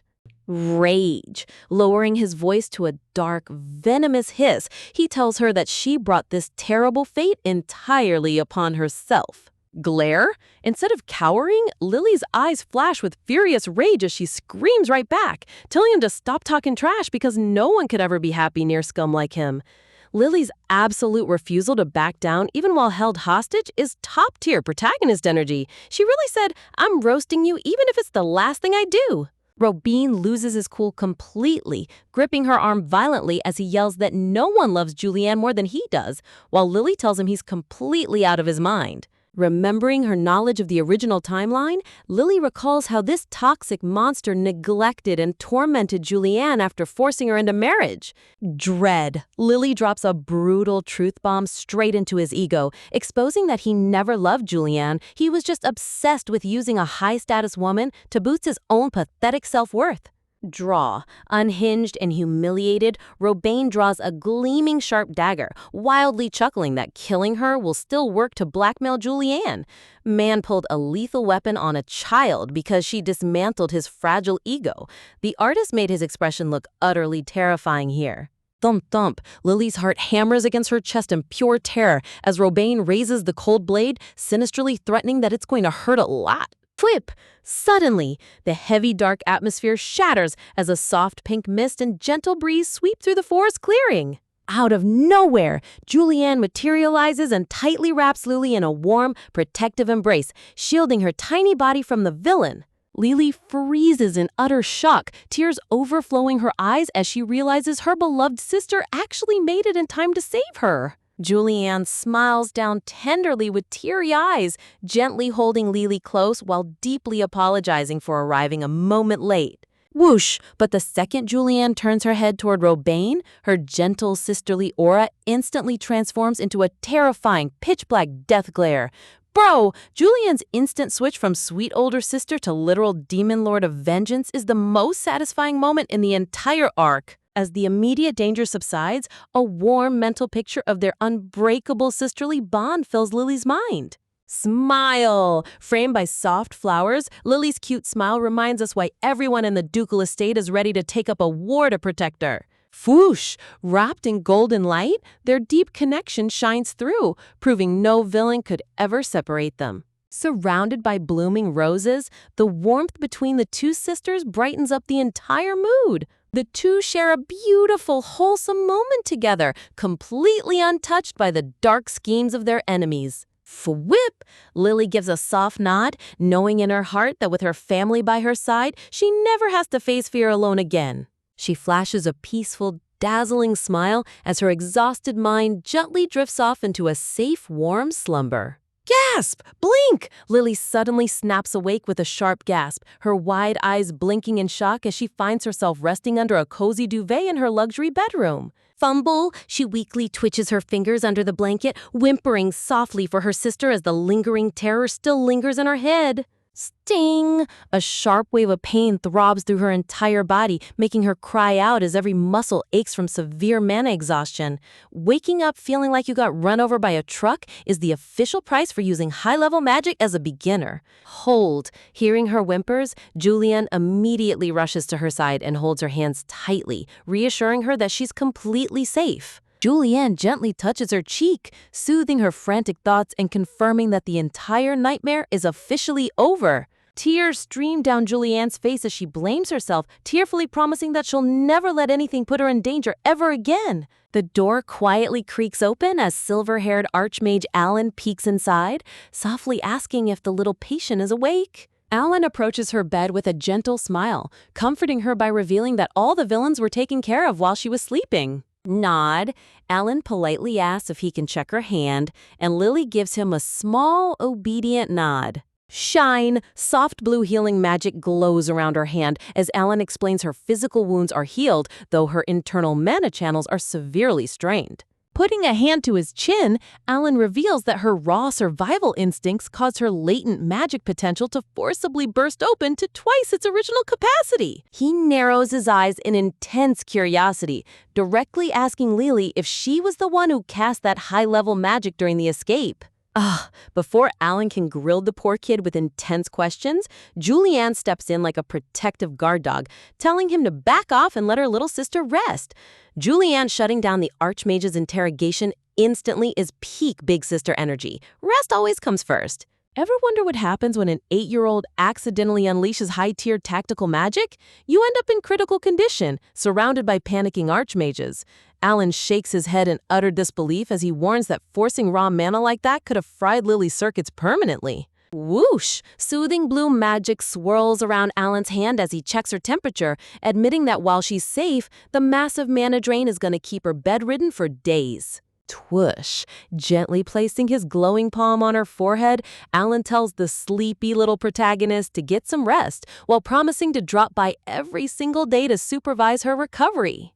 Pat, pat, with soft petals glowing in the background, Julianne sits beside her bed, tenderly patting Lily to sleep like a protective guardian angel.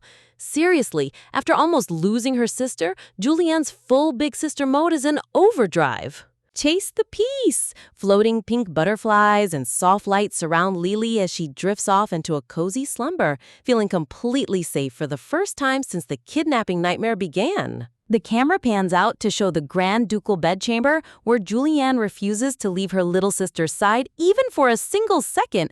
Talk about top-tier sisterly devotion. Even so, pretty soon the whole squad accumulates around the bed like a legendary raid party watching over their most precious VIP player while she recharges her health bar. The young dukes and friends even bring strawberry cakes and treats into the room, creating an adorable, chaotic protective circle that completely brightens up the atmosphere. Standing tall before her with a heavy heart, Michael lowers his head and deeply apologizes, blaming himself for letting the kidnappers get anywhere near her. Glow! His yellow eyes shimmer with guilt as he starts rambling about how his foolish mistake put her in lethal danger. Man, these Battleheart Knights really take their protective duty seriously. But Lily just looks up from her pillows with a soft, reassuring gaze, instantly stopping his guilt trip in its tracks. Reassuring him with the sweetest smile imaginable, she insists that none of this was his fault at all, completely melting the tense mood in the room. Full, and to prove there are no hard feelings, Lily cheekily grins as she looks over a massive mountain of luxury gift boxes Michael brought to make amends. Honestly, getting a room full of presents is a pretty solid silver lining. Clack! Aiden waddles into the room carrying an insanely heavy stack of books, excited to deliver the exact reading list Lily asked for. Noticing 2 people missing, Lily asks where Josh and Will went, and Aiden casually explains that they stepped outside so they wouldn't disturb her reading time. Setting the heavy stack of red books down, Aiden listens closely as Lily lowers her voice, nervously asking about what actually happened to the kidnappers after her rescue. Aiden's expression immediately darkens, his cheerful demeanor shifting it to dead seriousness as he looks at her. He cautiously asks if she realizes just how evil those kidnappers were, while Lily silently wonders in her head if Robane and his thugs were already put to the execution block. She recalls how furious the second prince was and worries why she hasn't heard a single peep from Carlisle, wondering if the poor guy is secretly blaming himself for the whole disaster. Iden mentions that even the first prince was absolutely livid over the incident and personally went to ensure justice was served. Hesitant, Iden suddenly pauses, shifting uncomfortably in his seat like he's holding back a massive, terrifying piece of gossip. Lily's patience runs paper thin as she stares at him, internally screaming at him to spill the beans already. Ugh! Iden finally clears his throat and nervously drops the bomb, revealing that the criminals are currently on full public display right in front of the Imperial Palace. Flap, flap, crows fly through a blood-red sky above the ominous iron gates, setting an absolute horror movie tone for what lies outside. The narration heavy hits with the dark reveal. The severed heads of the entire criminal syndicate, including the villainous Robane, are hanging directly at the gate. Shock! Lily's eyes widen in sheer horror as her brain tries to process the grim news. Wait, Robane's head is actually on a spike? Mupple, Lily goes into full internal panic mode, screaming at the author in her mind because Robane was supposed to be the original male lead. Did the creator really just off the main love interest this early? Honestly, when an author deletes the male lead halfway through season 1, the plot armor budget just ran out. Adjusting the focus, realizing that at least 3 decapitated heads are currently decorating the Imperial Plaza, Lily's chaotic brain starts calculating the sheer brutality of the Empire's court system. All right, but instead of being traumatized like a normal kid, Lily gets a mischievous spark in her eye and decides she absolutely has to go check it out in person. Iden's jaw practically hits the floor as he sweat drops, asking if she's really sure she wants to see something that graphic. Proud. Pouting her cheeks, Lily proudly boasts that even if she looks like a cute little princess, back in her past life, she was a hardcore horror movie fan who loved gory action flicks. Lily flexing her past life horror movie credentials to justify seeing decapitated villains is peak chaotic protagonist energy. Smile! Iden just chuckles softly at her hilarious enthusiasm, agreeing to take her on a field trip the second her body is fully healed. Sitting up in bed with bright eyes, Lily can barely contain her excitement for her upcoming gruesome sightseeing tour. Firm, but her grand plans are instantly crushed when Julianne and Michael slam their hands up like a defensive wall, sweating nervously while declaring that there is absolutely zero chance she's going out to see that nightmare. Sad, dropping her head in utter disappointment, Lily sighs, realizing she won't get to see the gruesome display, though she still manages to gather all the juicy tea through palace rumors. Finish! A wild flashback reveals that Julianne went complete monster mode in the woods, beating Robane's thugs into a pulp while Michael desperately tried to hold her back.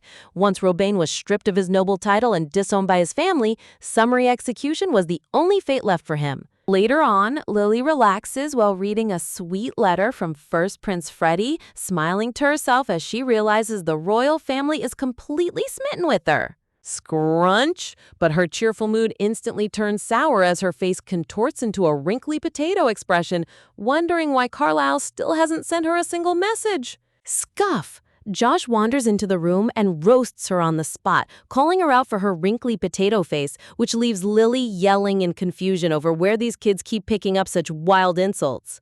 Josh quickly tries to bribe her, begging her to ask the servants for chocolate cake, since no one ever says no to the Duke's favorite little girl. Beam! Seeing Josh's overly enthusiastic plan to use her as a cake cheat code, Lily gives him a deadpan look, realizing he's completely using her for sweet treats. Using the main character's cuteness as a literal cheat code to bypass house rules for chocolate cake is top-tier sibling intellect. Hop! Deciding that cake sounds amazing anyway, Lily bounces off the bed as Josh celebrates like he just won the lottery. Stomp! But just as they head for the door, the head butler suddenly steps into their path, bringing their cake mission to a sudden halt. Flash! Extending his gloved hands, the butler presents an elegant black envelope stamped with the gleaming golden wax seal of the Imperial family. Whoosh! Lily's eyes light up with pure joy as she tears open the envelope, instantly recognizing Carlisle's handwriting. Shudder. But as her eyes scan down the page, her happy smile completely vanishes, replaced by a sudden wave of chilling dread. The letter starts with Carlisle deeply apologizing for taking so long to reach out, confessing that he simply lacked the courage to write to her after what happened. A flashback shows the lonely young prince writing at his quiet desk, admitting that while the Empress wasn't directly behind the plot, Lily would have never been targeted if she hadn't come to the Imperial Palace for him. Lily stands frozen in the hallway as Josh calls out to her in the background, reading Carlisle's heartbreaking words that, as long as his position is unstable, being near him will only put her life in constant danger. Carlisle closes the letter by urging her to stay away from the palace for her own safety, promising that once he gains total power and secures his throne, he will return to stand proudly by her side as a worthy protector. Just when you think things are finally settling down, Carlisle goes full dramatic brooding mode, kissing his final letter to Lily like he's starring in a tragic Victorian romance. He's basically writing a tear-jerking breakup text before they even made things official. Reading his grand goodbye note, Lily's brain completely short-circuits as she stares at his signature in utter disbelief. Like, excuse me? Why is this prince out here writing a whole tragedy essay when he didn't even commit any crime? Gasp. She tries to chuckle it off, convincing herself that if the second prince ghosted her forever, she could finally kick back and live that cozy, peaceful mob life she's been dreaming about.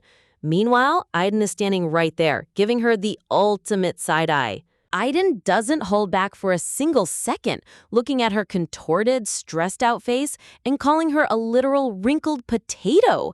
Honestly, these kids have zero filter, and it's absolute comedy gold. Clack! Spinning around on her heel, Lily's stubborn internal monologue takes over because there is no way she's letting this young prince wallow in self-pity on her watch.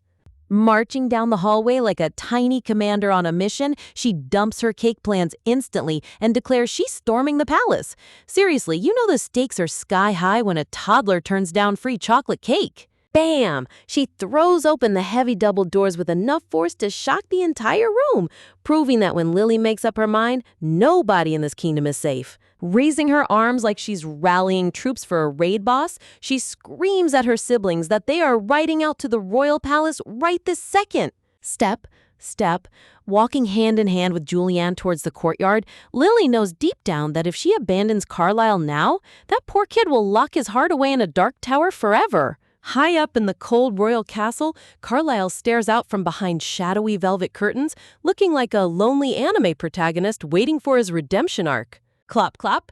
Approaching the grand carriage, Lily solidifies her resolve. She's not letting her favorite prince suffer in silence. Thump! But the moment her eyes hit the wooden wheels of the carriage, her world completely freezes as a wave of icy terror paralyzes her body. Thump, thump. Darkness engulfs her vision as traumatic flashbacks from her brutal kidnapping hit her like a freight train. Check out how the artist used heavy, dark lines and harsh vignetting here. It instantly pulls you right into her panic attack. Thump. The screen cuts to total void as our heart beats so loudly it echoes in our ears, reminding us that physical recovery doesn't instantly heal mental wounds. Gasp! Juliana's voice pierces through the void, calling out her name as the twisted, dark visual atmosphere starts to crack. Flump! Lily's knees give out completely, but Julianne catches her before she hits the hard pavement, crying out in utter horror. Trembling uncontrollably in her sister's arms, Lily squeezes her eyes shut as the word carriage loops over and over like a nightmare in her head. Silence, collapsed on the marble ground, the background fades into total white, emphasizing just how fragile her mental state really is right now. Whoosh! The memory of that dark night fades away into a cozy flashback where young Cedric and Aiden are sitting on the floor looking over hand-drawn sketches. Gasping in surprise, tiny Lily covers her mouth as she points at the gorgeous artwork, asking if that's really her big sister in the drawings? Look at these delicate charcoal pencil sketches. Cedric managed to capture Julianne's quiet grace so perfectly. The detail in her hair and reading posture is honestly stunning. Clutched in her tiny hands, Lily realizes that Cedric isn't just a prodigy at pounding piano keys, he's got master-level visual art skills too. Talk about a multi-talented side character flexing on everyone. Creak, Josh casually waddles into the room carrying a stacked tray of chocolate donuts, announcing dessert time like the ultimate snack ambassador. Whip! Staring straight into his eyes, Lily lightning fast slams the sketch folder shut before Josh can pry into what they were looking at. Raising a single donut, Josh casually brags that his uncle drew those pictures, while Aiden stands there looking completely unimpressed. Glow. Aiden inspects the pages with a sudden twinkle in his eyes, admitting that the art is surprisingly deep.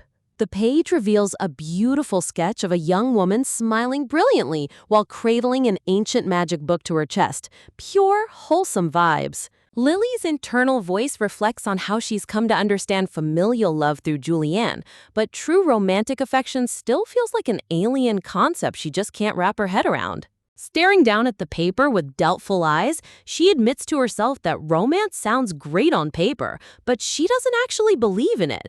Aiden notices her gloomy mood instantly. Turn! Sensing the awkward tension in the air, Aiden suddenly grabs Luca, asking to speak with him outside for a second. Drag! Without even waiting for an answer, Aiden drags a confused Luca across the floor like a rag doll, clearing the room so Lily and Josh can have a moment. Aiden playing matchmaker wingman at age 8 is low-key the funniest thing in this chapter. Left alone in the room, Josh and Lily just stare blankly at each other with huge question marks floating over their heads. Sparkle. The camera zooms in on the empty dessert tray where only a few tiny crumbs remain. Lily's jaw drops as she stares at Josh. She literally only ate one donut, which means this absolute menace gobbled down the entire tray by himself in seconds. Plump. Later at the dinner table, Julianne looks over in complete bewilderment as Josh sits there bloated like an inflated balloon, while Aiden just smirks, knowing exactly why.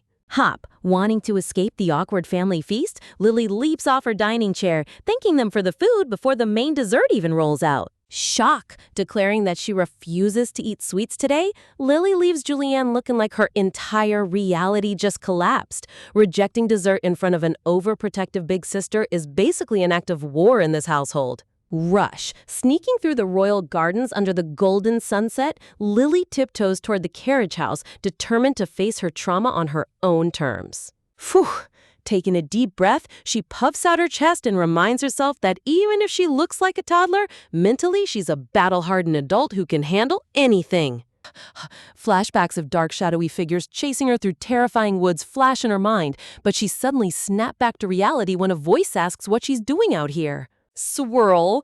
Freezing mid-step, Lily turns around with a sweat drop, giving Aiden the guiltiest, most innocent smile she can muster. Flowers! But Aiden isn't alone. The whole boy squad materializes behind him, framed by dramatic floral backgrounds, asking if she was sneaking off to the carriage house. Stuttering nervously, Lily confirms her secret destination, only for Aiden to step up with a calm smile and offer to walk with her. Lily tries to wriggle her way out of it, sheepishly claiming there's nothing interesting or fun to see in a dusty old garage anyway. Sparkle. Backlit by glowing yellow light and floating flowers, Aiden gives her the most breathtaking, heartwarming smile, stating they aren't going for sightseeing, they just want to support her. Sparkle, sparkle. With ultimate puppy dog eyes firing at maximum intensity, Aiden tilts his head, completely blinding Lily with his cuteness, while she wonders if he can literally read her thoughts. Step, step, walking together down the sunlit garden path, Eden gently asks if she's trying to conquer her fear quickly, and Lily softly agrees. Hover? Out of nowhere, warm hands reach around from behind and completely cover Lily's eyes, making her gasp in total surprise. Glow Aiden leans in close from behind, gently blindfolding her with his hands, while whispering sweet reassurance so she doesn't have to look at the trigger. Seriously, this kid's emotional intelligence is off the charts. What a top-tier gentleman move. Hold. Luca and Josh reach out and tightly hold both of her hands on either side as the squad reminds her that she'll never have to face her nightmares alone again. Thump, thump. How far would you go to save a dramatic prince from his own self-destructive guilt? Lily is standing right in front of the looming, shadowy carriage that triggered her panic attack, surrounded by an ominous dark aura. Before the fear can swallow her whole, warm hands gently reach from behind and cover her eyes, with Lou softly reassuring her that running away is completely fine if she's not ready. But Lily isn't about to play the victim today. Even though her tiny legs are trembling like crazy, she forces her foot forward onto the step, declaring that running away now will only make her run away forever. Honestly, you've got to respect her sheer willpower. She's practically a toddler with the soul of a hardened warrior. Thump. With a heavy heartbeat echoing in her ears, Lou slowly takes his hands off her eyes, preparing her for whatever dark memory comes rushing back. Whoa, talk about an absolute visual masterpiece. The moment she opens her eyes, the dark carriage interior vanishes into a breathtaking cosmos of glowing stars and floating blue roses. Luca and Lily look up in utter awe as bright constellations light up the dark ceiling like a private indoor planetarium. Seriously, the webtoon artist pulled out all the budget for this scene. Lou poses smugly with his arms crossed like a tiny magical prodigy, bragging that since he's, such a generous kid, he won't even demand a wish in return for creating this starry illusion. Stepping closer through a field of glowing pink blossoms, Lou gently takes Lily's hand, softly explaining that he knew she'd be terrified, so this was the only trick he had to help her step inside. Okay, where did an 8-year-old learn smoothness like this? He's low-key putting every romance male lead to shame. Framed by the shimmering night sky, Lily gazes at him with wide, tear-filled eyes as Lou promises that no matter how far apart they end up, he'll always stay by her side. With a heartwarming smile and glowing golden eyes, Lou tells her he just wants to make sure she never has to suffer in fear again. Gasp! Lily's blushing face turns completely crimson, choked up with tears as she asks if his magical setup actually managed to help her out. Hug! Overwhelmed with gratitude, Lily throws her arms around the boys in a tight group hug inside the glowing carriage, whispering thank yous to everyone who stood by her. Sparkle! With tears of pure joy streaming down her glowing face, she beams the radiant smile of a kid who finally feels safe and loved. Shaken off the heavy emotional mood, Lily playfully squishes Aiden's chubby cheeks, checking if he's satisfied now that her panic attack is officially busted. Look at Aiden's clueless, squished expression here. These kid interactions are pure comedy gold. Seeing her in high spirits, Lou suddenly winks and backtracks on his original deal, teasingly asking if he can actually get one little wish after all. Attack! Lily instantly lunges at Lou to tackle hug him, filling the carriage with chaotic laughter as her internal voice realizes that even if things get tough, she's gonna be just fine.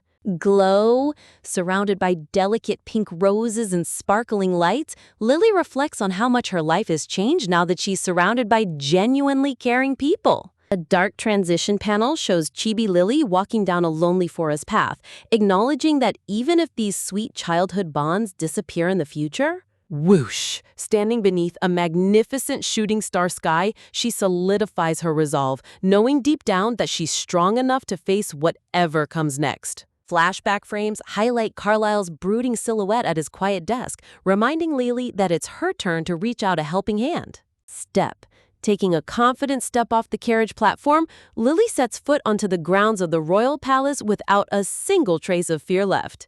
Dressed in her adorable starry dress with cat ear hair buns, Lily rides through the palace gates, completely overcoming her traumatic carriage phobia. The magnificent white towers and sky blue spires of the imperial palace stretch high into the clouds. What a grand fairy tale setting for a dramatic showdown!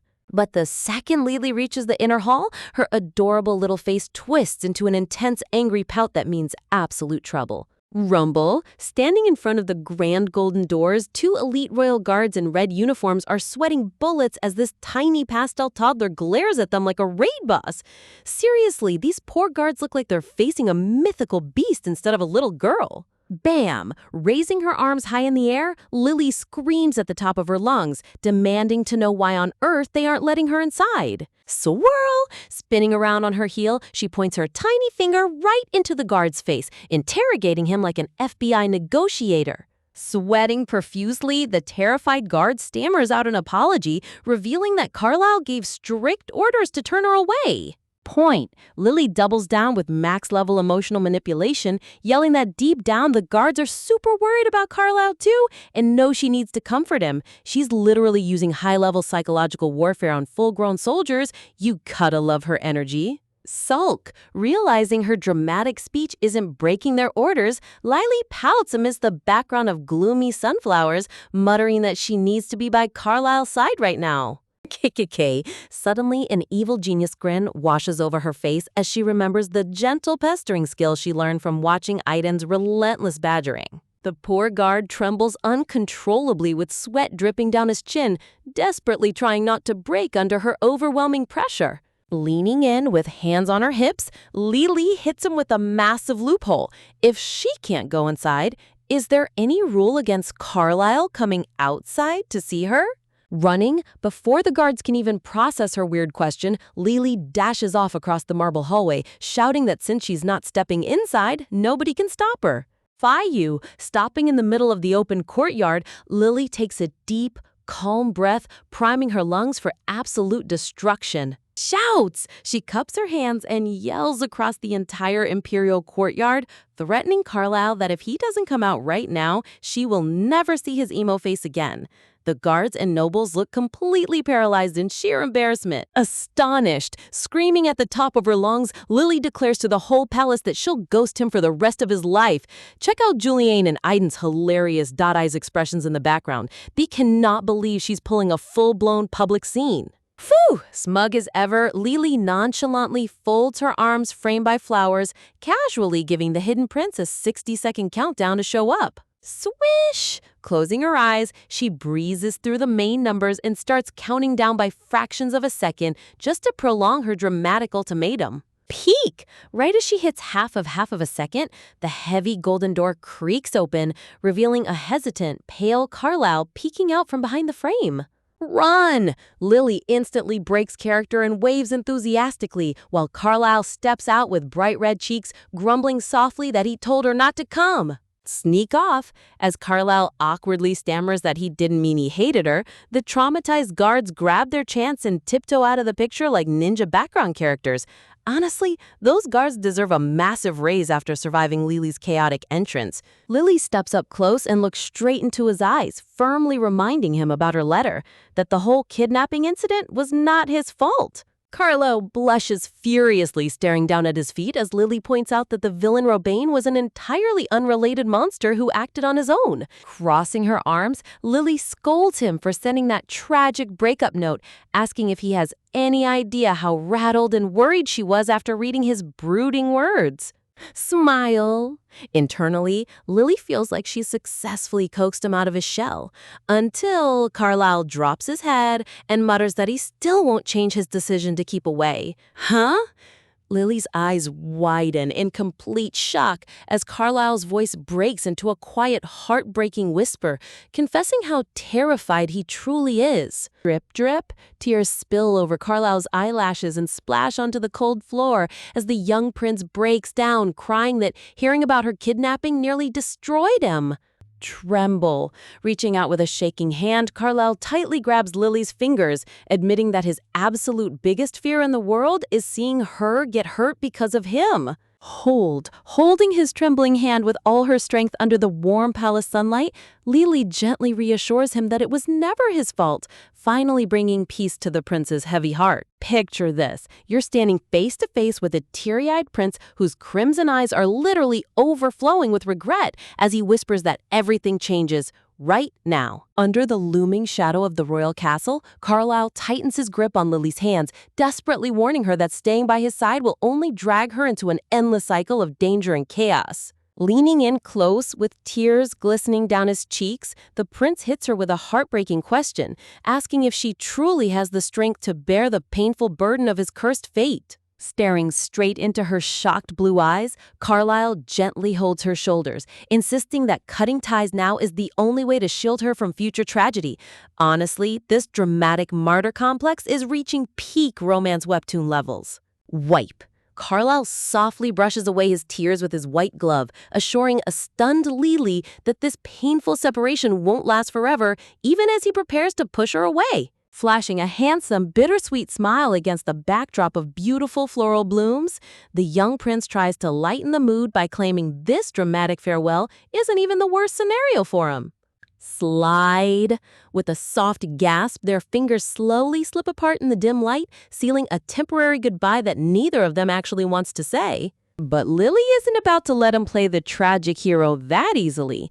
As a magical aura shimmers around her pink hair, she silently resolves that she came here specifically to reject his dramatic goodbye. Watching Carlisle stand alone in the glowing sunlight, Lily's heart breaks as she realizes she can hardly bear the thought of leaving him to fight his inner demons all by himself. Carlisle offers a small, gentle compromise, reminding her that they'll still see each other at the upcoming birthday banquet, even if royal etiquette keeps them from talking. Rage. The moment those soft words register, Lily completely loses her composure and doubles over in rage, screaming at the top of her lungs about how ridiculous this entire situation is.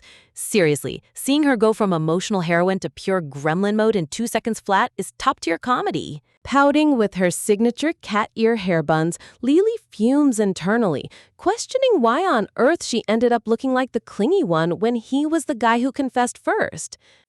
Carlisle can't even suppress a chuckle at her adorable tantrum, blushing cutely as Lily hits him with a deadpan glare that could melt steel. Shouting with absolute conviction, Lily points her finger and vows to barge right back into his life before he even gets a chance to forget her lovely face. Glow, overwhelmed by her fierce devotion, Carlisle's expression softens as he whispers a quiet apology, confessing he can't hold back his feelings for even another second. Flub! Reaching out with a trembling hand, the prince pulls her closer under a warm, magical radiance. And wait, what is he about to do? Kiss! In a breathtaking explosion of sparkling lights and floating blossoms, Carlisle leans in and lands a full romantic kiss right on Lily's lips. Yo, hold on a second. Did the artist just unleash a full-blown lead kiss on an 8-year-old prince? The budget on these visual effects is insane. Gasp! Brushing his cheek against hers with flushed, teary red eyes, Carlisle softly whispers just how deeply he cares for her, leaving Lily completely frozen in shock. Kneeling down like a true fairy tale knight, Carlisle places a gentle kiss on the back of her hand, softly pleading with her to wait just a little while longer. Step, step. Walking through the massive open golden gates into the blinding sunlight, the young prince turns his back and makes his majestic exit into the palace hall. Glancing over his shoulder one last time, Carlisle's sparkling crimson eyes glisten with tears, etching this emotional moment forever into her memory. Stunned, left standing alone in the silent courtyard, Lily stands completely paralyzed, surrounded by floating question marks, trying to process what just happened. Framing the delicate cherry blossom petals, Lily stammers uncontrollably in her head, unable to believe that Carlisle actually just stole her first kiss right on the lips. Arg! Clutching her head with wildly spinning spiral eyes, Lily suffers a complete brain short circuit, screaming that even if she's mature, a sudden lip kiss is way too much to handle. Look at her squishy chibi panic here. She's practically melting from emotional overload.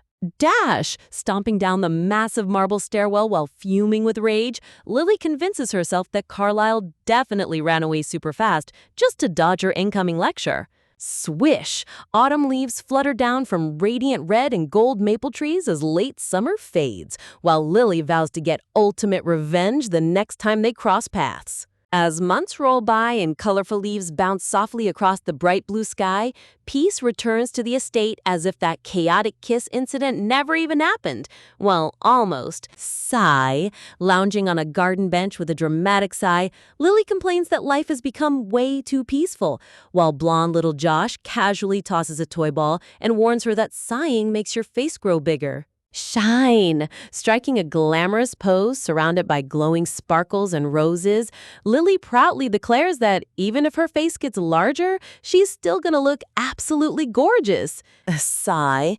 Josh drops his jaw with deadpan blue eyes, looking at her like she's the most shameless creature on the planet. These two kids banter like an old married couple. Tilting her head, Lily suddenly changes the topic and asks Josh when his parents are planning to return to the capital from their long trip. Thinking back to when Cedric first dumped Joshua at the estate, Lily ponders how many months it's been, wondering if a little while secretly means staying until winter ends. Freeze! Josh instantly freezes in place with a massive sweat drop, awkwardly mumbling that his parents always travel without him anyway, so coming back now would be way too fast. Sword swish. Lily's inner thoughts run wild with concern as she realizes Josh is starting to treat Cedric like his actual dad, constantly copying his swordmanship training on the front lawn. Plink! From mastering the grand piano in the music room, draw, to picking up a paintbrush and trying to copy Cedric's artistic portraits while Lily happily munches on strawberry skewers in the background. Tap. Josh even taps his head against a tree trunk in the garden, casually mentioning that his uncle does this all the time, prompting a sweating Lily to beg him not to copy silly habits. Flashback frames reveal Cedric dramatically banging his forehead against a tree in sheer romantic agony. Honestly, seeing a high-ranking knight act like a dramatic teenager over love is absolute comedy gold. Forthright, turning around with big, curious blue eyes, Josh innocently drops a total truth bomb, asking why his uncle is preparing to propose to her sister all over again if they're already engaged. Leap! Lily leaps across the grass like a ninja and cups her hands over her mouth, frantically whispering that this proposal plan is a top-secret mission that her sister can never find out about. Leaning in close under the warm sunlight, Lily gives Josh a super intense, serious glare to make sure he keeps his mouth completely shut. Wink! Slyly winking with a cheeky grin, Lily teases that Cedric actually ordered her not to tell him, causing Josh to blow his top and yell that she's totally lying. Music note, humming a cheerful tune, Lily smugly claims she was specifically told not to trust big-mouth kids, while Josh flails his fists in frustration, screaming that her mouth is way bigger than his. A shaded flashback panel shows Cedric leaning against the tree in deep distress. Lily realizes the noble knight feels compelled to repropose, basically because their original political engagement lacked true romance and propriety. Shout! As Josh runs toward his uncle shouting, Lily remembers how Cedric was headbutting trees out of sheer embarrassment after her sister declared she wouldn't eat dessert with him. Peek! Cedric peeks out from behind the stone garden wall surrounded by sunny yellow flowers, looking completely confused by the kid approaching him. Dash! Josh charges straight over while Lily strolls behind, casually thinking to herself that if she were her sister, just hearing a simple "I love you" would be more than enough. Forthright. Without a single drop of subtlety, little Josh blurted out the million-dollar question directly to his uncle's face, demanding to know why he wants to propose again. Blush. Cedric's face turns bright red as a lightning bolt of shock hits him, stammering in total panic while Josh deadpans that he makes his feelings way too obvious. Smile! Lily steps up with a warm, reassuring smile, comforting the flustered knight by promising that her sister will adore anything he prepares, though poor Cedric is still sweating bullets. Ever wonder what happens when a noble knight tries to propose, but his chaotic 7-year-old sister-in-law decides to act as his personal love coach? As the warm sunlight bathes the palace grounds, Lily stares at Cedric in disbelief, realizing that in a world this old-fashioned, his romance skills are stuck in the prehistoric era. Sparkle! Flashing a dazzling, innocent smile with glowing butterfly hair accessories, Lily leans in close and asks her brother if he trusts her master plan to make his romantic proposal legendary. You think this is gonna go well? Because I kind of don't. Cedric looks completely baffled, staring at her with wide green eyes as a huge question mark floats above his head. Honestly, any sane man would be terrified when a mischievous kid offers relationship advice. Lily proudly unveils Operation Serenade of Love, picturing Cedric standing before her sister while singing a heart-melting romantic ballad under a shower of floating blossoms. Screech! Cedric actually tries to belt out a high note, but dark, gloomy waves instantly erupt as his tone-deaf vocals destroy the entire romantic atmosphere. Awkward. Sweat dropping in total silence, Lily immediately scraps the idea, flatly telling him that they need to pretend this singing disaster never even crossed their minds. Pivoting to plan B, Lily suggests playing a delicate piano piece instead, but Cedric sheepishly admits he already plays the piano all the time and wants something fresh. Gwish! Unfazed by the setback, Lily sparkles with excitement and offers to use her magical mana to blow romantic rose petals around them during his speech. Cedric gives a gentle, bashful smile, thanking Lily for her enthusiastic support, but firmly stating that he wants to convey his feelings through his own sincere efforts. Trudge! Watching the noble knight drag his feet away in deep anxiety, Lily bites her lip in worry. Seriously, if this guy overthinks his confession any longer, he's gonna turn into a whole statue. Call out! Refusing to let him suffer in silence, Lily dashes after him under the bright blue sky, determined to make sure his romantic mission doesn't crash and burn. Hug. Tightly clutching a secret folder to his chest, surrounded by glowing roses, Cedric blushes furiously, wondering how on earth his little sister managed to figure out his hidden treasure. Later that evening, under the quiet starry night, Cedric stands face to face with Leah on that grand marble balcony, stammering her name while trembling like a leaf. Grumble. Hiding behind the stone balustrade right below them, Lily fumes with sheer annoyance, shaking her fist because the foolish knight is freezing up at the most crucial moment. Creak! With his face burning bright red, Cedric nervously hands over the stack of paper to Leah without saying a single word. Lily internally screams in agony, remembering how many times she forced him to practice his smooth romantic lines, yet he's acting like a total mute in front of the female lead. Leah gasps softly as she unfolds the sheets, her eyes shimmering in the moonlight as she realizes what he handed her. Hesitant, Cedric rubs his neck in total embarrassment, quietly confessing that he drew these portraits of her every single time he missed her while studying away at the academy. Whiz, whiz, down in the bushes, Lily flails her arms like a maniac, shouting in her mind that he totally butchered the script. Seriously, seeing her go full goblin mode while orchestrating a romance from the sidelines is comedy perfection. Sweating buckets, Cedric closes his eyes tight and prays for mercy, terrified that his awkward hand-drawn portraits made him look like a complete weirdo. But Leah's gaze softens with boundless warmth as she thanks him from the bottom of her heart for loving her so faithfully for all these years without expecting anything in return. Stepping closer, Leah confesses that every single moment spent with him brings her more genuine happiness than she ever thought possible. Smile, flashing a radiant, breathtaking smile that lights up the night, Leah playfully notes that even though they're already politically engaged, her feelings for him are 100 real. Glow! Under a cascade of floating magical butterflies and glowing hydrangea blossoms, Leah reaches out and gently takes his hand, sealing their true love under the stars. Cedric blushes intensely, with tears of relief welling in his green eyes, finally hearing the words he's waited his entire life to hear. Celebration! And just like a fairy tale ending, the two lovers officially begin preparing for their grand wedding in earnest. Creak! Back inside the estate, Leah reviews official documents while Lily peeks through the door, remembering how their older brothers threw a total fit when they heard the wedding news late. Meanwhile, Michael keeps sending mountains of lavish gifts, sweet pastries, and adorable tea sets to keep Lily thoroughly pampered. Wish! Fast forward to the next morning, Alan holds a glowing mana orb in the courtyard, strictly instructing Lily to stop daydreaming and focus on her magic lesson. Droop. When Lily tries to pull off a pitiful puppy dog face, Alan crosses his arms and firmly tells her that cute glares won't slide during training. Run! Alan winds up his arm like a professional baseball pitcher, warning her to erect a solid magic defense before he hurls the enchanted orb straight at her. Boom! Vroom! The orb cuts through the air like an explosive cannonball, causing Lily's eyes to pop out as her entire life flashes before her eyes. Wait, is Alan trying to train her or send her straight to the afterlife? That's not a gentle toss at all. Tightly shut, panicking for dear life, Lily squeezes her eyes shut and braces for a violent impact. Swoosh!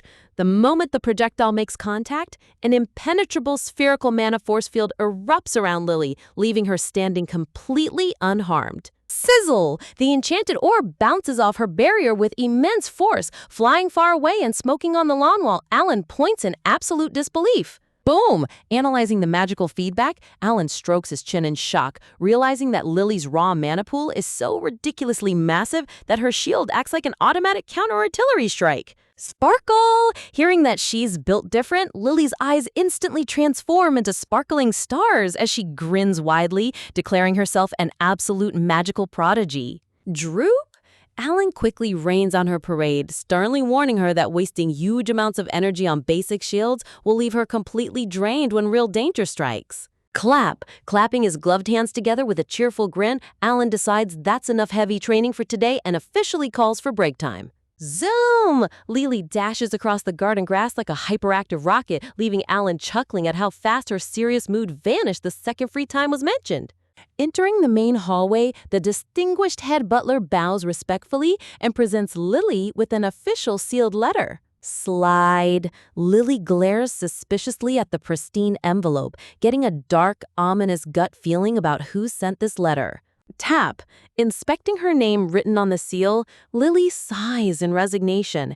Her instincts were spot on, and it's indeed from that troublesome noble boy. Shine! Shrugging off the headache for later, Lily grabs a golden fork with a mischievous grin, declaring that delicious strawberry cake takes top priority over boring mail. Lean. Right as she's about to enjoy her dessert, young Josh suddenly leans over her shoulder, innocently asking if she wants to practice intense swordsmanship next. Freeze! Lily's fork freezes midair as pure terror paralyzes her face. Doing back-to-back magic drills and physical sword training is basically a death sentence for a kid. Kaboom! Lily's soul literally exits her body from sheer mental exhaustion, leaving Josh standing there in utter shock at her apocalyptic reaction. Honestly, her soul transcendence expression is top-tier meme material. The artist deserves a bonus for these chibi panels. Dash! Panicking at her sudden collapse, Josh sprints over and grabs Cedric's arm, yelling for his uncle to come fix the situation immediately. Point! Josh dramatically points a finger and tattles that Lily is slacking off, but Cedric casually waves him off, granting Lily full permission to feast on the rest of the cake. Beckon. Smug as ever, Lily curls her fingers and summons little Josh over, mockingly reminding him that little kids shouldn't interrupt when adults are having an important conversation. Planning a royal wedding is no joke, but Leah makes it crystal clear right off the bat that she wants to keep the entire ceremony as simple and low-key as humanly possible. Little Josh happily munches on cake while casually dropping the bombshell that exchanged vows usually require a journey all the way to the famous Magic Tower. Leah turns to Cedric and suggests holding the wedding right at Royston Manor, but Cedric wonders how on earth they're going to convince a high-ranking wizard from the Magic Tower to travel all the way here for them. Suddenly, heavy footsteps echo through the hallway as a familiar, handsome face smoothly steps into the room. Entrance. With maximum confidence, Alan walks right up and offers to act as their official Magic Tower witness himself. Leah's eyes widen in total surprise as Alan casually reveals that his official registration for the Magic Tower is already complete, and he's heading there soon anyway. Smooth. Flashing a dazzling, picture-perfect smile surrounded by imaginary roses, Alan assures them that handling their wedding vows won't be a problem at all. Seriously, this guy enters every scene looking like he's filming a luxury perfume commercial. Watching from her seat, Lily stares at Alan with a blank expression, internally realizing that this guy behaves exactly like a classic male lead straight out of a fantasy novel. Alan turns back to Leah and adds that he'll finish teaching Lily a few more advanced magic techniques first before officially moving to the tower after the wedding wraps up. Wink! Leaning in with an overly dramatic wink, Alan playfully teases Leah, asking if she's secretly heartbroken about his sudden departure because he's just that irresistible. Jolt! Instead of brushing him off, Leah looks at him with complete sincerity and softly agrees, instantly catching Alan totally off guard. Soft sunlight bathes the room as Leah warmly thanks Alan for being the first to apologize, constantly taking care of Lily, and teaching her magic so selflessly. Sweating buckets! Caught completely flat-footed by her genuine kindness, Alan's cool composure instantly shatters as he stammers in utter panic. Boom! With a radiant smile, Leah seals the deal by declaring that he really is the absolute best friend she could ever ask for. Damage dealt. Alan freezes on the spot, forced to force out a smile and accept the ultimate friend zone title like a champ.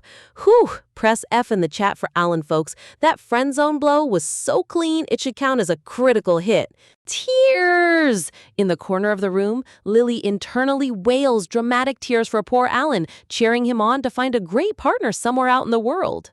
Smirk! Cedric steps up next to Alan with a smug grin, warmly thanking the young wizard for all his help now that the competition is officially out of the picture. Smug!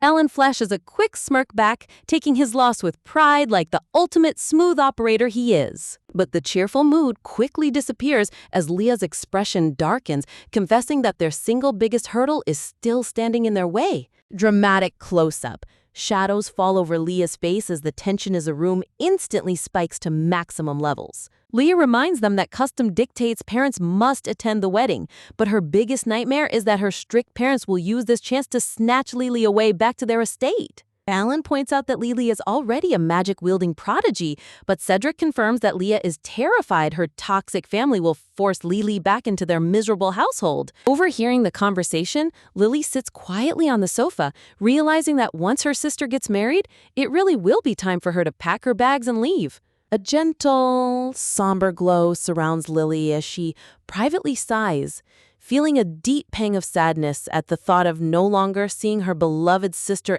every day.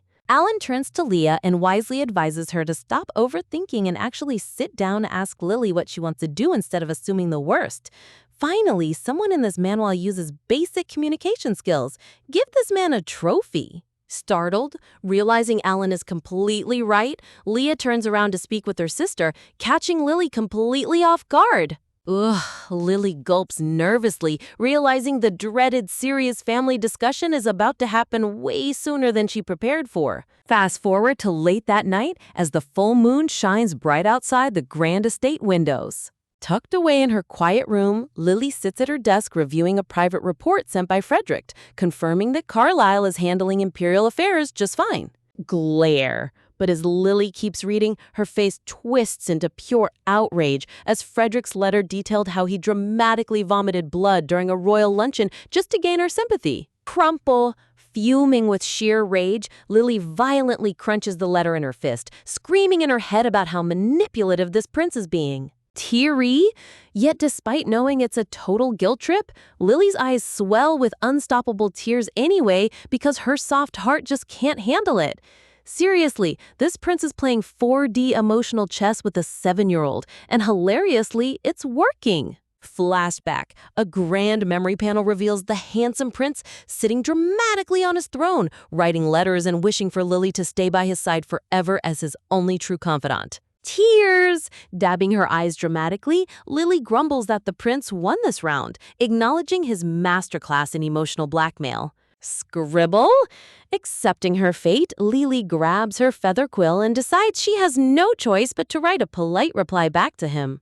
Duality. In the letter, Lily writes standard, ultra-polite royal greetings, while her inner voice is literally screaming at him to stop spamming her mailbox. Teary versus rage. She writes how deeply worried she is about his fragile health while internally cursing him to get well soon and leave her alone forever. Sniffle. She politely addresses his imperial palace gossip on paper, all while inwardly roaring that she couldn't care less about palace drama. The absolute contrast between her polite written words and her savage inner thoughts is comedy gold.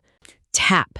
With a heavy sigh, Lily presses her wax seal onto the envelope, finalizing her response right as a gentle knock echoes at her door. The heavy wooden door creaks open to reveal Leah standing there in her nightgown, sweetly asking if her little sister is still awake. Turn. Lily turns around in surprise, quickly setting her stationery aside as her sister enters the room. Hug. Forgetting all her stress, Lily leaps out of her seat and dives right into her sister's arms with absolute joy. Brushing Lily's hair gently, Leah smiles down at her and asks if she wants to sleep together in her big bed tonight, for old time's sake. A few moments later, the two sisters sit side by side on the massive, luxurious bed under the quiet moonlight. Leah looks down at her sister with a soft, cautious expression, asking if there's anything heavy weighing on her mind that she wants to talk about. Lovey-dovey, Lily remembers how much her sister adores her and praises her smarts, bracing herself for the emotional conversation ahead. Lily braces herself, completely expecting her sister to ask if she misses their mother or wants to go back home to their family manor. Dramatic question. Instead, Leah gazes down with gentle, vulnerable eyes and asks Lily if she secretly dislikes living here with her. Aww. Hey! Lily's eyes pop wide open in absolute shock as her brain completely short-circuits at the totally unexpected question. Sitting under the dim room lights, Lily stammers out a quick denial, realizing that her sister was never trying to send her away, but was actually terrified of losing her all along. Picture this. You think your big sister is about to abandon you, but instead, she pulls you into a desperate embrace and apologizes for even making you feel unsafe. As Leah wraps her arms tightly around Lily, her voice trembles with raw emotion, admitting she's been agonizing over what's truly best for her little sister's future. Teardrops glisten in Leah's eyes under the soft room light as she admits the heartbreaking truth. She simply can't bring herself to let Lily go, no matter what logic dictates. Honestly, the emotional intensity right out of the gate is insane. My heart is already breaking for these two. A surreal flashback bathes the scene in glowing stardust as Leah remembers all the time she felt guilty for leaving Lily alone, whispering her regrets while the younger sister sits in silent realization. As a sweet memory of the original Lillian smiling brightly flashes on screen, Lily internalizes the heavy weight of her second life, realizing how deeply this family's love runs. Shake, shake. A sudden wave of realization hits Lily like a freight train. She trembles violently as she realizes that the only person who ever thought about running away was actually her, not her sister. Back in the dim evening room, Leah cradles Lily gently in her lap, softly asking if she misses their parents back at the family estate, leaving Lily dead silent. Sensing the uncomfortable silence, Leah offers a warm, apologetic smile, brushing off her own heavy questions so her little sister doesn't feel pressured. Outside the window, moonlight floods the room as Leah whispers for them to get some sleep, while Lily stares into the darkness wishing she could just magically transform into the real Lillian to make everyone happy. Talk about major imposter syndrome. This kid really carries the weight of the whole world on her tiny shoulders. Wrapped up together under the cozy blankets, Leah softly bids her sister goodnight, surrounded by a peaceful, moonlit ambiance. Leah gazes lovingly down at Lily's face as she drifts off, reinforcing that unwavering sisterly bond that nothing in this world can break. Lily's wide eyes remain open in the dark, contemplating every decision ahead as the quiet night slowly passes. Time lapse. Days roll by in a flash of shifting skies until sunlight bathes the magnificent Royston Manor. It's officially wedding day. Enter the ultimate showstopper. Lily stands decked out in an impossibly cute white flower girl dress with braided hair and a tiara, holding a massive basket of pink roses while completely stunned that she got assigned this role. Okay, pause. Can we talk about this art design? She literally looks like a tiny angel straight out of a fairy tale fashion catalog. Swish, swish! On the white sofa, Chibi Lily bounces with unbridled excitement, giggling about how she's gonna cover her sister in a literal avalanche of flower petals. Shalala! The doors swing open and Leah steps out in her wedding gown, looking so breathtakingly ethereal that glowing flower petals practically spawn around her. Shine! Lily dramatically shields her eyes from the sheer blinding glory, screaming in shock that looking at her sister is like staring directly into two literal suns. Hug! Diving right into her sister's gown, Lily declares Leah the prettiest bride in human history, silently warning Cedric that he better appreciate his luck because he definitely used up a lifetime's worth of karma.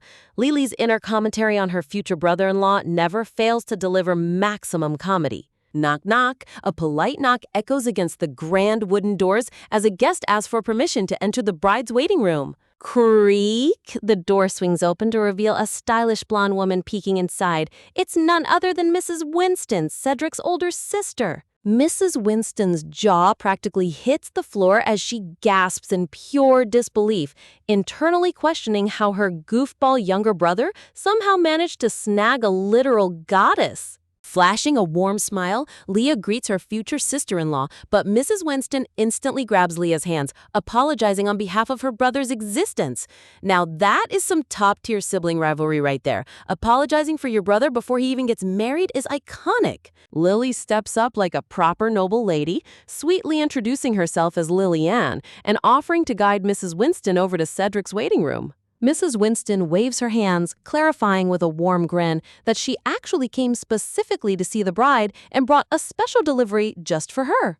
She opens a luxurious velvet box to reveal a breathtaking gold heirloom necklace encrusted with cascading diamond droplets passed down through generations. With practiced grace, Mrs. Winston carefully fastens the vintage jewelry onto Lia's neck under her veil, completing the timeless wedding tradition of something old and borrowed. Lily watches closely as the glittering jewels settle onto her sister's dress, taking in the heartwarming unity between the two families. Realizing how surreal this moment is, Lily looks up at her sister, her eyes sparkling with deep emotion. Hug! Throwing caution to the wind, Lily wraps her arms around Leah's waist in a tight hug, tearfully begging her sister to be the happiest woman alive. If this scene doesn't warm your heart, check your pulse. The wholesomeness level is off the charts. Leah beams down at her little sister with radiant affection, softly thanking Lily for being her absolute biggest supporter. Turning her attention to Lily, Mrs. Winston chuckles and mentions that Cedric also gave her a secret gift to pass along to the little lady. Glow? She holds out her palm to reveal a stunning heart-shaped ruby pendant pulsing with familiar magical mana. It's Prince Carlisle's custom artifact. Whoosh! As blue magic swirls around Lily's hands, she instantly recognizes the mana signature, immediately piecing together what this gift actually does.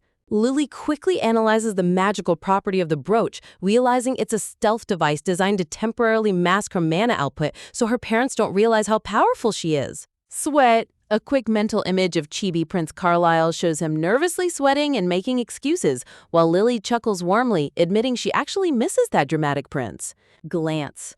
But the heartwarming mood instantly vanishes as Lily glares toward the ceremonial hall with cold sweat dripping down her face, dreading the impending arrival of her toxic parents. Creepy. A chilling shadow falls over the audience as Count Blanchett and his cold-hearted wife sit in ominous silence, projecting pure villain energy into the room.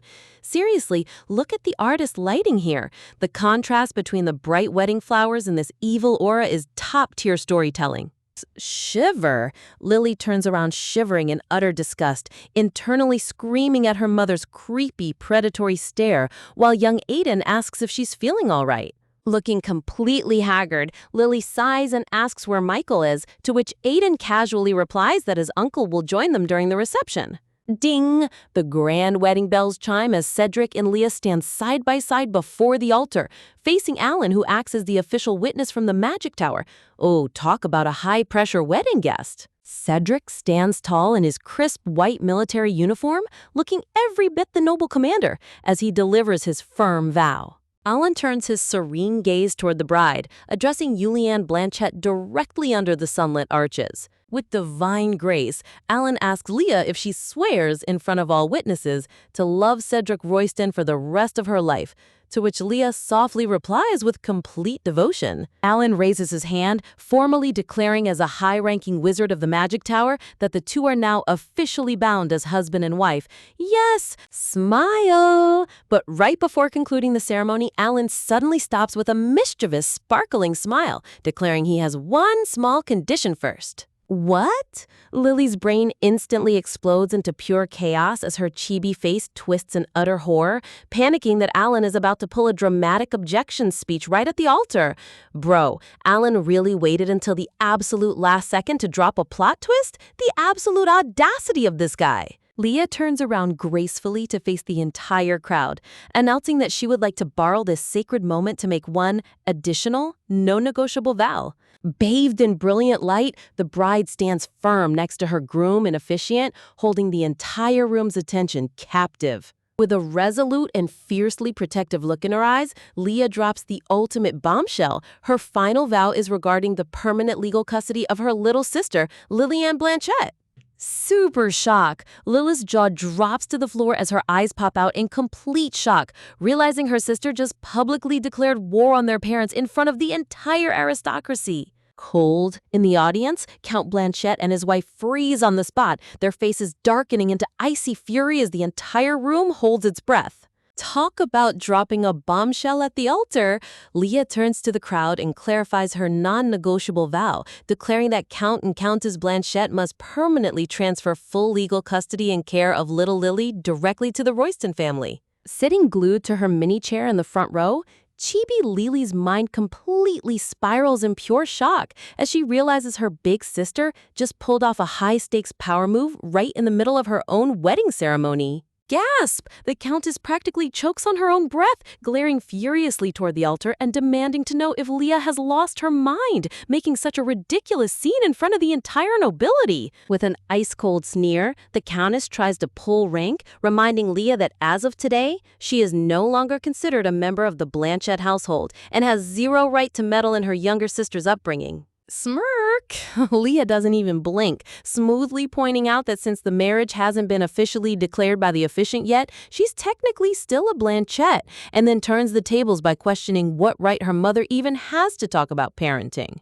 Framed by glowing floral arches, Leah's gaze hardens into pure icy fire as she asks her mother if she honestly expected everyone to treat years of severe child neglect as some kind of sick joke. Honestly, Leah calling out her toxic parents while wearing a full wedding gown is top-tier main character energy. Dramatic shift. Heavy dark shadows fall across the panel as Leah lays out the devastating truth for the whole room to hear. Her parents have literally never once addressed Lily by her actual name in her entire life. Flashbacks slice through the darkness, exposing the horrific extent of Lily's neglect. No affection, no meaningful conversations, and a near-fatal illness where her parents completely abandoned her to die alone while Leah wept over her body. Glow. Bathed in a halo of warm pink light, Leah stares resolutely forward, inwardly promising Lily that she will never let history repeat itself or let her suffer in that house ever again. Tears glisten in little Lila's wide eyes as she looks up from the audience, her heart swelling as she realizes just how fiercely her sister is willing to fight for her future. Turning her attention back to the entire assembly, Leah officially demands that the Blanchette family surrender all parental rights to the Roystons and promise never to interfere in Lily's life again. Grumble! Shadows cast over Count Blanchette's face as he stubbornly clings to his toxic mindset, rationalizing to himself that children are nothing more than a parent's personal property to control. Lily clutches her dress in anxious dread, well aware that in a strict aristocratic society built on parental authority, convincing the public to support stripping a noble of his child is nearly impossible. Step, step. Suddenly, the sharp click of luxury shoes echoes across the marble hall as a commanding voice interrupts the tension, announcing that he can provide the ultimate legal justification for everyone present. Shine! Enter Michael in a sweeping, majestic cape, striding down the aisle like a walking fairy tale hero, making the most theatrical entrance humanly possible. Bro really waited for the most dramatic second to drop into the scene. His flair for dramatic timing is unmatched. With an effortless smirk, Michael drops a massive political bomb on the room, revealing that the imperial child protection laws are about to be heavily reformed, meaning it's in the Count's best interest to hand over custody now before things get messy. Grin. Leah and Michael exchange a sharp, knowing look, revealing that this entire altar ambush was calculated down to the exact second. What? Chibi Lila's brain instantly short-circuits as she screams internally, calling out Michael for pulling off such a ridiculous showman entrance after promising he'd only arrive during the reception. Rise! Count Blanchette leaps up from his seat in a panic, demanding to know if this outrageous imperial decree was actually authorized by His Imperial Majesty. Sitting right beside Lily, young Aiden flashes a cozy, innocent smile, casually spilling the tea that his and Michael's father heavily cornered the emperor behind closed doors to guarantee the approval. Never underestimate high-level political corruption when it's used for good. These boys came loaded.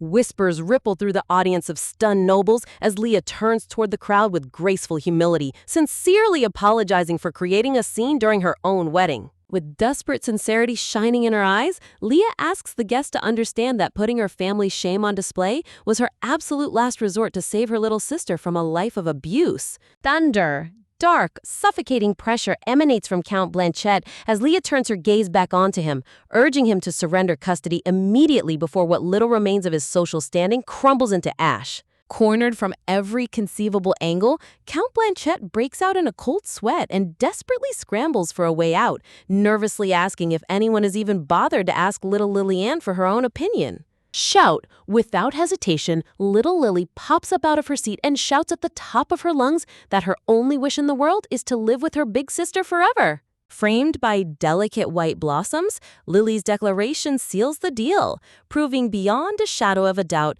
that transferring custody was her sister's heartfelt desire all along. Shrouded in defeated darkness, Count Blanchette and his wife finally break under the overwhelming public pressure, sullenly agreeing to sign over full custody. Seeing those two evil parents get completely cornered and silenced in front of high society is pure dopamine. With a graceful wave of his hand, Alan steps up as the official representative of the Magic Tower, ready to legally ratify both sacred vows under magic law. Cheers! Glowing flower petals rain down from the sky as Alan joyfully declares Cedric and Leah husband and wife, uniting the couple in a dazzling shower of divine light. Time skip. The scene shifts to the magnificent wedding reception where young Joshua gazes gently at Lily amidst a dreamy sea of pink roses and festive music. Swish! Chibi Aiden suddenly materializes beside Lily, offering her a sweet treat, while Joshua stands in the background looking hilariously jealous and petty. Clatter! Lily goes full goblin mode, happily shoveling sweet macarons into her mouth and raising her arms in pure celebration, while the boys watch her chaotic energy and awe. Quay?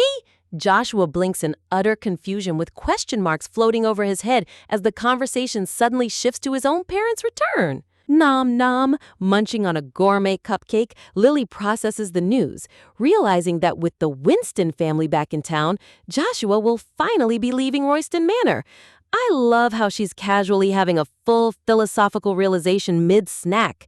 True main character multitasking. Hesitate. An awkward quiet falls over the trio as Aiden and Joshua exchange hesitant glances, feeling an unexpected wave of sadness about their group dynamic splitting up. Rustle! Breaking the melancholy mood, the breathtaking bride Leah arrives holding a silver tray stacked with mouth-watering desserts, just for the kids. Jump! Jump! Lily bounces around her sister in sheer delight, insisting her stomach has plenty of room for extra pastries, until a suave male voice speaks up to greet the new Lady Royston. Shock! Lord Winston approaches with a charming smile, leaving young Joshua completely frozen as he gasps out a shocked, "Father?" Pat pat?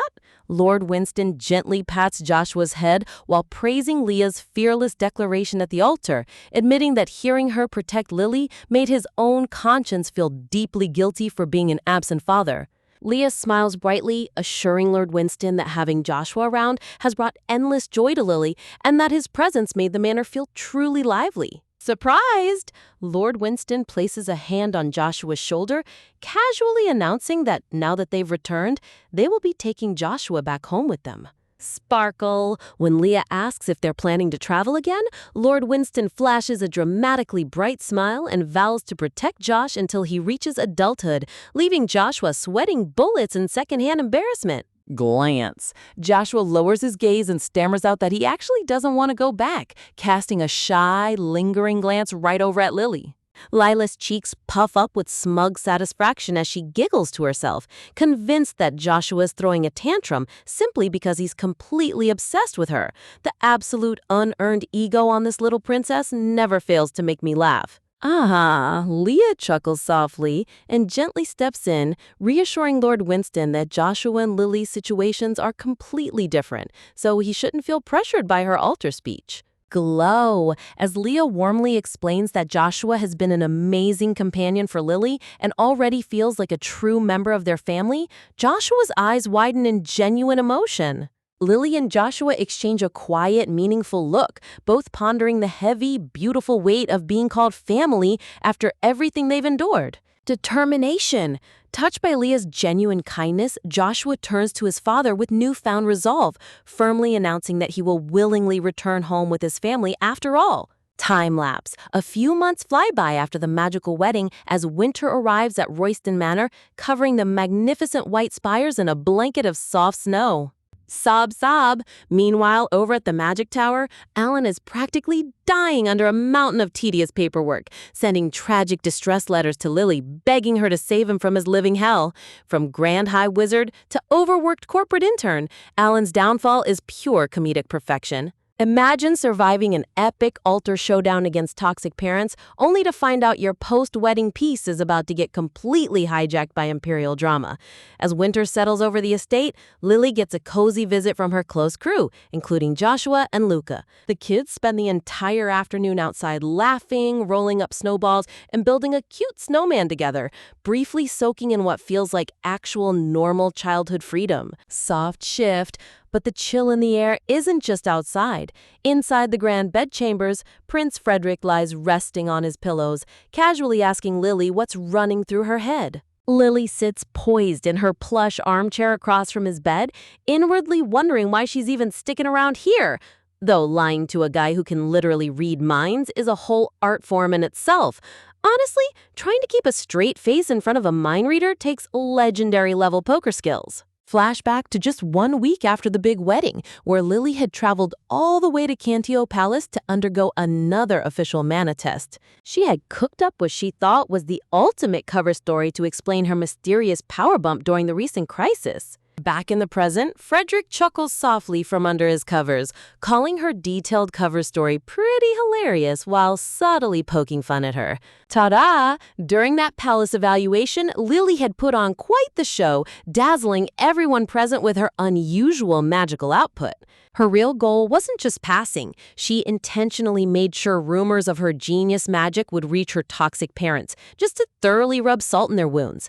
Gotta love petty revenge move 101, making your abusive parents watch you thrive from afar. The palace scholars had identified her primary attribute as rare healing magic, eagerly inviting her to stay at Cantio for formal royal training. Lily grabs the edge of his pillow in pure frustration, yelling at the smug prince not to interrupt her while she's telling her side of the story. Frederick just smirks right back, teasingly calling her out for treating royalty like an annoying know-it-all, completely unfazed by her death glare. With a faint, amused smile, Frederick admits he can't even argue with that, acknowledging that people have probably cursed his arrogant streak more than a few times. He reveals that when he heard about her healing attribute, he immediately used his royal influence to summon her to his side under the guise of medical treatment.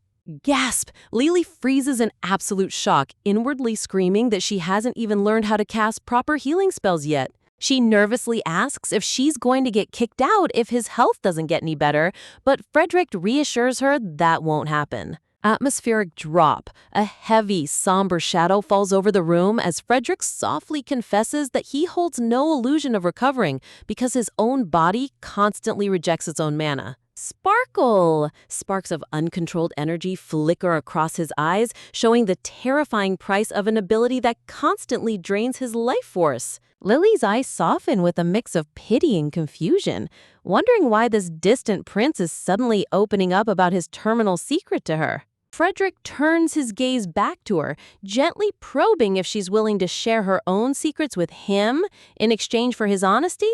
A cough, cough. Before she can process his words, a violent coughing fit racks Frederick's chest, making Lily jump out of her seat in alarm. Lily stares in horrifying silence at the fresh blood glistening across his trembling hand, realizing just how dangerously fragile his condition really is. Quietly dabbing the blood away, Frederick sighs that he can never stand by Carlisle's side in the imperial power struggle due to his frail health. He smiles softly, reassuring her that just seeing her alive and well gives Carlisle the strength to endure all the political madness. Frederick explains that Carlisle purposefully kept him isolated so that the manipulative empress wouldn't view him as a threat or target him. Frederick lays out the harsh truth. He's already living on borrowed time, whereas Carlisle still has a full political battle to win. Lily buries her face in her hands, her head spinning as she pieced together how Frederick managed to dodge the Empress's deadly radar. Lily lets out a deep, defeated sigh, realizing she just learned a terrifying royal secret she definitely didn't want to be dragged into. You gotta love how every time Lily just wants a peaceful afternoon, she stumbles straight into high-stakes imperial intrigue. Looking down with a wistful gaze, Lily mutters that all she ever wanted was a quiet, ordinary life, and that her sister Leah gave up palace prestige for that exact same reason. Frederick looks her straight in the eye and bluntly drops a reality check, guaranteeing that with her destiny, a normal life is completely off the table. Bummer. He casually adds that even the young friend currently waiting outside to escort her home is far from an ordinary boy. Trudge. Deciding she's had enough heavy dark talk for one day, Lily bids him farewell and turns to head toward the exit. Frederick cheekily calls out after her that he'll see her next time if he's still breathing, causing Lily to whirl around with an angry glare before he chuckles it off as a joke. Stride, stride, Lily marches down the grand palace hallway, her heart heavy with conflicted emotions as her boots echo against the polished floors. Lily puffs out her cheeks in pure childish frustration, angry at herself for already getting so attached to a prince who keeps casually talking about his own death. Suddenly, young Aiden steps into view, catching her mid-tantrum and gently asking what's wrong as he notices the tears in her eyes. Step, step. As they walk side by side down the quiet corridor, Aiden casually asks if she finished providing the prince's magic treatment for the day. Lily downplays it as just keeping him company, but Aiden chuckles softly, noting that she actually looks like she enjoys talking with the prince. Aiden reveals that his uncle had actually asked him for political advice, explaining that in the pragmatic Evans family, merit matters way more than age. Lily playfully grabs onto his sleeve, suggesting they head back to Royston Manor together so they can hang out for the rest of the afternoon. She happily mentions checking up on the little Joshua snowman they built yesterday, but Aiden suddenly stops in his tracks and cuts her off with a serious tone. Lily blinks in confusion as Aiden gazes down at her with an unusually somber expression, completely dropping his usual cheerful demeanor. Soft glow, sunlight catches the deep golden glint in Aiden's eyes, carrying a solemn weight that immediately makes Lily's heart drop. Lily's eyes widen in anxiety as she mentally panics, wondering why her usually sweet friend is looking at her with such heartbreaking gravity. Standing in the middle of the massive empty hallway, Aiden drops a devastating bombshell. He's going to be leaving the manor very soon. Dramatic shift. Heavy silence fills the corridor as Lily desperately pleads with him not to say such painful words. Aiden lowers his head, his voice filled with genuine sorrow as he sincerely apologizes for keeping his upcoming departure hidden from her for so long. Refusing to accept the sudden news, Lily forces a fragile smile and asks him to repeat himself, desperately hoping her ears were just playing tricks on her. With a steady yet heart-wrenching voice, Aiden confirms that as soon as the aristocratic assembly closes, he will follow his father back to the Grand Duchy and leave for Cardis, leaving Lily heartbroken as another dear friend prepares to vanish from her life. The heavy reality sets in as Lily stands frozen in place, forced to confront the painful truth that her peaceful days are quickly coming to an end. Ever felt like your entire world just shattered in a single second? As Aiden holds Lily's hands under the soft palace sunlight, he drops an absolute bombshell. He's heading to Cardis, the furthest territory in the realm, and won't be coming back until he's an adult. Gasp! Lily's heart instantly sinks into her stomach as she does the painful math. That's at least 9 whole years away. Staring at him in utter disbelief, she demands to know why such a massive decision was dumped on her without any warning. Aiden lowers his golden eyes in heavy guilt, softly confessing that this wasn't a sudden choice at all. He's known since summer, but every single time he tried to bring it up, he choked and missed his chance. Oof! Bending his head in shame, Aiden stammers out a heart-wrenching apology, but inside Lily's head, total emotional chaos erupts.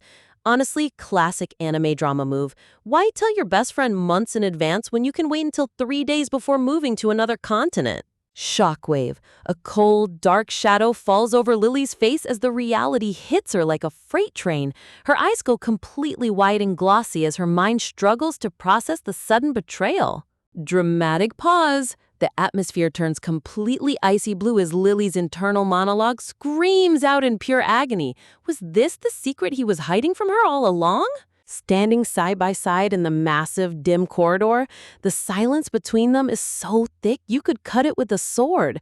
Lily confronts him bitterly, reminding him that when she asked him earlier, he stayed dead silent. Tears forming, with anger rising in her throat, Lily demands to know if he intentionally kept her in the dark just to spring it on her right before dipping out.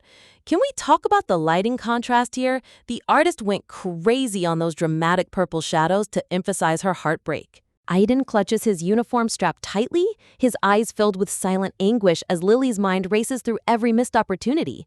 He had endless chances to tell her face-to-face or even write a letter, but chose absolute silence instead. Crack! The tension reaches boiling point as Lily snaps, yelling that being scared is just a cowardly excuse and asking if he ever stopped to think how much this sudden surprise would hurt her. Aiden reaches out softly, but Lily cuts him off. Soft glow. Dust motes float in the golden sunlight as Lily brings up his past promises. She reminds him that when he first claimed he'd always stay by her side, she didn't believe a word of it because deep down, she expected everyone to eventually walk away. Tremble, shaking with quiet sobs, Lily bows her head, whispering that out of everyone in the world, she trusted that at least he would give her a proper heads up before leaving her behind. Heavy atmosphere. A translucent wave of grief washes over the hall. With only a few days remaining before his departure, Lily inwardly despairs over what they could possibly fix in such little time. Seriously, emotional damage level 1000 right here. Nothing hurts worse than a countdown on a friendship. Swish. Wanting to escape before her tears completely betray her, Lily sharply turns on her heel and announces she's leaving first. Aiden desperately reaches out, begging her to wait just a second. Grab. Aiden catches her fluffy sleeve, but Lily keeps her back turned, bitterly warning him that if they keep standing here talking, she's gonna say something she'll regret forever. Step, step. Sunlight pours through the grand double doors as Lily marches away, leaving behind a quick promise that she'll write him a letter once she gets back home. Gloom. Aiden stands all alone in the center of the massive glowing palace corridor, looking like a tiny solitary figure completely swallowed by the weight of his own regret. Back in her cold, snowy bedroom at the manor, winter frost clings to the window panes. Lily gazes outside, suddenly realizing why Carlisle sent a letter back then instead of showing up in person. Sob, sob, curled into a tiny ball on her giant bed, Lily buries her face in her arms, understanding that Carlisle knew seeing her face to face would overwhelm him with emotions and mess up his words, just like what happened with Aiden. Rustle. The bedroom door softly opens as her sweet elder sister Leah quietly steps inside, holding an unopened envelope in her hand while watching Lily cry her eyes out. Sitting beside her on the bed under the dim blue light, Leah gently announces that a letter has arrived from Aiden, but Lily just buries her face deeper, mentally asking what you're supposed to do when you don't even have the heart to open a letter. Leah is literally the best big sister in webtoon history. Change my mind. Softly turning her face toward her sister, Lily whispers out to Leah with tear-stained eyes, while Leah looks back with the utmost tenderness and warmth. Leaning her heavy head against Leah's arm, Lily spills her broken heart, revealing that Aiden is going abroad to study and is leaving in just a couple of days. Leah remains silent, her gorgeous blue eyes reflecting a deep, sorrowful understanding as she listens to her little sister grieve.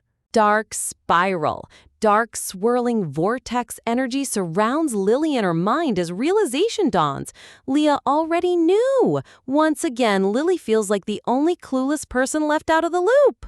Tight squeeze. Lily clutches her head in frustration, internally screaming that she doesn't want her final memories with Aiden to end on such a bitter, angry note. In the shadowy room, Lily whimpers out to her sister that she simply can't bring herself to read Aiden's letter right now. Stroke. With unconditional warmth, Leah gently strokes Lily's pink hair, silently absorbing all of her sister's pain without a single judgment. Drip. Drip. Giant teardrops fall into Lily's red dress, soaking the fabric as she grips her skirts and calls out for her sister in pure emotional exhaustion. Glow? Wrapping her arms tight around Lily, Leah's protective aura softly fills the room as she coos that her sweet little Lily must be feeling so deeply heartbroken. Hug. Lily buries her face into Leah's soft fur collar, crying out that she just wanted everyone to stay together by her side. Yet everyone keeps making promises only to pack up and leave. Tears streaming, close up on Lily's face, tears spilling over her blushing cheeks as she reopens the deep wounds of feeling abandoned by the people she cherished most.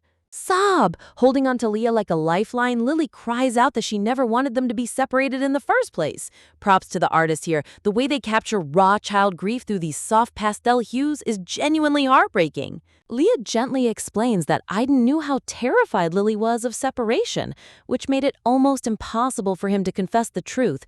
Lily sniffles, admitting she knows that, but it still doesn't make the sting go away. A sweet flashback memory flashes across her mind, showing Carlisle waving warmly alongside a younger companion back in happier, carefree days. Flashback. She remembers Carlisle standing behind the heavy red curtains, realizing that even when Carlisle said his goodbyes, she managed to hold herself together and endure the pain. Warm light. She envisions a younger Aiden holding a magic book tightly against his chest, smiling with pure innocence. Lily clutches the collar of her dress, her mind racing as she realizes she can't let her fear drive away the people who genuinely care for her. Creak! Memories of noble knights standing guard in the hallways pass through her mind, reminding her of the heavy duties every young lord must carry out.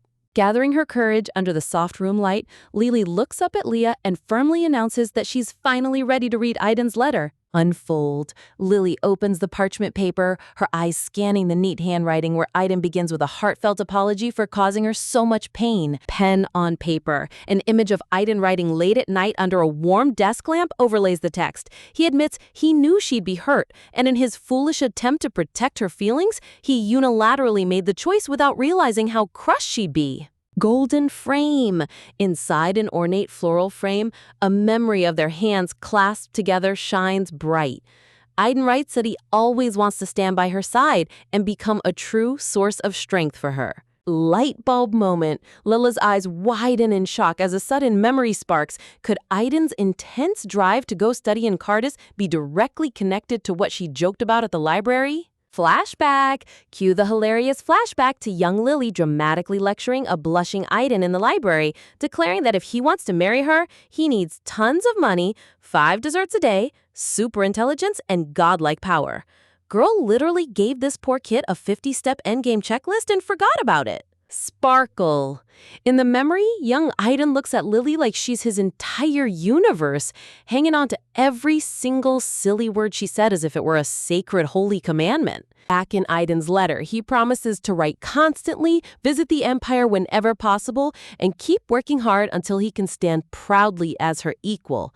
Drip. A tear smudges the ink on the paper as Aiden's final written plea echoes out, "Please, before I leave, can't we spend time together?"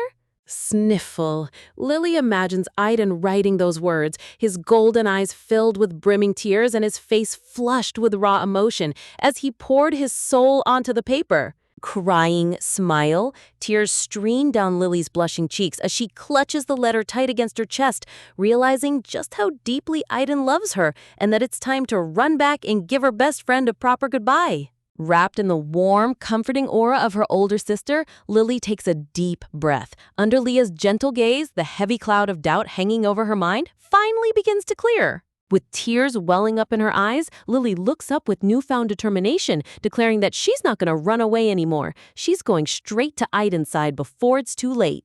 Whoosh! A bitter winter breeze sweeps across the grand, snow-covered estate of Lord Michael, where carriages wait outside like silent sentinels of an impending farewell. Flashback! A sweet memory flashes across her mind of young Aiden holding out his hand with that signature golden spark in his eyes, begging her to join him on an adventure. Honestly, Aiden's puppy dog eyes could convince anyone to follow him to the ends of the earth. Remembering how warm his hand felt in hers back then, Lily realizes that Aiden was always the one holding her steady whenever her world felt like it was crumbling. Gears turning. Dark memories of her past life creep back into her mind, reminding her how people naturally drift apart over time. Teachers, friends, classmates, until everyone becomes just a distant memory. She recalled living with the bitter mindset that loving someone only brings heartbreak in the end. But sitting alone in this new world, surrounded by people who treated her with genuine kindness, those cold walls around her heart slowly began to melt. Glimmer. Sparks of realization scattered through her thoughts as she admits to herself that she had fallen into the comforting illusion that this peaceful everyday life would last forever. Clack. Sunlight streams into the grand greenhouse as Aiden sets down a chess piece, softly noting how strange and surreal it feels to be sitting here alone with Lily again. Lily gazes back from across the board, admitting she feels the exact same way. She chose to meet at Michael's residence instead of Aiden's family estate just to avoid any awkward formal confrontation with his father. In the background, Michael watches over them with a passive, unreadable expression. Can we appreciate Michael's low-key legendary host energy here? Even while carrying his own secret heartbreaks, he still lets his mansion be the drama-neutral zone. Tap. Aiden slides a knight across the checkered board, confessing in a quiet voice that he honestly never expected her to come all this way just to see him off. Lily offers him a gentle, bittersweet smile, telling him she's just gotten used to them being together as a natural part of her life, leaving Aiden momentarily speechless. Shaking off his surprise, Aiden averts his eyes, softly mumbling that it's nothing, while gripping his chess piece a little tighter. Soft glow, surrounded by elegant white floral arches and bright morning light, the two young friends sit quietly over their chessboard, soaking in what might be their very last peaceful moment together. Looking deeply into her eyes, Aiden's golden gaze softens as he remembers receiving her letter asking to talk, admitting he genuinely feared he'd lost his chance to ever see her face again. Lily listens in quiet awe as Aiden confesses that sitting here with her right now feels like an absolute dream he doesn't want to wake up from. With a tender smile, Aiden whispers how wonderful it would be if they could always spend their days like this, asking with a slight tremble in his voice if they'll ever get to do this again. Dramatic shock, Lily's eyes widen as a sharp realization hits her straight in the chest, a cold wave of reality crashing down over their sweet atmosphere. Starry night. In her mind, the room dissolves into a vast, dark cosmos. 9 long years of separation loom ahead, and she knows deep down that no matter how many letters they trade, physical distance eventually turns best friends into strangers. Grin, masking her inner turmoil with a radiant, cheerful smile, Lily suddenly breaks the heavy mood and brightly asks if he wants to go outside and build a snowman. Chibi mode! Her mind instantly brainstorms a hilarious plan to build 4 giant snowmen representing Aiden, herself, Josh, and Luca, even if they have to pull an all-nighter in the freezing cold. Girl went from deep existential dread to extreme snowman engineering in 0.5 seconds flat. Smile! Seeing her energetic spark return, Aiden's face lights up with pure joy as he warm-heartedly agrees to her silly idea. Meanwhile, near the front entrance, Lord Michael stands packed and ready to travel, softly asking Lily to deliver his warm regards to Julianne whenever she sees her. Standing side by side in the towering doorway, the duo looks out into the heavy falling snow, the quiet atmosphere lingering between them. Lily curiously asks if he'll be attending the capital's regular banquets next year, but Michael softly declines, mentioning his mountain of backlogged work. Tease! Leaning down with a playful, handsome smirk, Michael playfully asks if she's asking because she's actually gonna miss his presence around the manor. Poot, puffing her cheeks out in true tsundere fashion, Lily huffs that the only thing she's truly gonna miss is the delicious gourmet desserts the head chef used to bake for her. Michael chuckles, revealing he's already arranged for the chef to prepare those exact treats for her whenever she visits, leaving Lily completely dumbfounded by his unexpected thoughtfulness. Warm light. Looking down at her fondly, Michael whispers that in moments like this, she truly resembles her older sister so much it takes his breath away. Lily freezes in shock, her eyes wide as she processes the sheer depth of emotion hidden behind his calm words. Feeling a sudden wave of guilt for all the trouble she caused him, Lily's internal monologue frantically tries to figure out if a simple thank you could ever be enough. With a gentle nudge, Michael points toward the courtyard, reminding her that she better hurry up and go see off the main person she came here for before his carriage pulls away. Glimmer. Turning back one last time, Lily softly apologizes for everything, while Michael's expressive eyes reflect a quiet, bittersweet acceptance. Step, step! Twirling around in the snow with her arms raised high, Lily cheerfully yells out that they're completely even now, promising to give him a grand greeting the next time their paths cross. Michael stands alone in the towering doorway watching her retreat, as narration notes that he still needs a little more time to heal his broken heart and let go of his past love. Flashback, a gorgeous memory panel of Michael and Julianne bowing gracefully to one another appears, hinting that once the old wounds fade, perhaps a fresh beginning awaits them both. Dash! Pushing through the deep snowdrifts, Lily sprints through the courtyard with tears flying from her eyes, screaming Aiden's name at the top of her lungs. Step, step. Aiden turns around in surprise as Lily skids to a halt right in front of him, the falling snowflakes dusting their coats like a scene straight out of a romance movie. Catching her breath while standing toe-to-toe in the snow, Lily looks up at him with utter seriousness and announces that she has something extremely important to say. Pastel glow. Flashback memories of them reading books together among blooming yellow flowers flood her mind as she reflects on everything she truly values about him. Starry sky. She remembers sitting under constellation-filled windows, realizing how much she loved the fact that Aiden always understood her deepest feelings, even the ones she couldn't express herself. Looking straight into his golden eyes, tears streaming down her flushed cheeks, Lily openly confesses just how deeply she has relied on his presence all these years. She admits that what she feels for Aiden is completely unique. It's entirely different from the bond she shares with Joshua or Luca, standing in a special category all on its own. Sniffle. Giving him a tearful yet radiant smile, Lily begs him not to let their bond break, demanding that he must write her letters without fail. Panic. But then she quickly adds a hilarious over-the-top warning.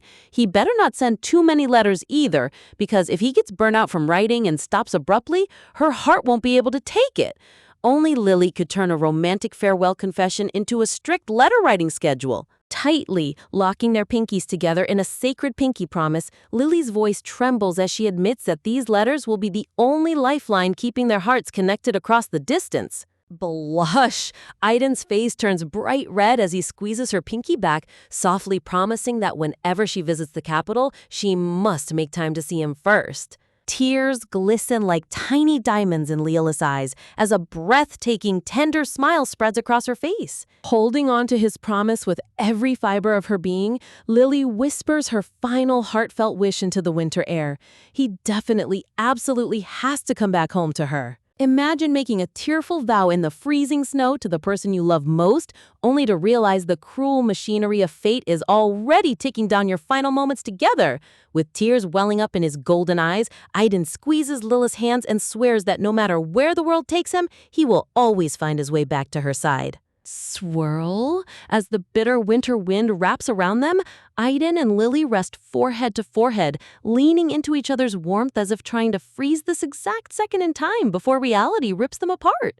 You can practically hear the dramatic violin soundtrack swelling in the background. Glimmer. The atmospheric glow fades into a magical, sparkling backdrop as Lily silently anchors her entire heart to that single promise, trusting Aiden with every fiber of her soul. Whisper. A quiet, breathtaking shot of the grand estate courtyard reveals snow blanketed over the fountains and gardens as Aiden's carriage finally disappears into the horizon. Honestly, the artist went absolutely crazy with the snow atmosphere. It feels so melancholic and peaceful at the same time. Flutter. Time skips forward as months pass by like falling cherry blossoms. Letters from Aiden stream in regularly, asking about Lila's day, wishing Josh a happy birthday, and casually asking if she still keeps the ring and necklace he gave her close to her heart. But just as Lily reminisces about his cheerful messages, the bright pink aesthetic dissolves into a pitch-black nightmare. Sitting alone on the edge of her bed at night, Lily opens a devastating new letter where Aiden apologizes, warning her that he won't be able to send letters as frequently anymore. A close-up reveals the delicate pink flower ring and matching pendant nestled safely in its box. Aiden insists in his letter that it's not because his feelings have changed. He still loves her more than anyone in the world. It's just that circumstances are forcing his hand. Sigh. Looking at Lily sitting so small and isolated in that massive, shadowy bedroom is genuinely heartbreaking. Every time things start looking up for this poor girl, the narrative slaps her with another wave of emotional isolation. Slump! Cut to sunny days, where the gloomy atmosphere is immediately shattered as Josh literally collapses onto the green grass like a sack of potatoes, whining loudly about the scorching heat wave. Startle! Out of nowhere, Chibi Mode Lily sneaks up behind him carrying a giant, towering bowl of shaved ice dessert, completely scaring the daylights out of poor Josh. Stand! Offering him the icy treat so they can cool off, Lily chuckles while Josh pops up in total disbelief at her sudden appearance. Shake? But as they sit together munching on their desserts, Josh drops the silly act, locking eyes with Lily and asking her point blank if something is bothering her. Okay, can we appreciate Josh's secret emotional intelligence here? He might act like an airhead, but he notices every subtle shift in Lily's mood. Josh calls her out directly, pointing out that her eyes aren't actually smiling today, while Lily nervously averts her gaze, realizing her cheerful front completely failed to fool him. Swoop! Quick to dodge the heavy toppy, Lily dramatically reaches over to measure his height, exclaiming how tall he's grown, though internally, a dark shadow creeps over her mind as she admits how much she despises the relentless march of time. bicker. The two kids end up playfully squabbling in front of the Grand Palace pillars, trying to keep the mood light as narration notes that several months have officially dragged on since Aiden's departure. Crackle. Grand fireworks burst across the night sky over the Imperial Palace during Prince Carlisle's birthday banquet. Yet behind the scenes, political turmoil brews within the palace walls, meaning Lord Frederick never sent for Lily. Swish! To make matters a million times worse, Aiden's letters completely stop arriving, leaving Lily floating in an agonizing void of radio silence. Plop! Exhausted from holding everything in, Lily slumps onto the edge of the stone fountain with a heavy sigh, quietly calling out Josh's name as dark anxiety consumes her thoughts. Wrapped in a spooky blue aura, Lilith's eyes go completely hollow as she admits to herself that after losing Aiden, she genuinely cannot handle watching anyone else walk out of her life. Seriously, someone give this girl a break and a warm hug ASAP. Josh breaks the tension by teasing that she sounds like an overbearing mom, prompting Lily to flash a mischievous grin and ask if he wants to officially start calling her Mother. Shriek! Josh panics with a high-pitched scream while Lily lets out a soft, bittersweet chuckle. Look at how seamlessly the artist switches from top-tier comedy to underlying angst. But as soon as Josh looks away, Lily's playful smirk instantly vanishes into a cold, hyper-focused gaze. A heavy, sinking feeling settles deep in the pit of her stomach as an ominous voice echoes in the air, calling out her name. Stand! Lily snaps to her feet in a flash as a royal messenger interrupts their afternoon, announcing that an urgent summons has just arrived from the imperial court.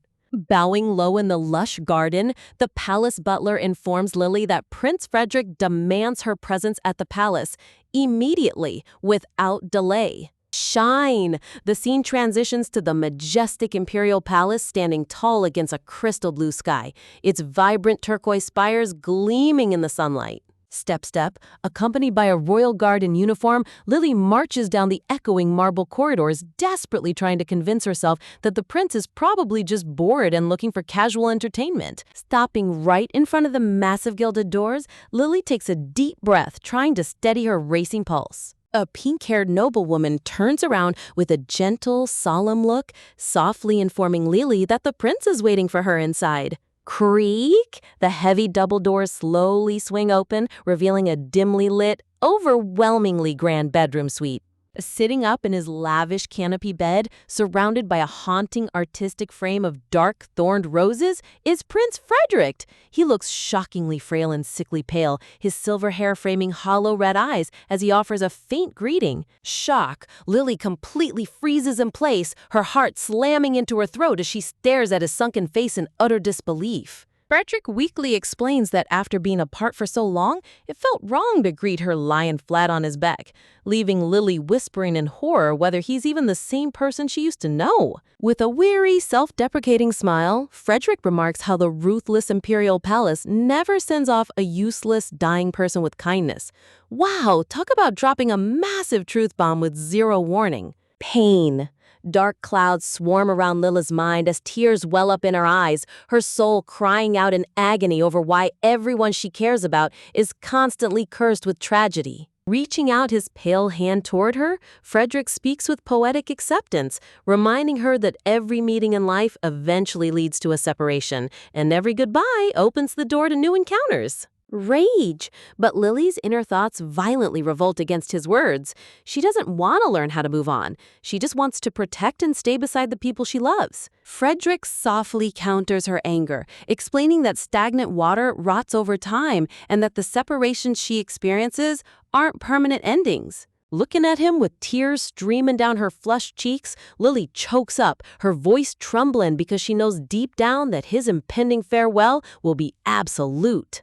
Gently, Frederick gently takes her trembling gloved hand in his, while Lilith's heart breaks over the realization that even the prince, the one person she assumed would stay constant, is slipping away into the void. Panels split as Frederick notices her heartbreak, softly asking if she pities him. His red eyes glint in the shadow as he confesses that while the entire court treated him with hollow pity, Lily was the sole exception. With a glowing, tranquil smile, Frederick thanks her for seeing past his royal title and illness, treating him as a real human being until the very end. Leaning back against the pillows, the prince admits with complete peace that he's already lived longer than expected and truly enjoyed the time he was given. Sob! Forcing back her overwhelming grief, Lily wipes her eyes and gives him a radiant, tearful smile, determined to leave him with a vision of pure warmth and joy. Frederick chuckles weakly, making a dry joke about how every member of the imperial bloodline shares the exact same tragic fate anyway. Flashback! A framed memory panel pops up, recalling the moment Lily stood nervously outside his room on her very first visit. Warmth! Another sweet memory panel flashes by, showing Lily sitting by his bedside, filling his once silent room with bright laughter and lively stories. Returning to the present, Frederick lets out a long, peaceful sigh, admitting that having her by his side somehow managed to restore a tiny spark of his fading energy. Lily softly asks if he'd like to close his eyes and rest for a bit, to which the exhausted prince gladly agrees with a gentle nod. Silence. As colorful fish glide peacefully through the bedroom's glass aquarium, Frederick lies back in the quiet room, his glowing red eyes staring up at the ceiling as he softly wonders if he'll ever experience such genuine happiness again before his story comes to a close. Imagine holding a secret so massive that revealing it could completely shatter someone's understanding of reality. Lily leans in with a solemn look, dropping a bombshell that she's about to spill a secret she's kept hidden from literally everyone. Tears welling in her eyes, Lily breaks the ultimate fourth wall, confessing that she doesn't actually belong to this fantasy world at all. Talk about a plot twist dropped right at someone's bedside. Gentle touch. Holding his frail hand, Lily reassures the sick prince that having lived through multiple lives and experiences, she knows a fair bit more than he thinks. Surrounded by a soft, ethereal glow, Lily gives Prince Frederick the ultimate comfort, assuring him with a gentle smile that he's heading to a far better place. Silence. A peaceful close-up of Prince Frederick resting as his eyes gently close, finally freed from the endless palace political chaos. Honest talk, the artist drew this scene so serenely you can practically feel the heavy weight lifted off his shoulders. Bang! Rushing out of the grand chamber room into the marble hallway, the heavy emotional weight of the farewell crashes over Lily like a tidal wave. Sob! Completely overwhelmed by grief and fear of losing people, Lily buries her face into her sister's arms, sobbing uncontrollably. As the crimson sunset paints the sky over the majestic Royston Castle, a quiet wish echoes, desperately begging for loved ones to stay close before time tears them apart. Glimmer! Enter young Joshua, grabbing onto his sleeve with those huge, sparkling blue eyes. This little guy's looking like the absolute main character of his own side story. Confusion? Lily flashes a puzzled expression in a flashback memory, while narration reveals that this exact moment was when a certain someone's first love secretly bloomed. Bicker! Flashback to little Josh and Lily hilariously bowing and squabbling in front of their exasperated guardians. Classic sibling energy, even if Josh was low-key catching feelings. Soft forget-me-not flowers float across the screen, highlighting how it took years for Josh to finally understand the chaotic mess of feelings inside his heart. Snicker! Panels showcase Lily's dual personality. One second she's wearing devil ears, acting like a mischievous little brat, and the next she's sighing like an ancient 80-year-old soul. Okay, the contrast here is genuinely hilarious. Flashbacks show how Lily shifted her behavior depending on who she was with, acting like a protective big sister around Eden Evans, but turning into a chaotic equal with Luca Rell. Young Josh stares at her with deep curiosity blooming in his bright blue eyes, utterly fascinated by every single weird trait she exhibits. Shine! Blushing furiously with a glowing backdrop, little Josh officially vows that he wants to learn every single detail about the mysterious Lillian Blanchett. Drip, drip, but cut back to reality, where poor Josh is crying his eyes out with tears pouring down his red cheeks after getting utterly clowned by Lily again. Gasp! The Duchess immediately steps in to scold Lily for picking on poor little Joshua, while Lily puts on her best innocent "who me" face. Lily laughs off the scolding, dramatically complaining about how she's the one who suffers daily, while Josh glares at her like he's planning ultimate revenge. Sniffle. Rubbing his teary eyes, young Josh angrily vows that one day he's gonna get back at Lily, promising to laugh in her face whenever she cries. Weep. Fast forward to the tragic night Lily comes back weeping in her sister's embrace after saying goodbye to Prince Frederick. Josh stands quietly in the shadows of the hallway, watching Lily break down in tears, completely stunned to see his supposedly invincible bully looking so broken. Blush. A tender close-up of young Josh processing the sight of Lily crying, realizing that seeing her suffer doesn't bring him any joy at all. Warmth. Looking back at sweet memories of eating cake together, Josh realizes deep down that he just wants Lillian to smile, especially if he's the one making her happy. Munch. Lily happily enjoys a slice of cake, completely unaware of the massive shift happening inside Josh's little heart. Can we talk about how desserts solve 90% of all manhwa drama? Pure perfection. A delicate framed profile of Lily appears as Josh ponders his growing, unnamed affection for her. Determination. An intense close-up of Josh's striking blue eyes, filled with newfound resolve as he makes a life-changing decision. With total conviction, young Josh approaches his father, firmly demanding that he wants to reside at the Royston mansion permanently. Sparkling pink light fills the screen as narration reflects on the word family and how far Josh is willing to go to give Lily comfort. The warm atmosphere underscores Josh's desire to become someone reliable that Lily can lean on during her darkest days. Tap tap, time skip montage incoming. Hands hit the piano keys as Josh tirelessly practices music, all because Lily once mentioned she loved piano performances. Talk about dedication! Scratch. Josh picks up a paintbrush for the very first time in his life, sitting at an easel to master art just to impress her.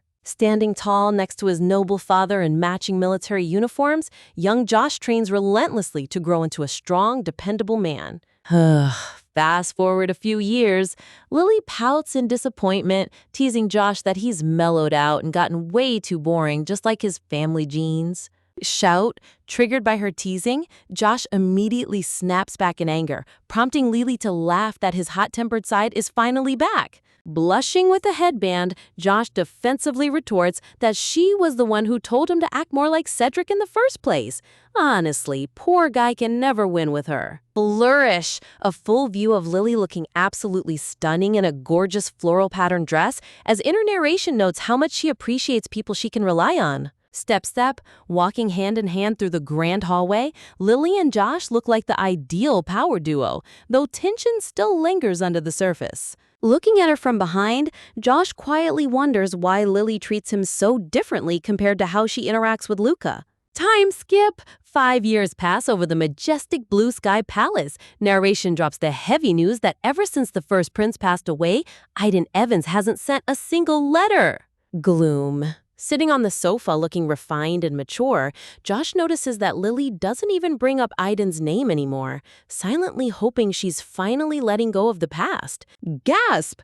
Grown-up Lily enthusiastically announces that they'll soon be heading into Delir, looking as vibrant and sharp as ever. Sip. Enjoying high tea together, Josh and Lily chat about her magic studies at Cantio, showing just how much both of them have grown up over the 5-year skip. Josh gets protective, warning her to stop going to Cantio since the Imperial Palace is in total chaos, but Lily casually shuts him down because, hey, they're paying her good money. Money talks, people. Lily carelessly waves her hand, stating she couldn't care less about palace drama, confirming Josh's suspicion that she completely cut off connections to the imperial court. Suspicious of her motives, Josh narrows his eyes and asks what on earth she's planning to do with all that saved-up fortune. Freeze. The mood suddenly turns icy as Josh pops the ultimate question, asking straight up if she's planning to abandon everything and leave.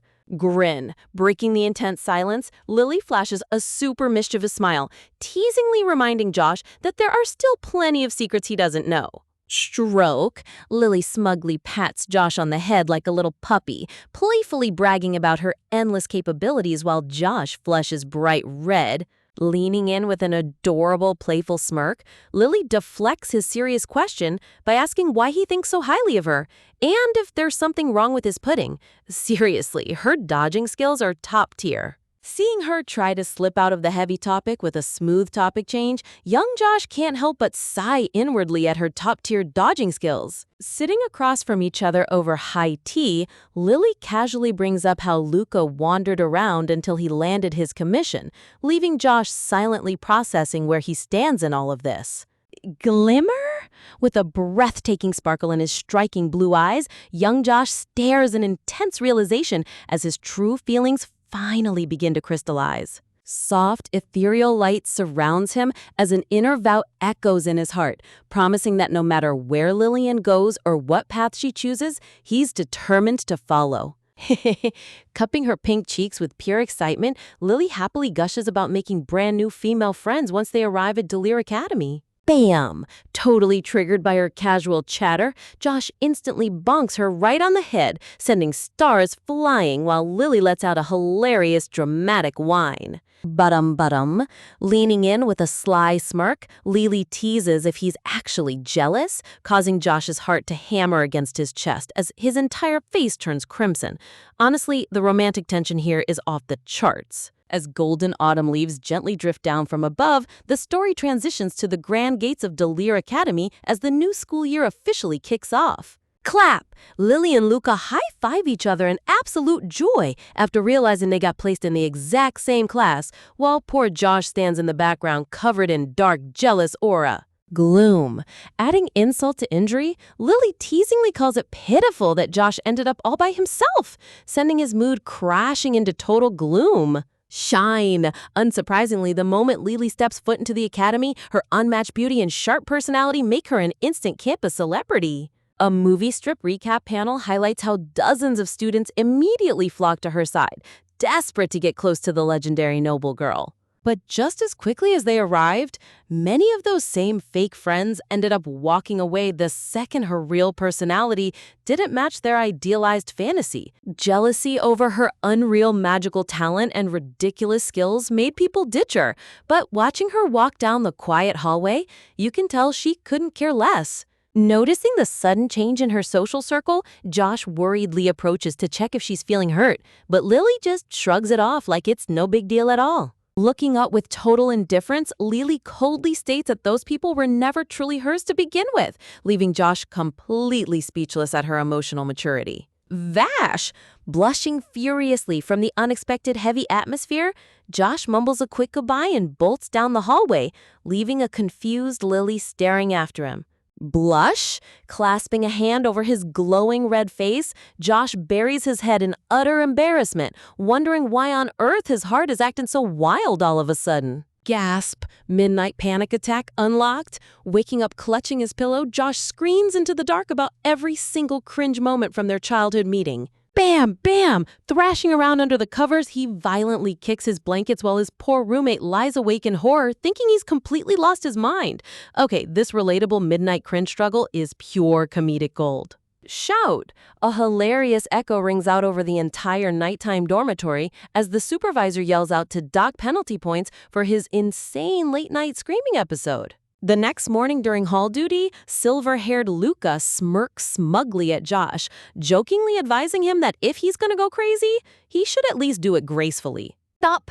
In full rage mode, Josh responds by slamming a soaking wet floor rag right into Luca's smug face. Talk about zero chill. Plop! Summoning a tiny magical barrier just in time, Luca deflects the rag and casually asks why Josh won't listen to his older brother's top-tier advice. Pout! Imagining what would happen if he actually confessed his crush on Lily to Luca, Josh pictures Luca giving a smug thumbs up, making him pout even harder. Leaning in close with an obnoxious smirk, Luca straight up calls out that Josh is clearly suffering from classic love troubles, which Josh defensively denies with zero success. Wink. Throwing up a sparkling thumbs up and a flirty wink, Luca puts on the most ridiculous Playboy pose imaginable. The artist definitely had way too much fun drawing this panel. Pointing directly at Josh's beet red face, Luca bursts into loud, triumphant laughter after catching his secret crush red-handed. Whiz! As Josh frantically spins his mop like a weapon, Luca casually dodges while teasing that literally everyone, from the heavens to the earth, knows about his massive crush on Lily. Whisper! dropping another bombshell, Luca teasingly warns that Lily is way too sharp not to have picked up on his obvious feelings already. Chills! A dark, icy shockwave freezes Josh in place as the sudden realization hits him like a freight train. What if Lily really already knows? Slump. Completely defeated, Josh collapses onto the floor in utter despair, while Luca stands over him, asking how he's only just realizing this now. Leaning down into his ear with glowing blue eyes, Luca drops a quiet, serious whisper, asking if Josh is secretly waiting around for someone or something specific. Dash! Snapping out of his trance, in enraged Chibi Josh chases Luca down the hallway, brandishing his mop like a battle axe. Getting serious for a moment, Luca suggests that maybe the real reason Lily rejects romantic feelings is because she can't stand the thought of losing someone precious ever again. Pause. Stopping dead in his tracks, Josh listens intently as Luca reminds him how both Aiden and the second prince vanished from her life, leaving deep emotional scars. Glow! Staring ahead with burning determination, young Josh silently vows that no matter what happens, he will never abandon Lily or leave her side. Shaking his head, Luca breaks the sentimental mood by scoffing that things won't be that simple, asking if Josh honestly believes her ex-admirers actually gave up. Looming dark silhouettes wrapped in thorned aura appear as Luca warns that the obsessive Imperial royals were only giving Lily space, and they will definitely return. Twitch? The mere thought of those Imperial guys returning sends a furious twitch through Josh's eye as his protective instincts go into overdrive. Sparkling rage. Surrounded by an explosive dark aura, Josh grits his teeth in pure anger, disgusted that those guys have the nerve to pop back up after hurting her. Looking back at glowing memories of Lily eating cake and growing up over the years, Josh realizes just how much time they've shared together. With an intense, smoldering look in his eyes, Josh realizes that he's the only one who truly knows who she has become today. Cracking a trollish grin, Chibi Luca mockingly theorizes that maybe Lily isn't dense at all. Maybe she just doesn't like Josh and is playing dumb. Tremble. Pushing his buttons further, Luca laughs that she probably sees Josh as nothing more than a boring brotherly family member. Up! That was the final straw. Josh tackles Luca straight to the ground right in front of their horrified academy professor. Shout! With massive anger veins bursting on his head, the professor hands down a brutal punishment, sentencing both boys to a full month of bathroom cleaning duty. Staring up at the dark ceiling late that night, Josh lies awake troubled by Luca's words, terrified at the thought of being stuck forever in the friend zone. Squeeze! Groaning in frustration as he clutches his pillow tightly, poor Josh desperately tries to figure out his next move, while his exhausted roommate suffers in silence. Sparkle! Enter the ultimate holy grail. A grand golden romance manual drops onto screen titled 101 Ways to Go from Friends to Lovers. And let's be real, Josh is gonna need every single page. Just when Josh thinks he can secretly study his golden romance manual in peace, Luca pops out of nowhere laughing hysterically. Filled with pure embarrassment, Josh glares with glowing eyes before landing a brutal thwack right on his head. Unfortunately for them, the professor catches the entire brawl red-handed and angrily sentences both boys to a whole month of hallway cleaning duty. Honestly, watching these two get punished for clowning around never gets old. Step! Walking down the grand corridor, Josh catches himself daydreaming about Lily's breathtaking presence, mentally admitting that it'd be weirder if she wasn't the most popular girl in school. Right on cue, nearby students start whispering about how drop-dead gorgeous Blanchette is, agreeing that her beauty is practically unmatched. The gossip train keeps rolling as everyone gushes about her terrifyingly massive mana reserves and how she trained in Cantio, claiming a single day isn't enough to list all her talents. Another female student blushingly reveals that Lily kindly tutored her through a difficult lesson, praising her for being way sweeter than the ruthless rumors suggest.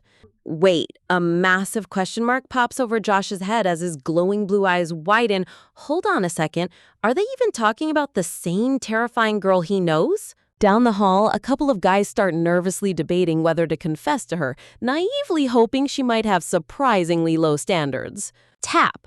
Suddenly, a murderous dark aura envelops the hallway as Josh creeps up behind them, dropping a chilling greeting with eyes glowing like deadly blue flames.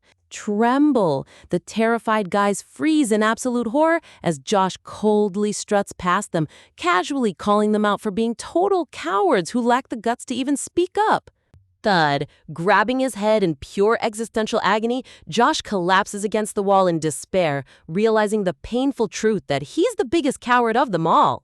An official announcement drops across the academy. With the Imperial Founders Day ball fast approaching, every single student is required to secure a dance partner. Outside the hall, defeated guys assemble in tears after Lily casually shuts down another suitor, welcoming the latest victim as reject number 108.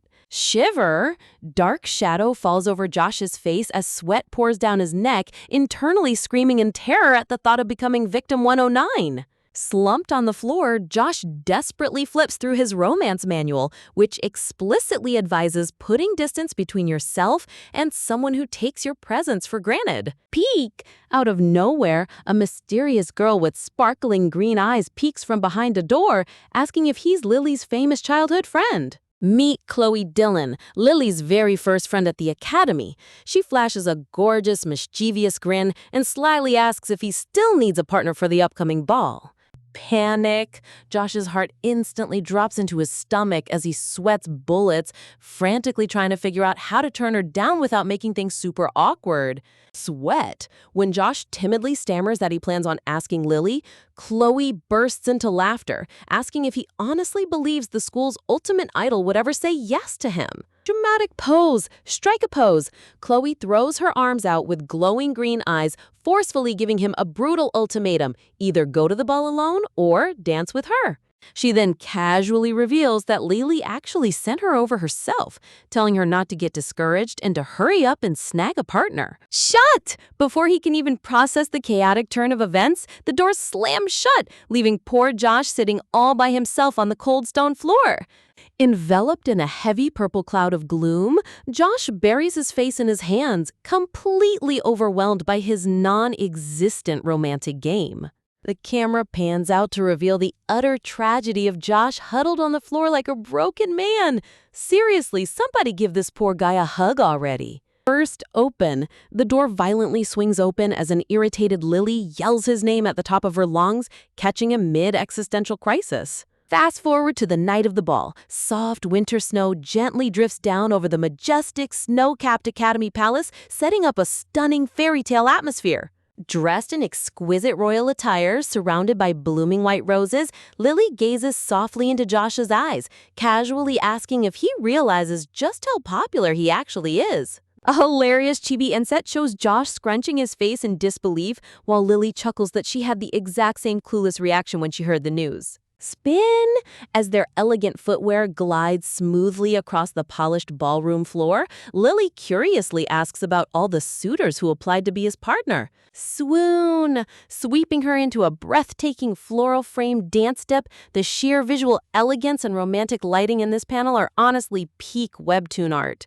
Lily gently explains that she was actually planning to ask Luca if Josh turned her down, but Luca had already secured his own partner before she could even ask. Flushing bright red, Josh looks deep into her eyes and softly asks why on earth she turned down every single person who begged to dance with her. Framed by gorgeous red blossoms, Lily tilts her head with an ethereal expression, softly whispering that as long as she has him, she'd never want to dance with anyone else.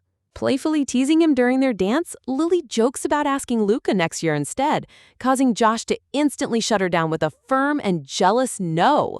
Stepping closer as their feet click in perfect rhythm, Josh insistently declares that next year and every single year after that, she's going with him. Blush! With glowing cheeks and an intensely tender look, Josh pours his heart out, silently pleading for her to always choose him above everyone else. Staring into her eyes with striking blue passion, Josh gives a soft, solemn agreement that seals his unshakable promise to stay by her side. Lily's face softens into the sweetest, most breathtaking smile, completely touched by his unspoken devotion. Glow. Enveloped in shimmering particles of light, the two dance effortlessly in each other's arms, completely lost in their own magical world as the ball rages on. A dreamy flashback reminds us of their childhood memories, showing how Lily's heart has belonged exclusively to Josh from the very beginning. As pink cherry blossom petals gently rain down over the campus, Lily casually mentions she's staying at the academy over break, telling Josh to send his family her love. What?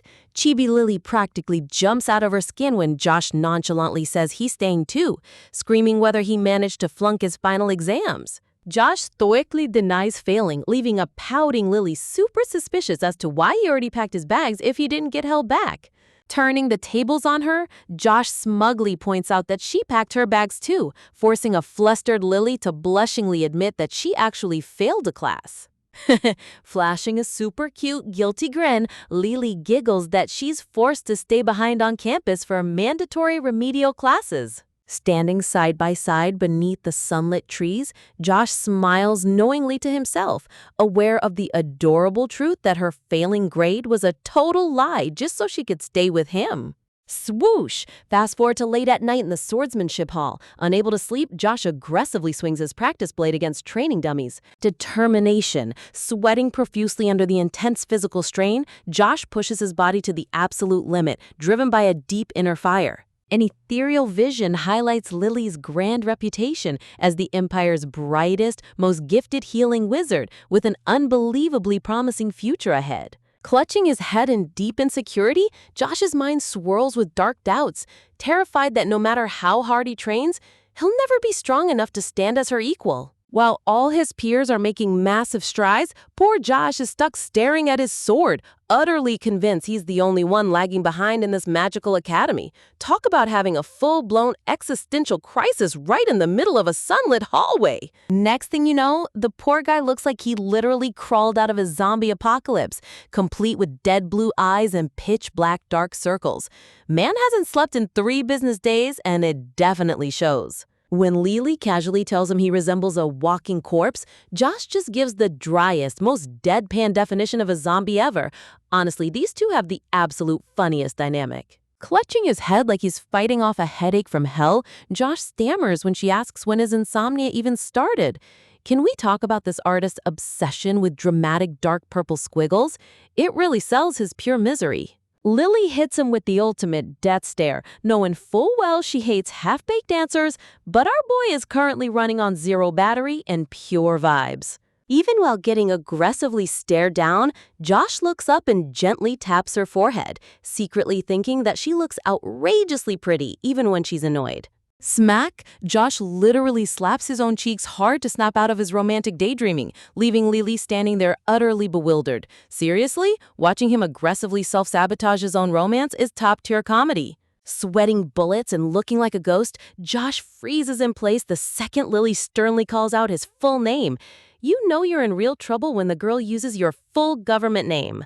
Whoosh! Before he can even process his life choices, Lily grabs his arm and drags him away like a sack of flour, declaring that he needs immediate intervention. Suddenly, our boy is lying down with wide, shell-shocked eyes under bright golden light, looking like a confused anime chibi who lost his last brain cell. Wait, stop everything. Lily actually pulls him onto her lap under the autumn trees, telling him to catch some sleep before class starts. The absolute visuals in this panel with the dappled sunlight, pure perfection. Before Josh can even process the fact that he's getting the ultimate lap pillow treatment, Lily instantly slaps her hand right over his eyes to force him to sleep. Talk about aggressive caretaking. But dump, his heart starts pounding out of his chest like a cartoon bass drum. How on earth is he supposed to fall asleep when her face is right above him and her hands are touching his face? The scene shifts into a dreamy, golden-hued frame, showing Lily gazing down with pure, ethereal tenderness. The lighting details here are honestly insanely gorgeous. And here's Josh floating in pure bliss, finally getting some peaceful rest as sunlight bathes him in warmth.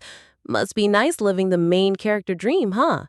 Bam! Reality comes crashing down as their professor pops out of nowhere, red-faced and screaming at them for skipping class. And just like that, both of them get hit with a full week of hallway cleaning duty. You gotta love academy trope timing. A few days pass, and while Josh is standing by the window minding his business, Lily sneaks up behind him with a super mischievous grin, claiming she found the ultimate solution. She proudly points her finger and declares she found an insomnia spell, looking so utterly exhausted herself that Josh deadpans that she needs to go to sleep first. Looking back at that soft memory of her holding him, Josh catches himself wondering why she always goes out of her way just to take care of him. With hands gently reaching for one another against a soft blush pink background, the unspoken tension between these two is practically thick enough to cut with a sword. Josh reaches out into a blinding white light, mentally tracing the fine line between being lifelong childhood friends and becoming something way more. Fast forward to a snowy sunset setting where someone softly asks if they're going to be dance partners again for the upcoming ball. Step, walking side by side down the corridor, Josh agrees without a second thought, secretly wishing they could keep walking together like this forever. When Lily casually drops that Luca asked her to be his partner, Josh's jealousy instantly flares up as he coldly tells her to reject him, only for Lily to laugh that she already did. Framed against a stunning sunset, they talk about growing closer over time, just like the senior power couples. Look at that backdrop color grading. The art director deserves a massive raise. Suddenly, dark shadows fall over the hall as students gossip about the mysterious figure who brought down Empress Katerina. The mood instantly drops to sub-zero. Hearing the dark rumors about political scheming and the crown prince, Josh glances sideways with sharp blue eyes, sensing a storm brewing on the horizon. Lily puts on her coldest, most indifferent face, casually claiming that high-level imperial drama doesn't concern her anymore. Josh looks down with a solemn expression, silently deciding that if Lily wants to ignore the chaos, he'll stand by her decision no matter what. Standing in her sharp, dark uniform, Lily looks like an absolute ice queen, shrouded in cool blue particle lights. The camera pans up to reveal the elaborate wrought iron gates of the academy, decorated with royal crests, signaling a dramatic shift into serious plot territory. As the two walk down the grand marble hallway past glowing fountains, Josh reflects on how impossible it is to truly read what's hidden deep inside Lily's heart. Cut to a breathtaking view of the massive Academy Palace grounds. Someone off-screen asks Lily if she plans on attending the prestigious Cantillo Institute after graduation. Lily looks drop-dead gorgeous in her high-collared academy uniform, gently replying that she hasn't given her future plans any real thought yet. Her elderly professor goes into total shock, completely flabbergasted that the academy's top star pupil hasn't mapped out her entire career path. When the professor points out how often she visited Cantillo over the break, Lily stammers with a nervous sweat drop, insisting she was just trying to avoid going back home. The professor chuckles and casually invites Lily to join her infamous graduate school, causing Lily to turn into a horrified chibi sweating buckets. The absolute nightmare of post-grad life hits anime fantasy characters too, folks. Smiling through the pain, Chibi Lily politely promises to think about it while internally fleeing for her life. Step, strutting down the massive pillar hall, Lily sighs to herself, knowing senior year is going to be filled with annoying adults asking about her future. Swoosh! Flipping her pink hair with effortless grace, she smirks to herself. Hey, that's just the heavy price you pay when you're ridiculously talented. Looking out the grand window at the winter sky, she calculates that the foundation ball is right around the corner, confident that her academic standing is completely rock solid. Swish! A tall figure steps into the frame with long legs, calling out her name softly from down the hallway. And boom, enter Josh, looking absolutely majestic in his white and Navy Academy uniform with golden flowers framing him like a romance webtoon male lead. Talk about a massive glow-up. Lily teases him about contemplating her future, while Josh leans in looking slightly flustered but genuinely curious. Wait, hold on! A chibi height comparison pops up showing Josh has completely sprouted up and now towers over her.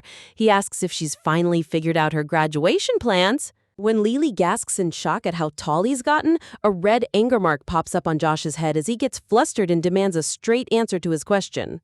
Annoyed, Lily flashes a sweet fake smile with a fiery background, annoyed at his bossy tone, and counters by asking if he's still joining the Imperial Knights. Josh's eyes glow with intense competitive energy as he refuses to back down, coldly pressing her again about whether she's going to Cantio. Spark! Electric sparks literally fly between their eyes as they get into a petty banter argument over who asked the question first.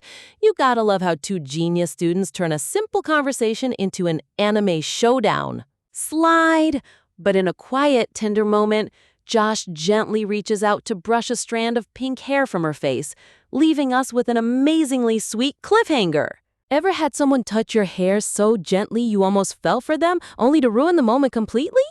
Josh gently strokes Lily's hair in this gorgeous floral backdrop, and while anyone else would think love is in the air, Josh is over here thinking she reminds him of his own sister. Talk about getting hit with the ultimate friend zone before a romance even starts. Lily looks down with a solemn, wistful expression as memories wash over her, softly admitting to herself how much she misses her sister. Swish, swish! Josh keeps casual patting her head, telling her it's only because she hasn't seen her sister in so long.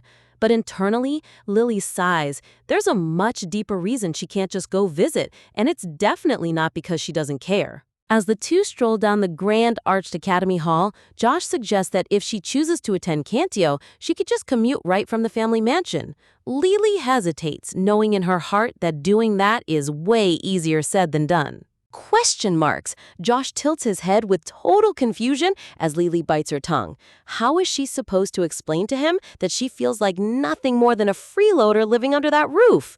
A dreamy flashback reveals her childhood, showing how her adoptive family showered her with pure, unconditional affection.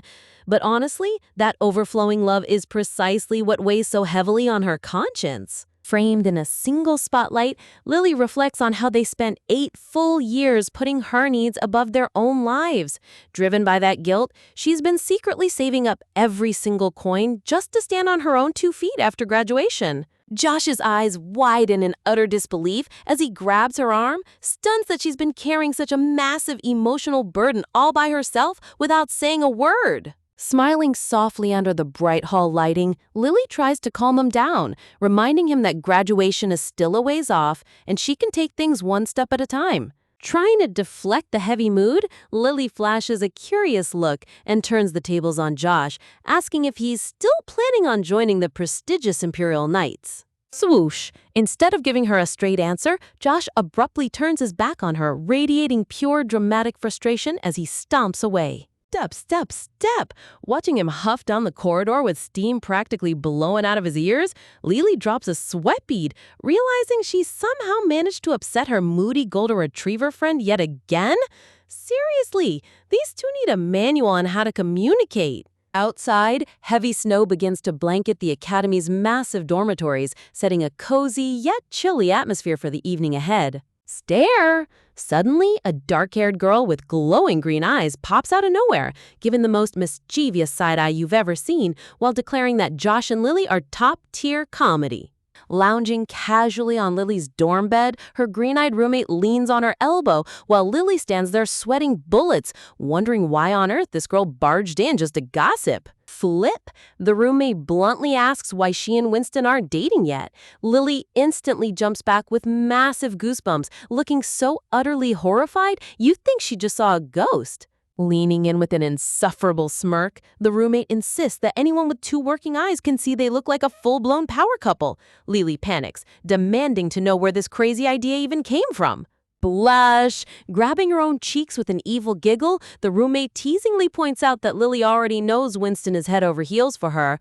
Honestly, every webtoon needs that one chaotic friend who acts as the ultimate shipper. Lily sighs in total defeat, trying to convince herself that she has zero intention of dating right now. Though, looking at her hesitant shrug, even she knows the future's completely unwritten. Giggles when her friend points out that Winston is insanely popular with all the girls in the academy. Chibi Lily buries her face, internally admitting that, as annoying as it is, her friend isn't wrong. Flump! Flopping onto the bed with a goofy smile, the roommate warns her that she can't stay a lone wolf forever, but Lily just lies down beside her, quietly confident that she's perfectly capable of surviving on her own. As the room grows quiet, the camera zooms into Lily's glowing eyes in a dreamy pink shimmer, lost deep in her private thoughts. Soft, sparkling petals surround her memory as she mentally admits that among all the precious people in her life, Josh undoubtedly holds the most special place. Mumble, clasping her hands together in the dim lighting, Lily whispers to herself, wondering what it would be like if Josh truly stayed by her side forever. A romantic, ethereal vision flashes across her mind, showing her holding hands with Josh's tall silhouette amidst a field of blooming pink flowers. Look at this incredible panel art. Josh appears looking like absolute Prince material, his bright blue eyes shining as Lily ponders if his feelings for her will ever change. Bathed in soft pink light, Lily's heart flutters with unspoken affection as she lets herself dream for just a split second. Surprised! But bam, reality hits like a freight train as her roommate's chibi face hovers right above her with a giant evil grin. Swish! Realizing she just mumbled her innermost romantic thoughts out loud, Lily aggressively buries her face under her pillow in pure, unadulterated embarrassment, while her friend cackles above her. Ugh! Lying there completely defeated with glowing white anime eyes, Lily buries her face in the mattress, regretting every single life choice that led to this moment. Shout! The next morning, as Lily bolts for the door, her friend yells out asking if she's secretly sneaking out on a date with Winston. Lily screams back in total frustration, practically losing her mind. Slam! Slamming the heavy door shut, Lily leans against it in her thick winter coat, internally declaring that having a friend like that is bad for her health.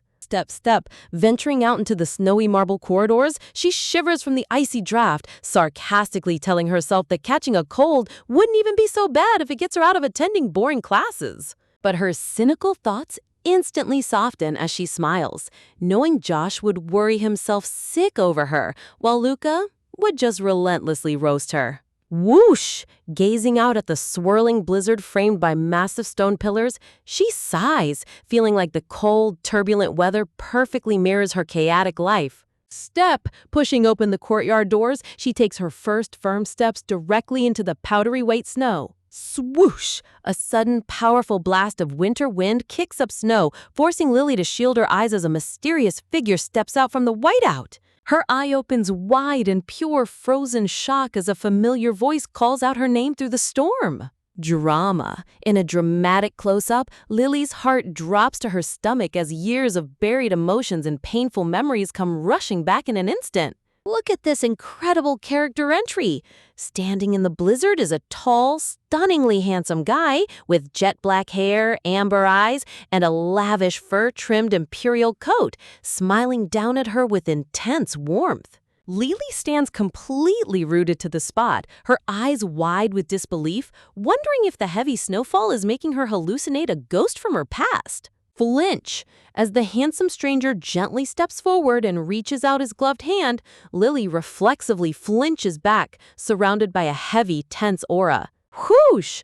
Trembling with sudden rage and sorrow, Lily confronts him, reminding him of the promise he broke when he swore he would write to her after leaving.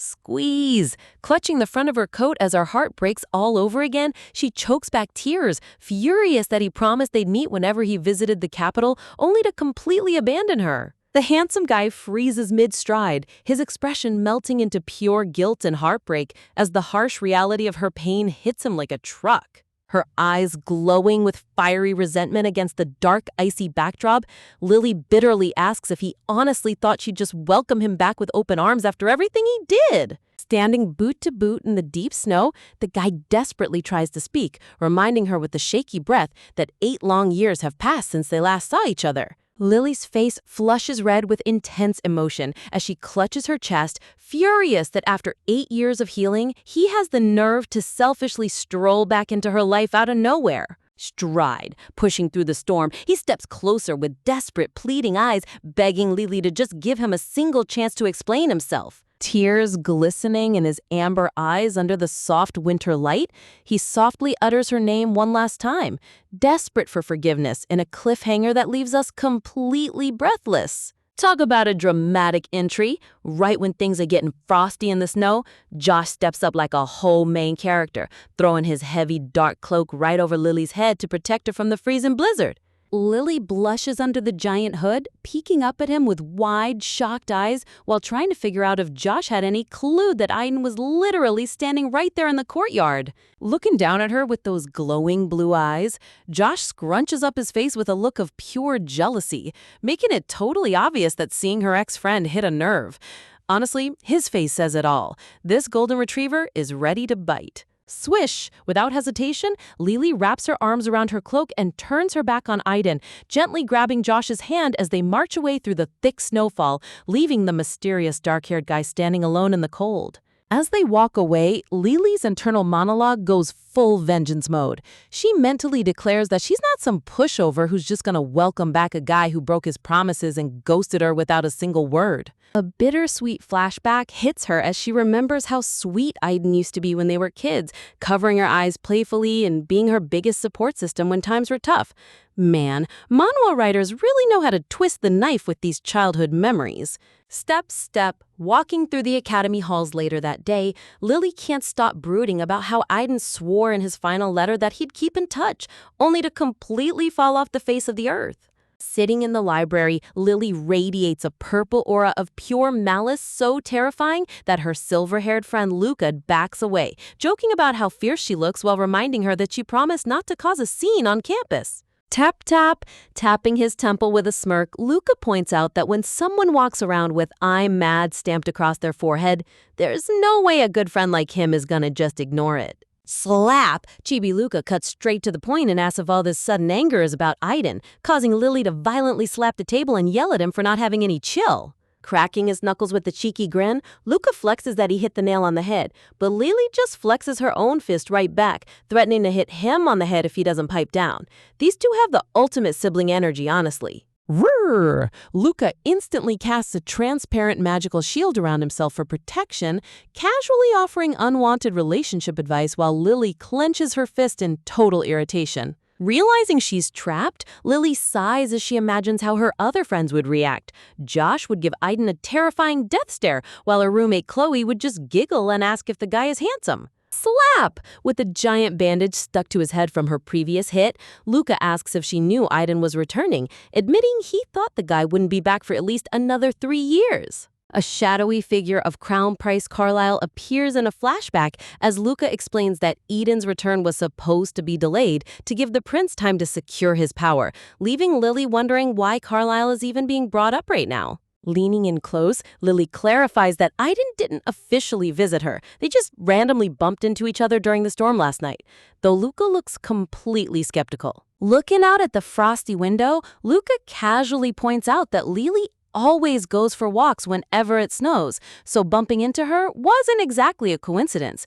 Okay, Detective Luca is definitely onto something here. Slumping back in her chair, Lily softly admits to herself that Aiden probably didn't even know her walking habits, considering how long he's been gone.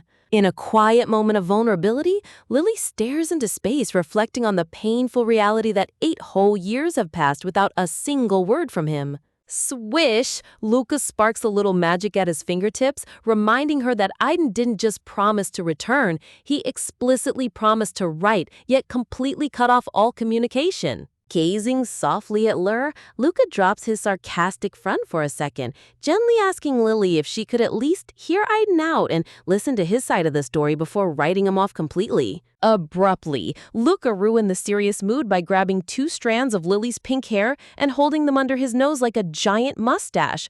Seriously, this guy has zero self-control when it comes to being goofy. Slap, slap, Chibi Lily aggressively bats his hands away, arguing that if Aiden really had a valid reason for disappearing, he could have easily dropped a quick note in his last letter. Step, standing up from the table, Lily firmly shuts down the conversation, declaring that even if they ever need to talk, today is definitely not the day. Suddenly, a towering shadow looms over her as Josh abruptly appears out of nowhere, grabbing her chair with an intense look and demanding to know what they're talking about.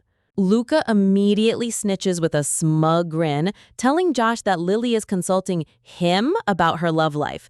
Lily panics, while Josh just deadpans that Luca has always been weird anyway. Bam! Josh leans over the table, staring directly into Lily's eyes with a serious expression as he asks if she's planning on meeting Aiden again. Lily tries to deflect, but internally realizes Josh is way too sharp to trick. Looking away nervously, Lily stammers out that she isn't seeing him, causing Josh's dark aura to instantly vanish as he curtly tells her not to bother with Aiden ever again. Luca watches the drama unfold as Josh refuses to even say Aiden's name, bitterly calling him Evans instead, like a true jealous male lead. Glow!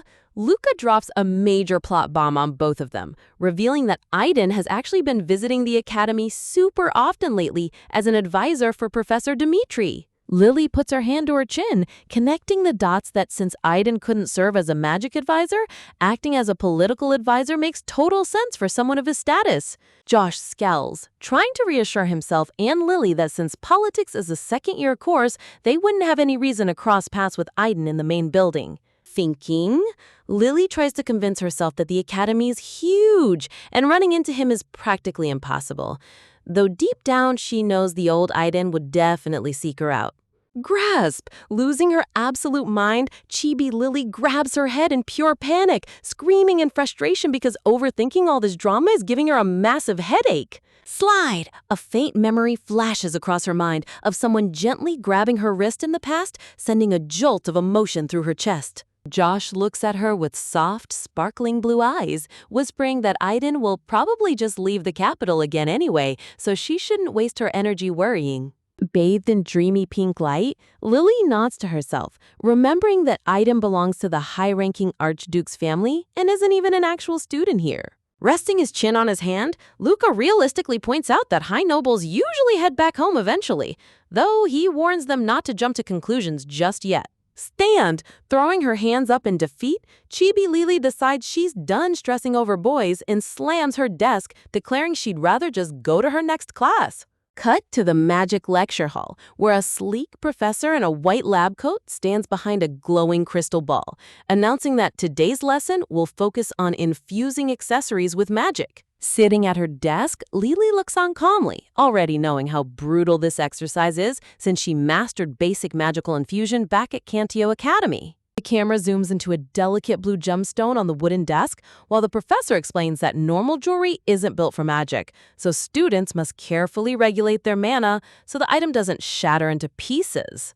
A nostalgic vision pops up of young Lily holding a glowing brooch at her sister's wedding, remembering how Prince Carlisle once gifted her a magical brooch containing his own power. Looking wistfully out the window, Lily reflects on how Carlisle also vanished from her life after that, even missing his own birthday banquet. Tap? Gently tapping the gemstone on her desk, Lily realizes she never held a grudge against Carlisle because he had the courtesy to warn her beforehand that he'd be out of reach. Rustle. Her eyes darken with realization. The real reason she's so furious with Aiden is because he ghosted her without any warning or explanation. Swoosh! Suddenly, the professor appears right next to her desk with a glowing wand, calling out Miss Blanchette and scolding her for daydreaming during class, while Lily laughs sheepishly. In the background, Luca and her classmates snicker uncontrollably, while Lily flashes a terrifyingly fake smile, silently swearing to obliterate Luca the second class ends. As the teacher resumes lecturing at the front of the room, Lily rests her chin on her hand, her thoughts drifting to Josh and how dangerous it will be if he joins the First Imperial Order of Knights during potential wars. Surrounding students struggle to stabilize their glowing magic circles as the professor instructs them to add simple spells, leaving Lily staring at her glowing gem while worrying about Josh getting injured on the battlefield. Imagine crafting a high-tier magical artifact loaded with defensive spells, only to use it as a custom fashion accessory for your favorite little knight. Lily holds up a sparkling gem, deciding to turn it into the ultimate protective gift for Joshua. With a cheerful flourish, Lily reveals the finished tassel earring, grinning brightly as she shows off her custom handmade creation like a proud artisan. Joshua's blue eyes literally sparkle in sheer shock as he gazes at the radiant trinket. Honestly, the artist went all out on his dramatic male lead reaction here. Lily explains that the accessory is stacked with one-time protection and healing magic, warning him to bring it back for a recharge as soon as it gets used up in combat. A dramatic close-up highlights the red tassel earring as Joshua processes the fact that this priceless magical artifact was made specifically for him. Dropping into chibi mode, Lily cheekily points out how simple it was to craft, teasing him about whether he's brave enough to wear such a bold statement piece. Joshua immediately looks traumatized by the thought of wearing dangling jewelry, while Lily secretly cackles internally, teasing this boy is officially her favorite hobby. Stepping forward like a determined surgeon, Lily rolls up her sleeves and promises to pierce his ear completely painlessly right here and now. Lily invades his personal space with a mischievous grin that instantly sends poor Joshua's heart rate into absolute overdrive. When Joshua protests that dangling accessories will distract him during sword fights, Lily completely shuts him down, complaining that her long hair was way more annoying during training. Grasping his wrist with a vice grip, Lily tells him to stop overthinking and leave his body in her capable hands. Talk about zero boundaries. Lunging forward like an assassin, Lily emotionally roasts Joshua, thinking his only real talent is being abnormally tall for his age. Gently touching his earlobe while Joshua trembles and blushes furiously, Lily softly reassures him that he won't feel a single thing. Unable to handle the proximity, Joshua shoves her away in total panic, calling her insane. But Lily just hits him with facts. Embarrassment is temporary, but drip is forever. Deploying her ultimate weapon, Lily hits him with her signature ultra-cute sparkle eyes to break down his remaining emotional defenses. A zoomed-in view of those massive, glistening puppy dog eyes? Seriously, how is any male lead supposed to survive this level of tactical cuteness? Completely defeated by her charm, Joshua flushes bright red and stammers out her name, realizing he never stood a chance against her. Chibi Joshua lets out a heavy sigh of defeat, while Lily secretly celebrates another massive victory in her ongoing mission to dominate him through sheer cute energy. Locking eyes at point-blank range, the romantic tension reaches a boiling point as Joshua reluctantly accepts his fate. Softening her tone, Lily drops the teasing for a second to remind him that beneath the pranks, she made this artifact so he would stay safe from harm. Carefully inspecting his ear, Lily double-checks that he doesn't have any metal allergies, showing that she actually cares beneath all the chaos. Suddenly, an amused laugh breaks the cozy mood as the academy professor strolls up, catching Lily practically pinned against Joshua. The pair spins around to find the professor accompanied by two handsome upperclassmen, watching the entire dynamic unfold with keen interest. Cue the dramatic rival entry. A gorgeous dark-haired student with sharp amber eyes steps into view, radiating massive main character aura. Heavy sweat drops form on Chibi Lily's forehead as an intense, unexplainable urge to run away washes over her. Talk about immediate secondhand panic. Joshua locks onto the newcomer and immediately shoots a terrifying death glare, forcing Lily to grab his arm and tell him to chill in front of faculty. Can you say awkward? Possessive instincts activated, Joshua tightly grabs Lily's hand, refusing to let go as his protective jealousy kicks into full gear. Leaning down into chibi mode, Joshua demands that Lily put the earring on him immediately, surprising her with his sudden 180-degree change of heart. With glowing blue eyes, Joshua stares down the competition, fully determined to wear Lily's mark in front of everyone. The amber-eyed senior stares back with icy composure, creating a quiet standoff you could literally slice with a longsword. Sparks literally fly between the two boys in an intense glare battle, while poor Lily panics internally, wondering how her bossy big sister would solve this toxic drama. Trying to smother the fire, Lily slaps her hand over Joshua's mouth, laughing awkwardly as she tells the professor they need to leave right away. Joshua flails around under her grip, complaining that the room feels suffocating, while Lily aggressively orders the helpless kid to stop causing a scene. Literally physically shoves Joshua down the hallway, promising to pierce his ear once they're seated, while scolding him for throwing a bigger tantrum than her. Walking away from the confrontation, the dynamic duo comes to a halt as the heavy atmosphere continues to follow them down the grand corridor. Chibi Lily nervously glances over her shoulder, mentally begging to escape because that dark-haired guy's intense gaze is giving her pure goosebumps. The professor calls after them, bringing up the upcoming Founders Day ball and mentioning that Sir Winston will definitely attend if the Blanchett family goes. Chuckling through his monocle, the professor suggests they bring Sir Raoul along too, leaving Lily to respond with a super strained, polite smile. Joshua tugs on Lily's sleeve like a needy puppy, nagging her to hurry up, while Lily secretly contemplates letting her hand slip a little during the piercing. A close-up captures Lily's stressed expression as she tries to manage Joshua's demanding nature while dodging dangerous high society politics. A stunning detail shot highlights Lily's glistening eye as a sudden surge of unfamiliar memories begins to cloud her mind. A misty flashback panel shows a hand reaching out toward the mysterious amber-eyed student, hinting at a hidden past connection between them. Shifting back to the present, quiet shadows stretch across the polished floor as the pair finally reaches a quiet, private area. Golden sunlight streams through the grand arched windows of the library, setting a peaceful, cozy mood for their piercing session. Leaning in close as Joshua sits on a bench, Lily inspects his ear, wondering if his sudden quietness means he's secretly terrified of the needle. Lily flashes a mischievous villain grin with the sparkling earring in hand, telling Joshua he better stay completely still if he knows what's good for him. Positioning the needle against his earlobe, Lily admits that earlier events put her in a petty mood, so this might sting just a tiny bit extra. Without giving him a single second to prepare himself mentally, Chibi Lily pokes the earring straight through with a quick, decisive press. The final result is pure perfection. The red tassel earring hangs elegantly against Joshua's side profile, giving him an instant major glow-up.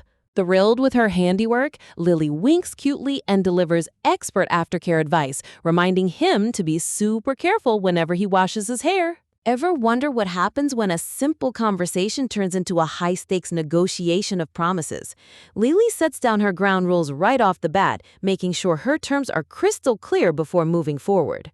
Meanwhile, Joshua stares at her with a soft, mesmerized look, completely captivated by her overwhelming charm and thinking she's the absolute cutest thing ever. Bringing up their past deals, Lily asks if he remembers their promise, though she secretly admits to herself that she breaks about 80% of what she pledges anyway. As she ponders the upcoming academy ball, Lily wonders if Joshua is quietly stressing over who she's gonna pick as her dancing partner for the big night. With zero hesitation, she delivers her ultimate line. She's definitely attending the event right by his side. Talk about a massive romance victory. The dynamic duo locks eyes in an intensely dramatic standoff, setting off serious romantic sparks across the room as the atmosphere grows ridiculously sweet. Lily reinforces her stance with complete confidence, playfully asking who else could possibly be her partner if not him. A dramatic close-up highlights Joshua's glowing blue eyes as his heart completely melts from her heartfelt declaration.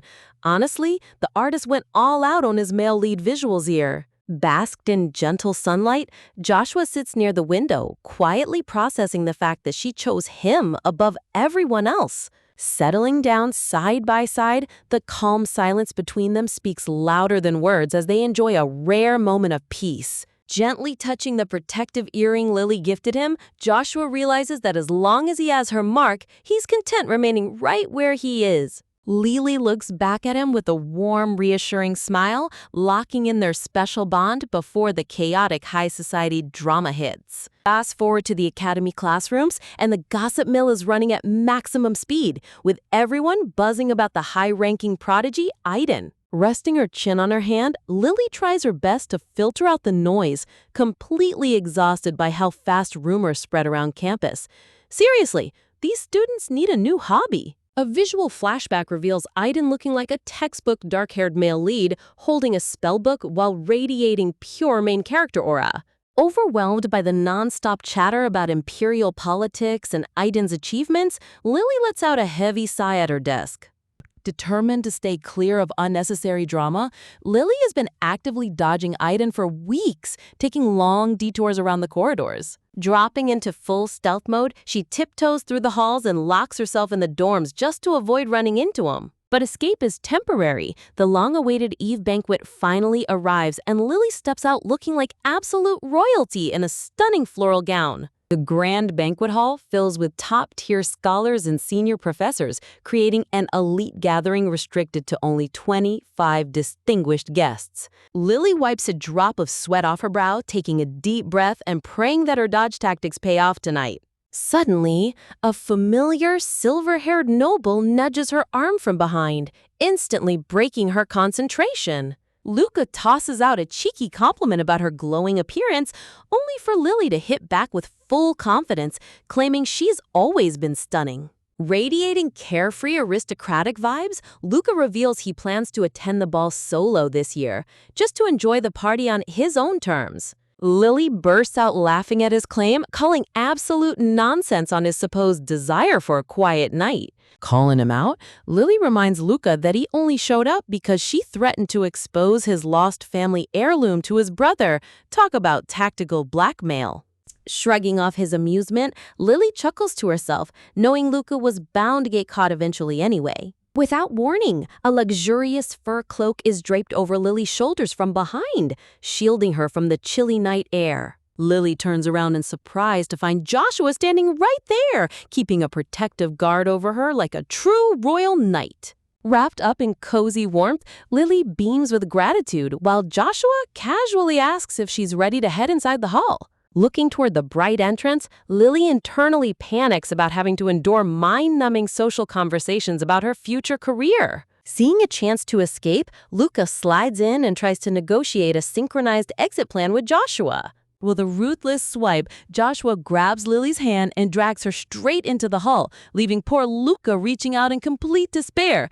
Look at that cool rejection! Stepping into the grand ballroom under massive sparkling chandeliers, Lily tries to mentally prepare for the endless high society greetings. Scanning the crowd, she breathes a quick sigh of relief upon noticing that Aiden is nowhere in sight. Assuming the professor didn't invite him after all, Lily lets her guard down just as Professor Dimitri motions for her to take a seat. The table is stacked with a magnificent feast ranging from gourmet salmon to mouth-watering pasta dishes. However, the cozy mood is instantly ruined when Luca starts snatching up all of Lily's favorite food right off her side of the table. Fed up with his childish antics, a hand suddenly reaches over and tightly grips Luca's collar to demand the plate back. Lily freezes dead in our tracks as a chillingly familiar voice echoes right next to her ear. Professor Dimitri cheerfully announces he's been waiting for her, while Lily internally screams over her awful seating assignment. Sweat drops form on her face as she hesitantly turns her head to see who is sitting directly across from her. Cue the ultimate worst-case scenario. Aiden is sitting right across the table, staring back with sharp amber eyes. Talk about chaotic seating design. When Luca opens his big mouth with a playful remark, Lily aggressively stomps straight onto his foot under the table to force him to read the room. Unbothered by the violence, Luca smirks and starts casually bringing up their childhood friendship in front of the entire faculty. Trembling with the fork in hand, Lily mentally plots her immediate escape route the second everyone turns their heads. Aiden tilts his head in confusion, directly asking why Lady Blanchette looks like she's undergoing a total breakdown. Flustered, Lily flashes a super strained fake smile, claiming she's just overwhelmingly hungry to cover up her sheer panic. Delivering a vicious follow-up kick under the table, Lily aggressively orders Luca to shut his mouth before he ruins everything. Disregarding her physical threats entirely, Luca boldly crosses his legs and offers to spill all their embarrassing childhood secrets to the professor, setting up absolute comedy chaos. Facing the ultimate social nightmare, Lily internally loses her mind while sweating bullets over the sheer chaotic disaster unfolding at this banquet table. Sitting directly across from her is Aiden, flashing a calm, angelic smile while smoothly cutting into his steak like he didn't disappear for ages. Lily mentally replays their last awkward encounter, remembering how she completely iced him out, leaving him looking like a kicked puppy back then. The entire table plunges into an intensely uncomfortable silence as the five nobles sit trapped in the most awkward seating arrangement imaginable.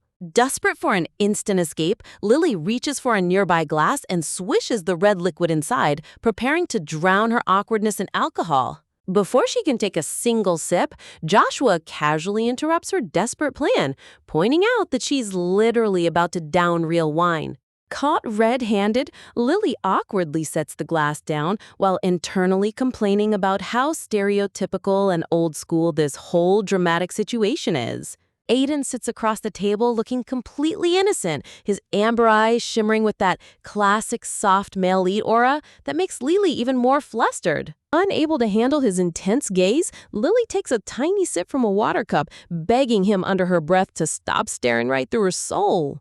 Aiden chuckles softly, casually taking the blame for their past tension and admitting that he was the one who screwed up back then. The sudden confession leaves Joshua completely dumbfounded, staring at the conversation with wide eyes while Lily continues to sweat bullets next to him. Professor Dimitri cheerfully jumps into the conversation, innocently suggesting that Lily and Aiden should just team up as partners for tomorrow's ball to make up. But before Aiden can properly accept, Joshua immediately shuts it down, firmly announcing that Lily has already promised to go to the ball with him. A dramatic lighting shift highlights Joshua's sharp side profile as he marks his territory with absolute unyielding confidence. Talk about main character energy. Looking at the mounting tension around the table, Lily panics and tries to defuse the bomb by suggesting that Joshua and Aiden go together while she attends with Luca. Luca jumps into the ring too, telling Joshua to loosen up and let them talk things out, completely unaware of the romantic war brewing right in front of him. Lily instantly turns on Luca, telling him to mind his own business, though Luca pouts back like a petty toddler who just wants to stir the pot. Luca gives them a piercing glare with his striking blue eyes, genuinely wondering why everyone is acting so dramatically over a simple dancing partner. Lily drops her head in defeat, realizing that no matter what suggestion she throws out, this conversation is doomed to fail miserably. Joshua sits with a deep frown on his face, his golden hair bathed in light as he stubbornly refuses to back down on his partner agreement with Lily. Reaching her absolute limit with all the high society nonsense, Lily snaps, grabbing the full glass of wine and chugging it down in one massive gulp. With a sharp tack, she slams the empty glass straight back onto the table, officially giving up on remaining reasonable tonight. Joshua turns to her in sheer horror, his jaw dropping as he watches his usually poised partner turn into an absolute chaos demon. Standing up from her chair with glowing, unhinged eyes, Lily radiates pure intimidation as the alcohol hits her system at full speed. She firmly grips the wine stem once again with a loud clack, signaling to everyone at the table that she's calling the shots now. Reversing her entire stance in front of the whole table, Lily boldly announces that she will actually attend the Academy Ball as Aiden's partner. Talk about a plot twist. A dramatic close-up captures the fierce, unfiltered resolve in Lily's eye as she decides it's time to face her past head-on instead of running away. Shocked by her sudden decision, Joshua rises from his seat, calling out her name as he tries to intervene before she makes a giant scene. But Lily reaches out and gently grabs his hand, freezing him in place with a calm yet undeniable authority. Locking eyes with Joshua in an intensely tender moment, Lily silently communicates that she needs to settle this personal business on her own terms. Turning her attention toward Aiden's side of the table, Lily stands tall, completely unbothered by the jaw-dropping shock radiating off everyone around her. A quick nostalgic vision sweeps across the panel, recalling how Aiden used to gaze at her with those exact same worried, longing amber eyes years ago. Shaken off the sentimental flashback, Lily huffs in annoyance, wondering why on earth he waited until now to suddenly start reaching out to her again. Tilting her head back, Lily downs yet another glass of red wine, mentally preparing herself for the endless headaches this decision is going to cause her. Cut to a few moments later, and the liquid courage takes full effect. Lily slumps in her luxurious chair, flushed pink and hiccuping up a storm at the feast table. An adorable close-up captures Lily's thoroughly wasted state as her glassy eyes try to process the swirling ceiling lights above her. Luca turns around and spots her chaotic mess, instantly smirking at how fast the top student of the class managed to completely trash herself. Noticing his judgment, drunk Lily aggressively points her finger straight at Luca's face, slurring her words while demanding to know what he's staring at.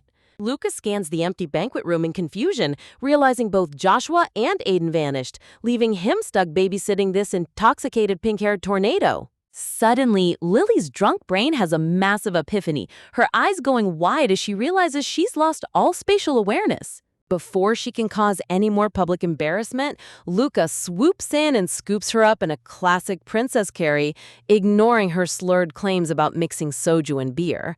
Luca strides down the quiet hallway with a completely deadpan expression while Lily aggressively kicks and flails her legs in his arms like an angry cat. In full chibi cartoon mode, Lily continues her violent squirming, loudly bragging about being the top student in her class while Luca begs her to stop moving. Dropping the tough act, Lily wraps her arms around Luca's neck and starts sobbing drunk tears about her unknown future after graduation, leaving poor Luca sighing in utter exhaustion. The scene transitions outside under the clear night sky as a cool breeze blows through the grand courtyard of the Magic Academy. Sitting on a stone bench under the moonlight, Lily continues her drunk rambling about annoying professors nagging her about career choices, while Luca listens quietly. Aggressively jabbing her finger into Luca's chest with a whack, Lily orders him to stay right by her side and stop moving around like a blurry ghost. As her vision blurs into soft blue tones, a heartwarming childhood memory pops into her head, showing a tiny chibi Lily comforting a teary-eyed young Joshua. A stunning warm flashback highlights young Joshua touching his newly pierced ear with a tender look, remembering the exact moment their unbreakable bond was formed. Back in the peaceful night air, Lily sits quietly beneath the gazebo canopy, sighing as she realizes just how fast time flies when you're caught up in academy drama. Looking back at where it all started, these three young boys had no idea what kind of chaotic love polygon they were setting up for the future.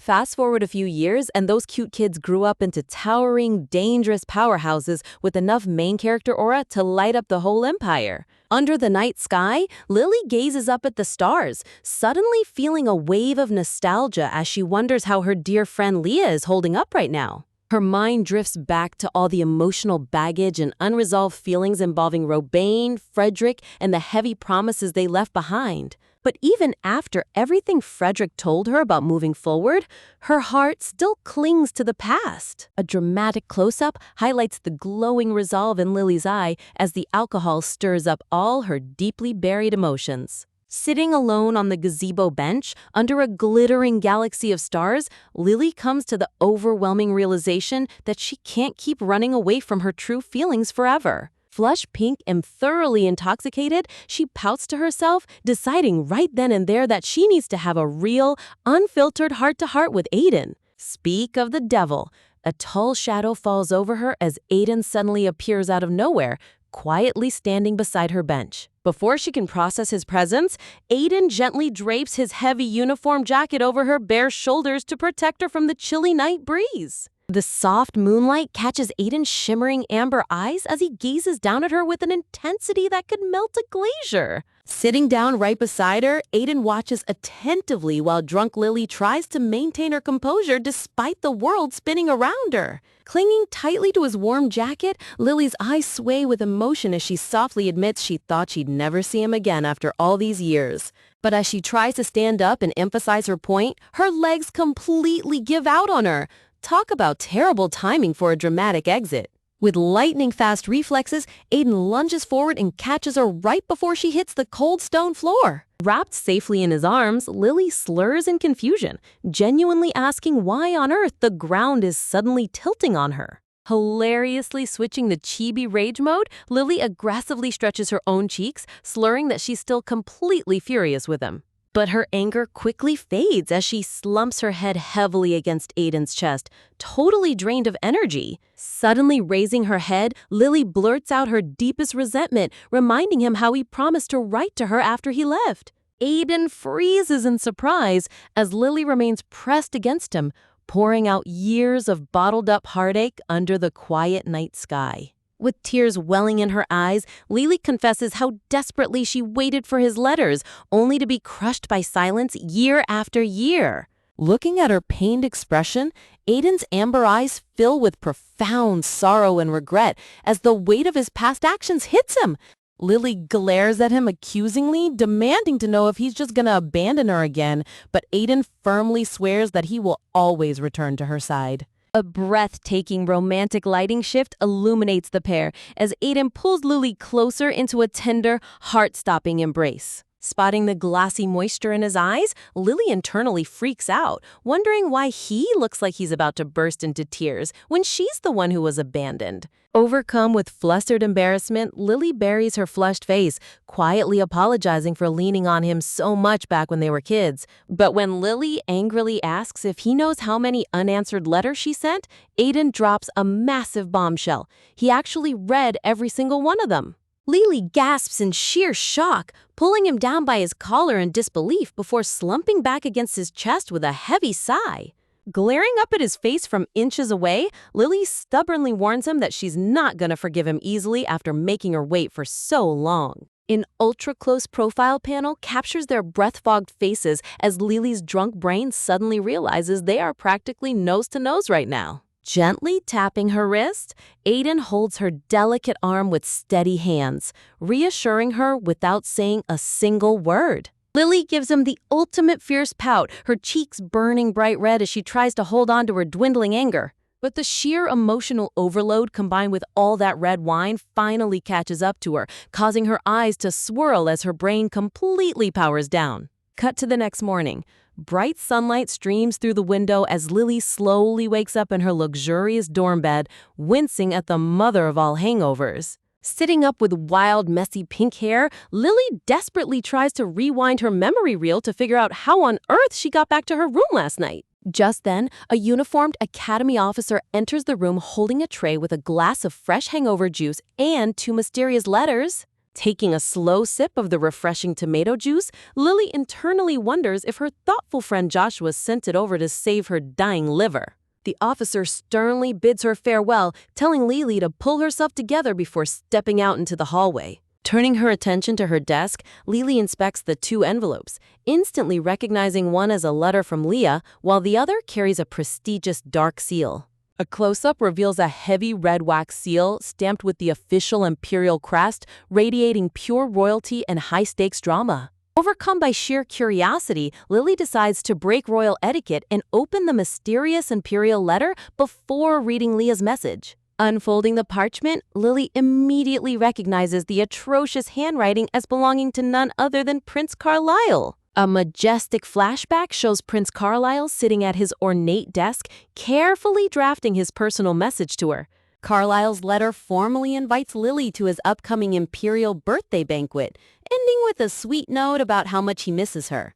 Lily rests her head in her hands, bewildered that Carlisle somehow managed to track down her exact dorm address without any trouble. But as she thinks deeper about their previous conversation, a dark shadow of memory begins to creep back into her mind. Cue the total psychological horror face. Lily's eyes go wide in absolute terror as she remembers the shocking secret Carlisle dropped on her during their last meeting. A soft, nostalgic vision recalls young Carlisle blushing shyly back in their childhood days, making his current secret even more terrifying. Hilariously slumping at her desk in chibi agony, Lily clutches her throbbing head, complaining about how graduation stress and male lead drama are ruining her life. Shaken off the existential crisis, Lily takes a deep breath and reaches for Leah's letter, hoping for some normal, comforting news to save her sanity. Talk about a walk down memory lane. As Lily unrolls the parchment, a breathtaking vision of Leah in an exquisite crimson gown surrounded by floating blossoms fills her mind, reminding her of the heavy emotional ties she left behind back home. We then see a classic flashback panel of the family butler standing with total posture and elegance, formally delivering the news that everyone back at the estate has been worried sick about her radio silence. Back in the present, Lily stares at the letter with a delicate pink-tinted blush, completely weighed down by the heavy decisions sitting right in front of her. Tap! With a firm desk slam, she sets the letters down, telling herself that she can't keep running away forever and needs to face Leah to figure out her future. Look at that glowing resolve in her eyes.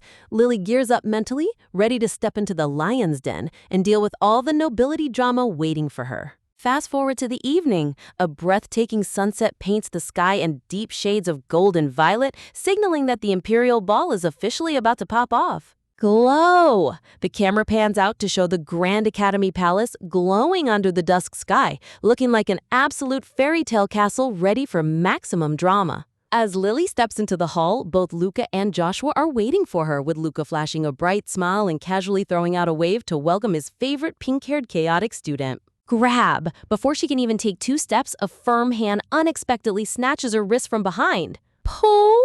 It's Joshua. He aggressively yanked her back with the ultimate jealous pout face, visibly salty that Luca was trying to steal his date before the party even started. Man, look at Joshua brooding here. He lets out a loud humph, internally sulking because his romantic entrance got completely hijacked right under his nose. Switching over to adorable chibi mode, Luca and Lily laugh off last night's chaotic events, with Luca teasingly pointing out that it took her a whole 9 years just to use one of her promised wishes. But Lily isn't letting him off that easily. She snaps back in full chibi rage, reminding him that dumping her alone last night wasn't exactly top-tier chivalry. Loom! Suddenly, the temperature in the room drops as a massive dark aura creeps up behind her. Yup, Aiden has officially entered the building, making Lily break out in a nervous sweat. Talk about awkward double trouble. Both Joshua and Luca stand side by side with identical death glare expressions, leaving Lily to tease them about whether they coordinated their matching white coats on purpose. Joshua just turns away with a deadpan look, casually claiming he just grabbed a random suit from the manor, completely unbothered by the fashion coincidence. Shock! Lucas's brain totally short-circuits in chibi panic when Lily points out that their matching drip was customized by the exact same designer who dresses Leah and Cedric. Drop in the lighthearted banter, Joshua's eyes turn dead serious as he gazes down at Lily, asking straight up if she's really going through with being Aiden's partner tonight. Lily tries to justify it, admitting she promised Aiden yesterday, but Joshua calls her out instantly, reminding her that she swore she wouldn't even speak to the guy. Feeling super guilty, Lily lowers her head and promises Joshua that she's only given Aiden the very first dance of the night, after which she'll come straight back to him. Swish! Joshua pulls back his arm with an icy expression, making Lily internally panic and wonder if the world is ending, because he's never looked this intimidating before. Luca steps right between them to diffuse the rising tension, giving Joshua a calm look while Lily nervously hides behind his shadow. Luca smoothly mentions that they all had a good time yesterday anyway, glancing over at Aiden, who is standing in the distance like a dark, brooding male lead. Step. The spotlight hits Aiden as he takes a majestic step forward, looking ridiculously handsome in his high-collared crimson coat with gold embroidery and glowing amber eyes. As Lily walks beside him, the entire ballroom stops to stare. She clutches her forehead in secondhand embarrassment, completely overwhelmed by all the gossiping nobles looking their way. Step. Highlighting her elegant blue heels, Lily takes a deep breath, internally acknowledging that while she understands why Joshua and Luca are mad, she has to handle this head-on. Her eyes glow with fierce determination as she reminds herself that agreeing to be his dance partner for one song is definitely not the same thing as forgiving him for ghosting her. Looking up at Aiden's gorgeous face, she considers apologizing for being a drunk mess the night before, but her pride quickly shuts that thought down. Lean! Before stepping onto the dance floor, Lily tenderly leans toward Joshua and holds his hand, softly reassuring him that she'll return to his side as soon as humanly possible. Nod. Joshua's cheeks flush a light pink as he silently nods, accepting her promise with the most devoted puppy dog look you'll ever see. Reach. Turning back to business, Aiden extends his black-gloved hand toward Lily with a polite smile, asking if she's ready to make their grand entrance onto the ballroom floor. Bow! The classical music swells as the two execute a flawless, picture-perfect noble bow in the center of the glittering ballroom. As they begin to waltz under the sparkling chandeliers, Lily feels the weight of 100 judgy eyes on them, her brain screaming that she feels sick all over again. Twirl! Their feet glide across the marble floor in perfect sync.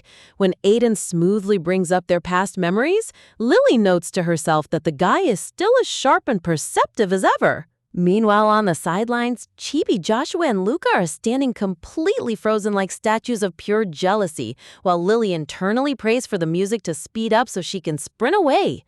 Jolt! Aiden suddenly pulls her closer during a turn, snapping Lily out of her thoughts as she realizes she accidentally reacted to his touch without thinking. Looking down at her with a soft, heartbroken expression, Aiden honestly admits that if he didn't pull this bold maneuver tonight, he was terrified he'd never get a chance to speak with her again. Lily blushes bright pink, flustered by how ridiculously close their faces are, muttering under her breath that he could have just talked to her normal style yesterday. Sweat drop, cut to a hilarious chibi memory of Aiden princess carrying a completely wasted Lily. Aiden gently points out that waiting until they were both sober was the smarter play, leaving Lily with zero defense. Swish!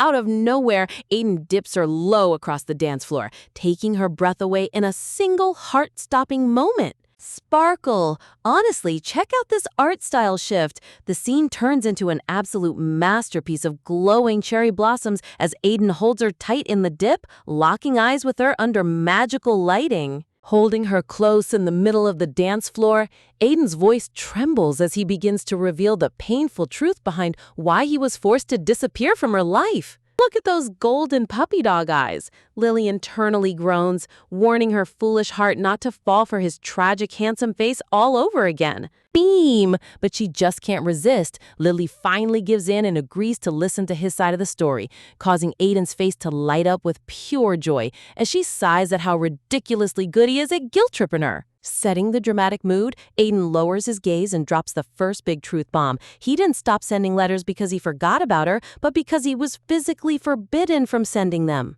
Flinch? A dark flashback panel reveals the grim reality. After Crown Prince Frederick passed away, House Evans was completely exiled from the capital to prevent a bloody war for the throne, shocking Lily to her core. Surrounded by floating parchment and wax seals, young Aiden spent his lonely exile trapped in his study, revealing that rereading Lily's incoming letters was the only thing that kept him sane through those miserable years. The emotional tension hits an all-time high as Aiden cradles her hand, gazing at her with profound regret and unspoken love under the soft ballroom light. But Lilith's sharp mind catches a plot hole. She realizes that if he was able to maintain contact with high-ranking nobles in Elharden, he definitely could have snuck a single letter to her if he really wanted to. Cornered by her sharp deduction, Aiden reveals the ultimate twist. It was His Highness who orchestrated the block, offering to smuggle Aiden back into the capital only if Aiden pledged his absolute political loyalty to him.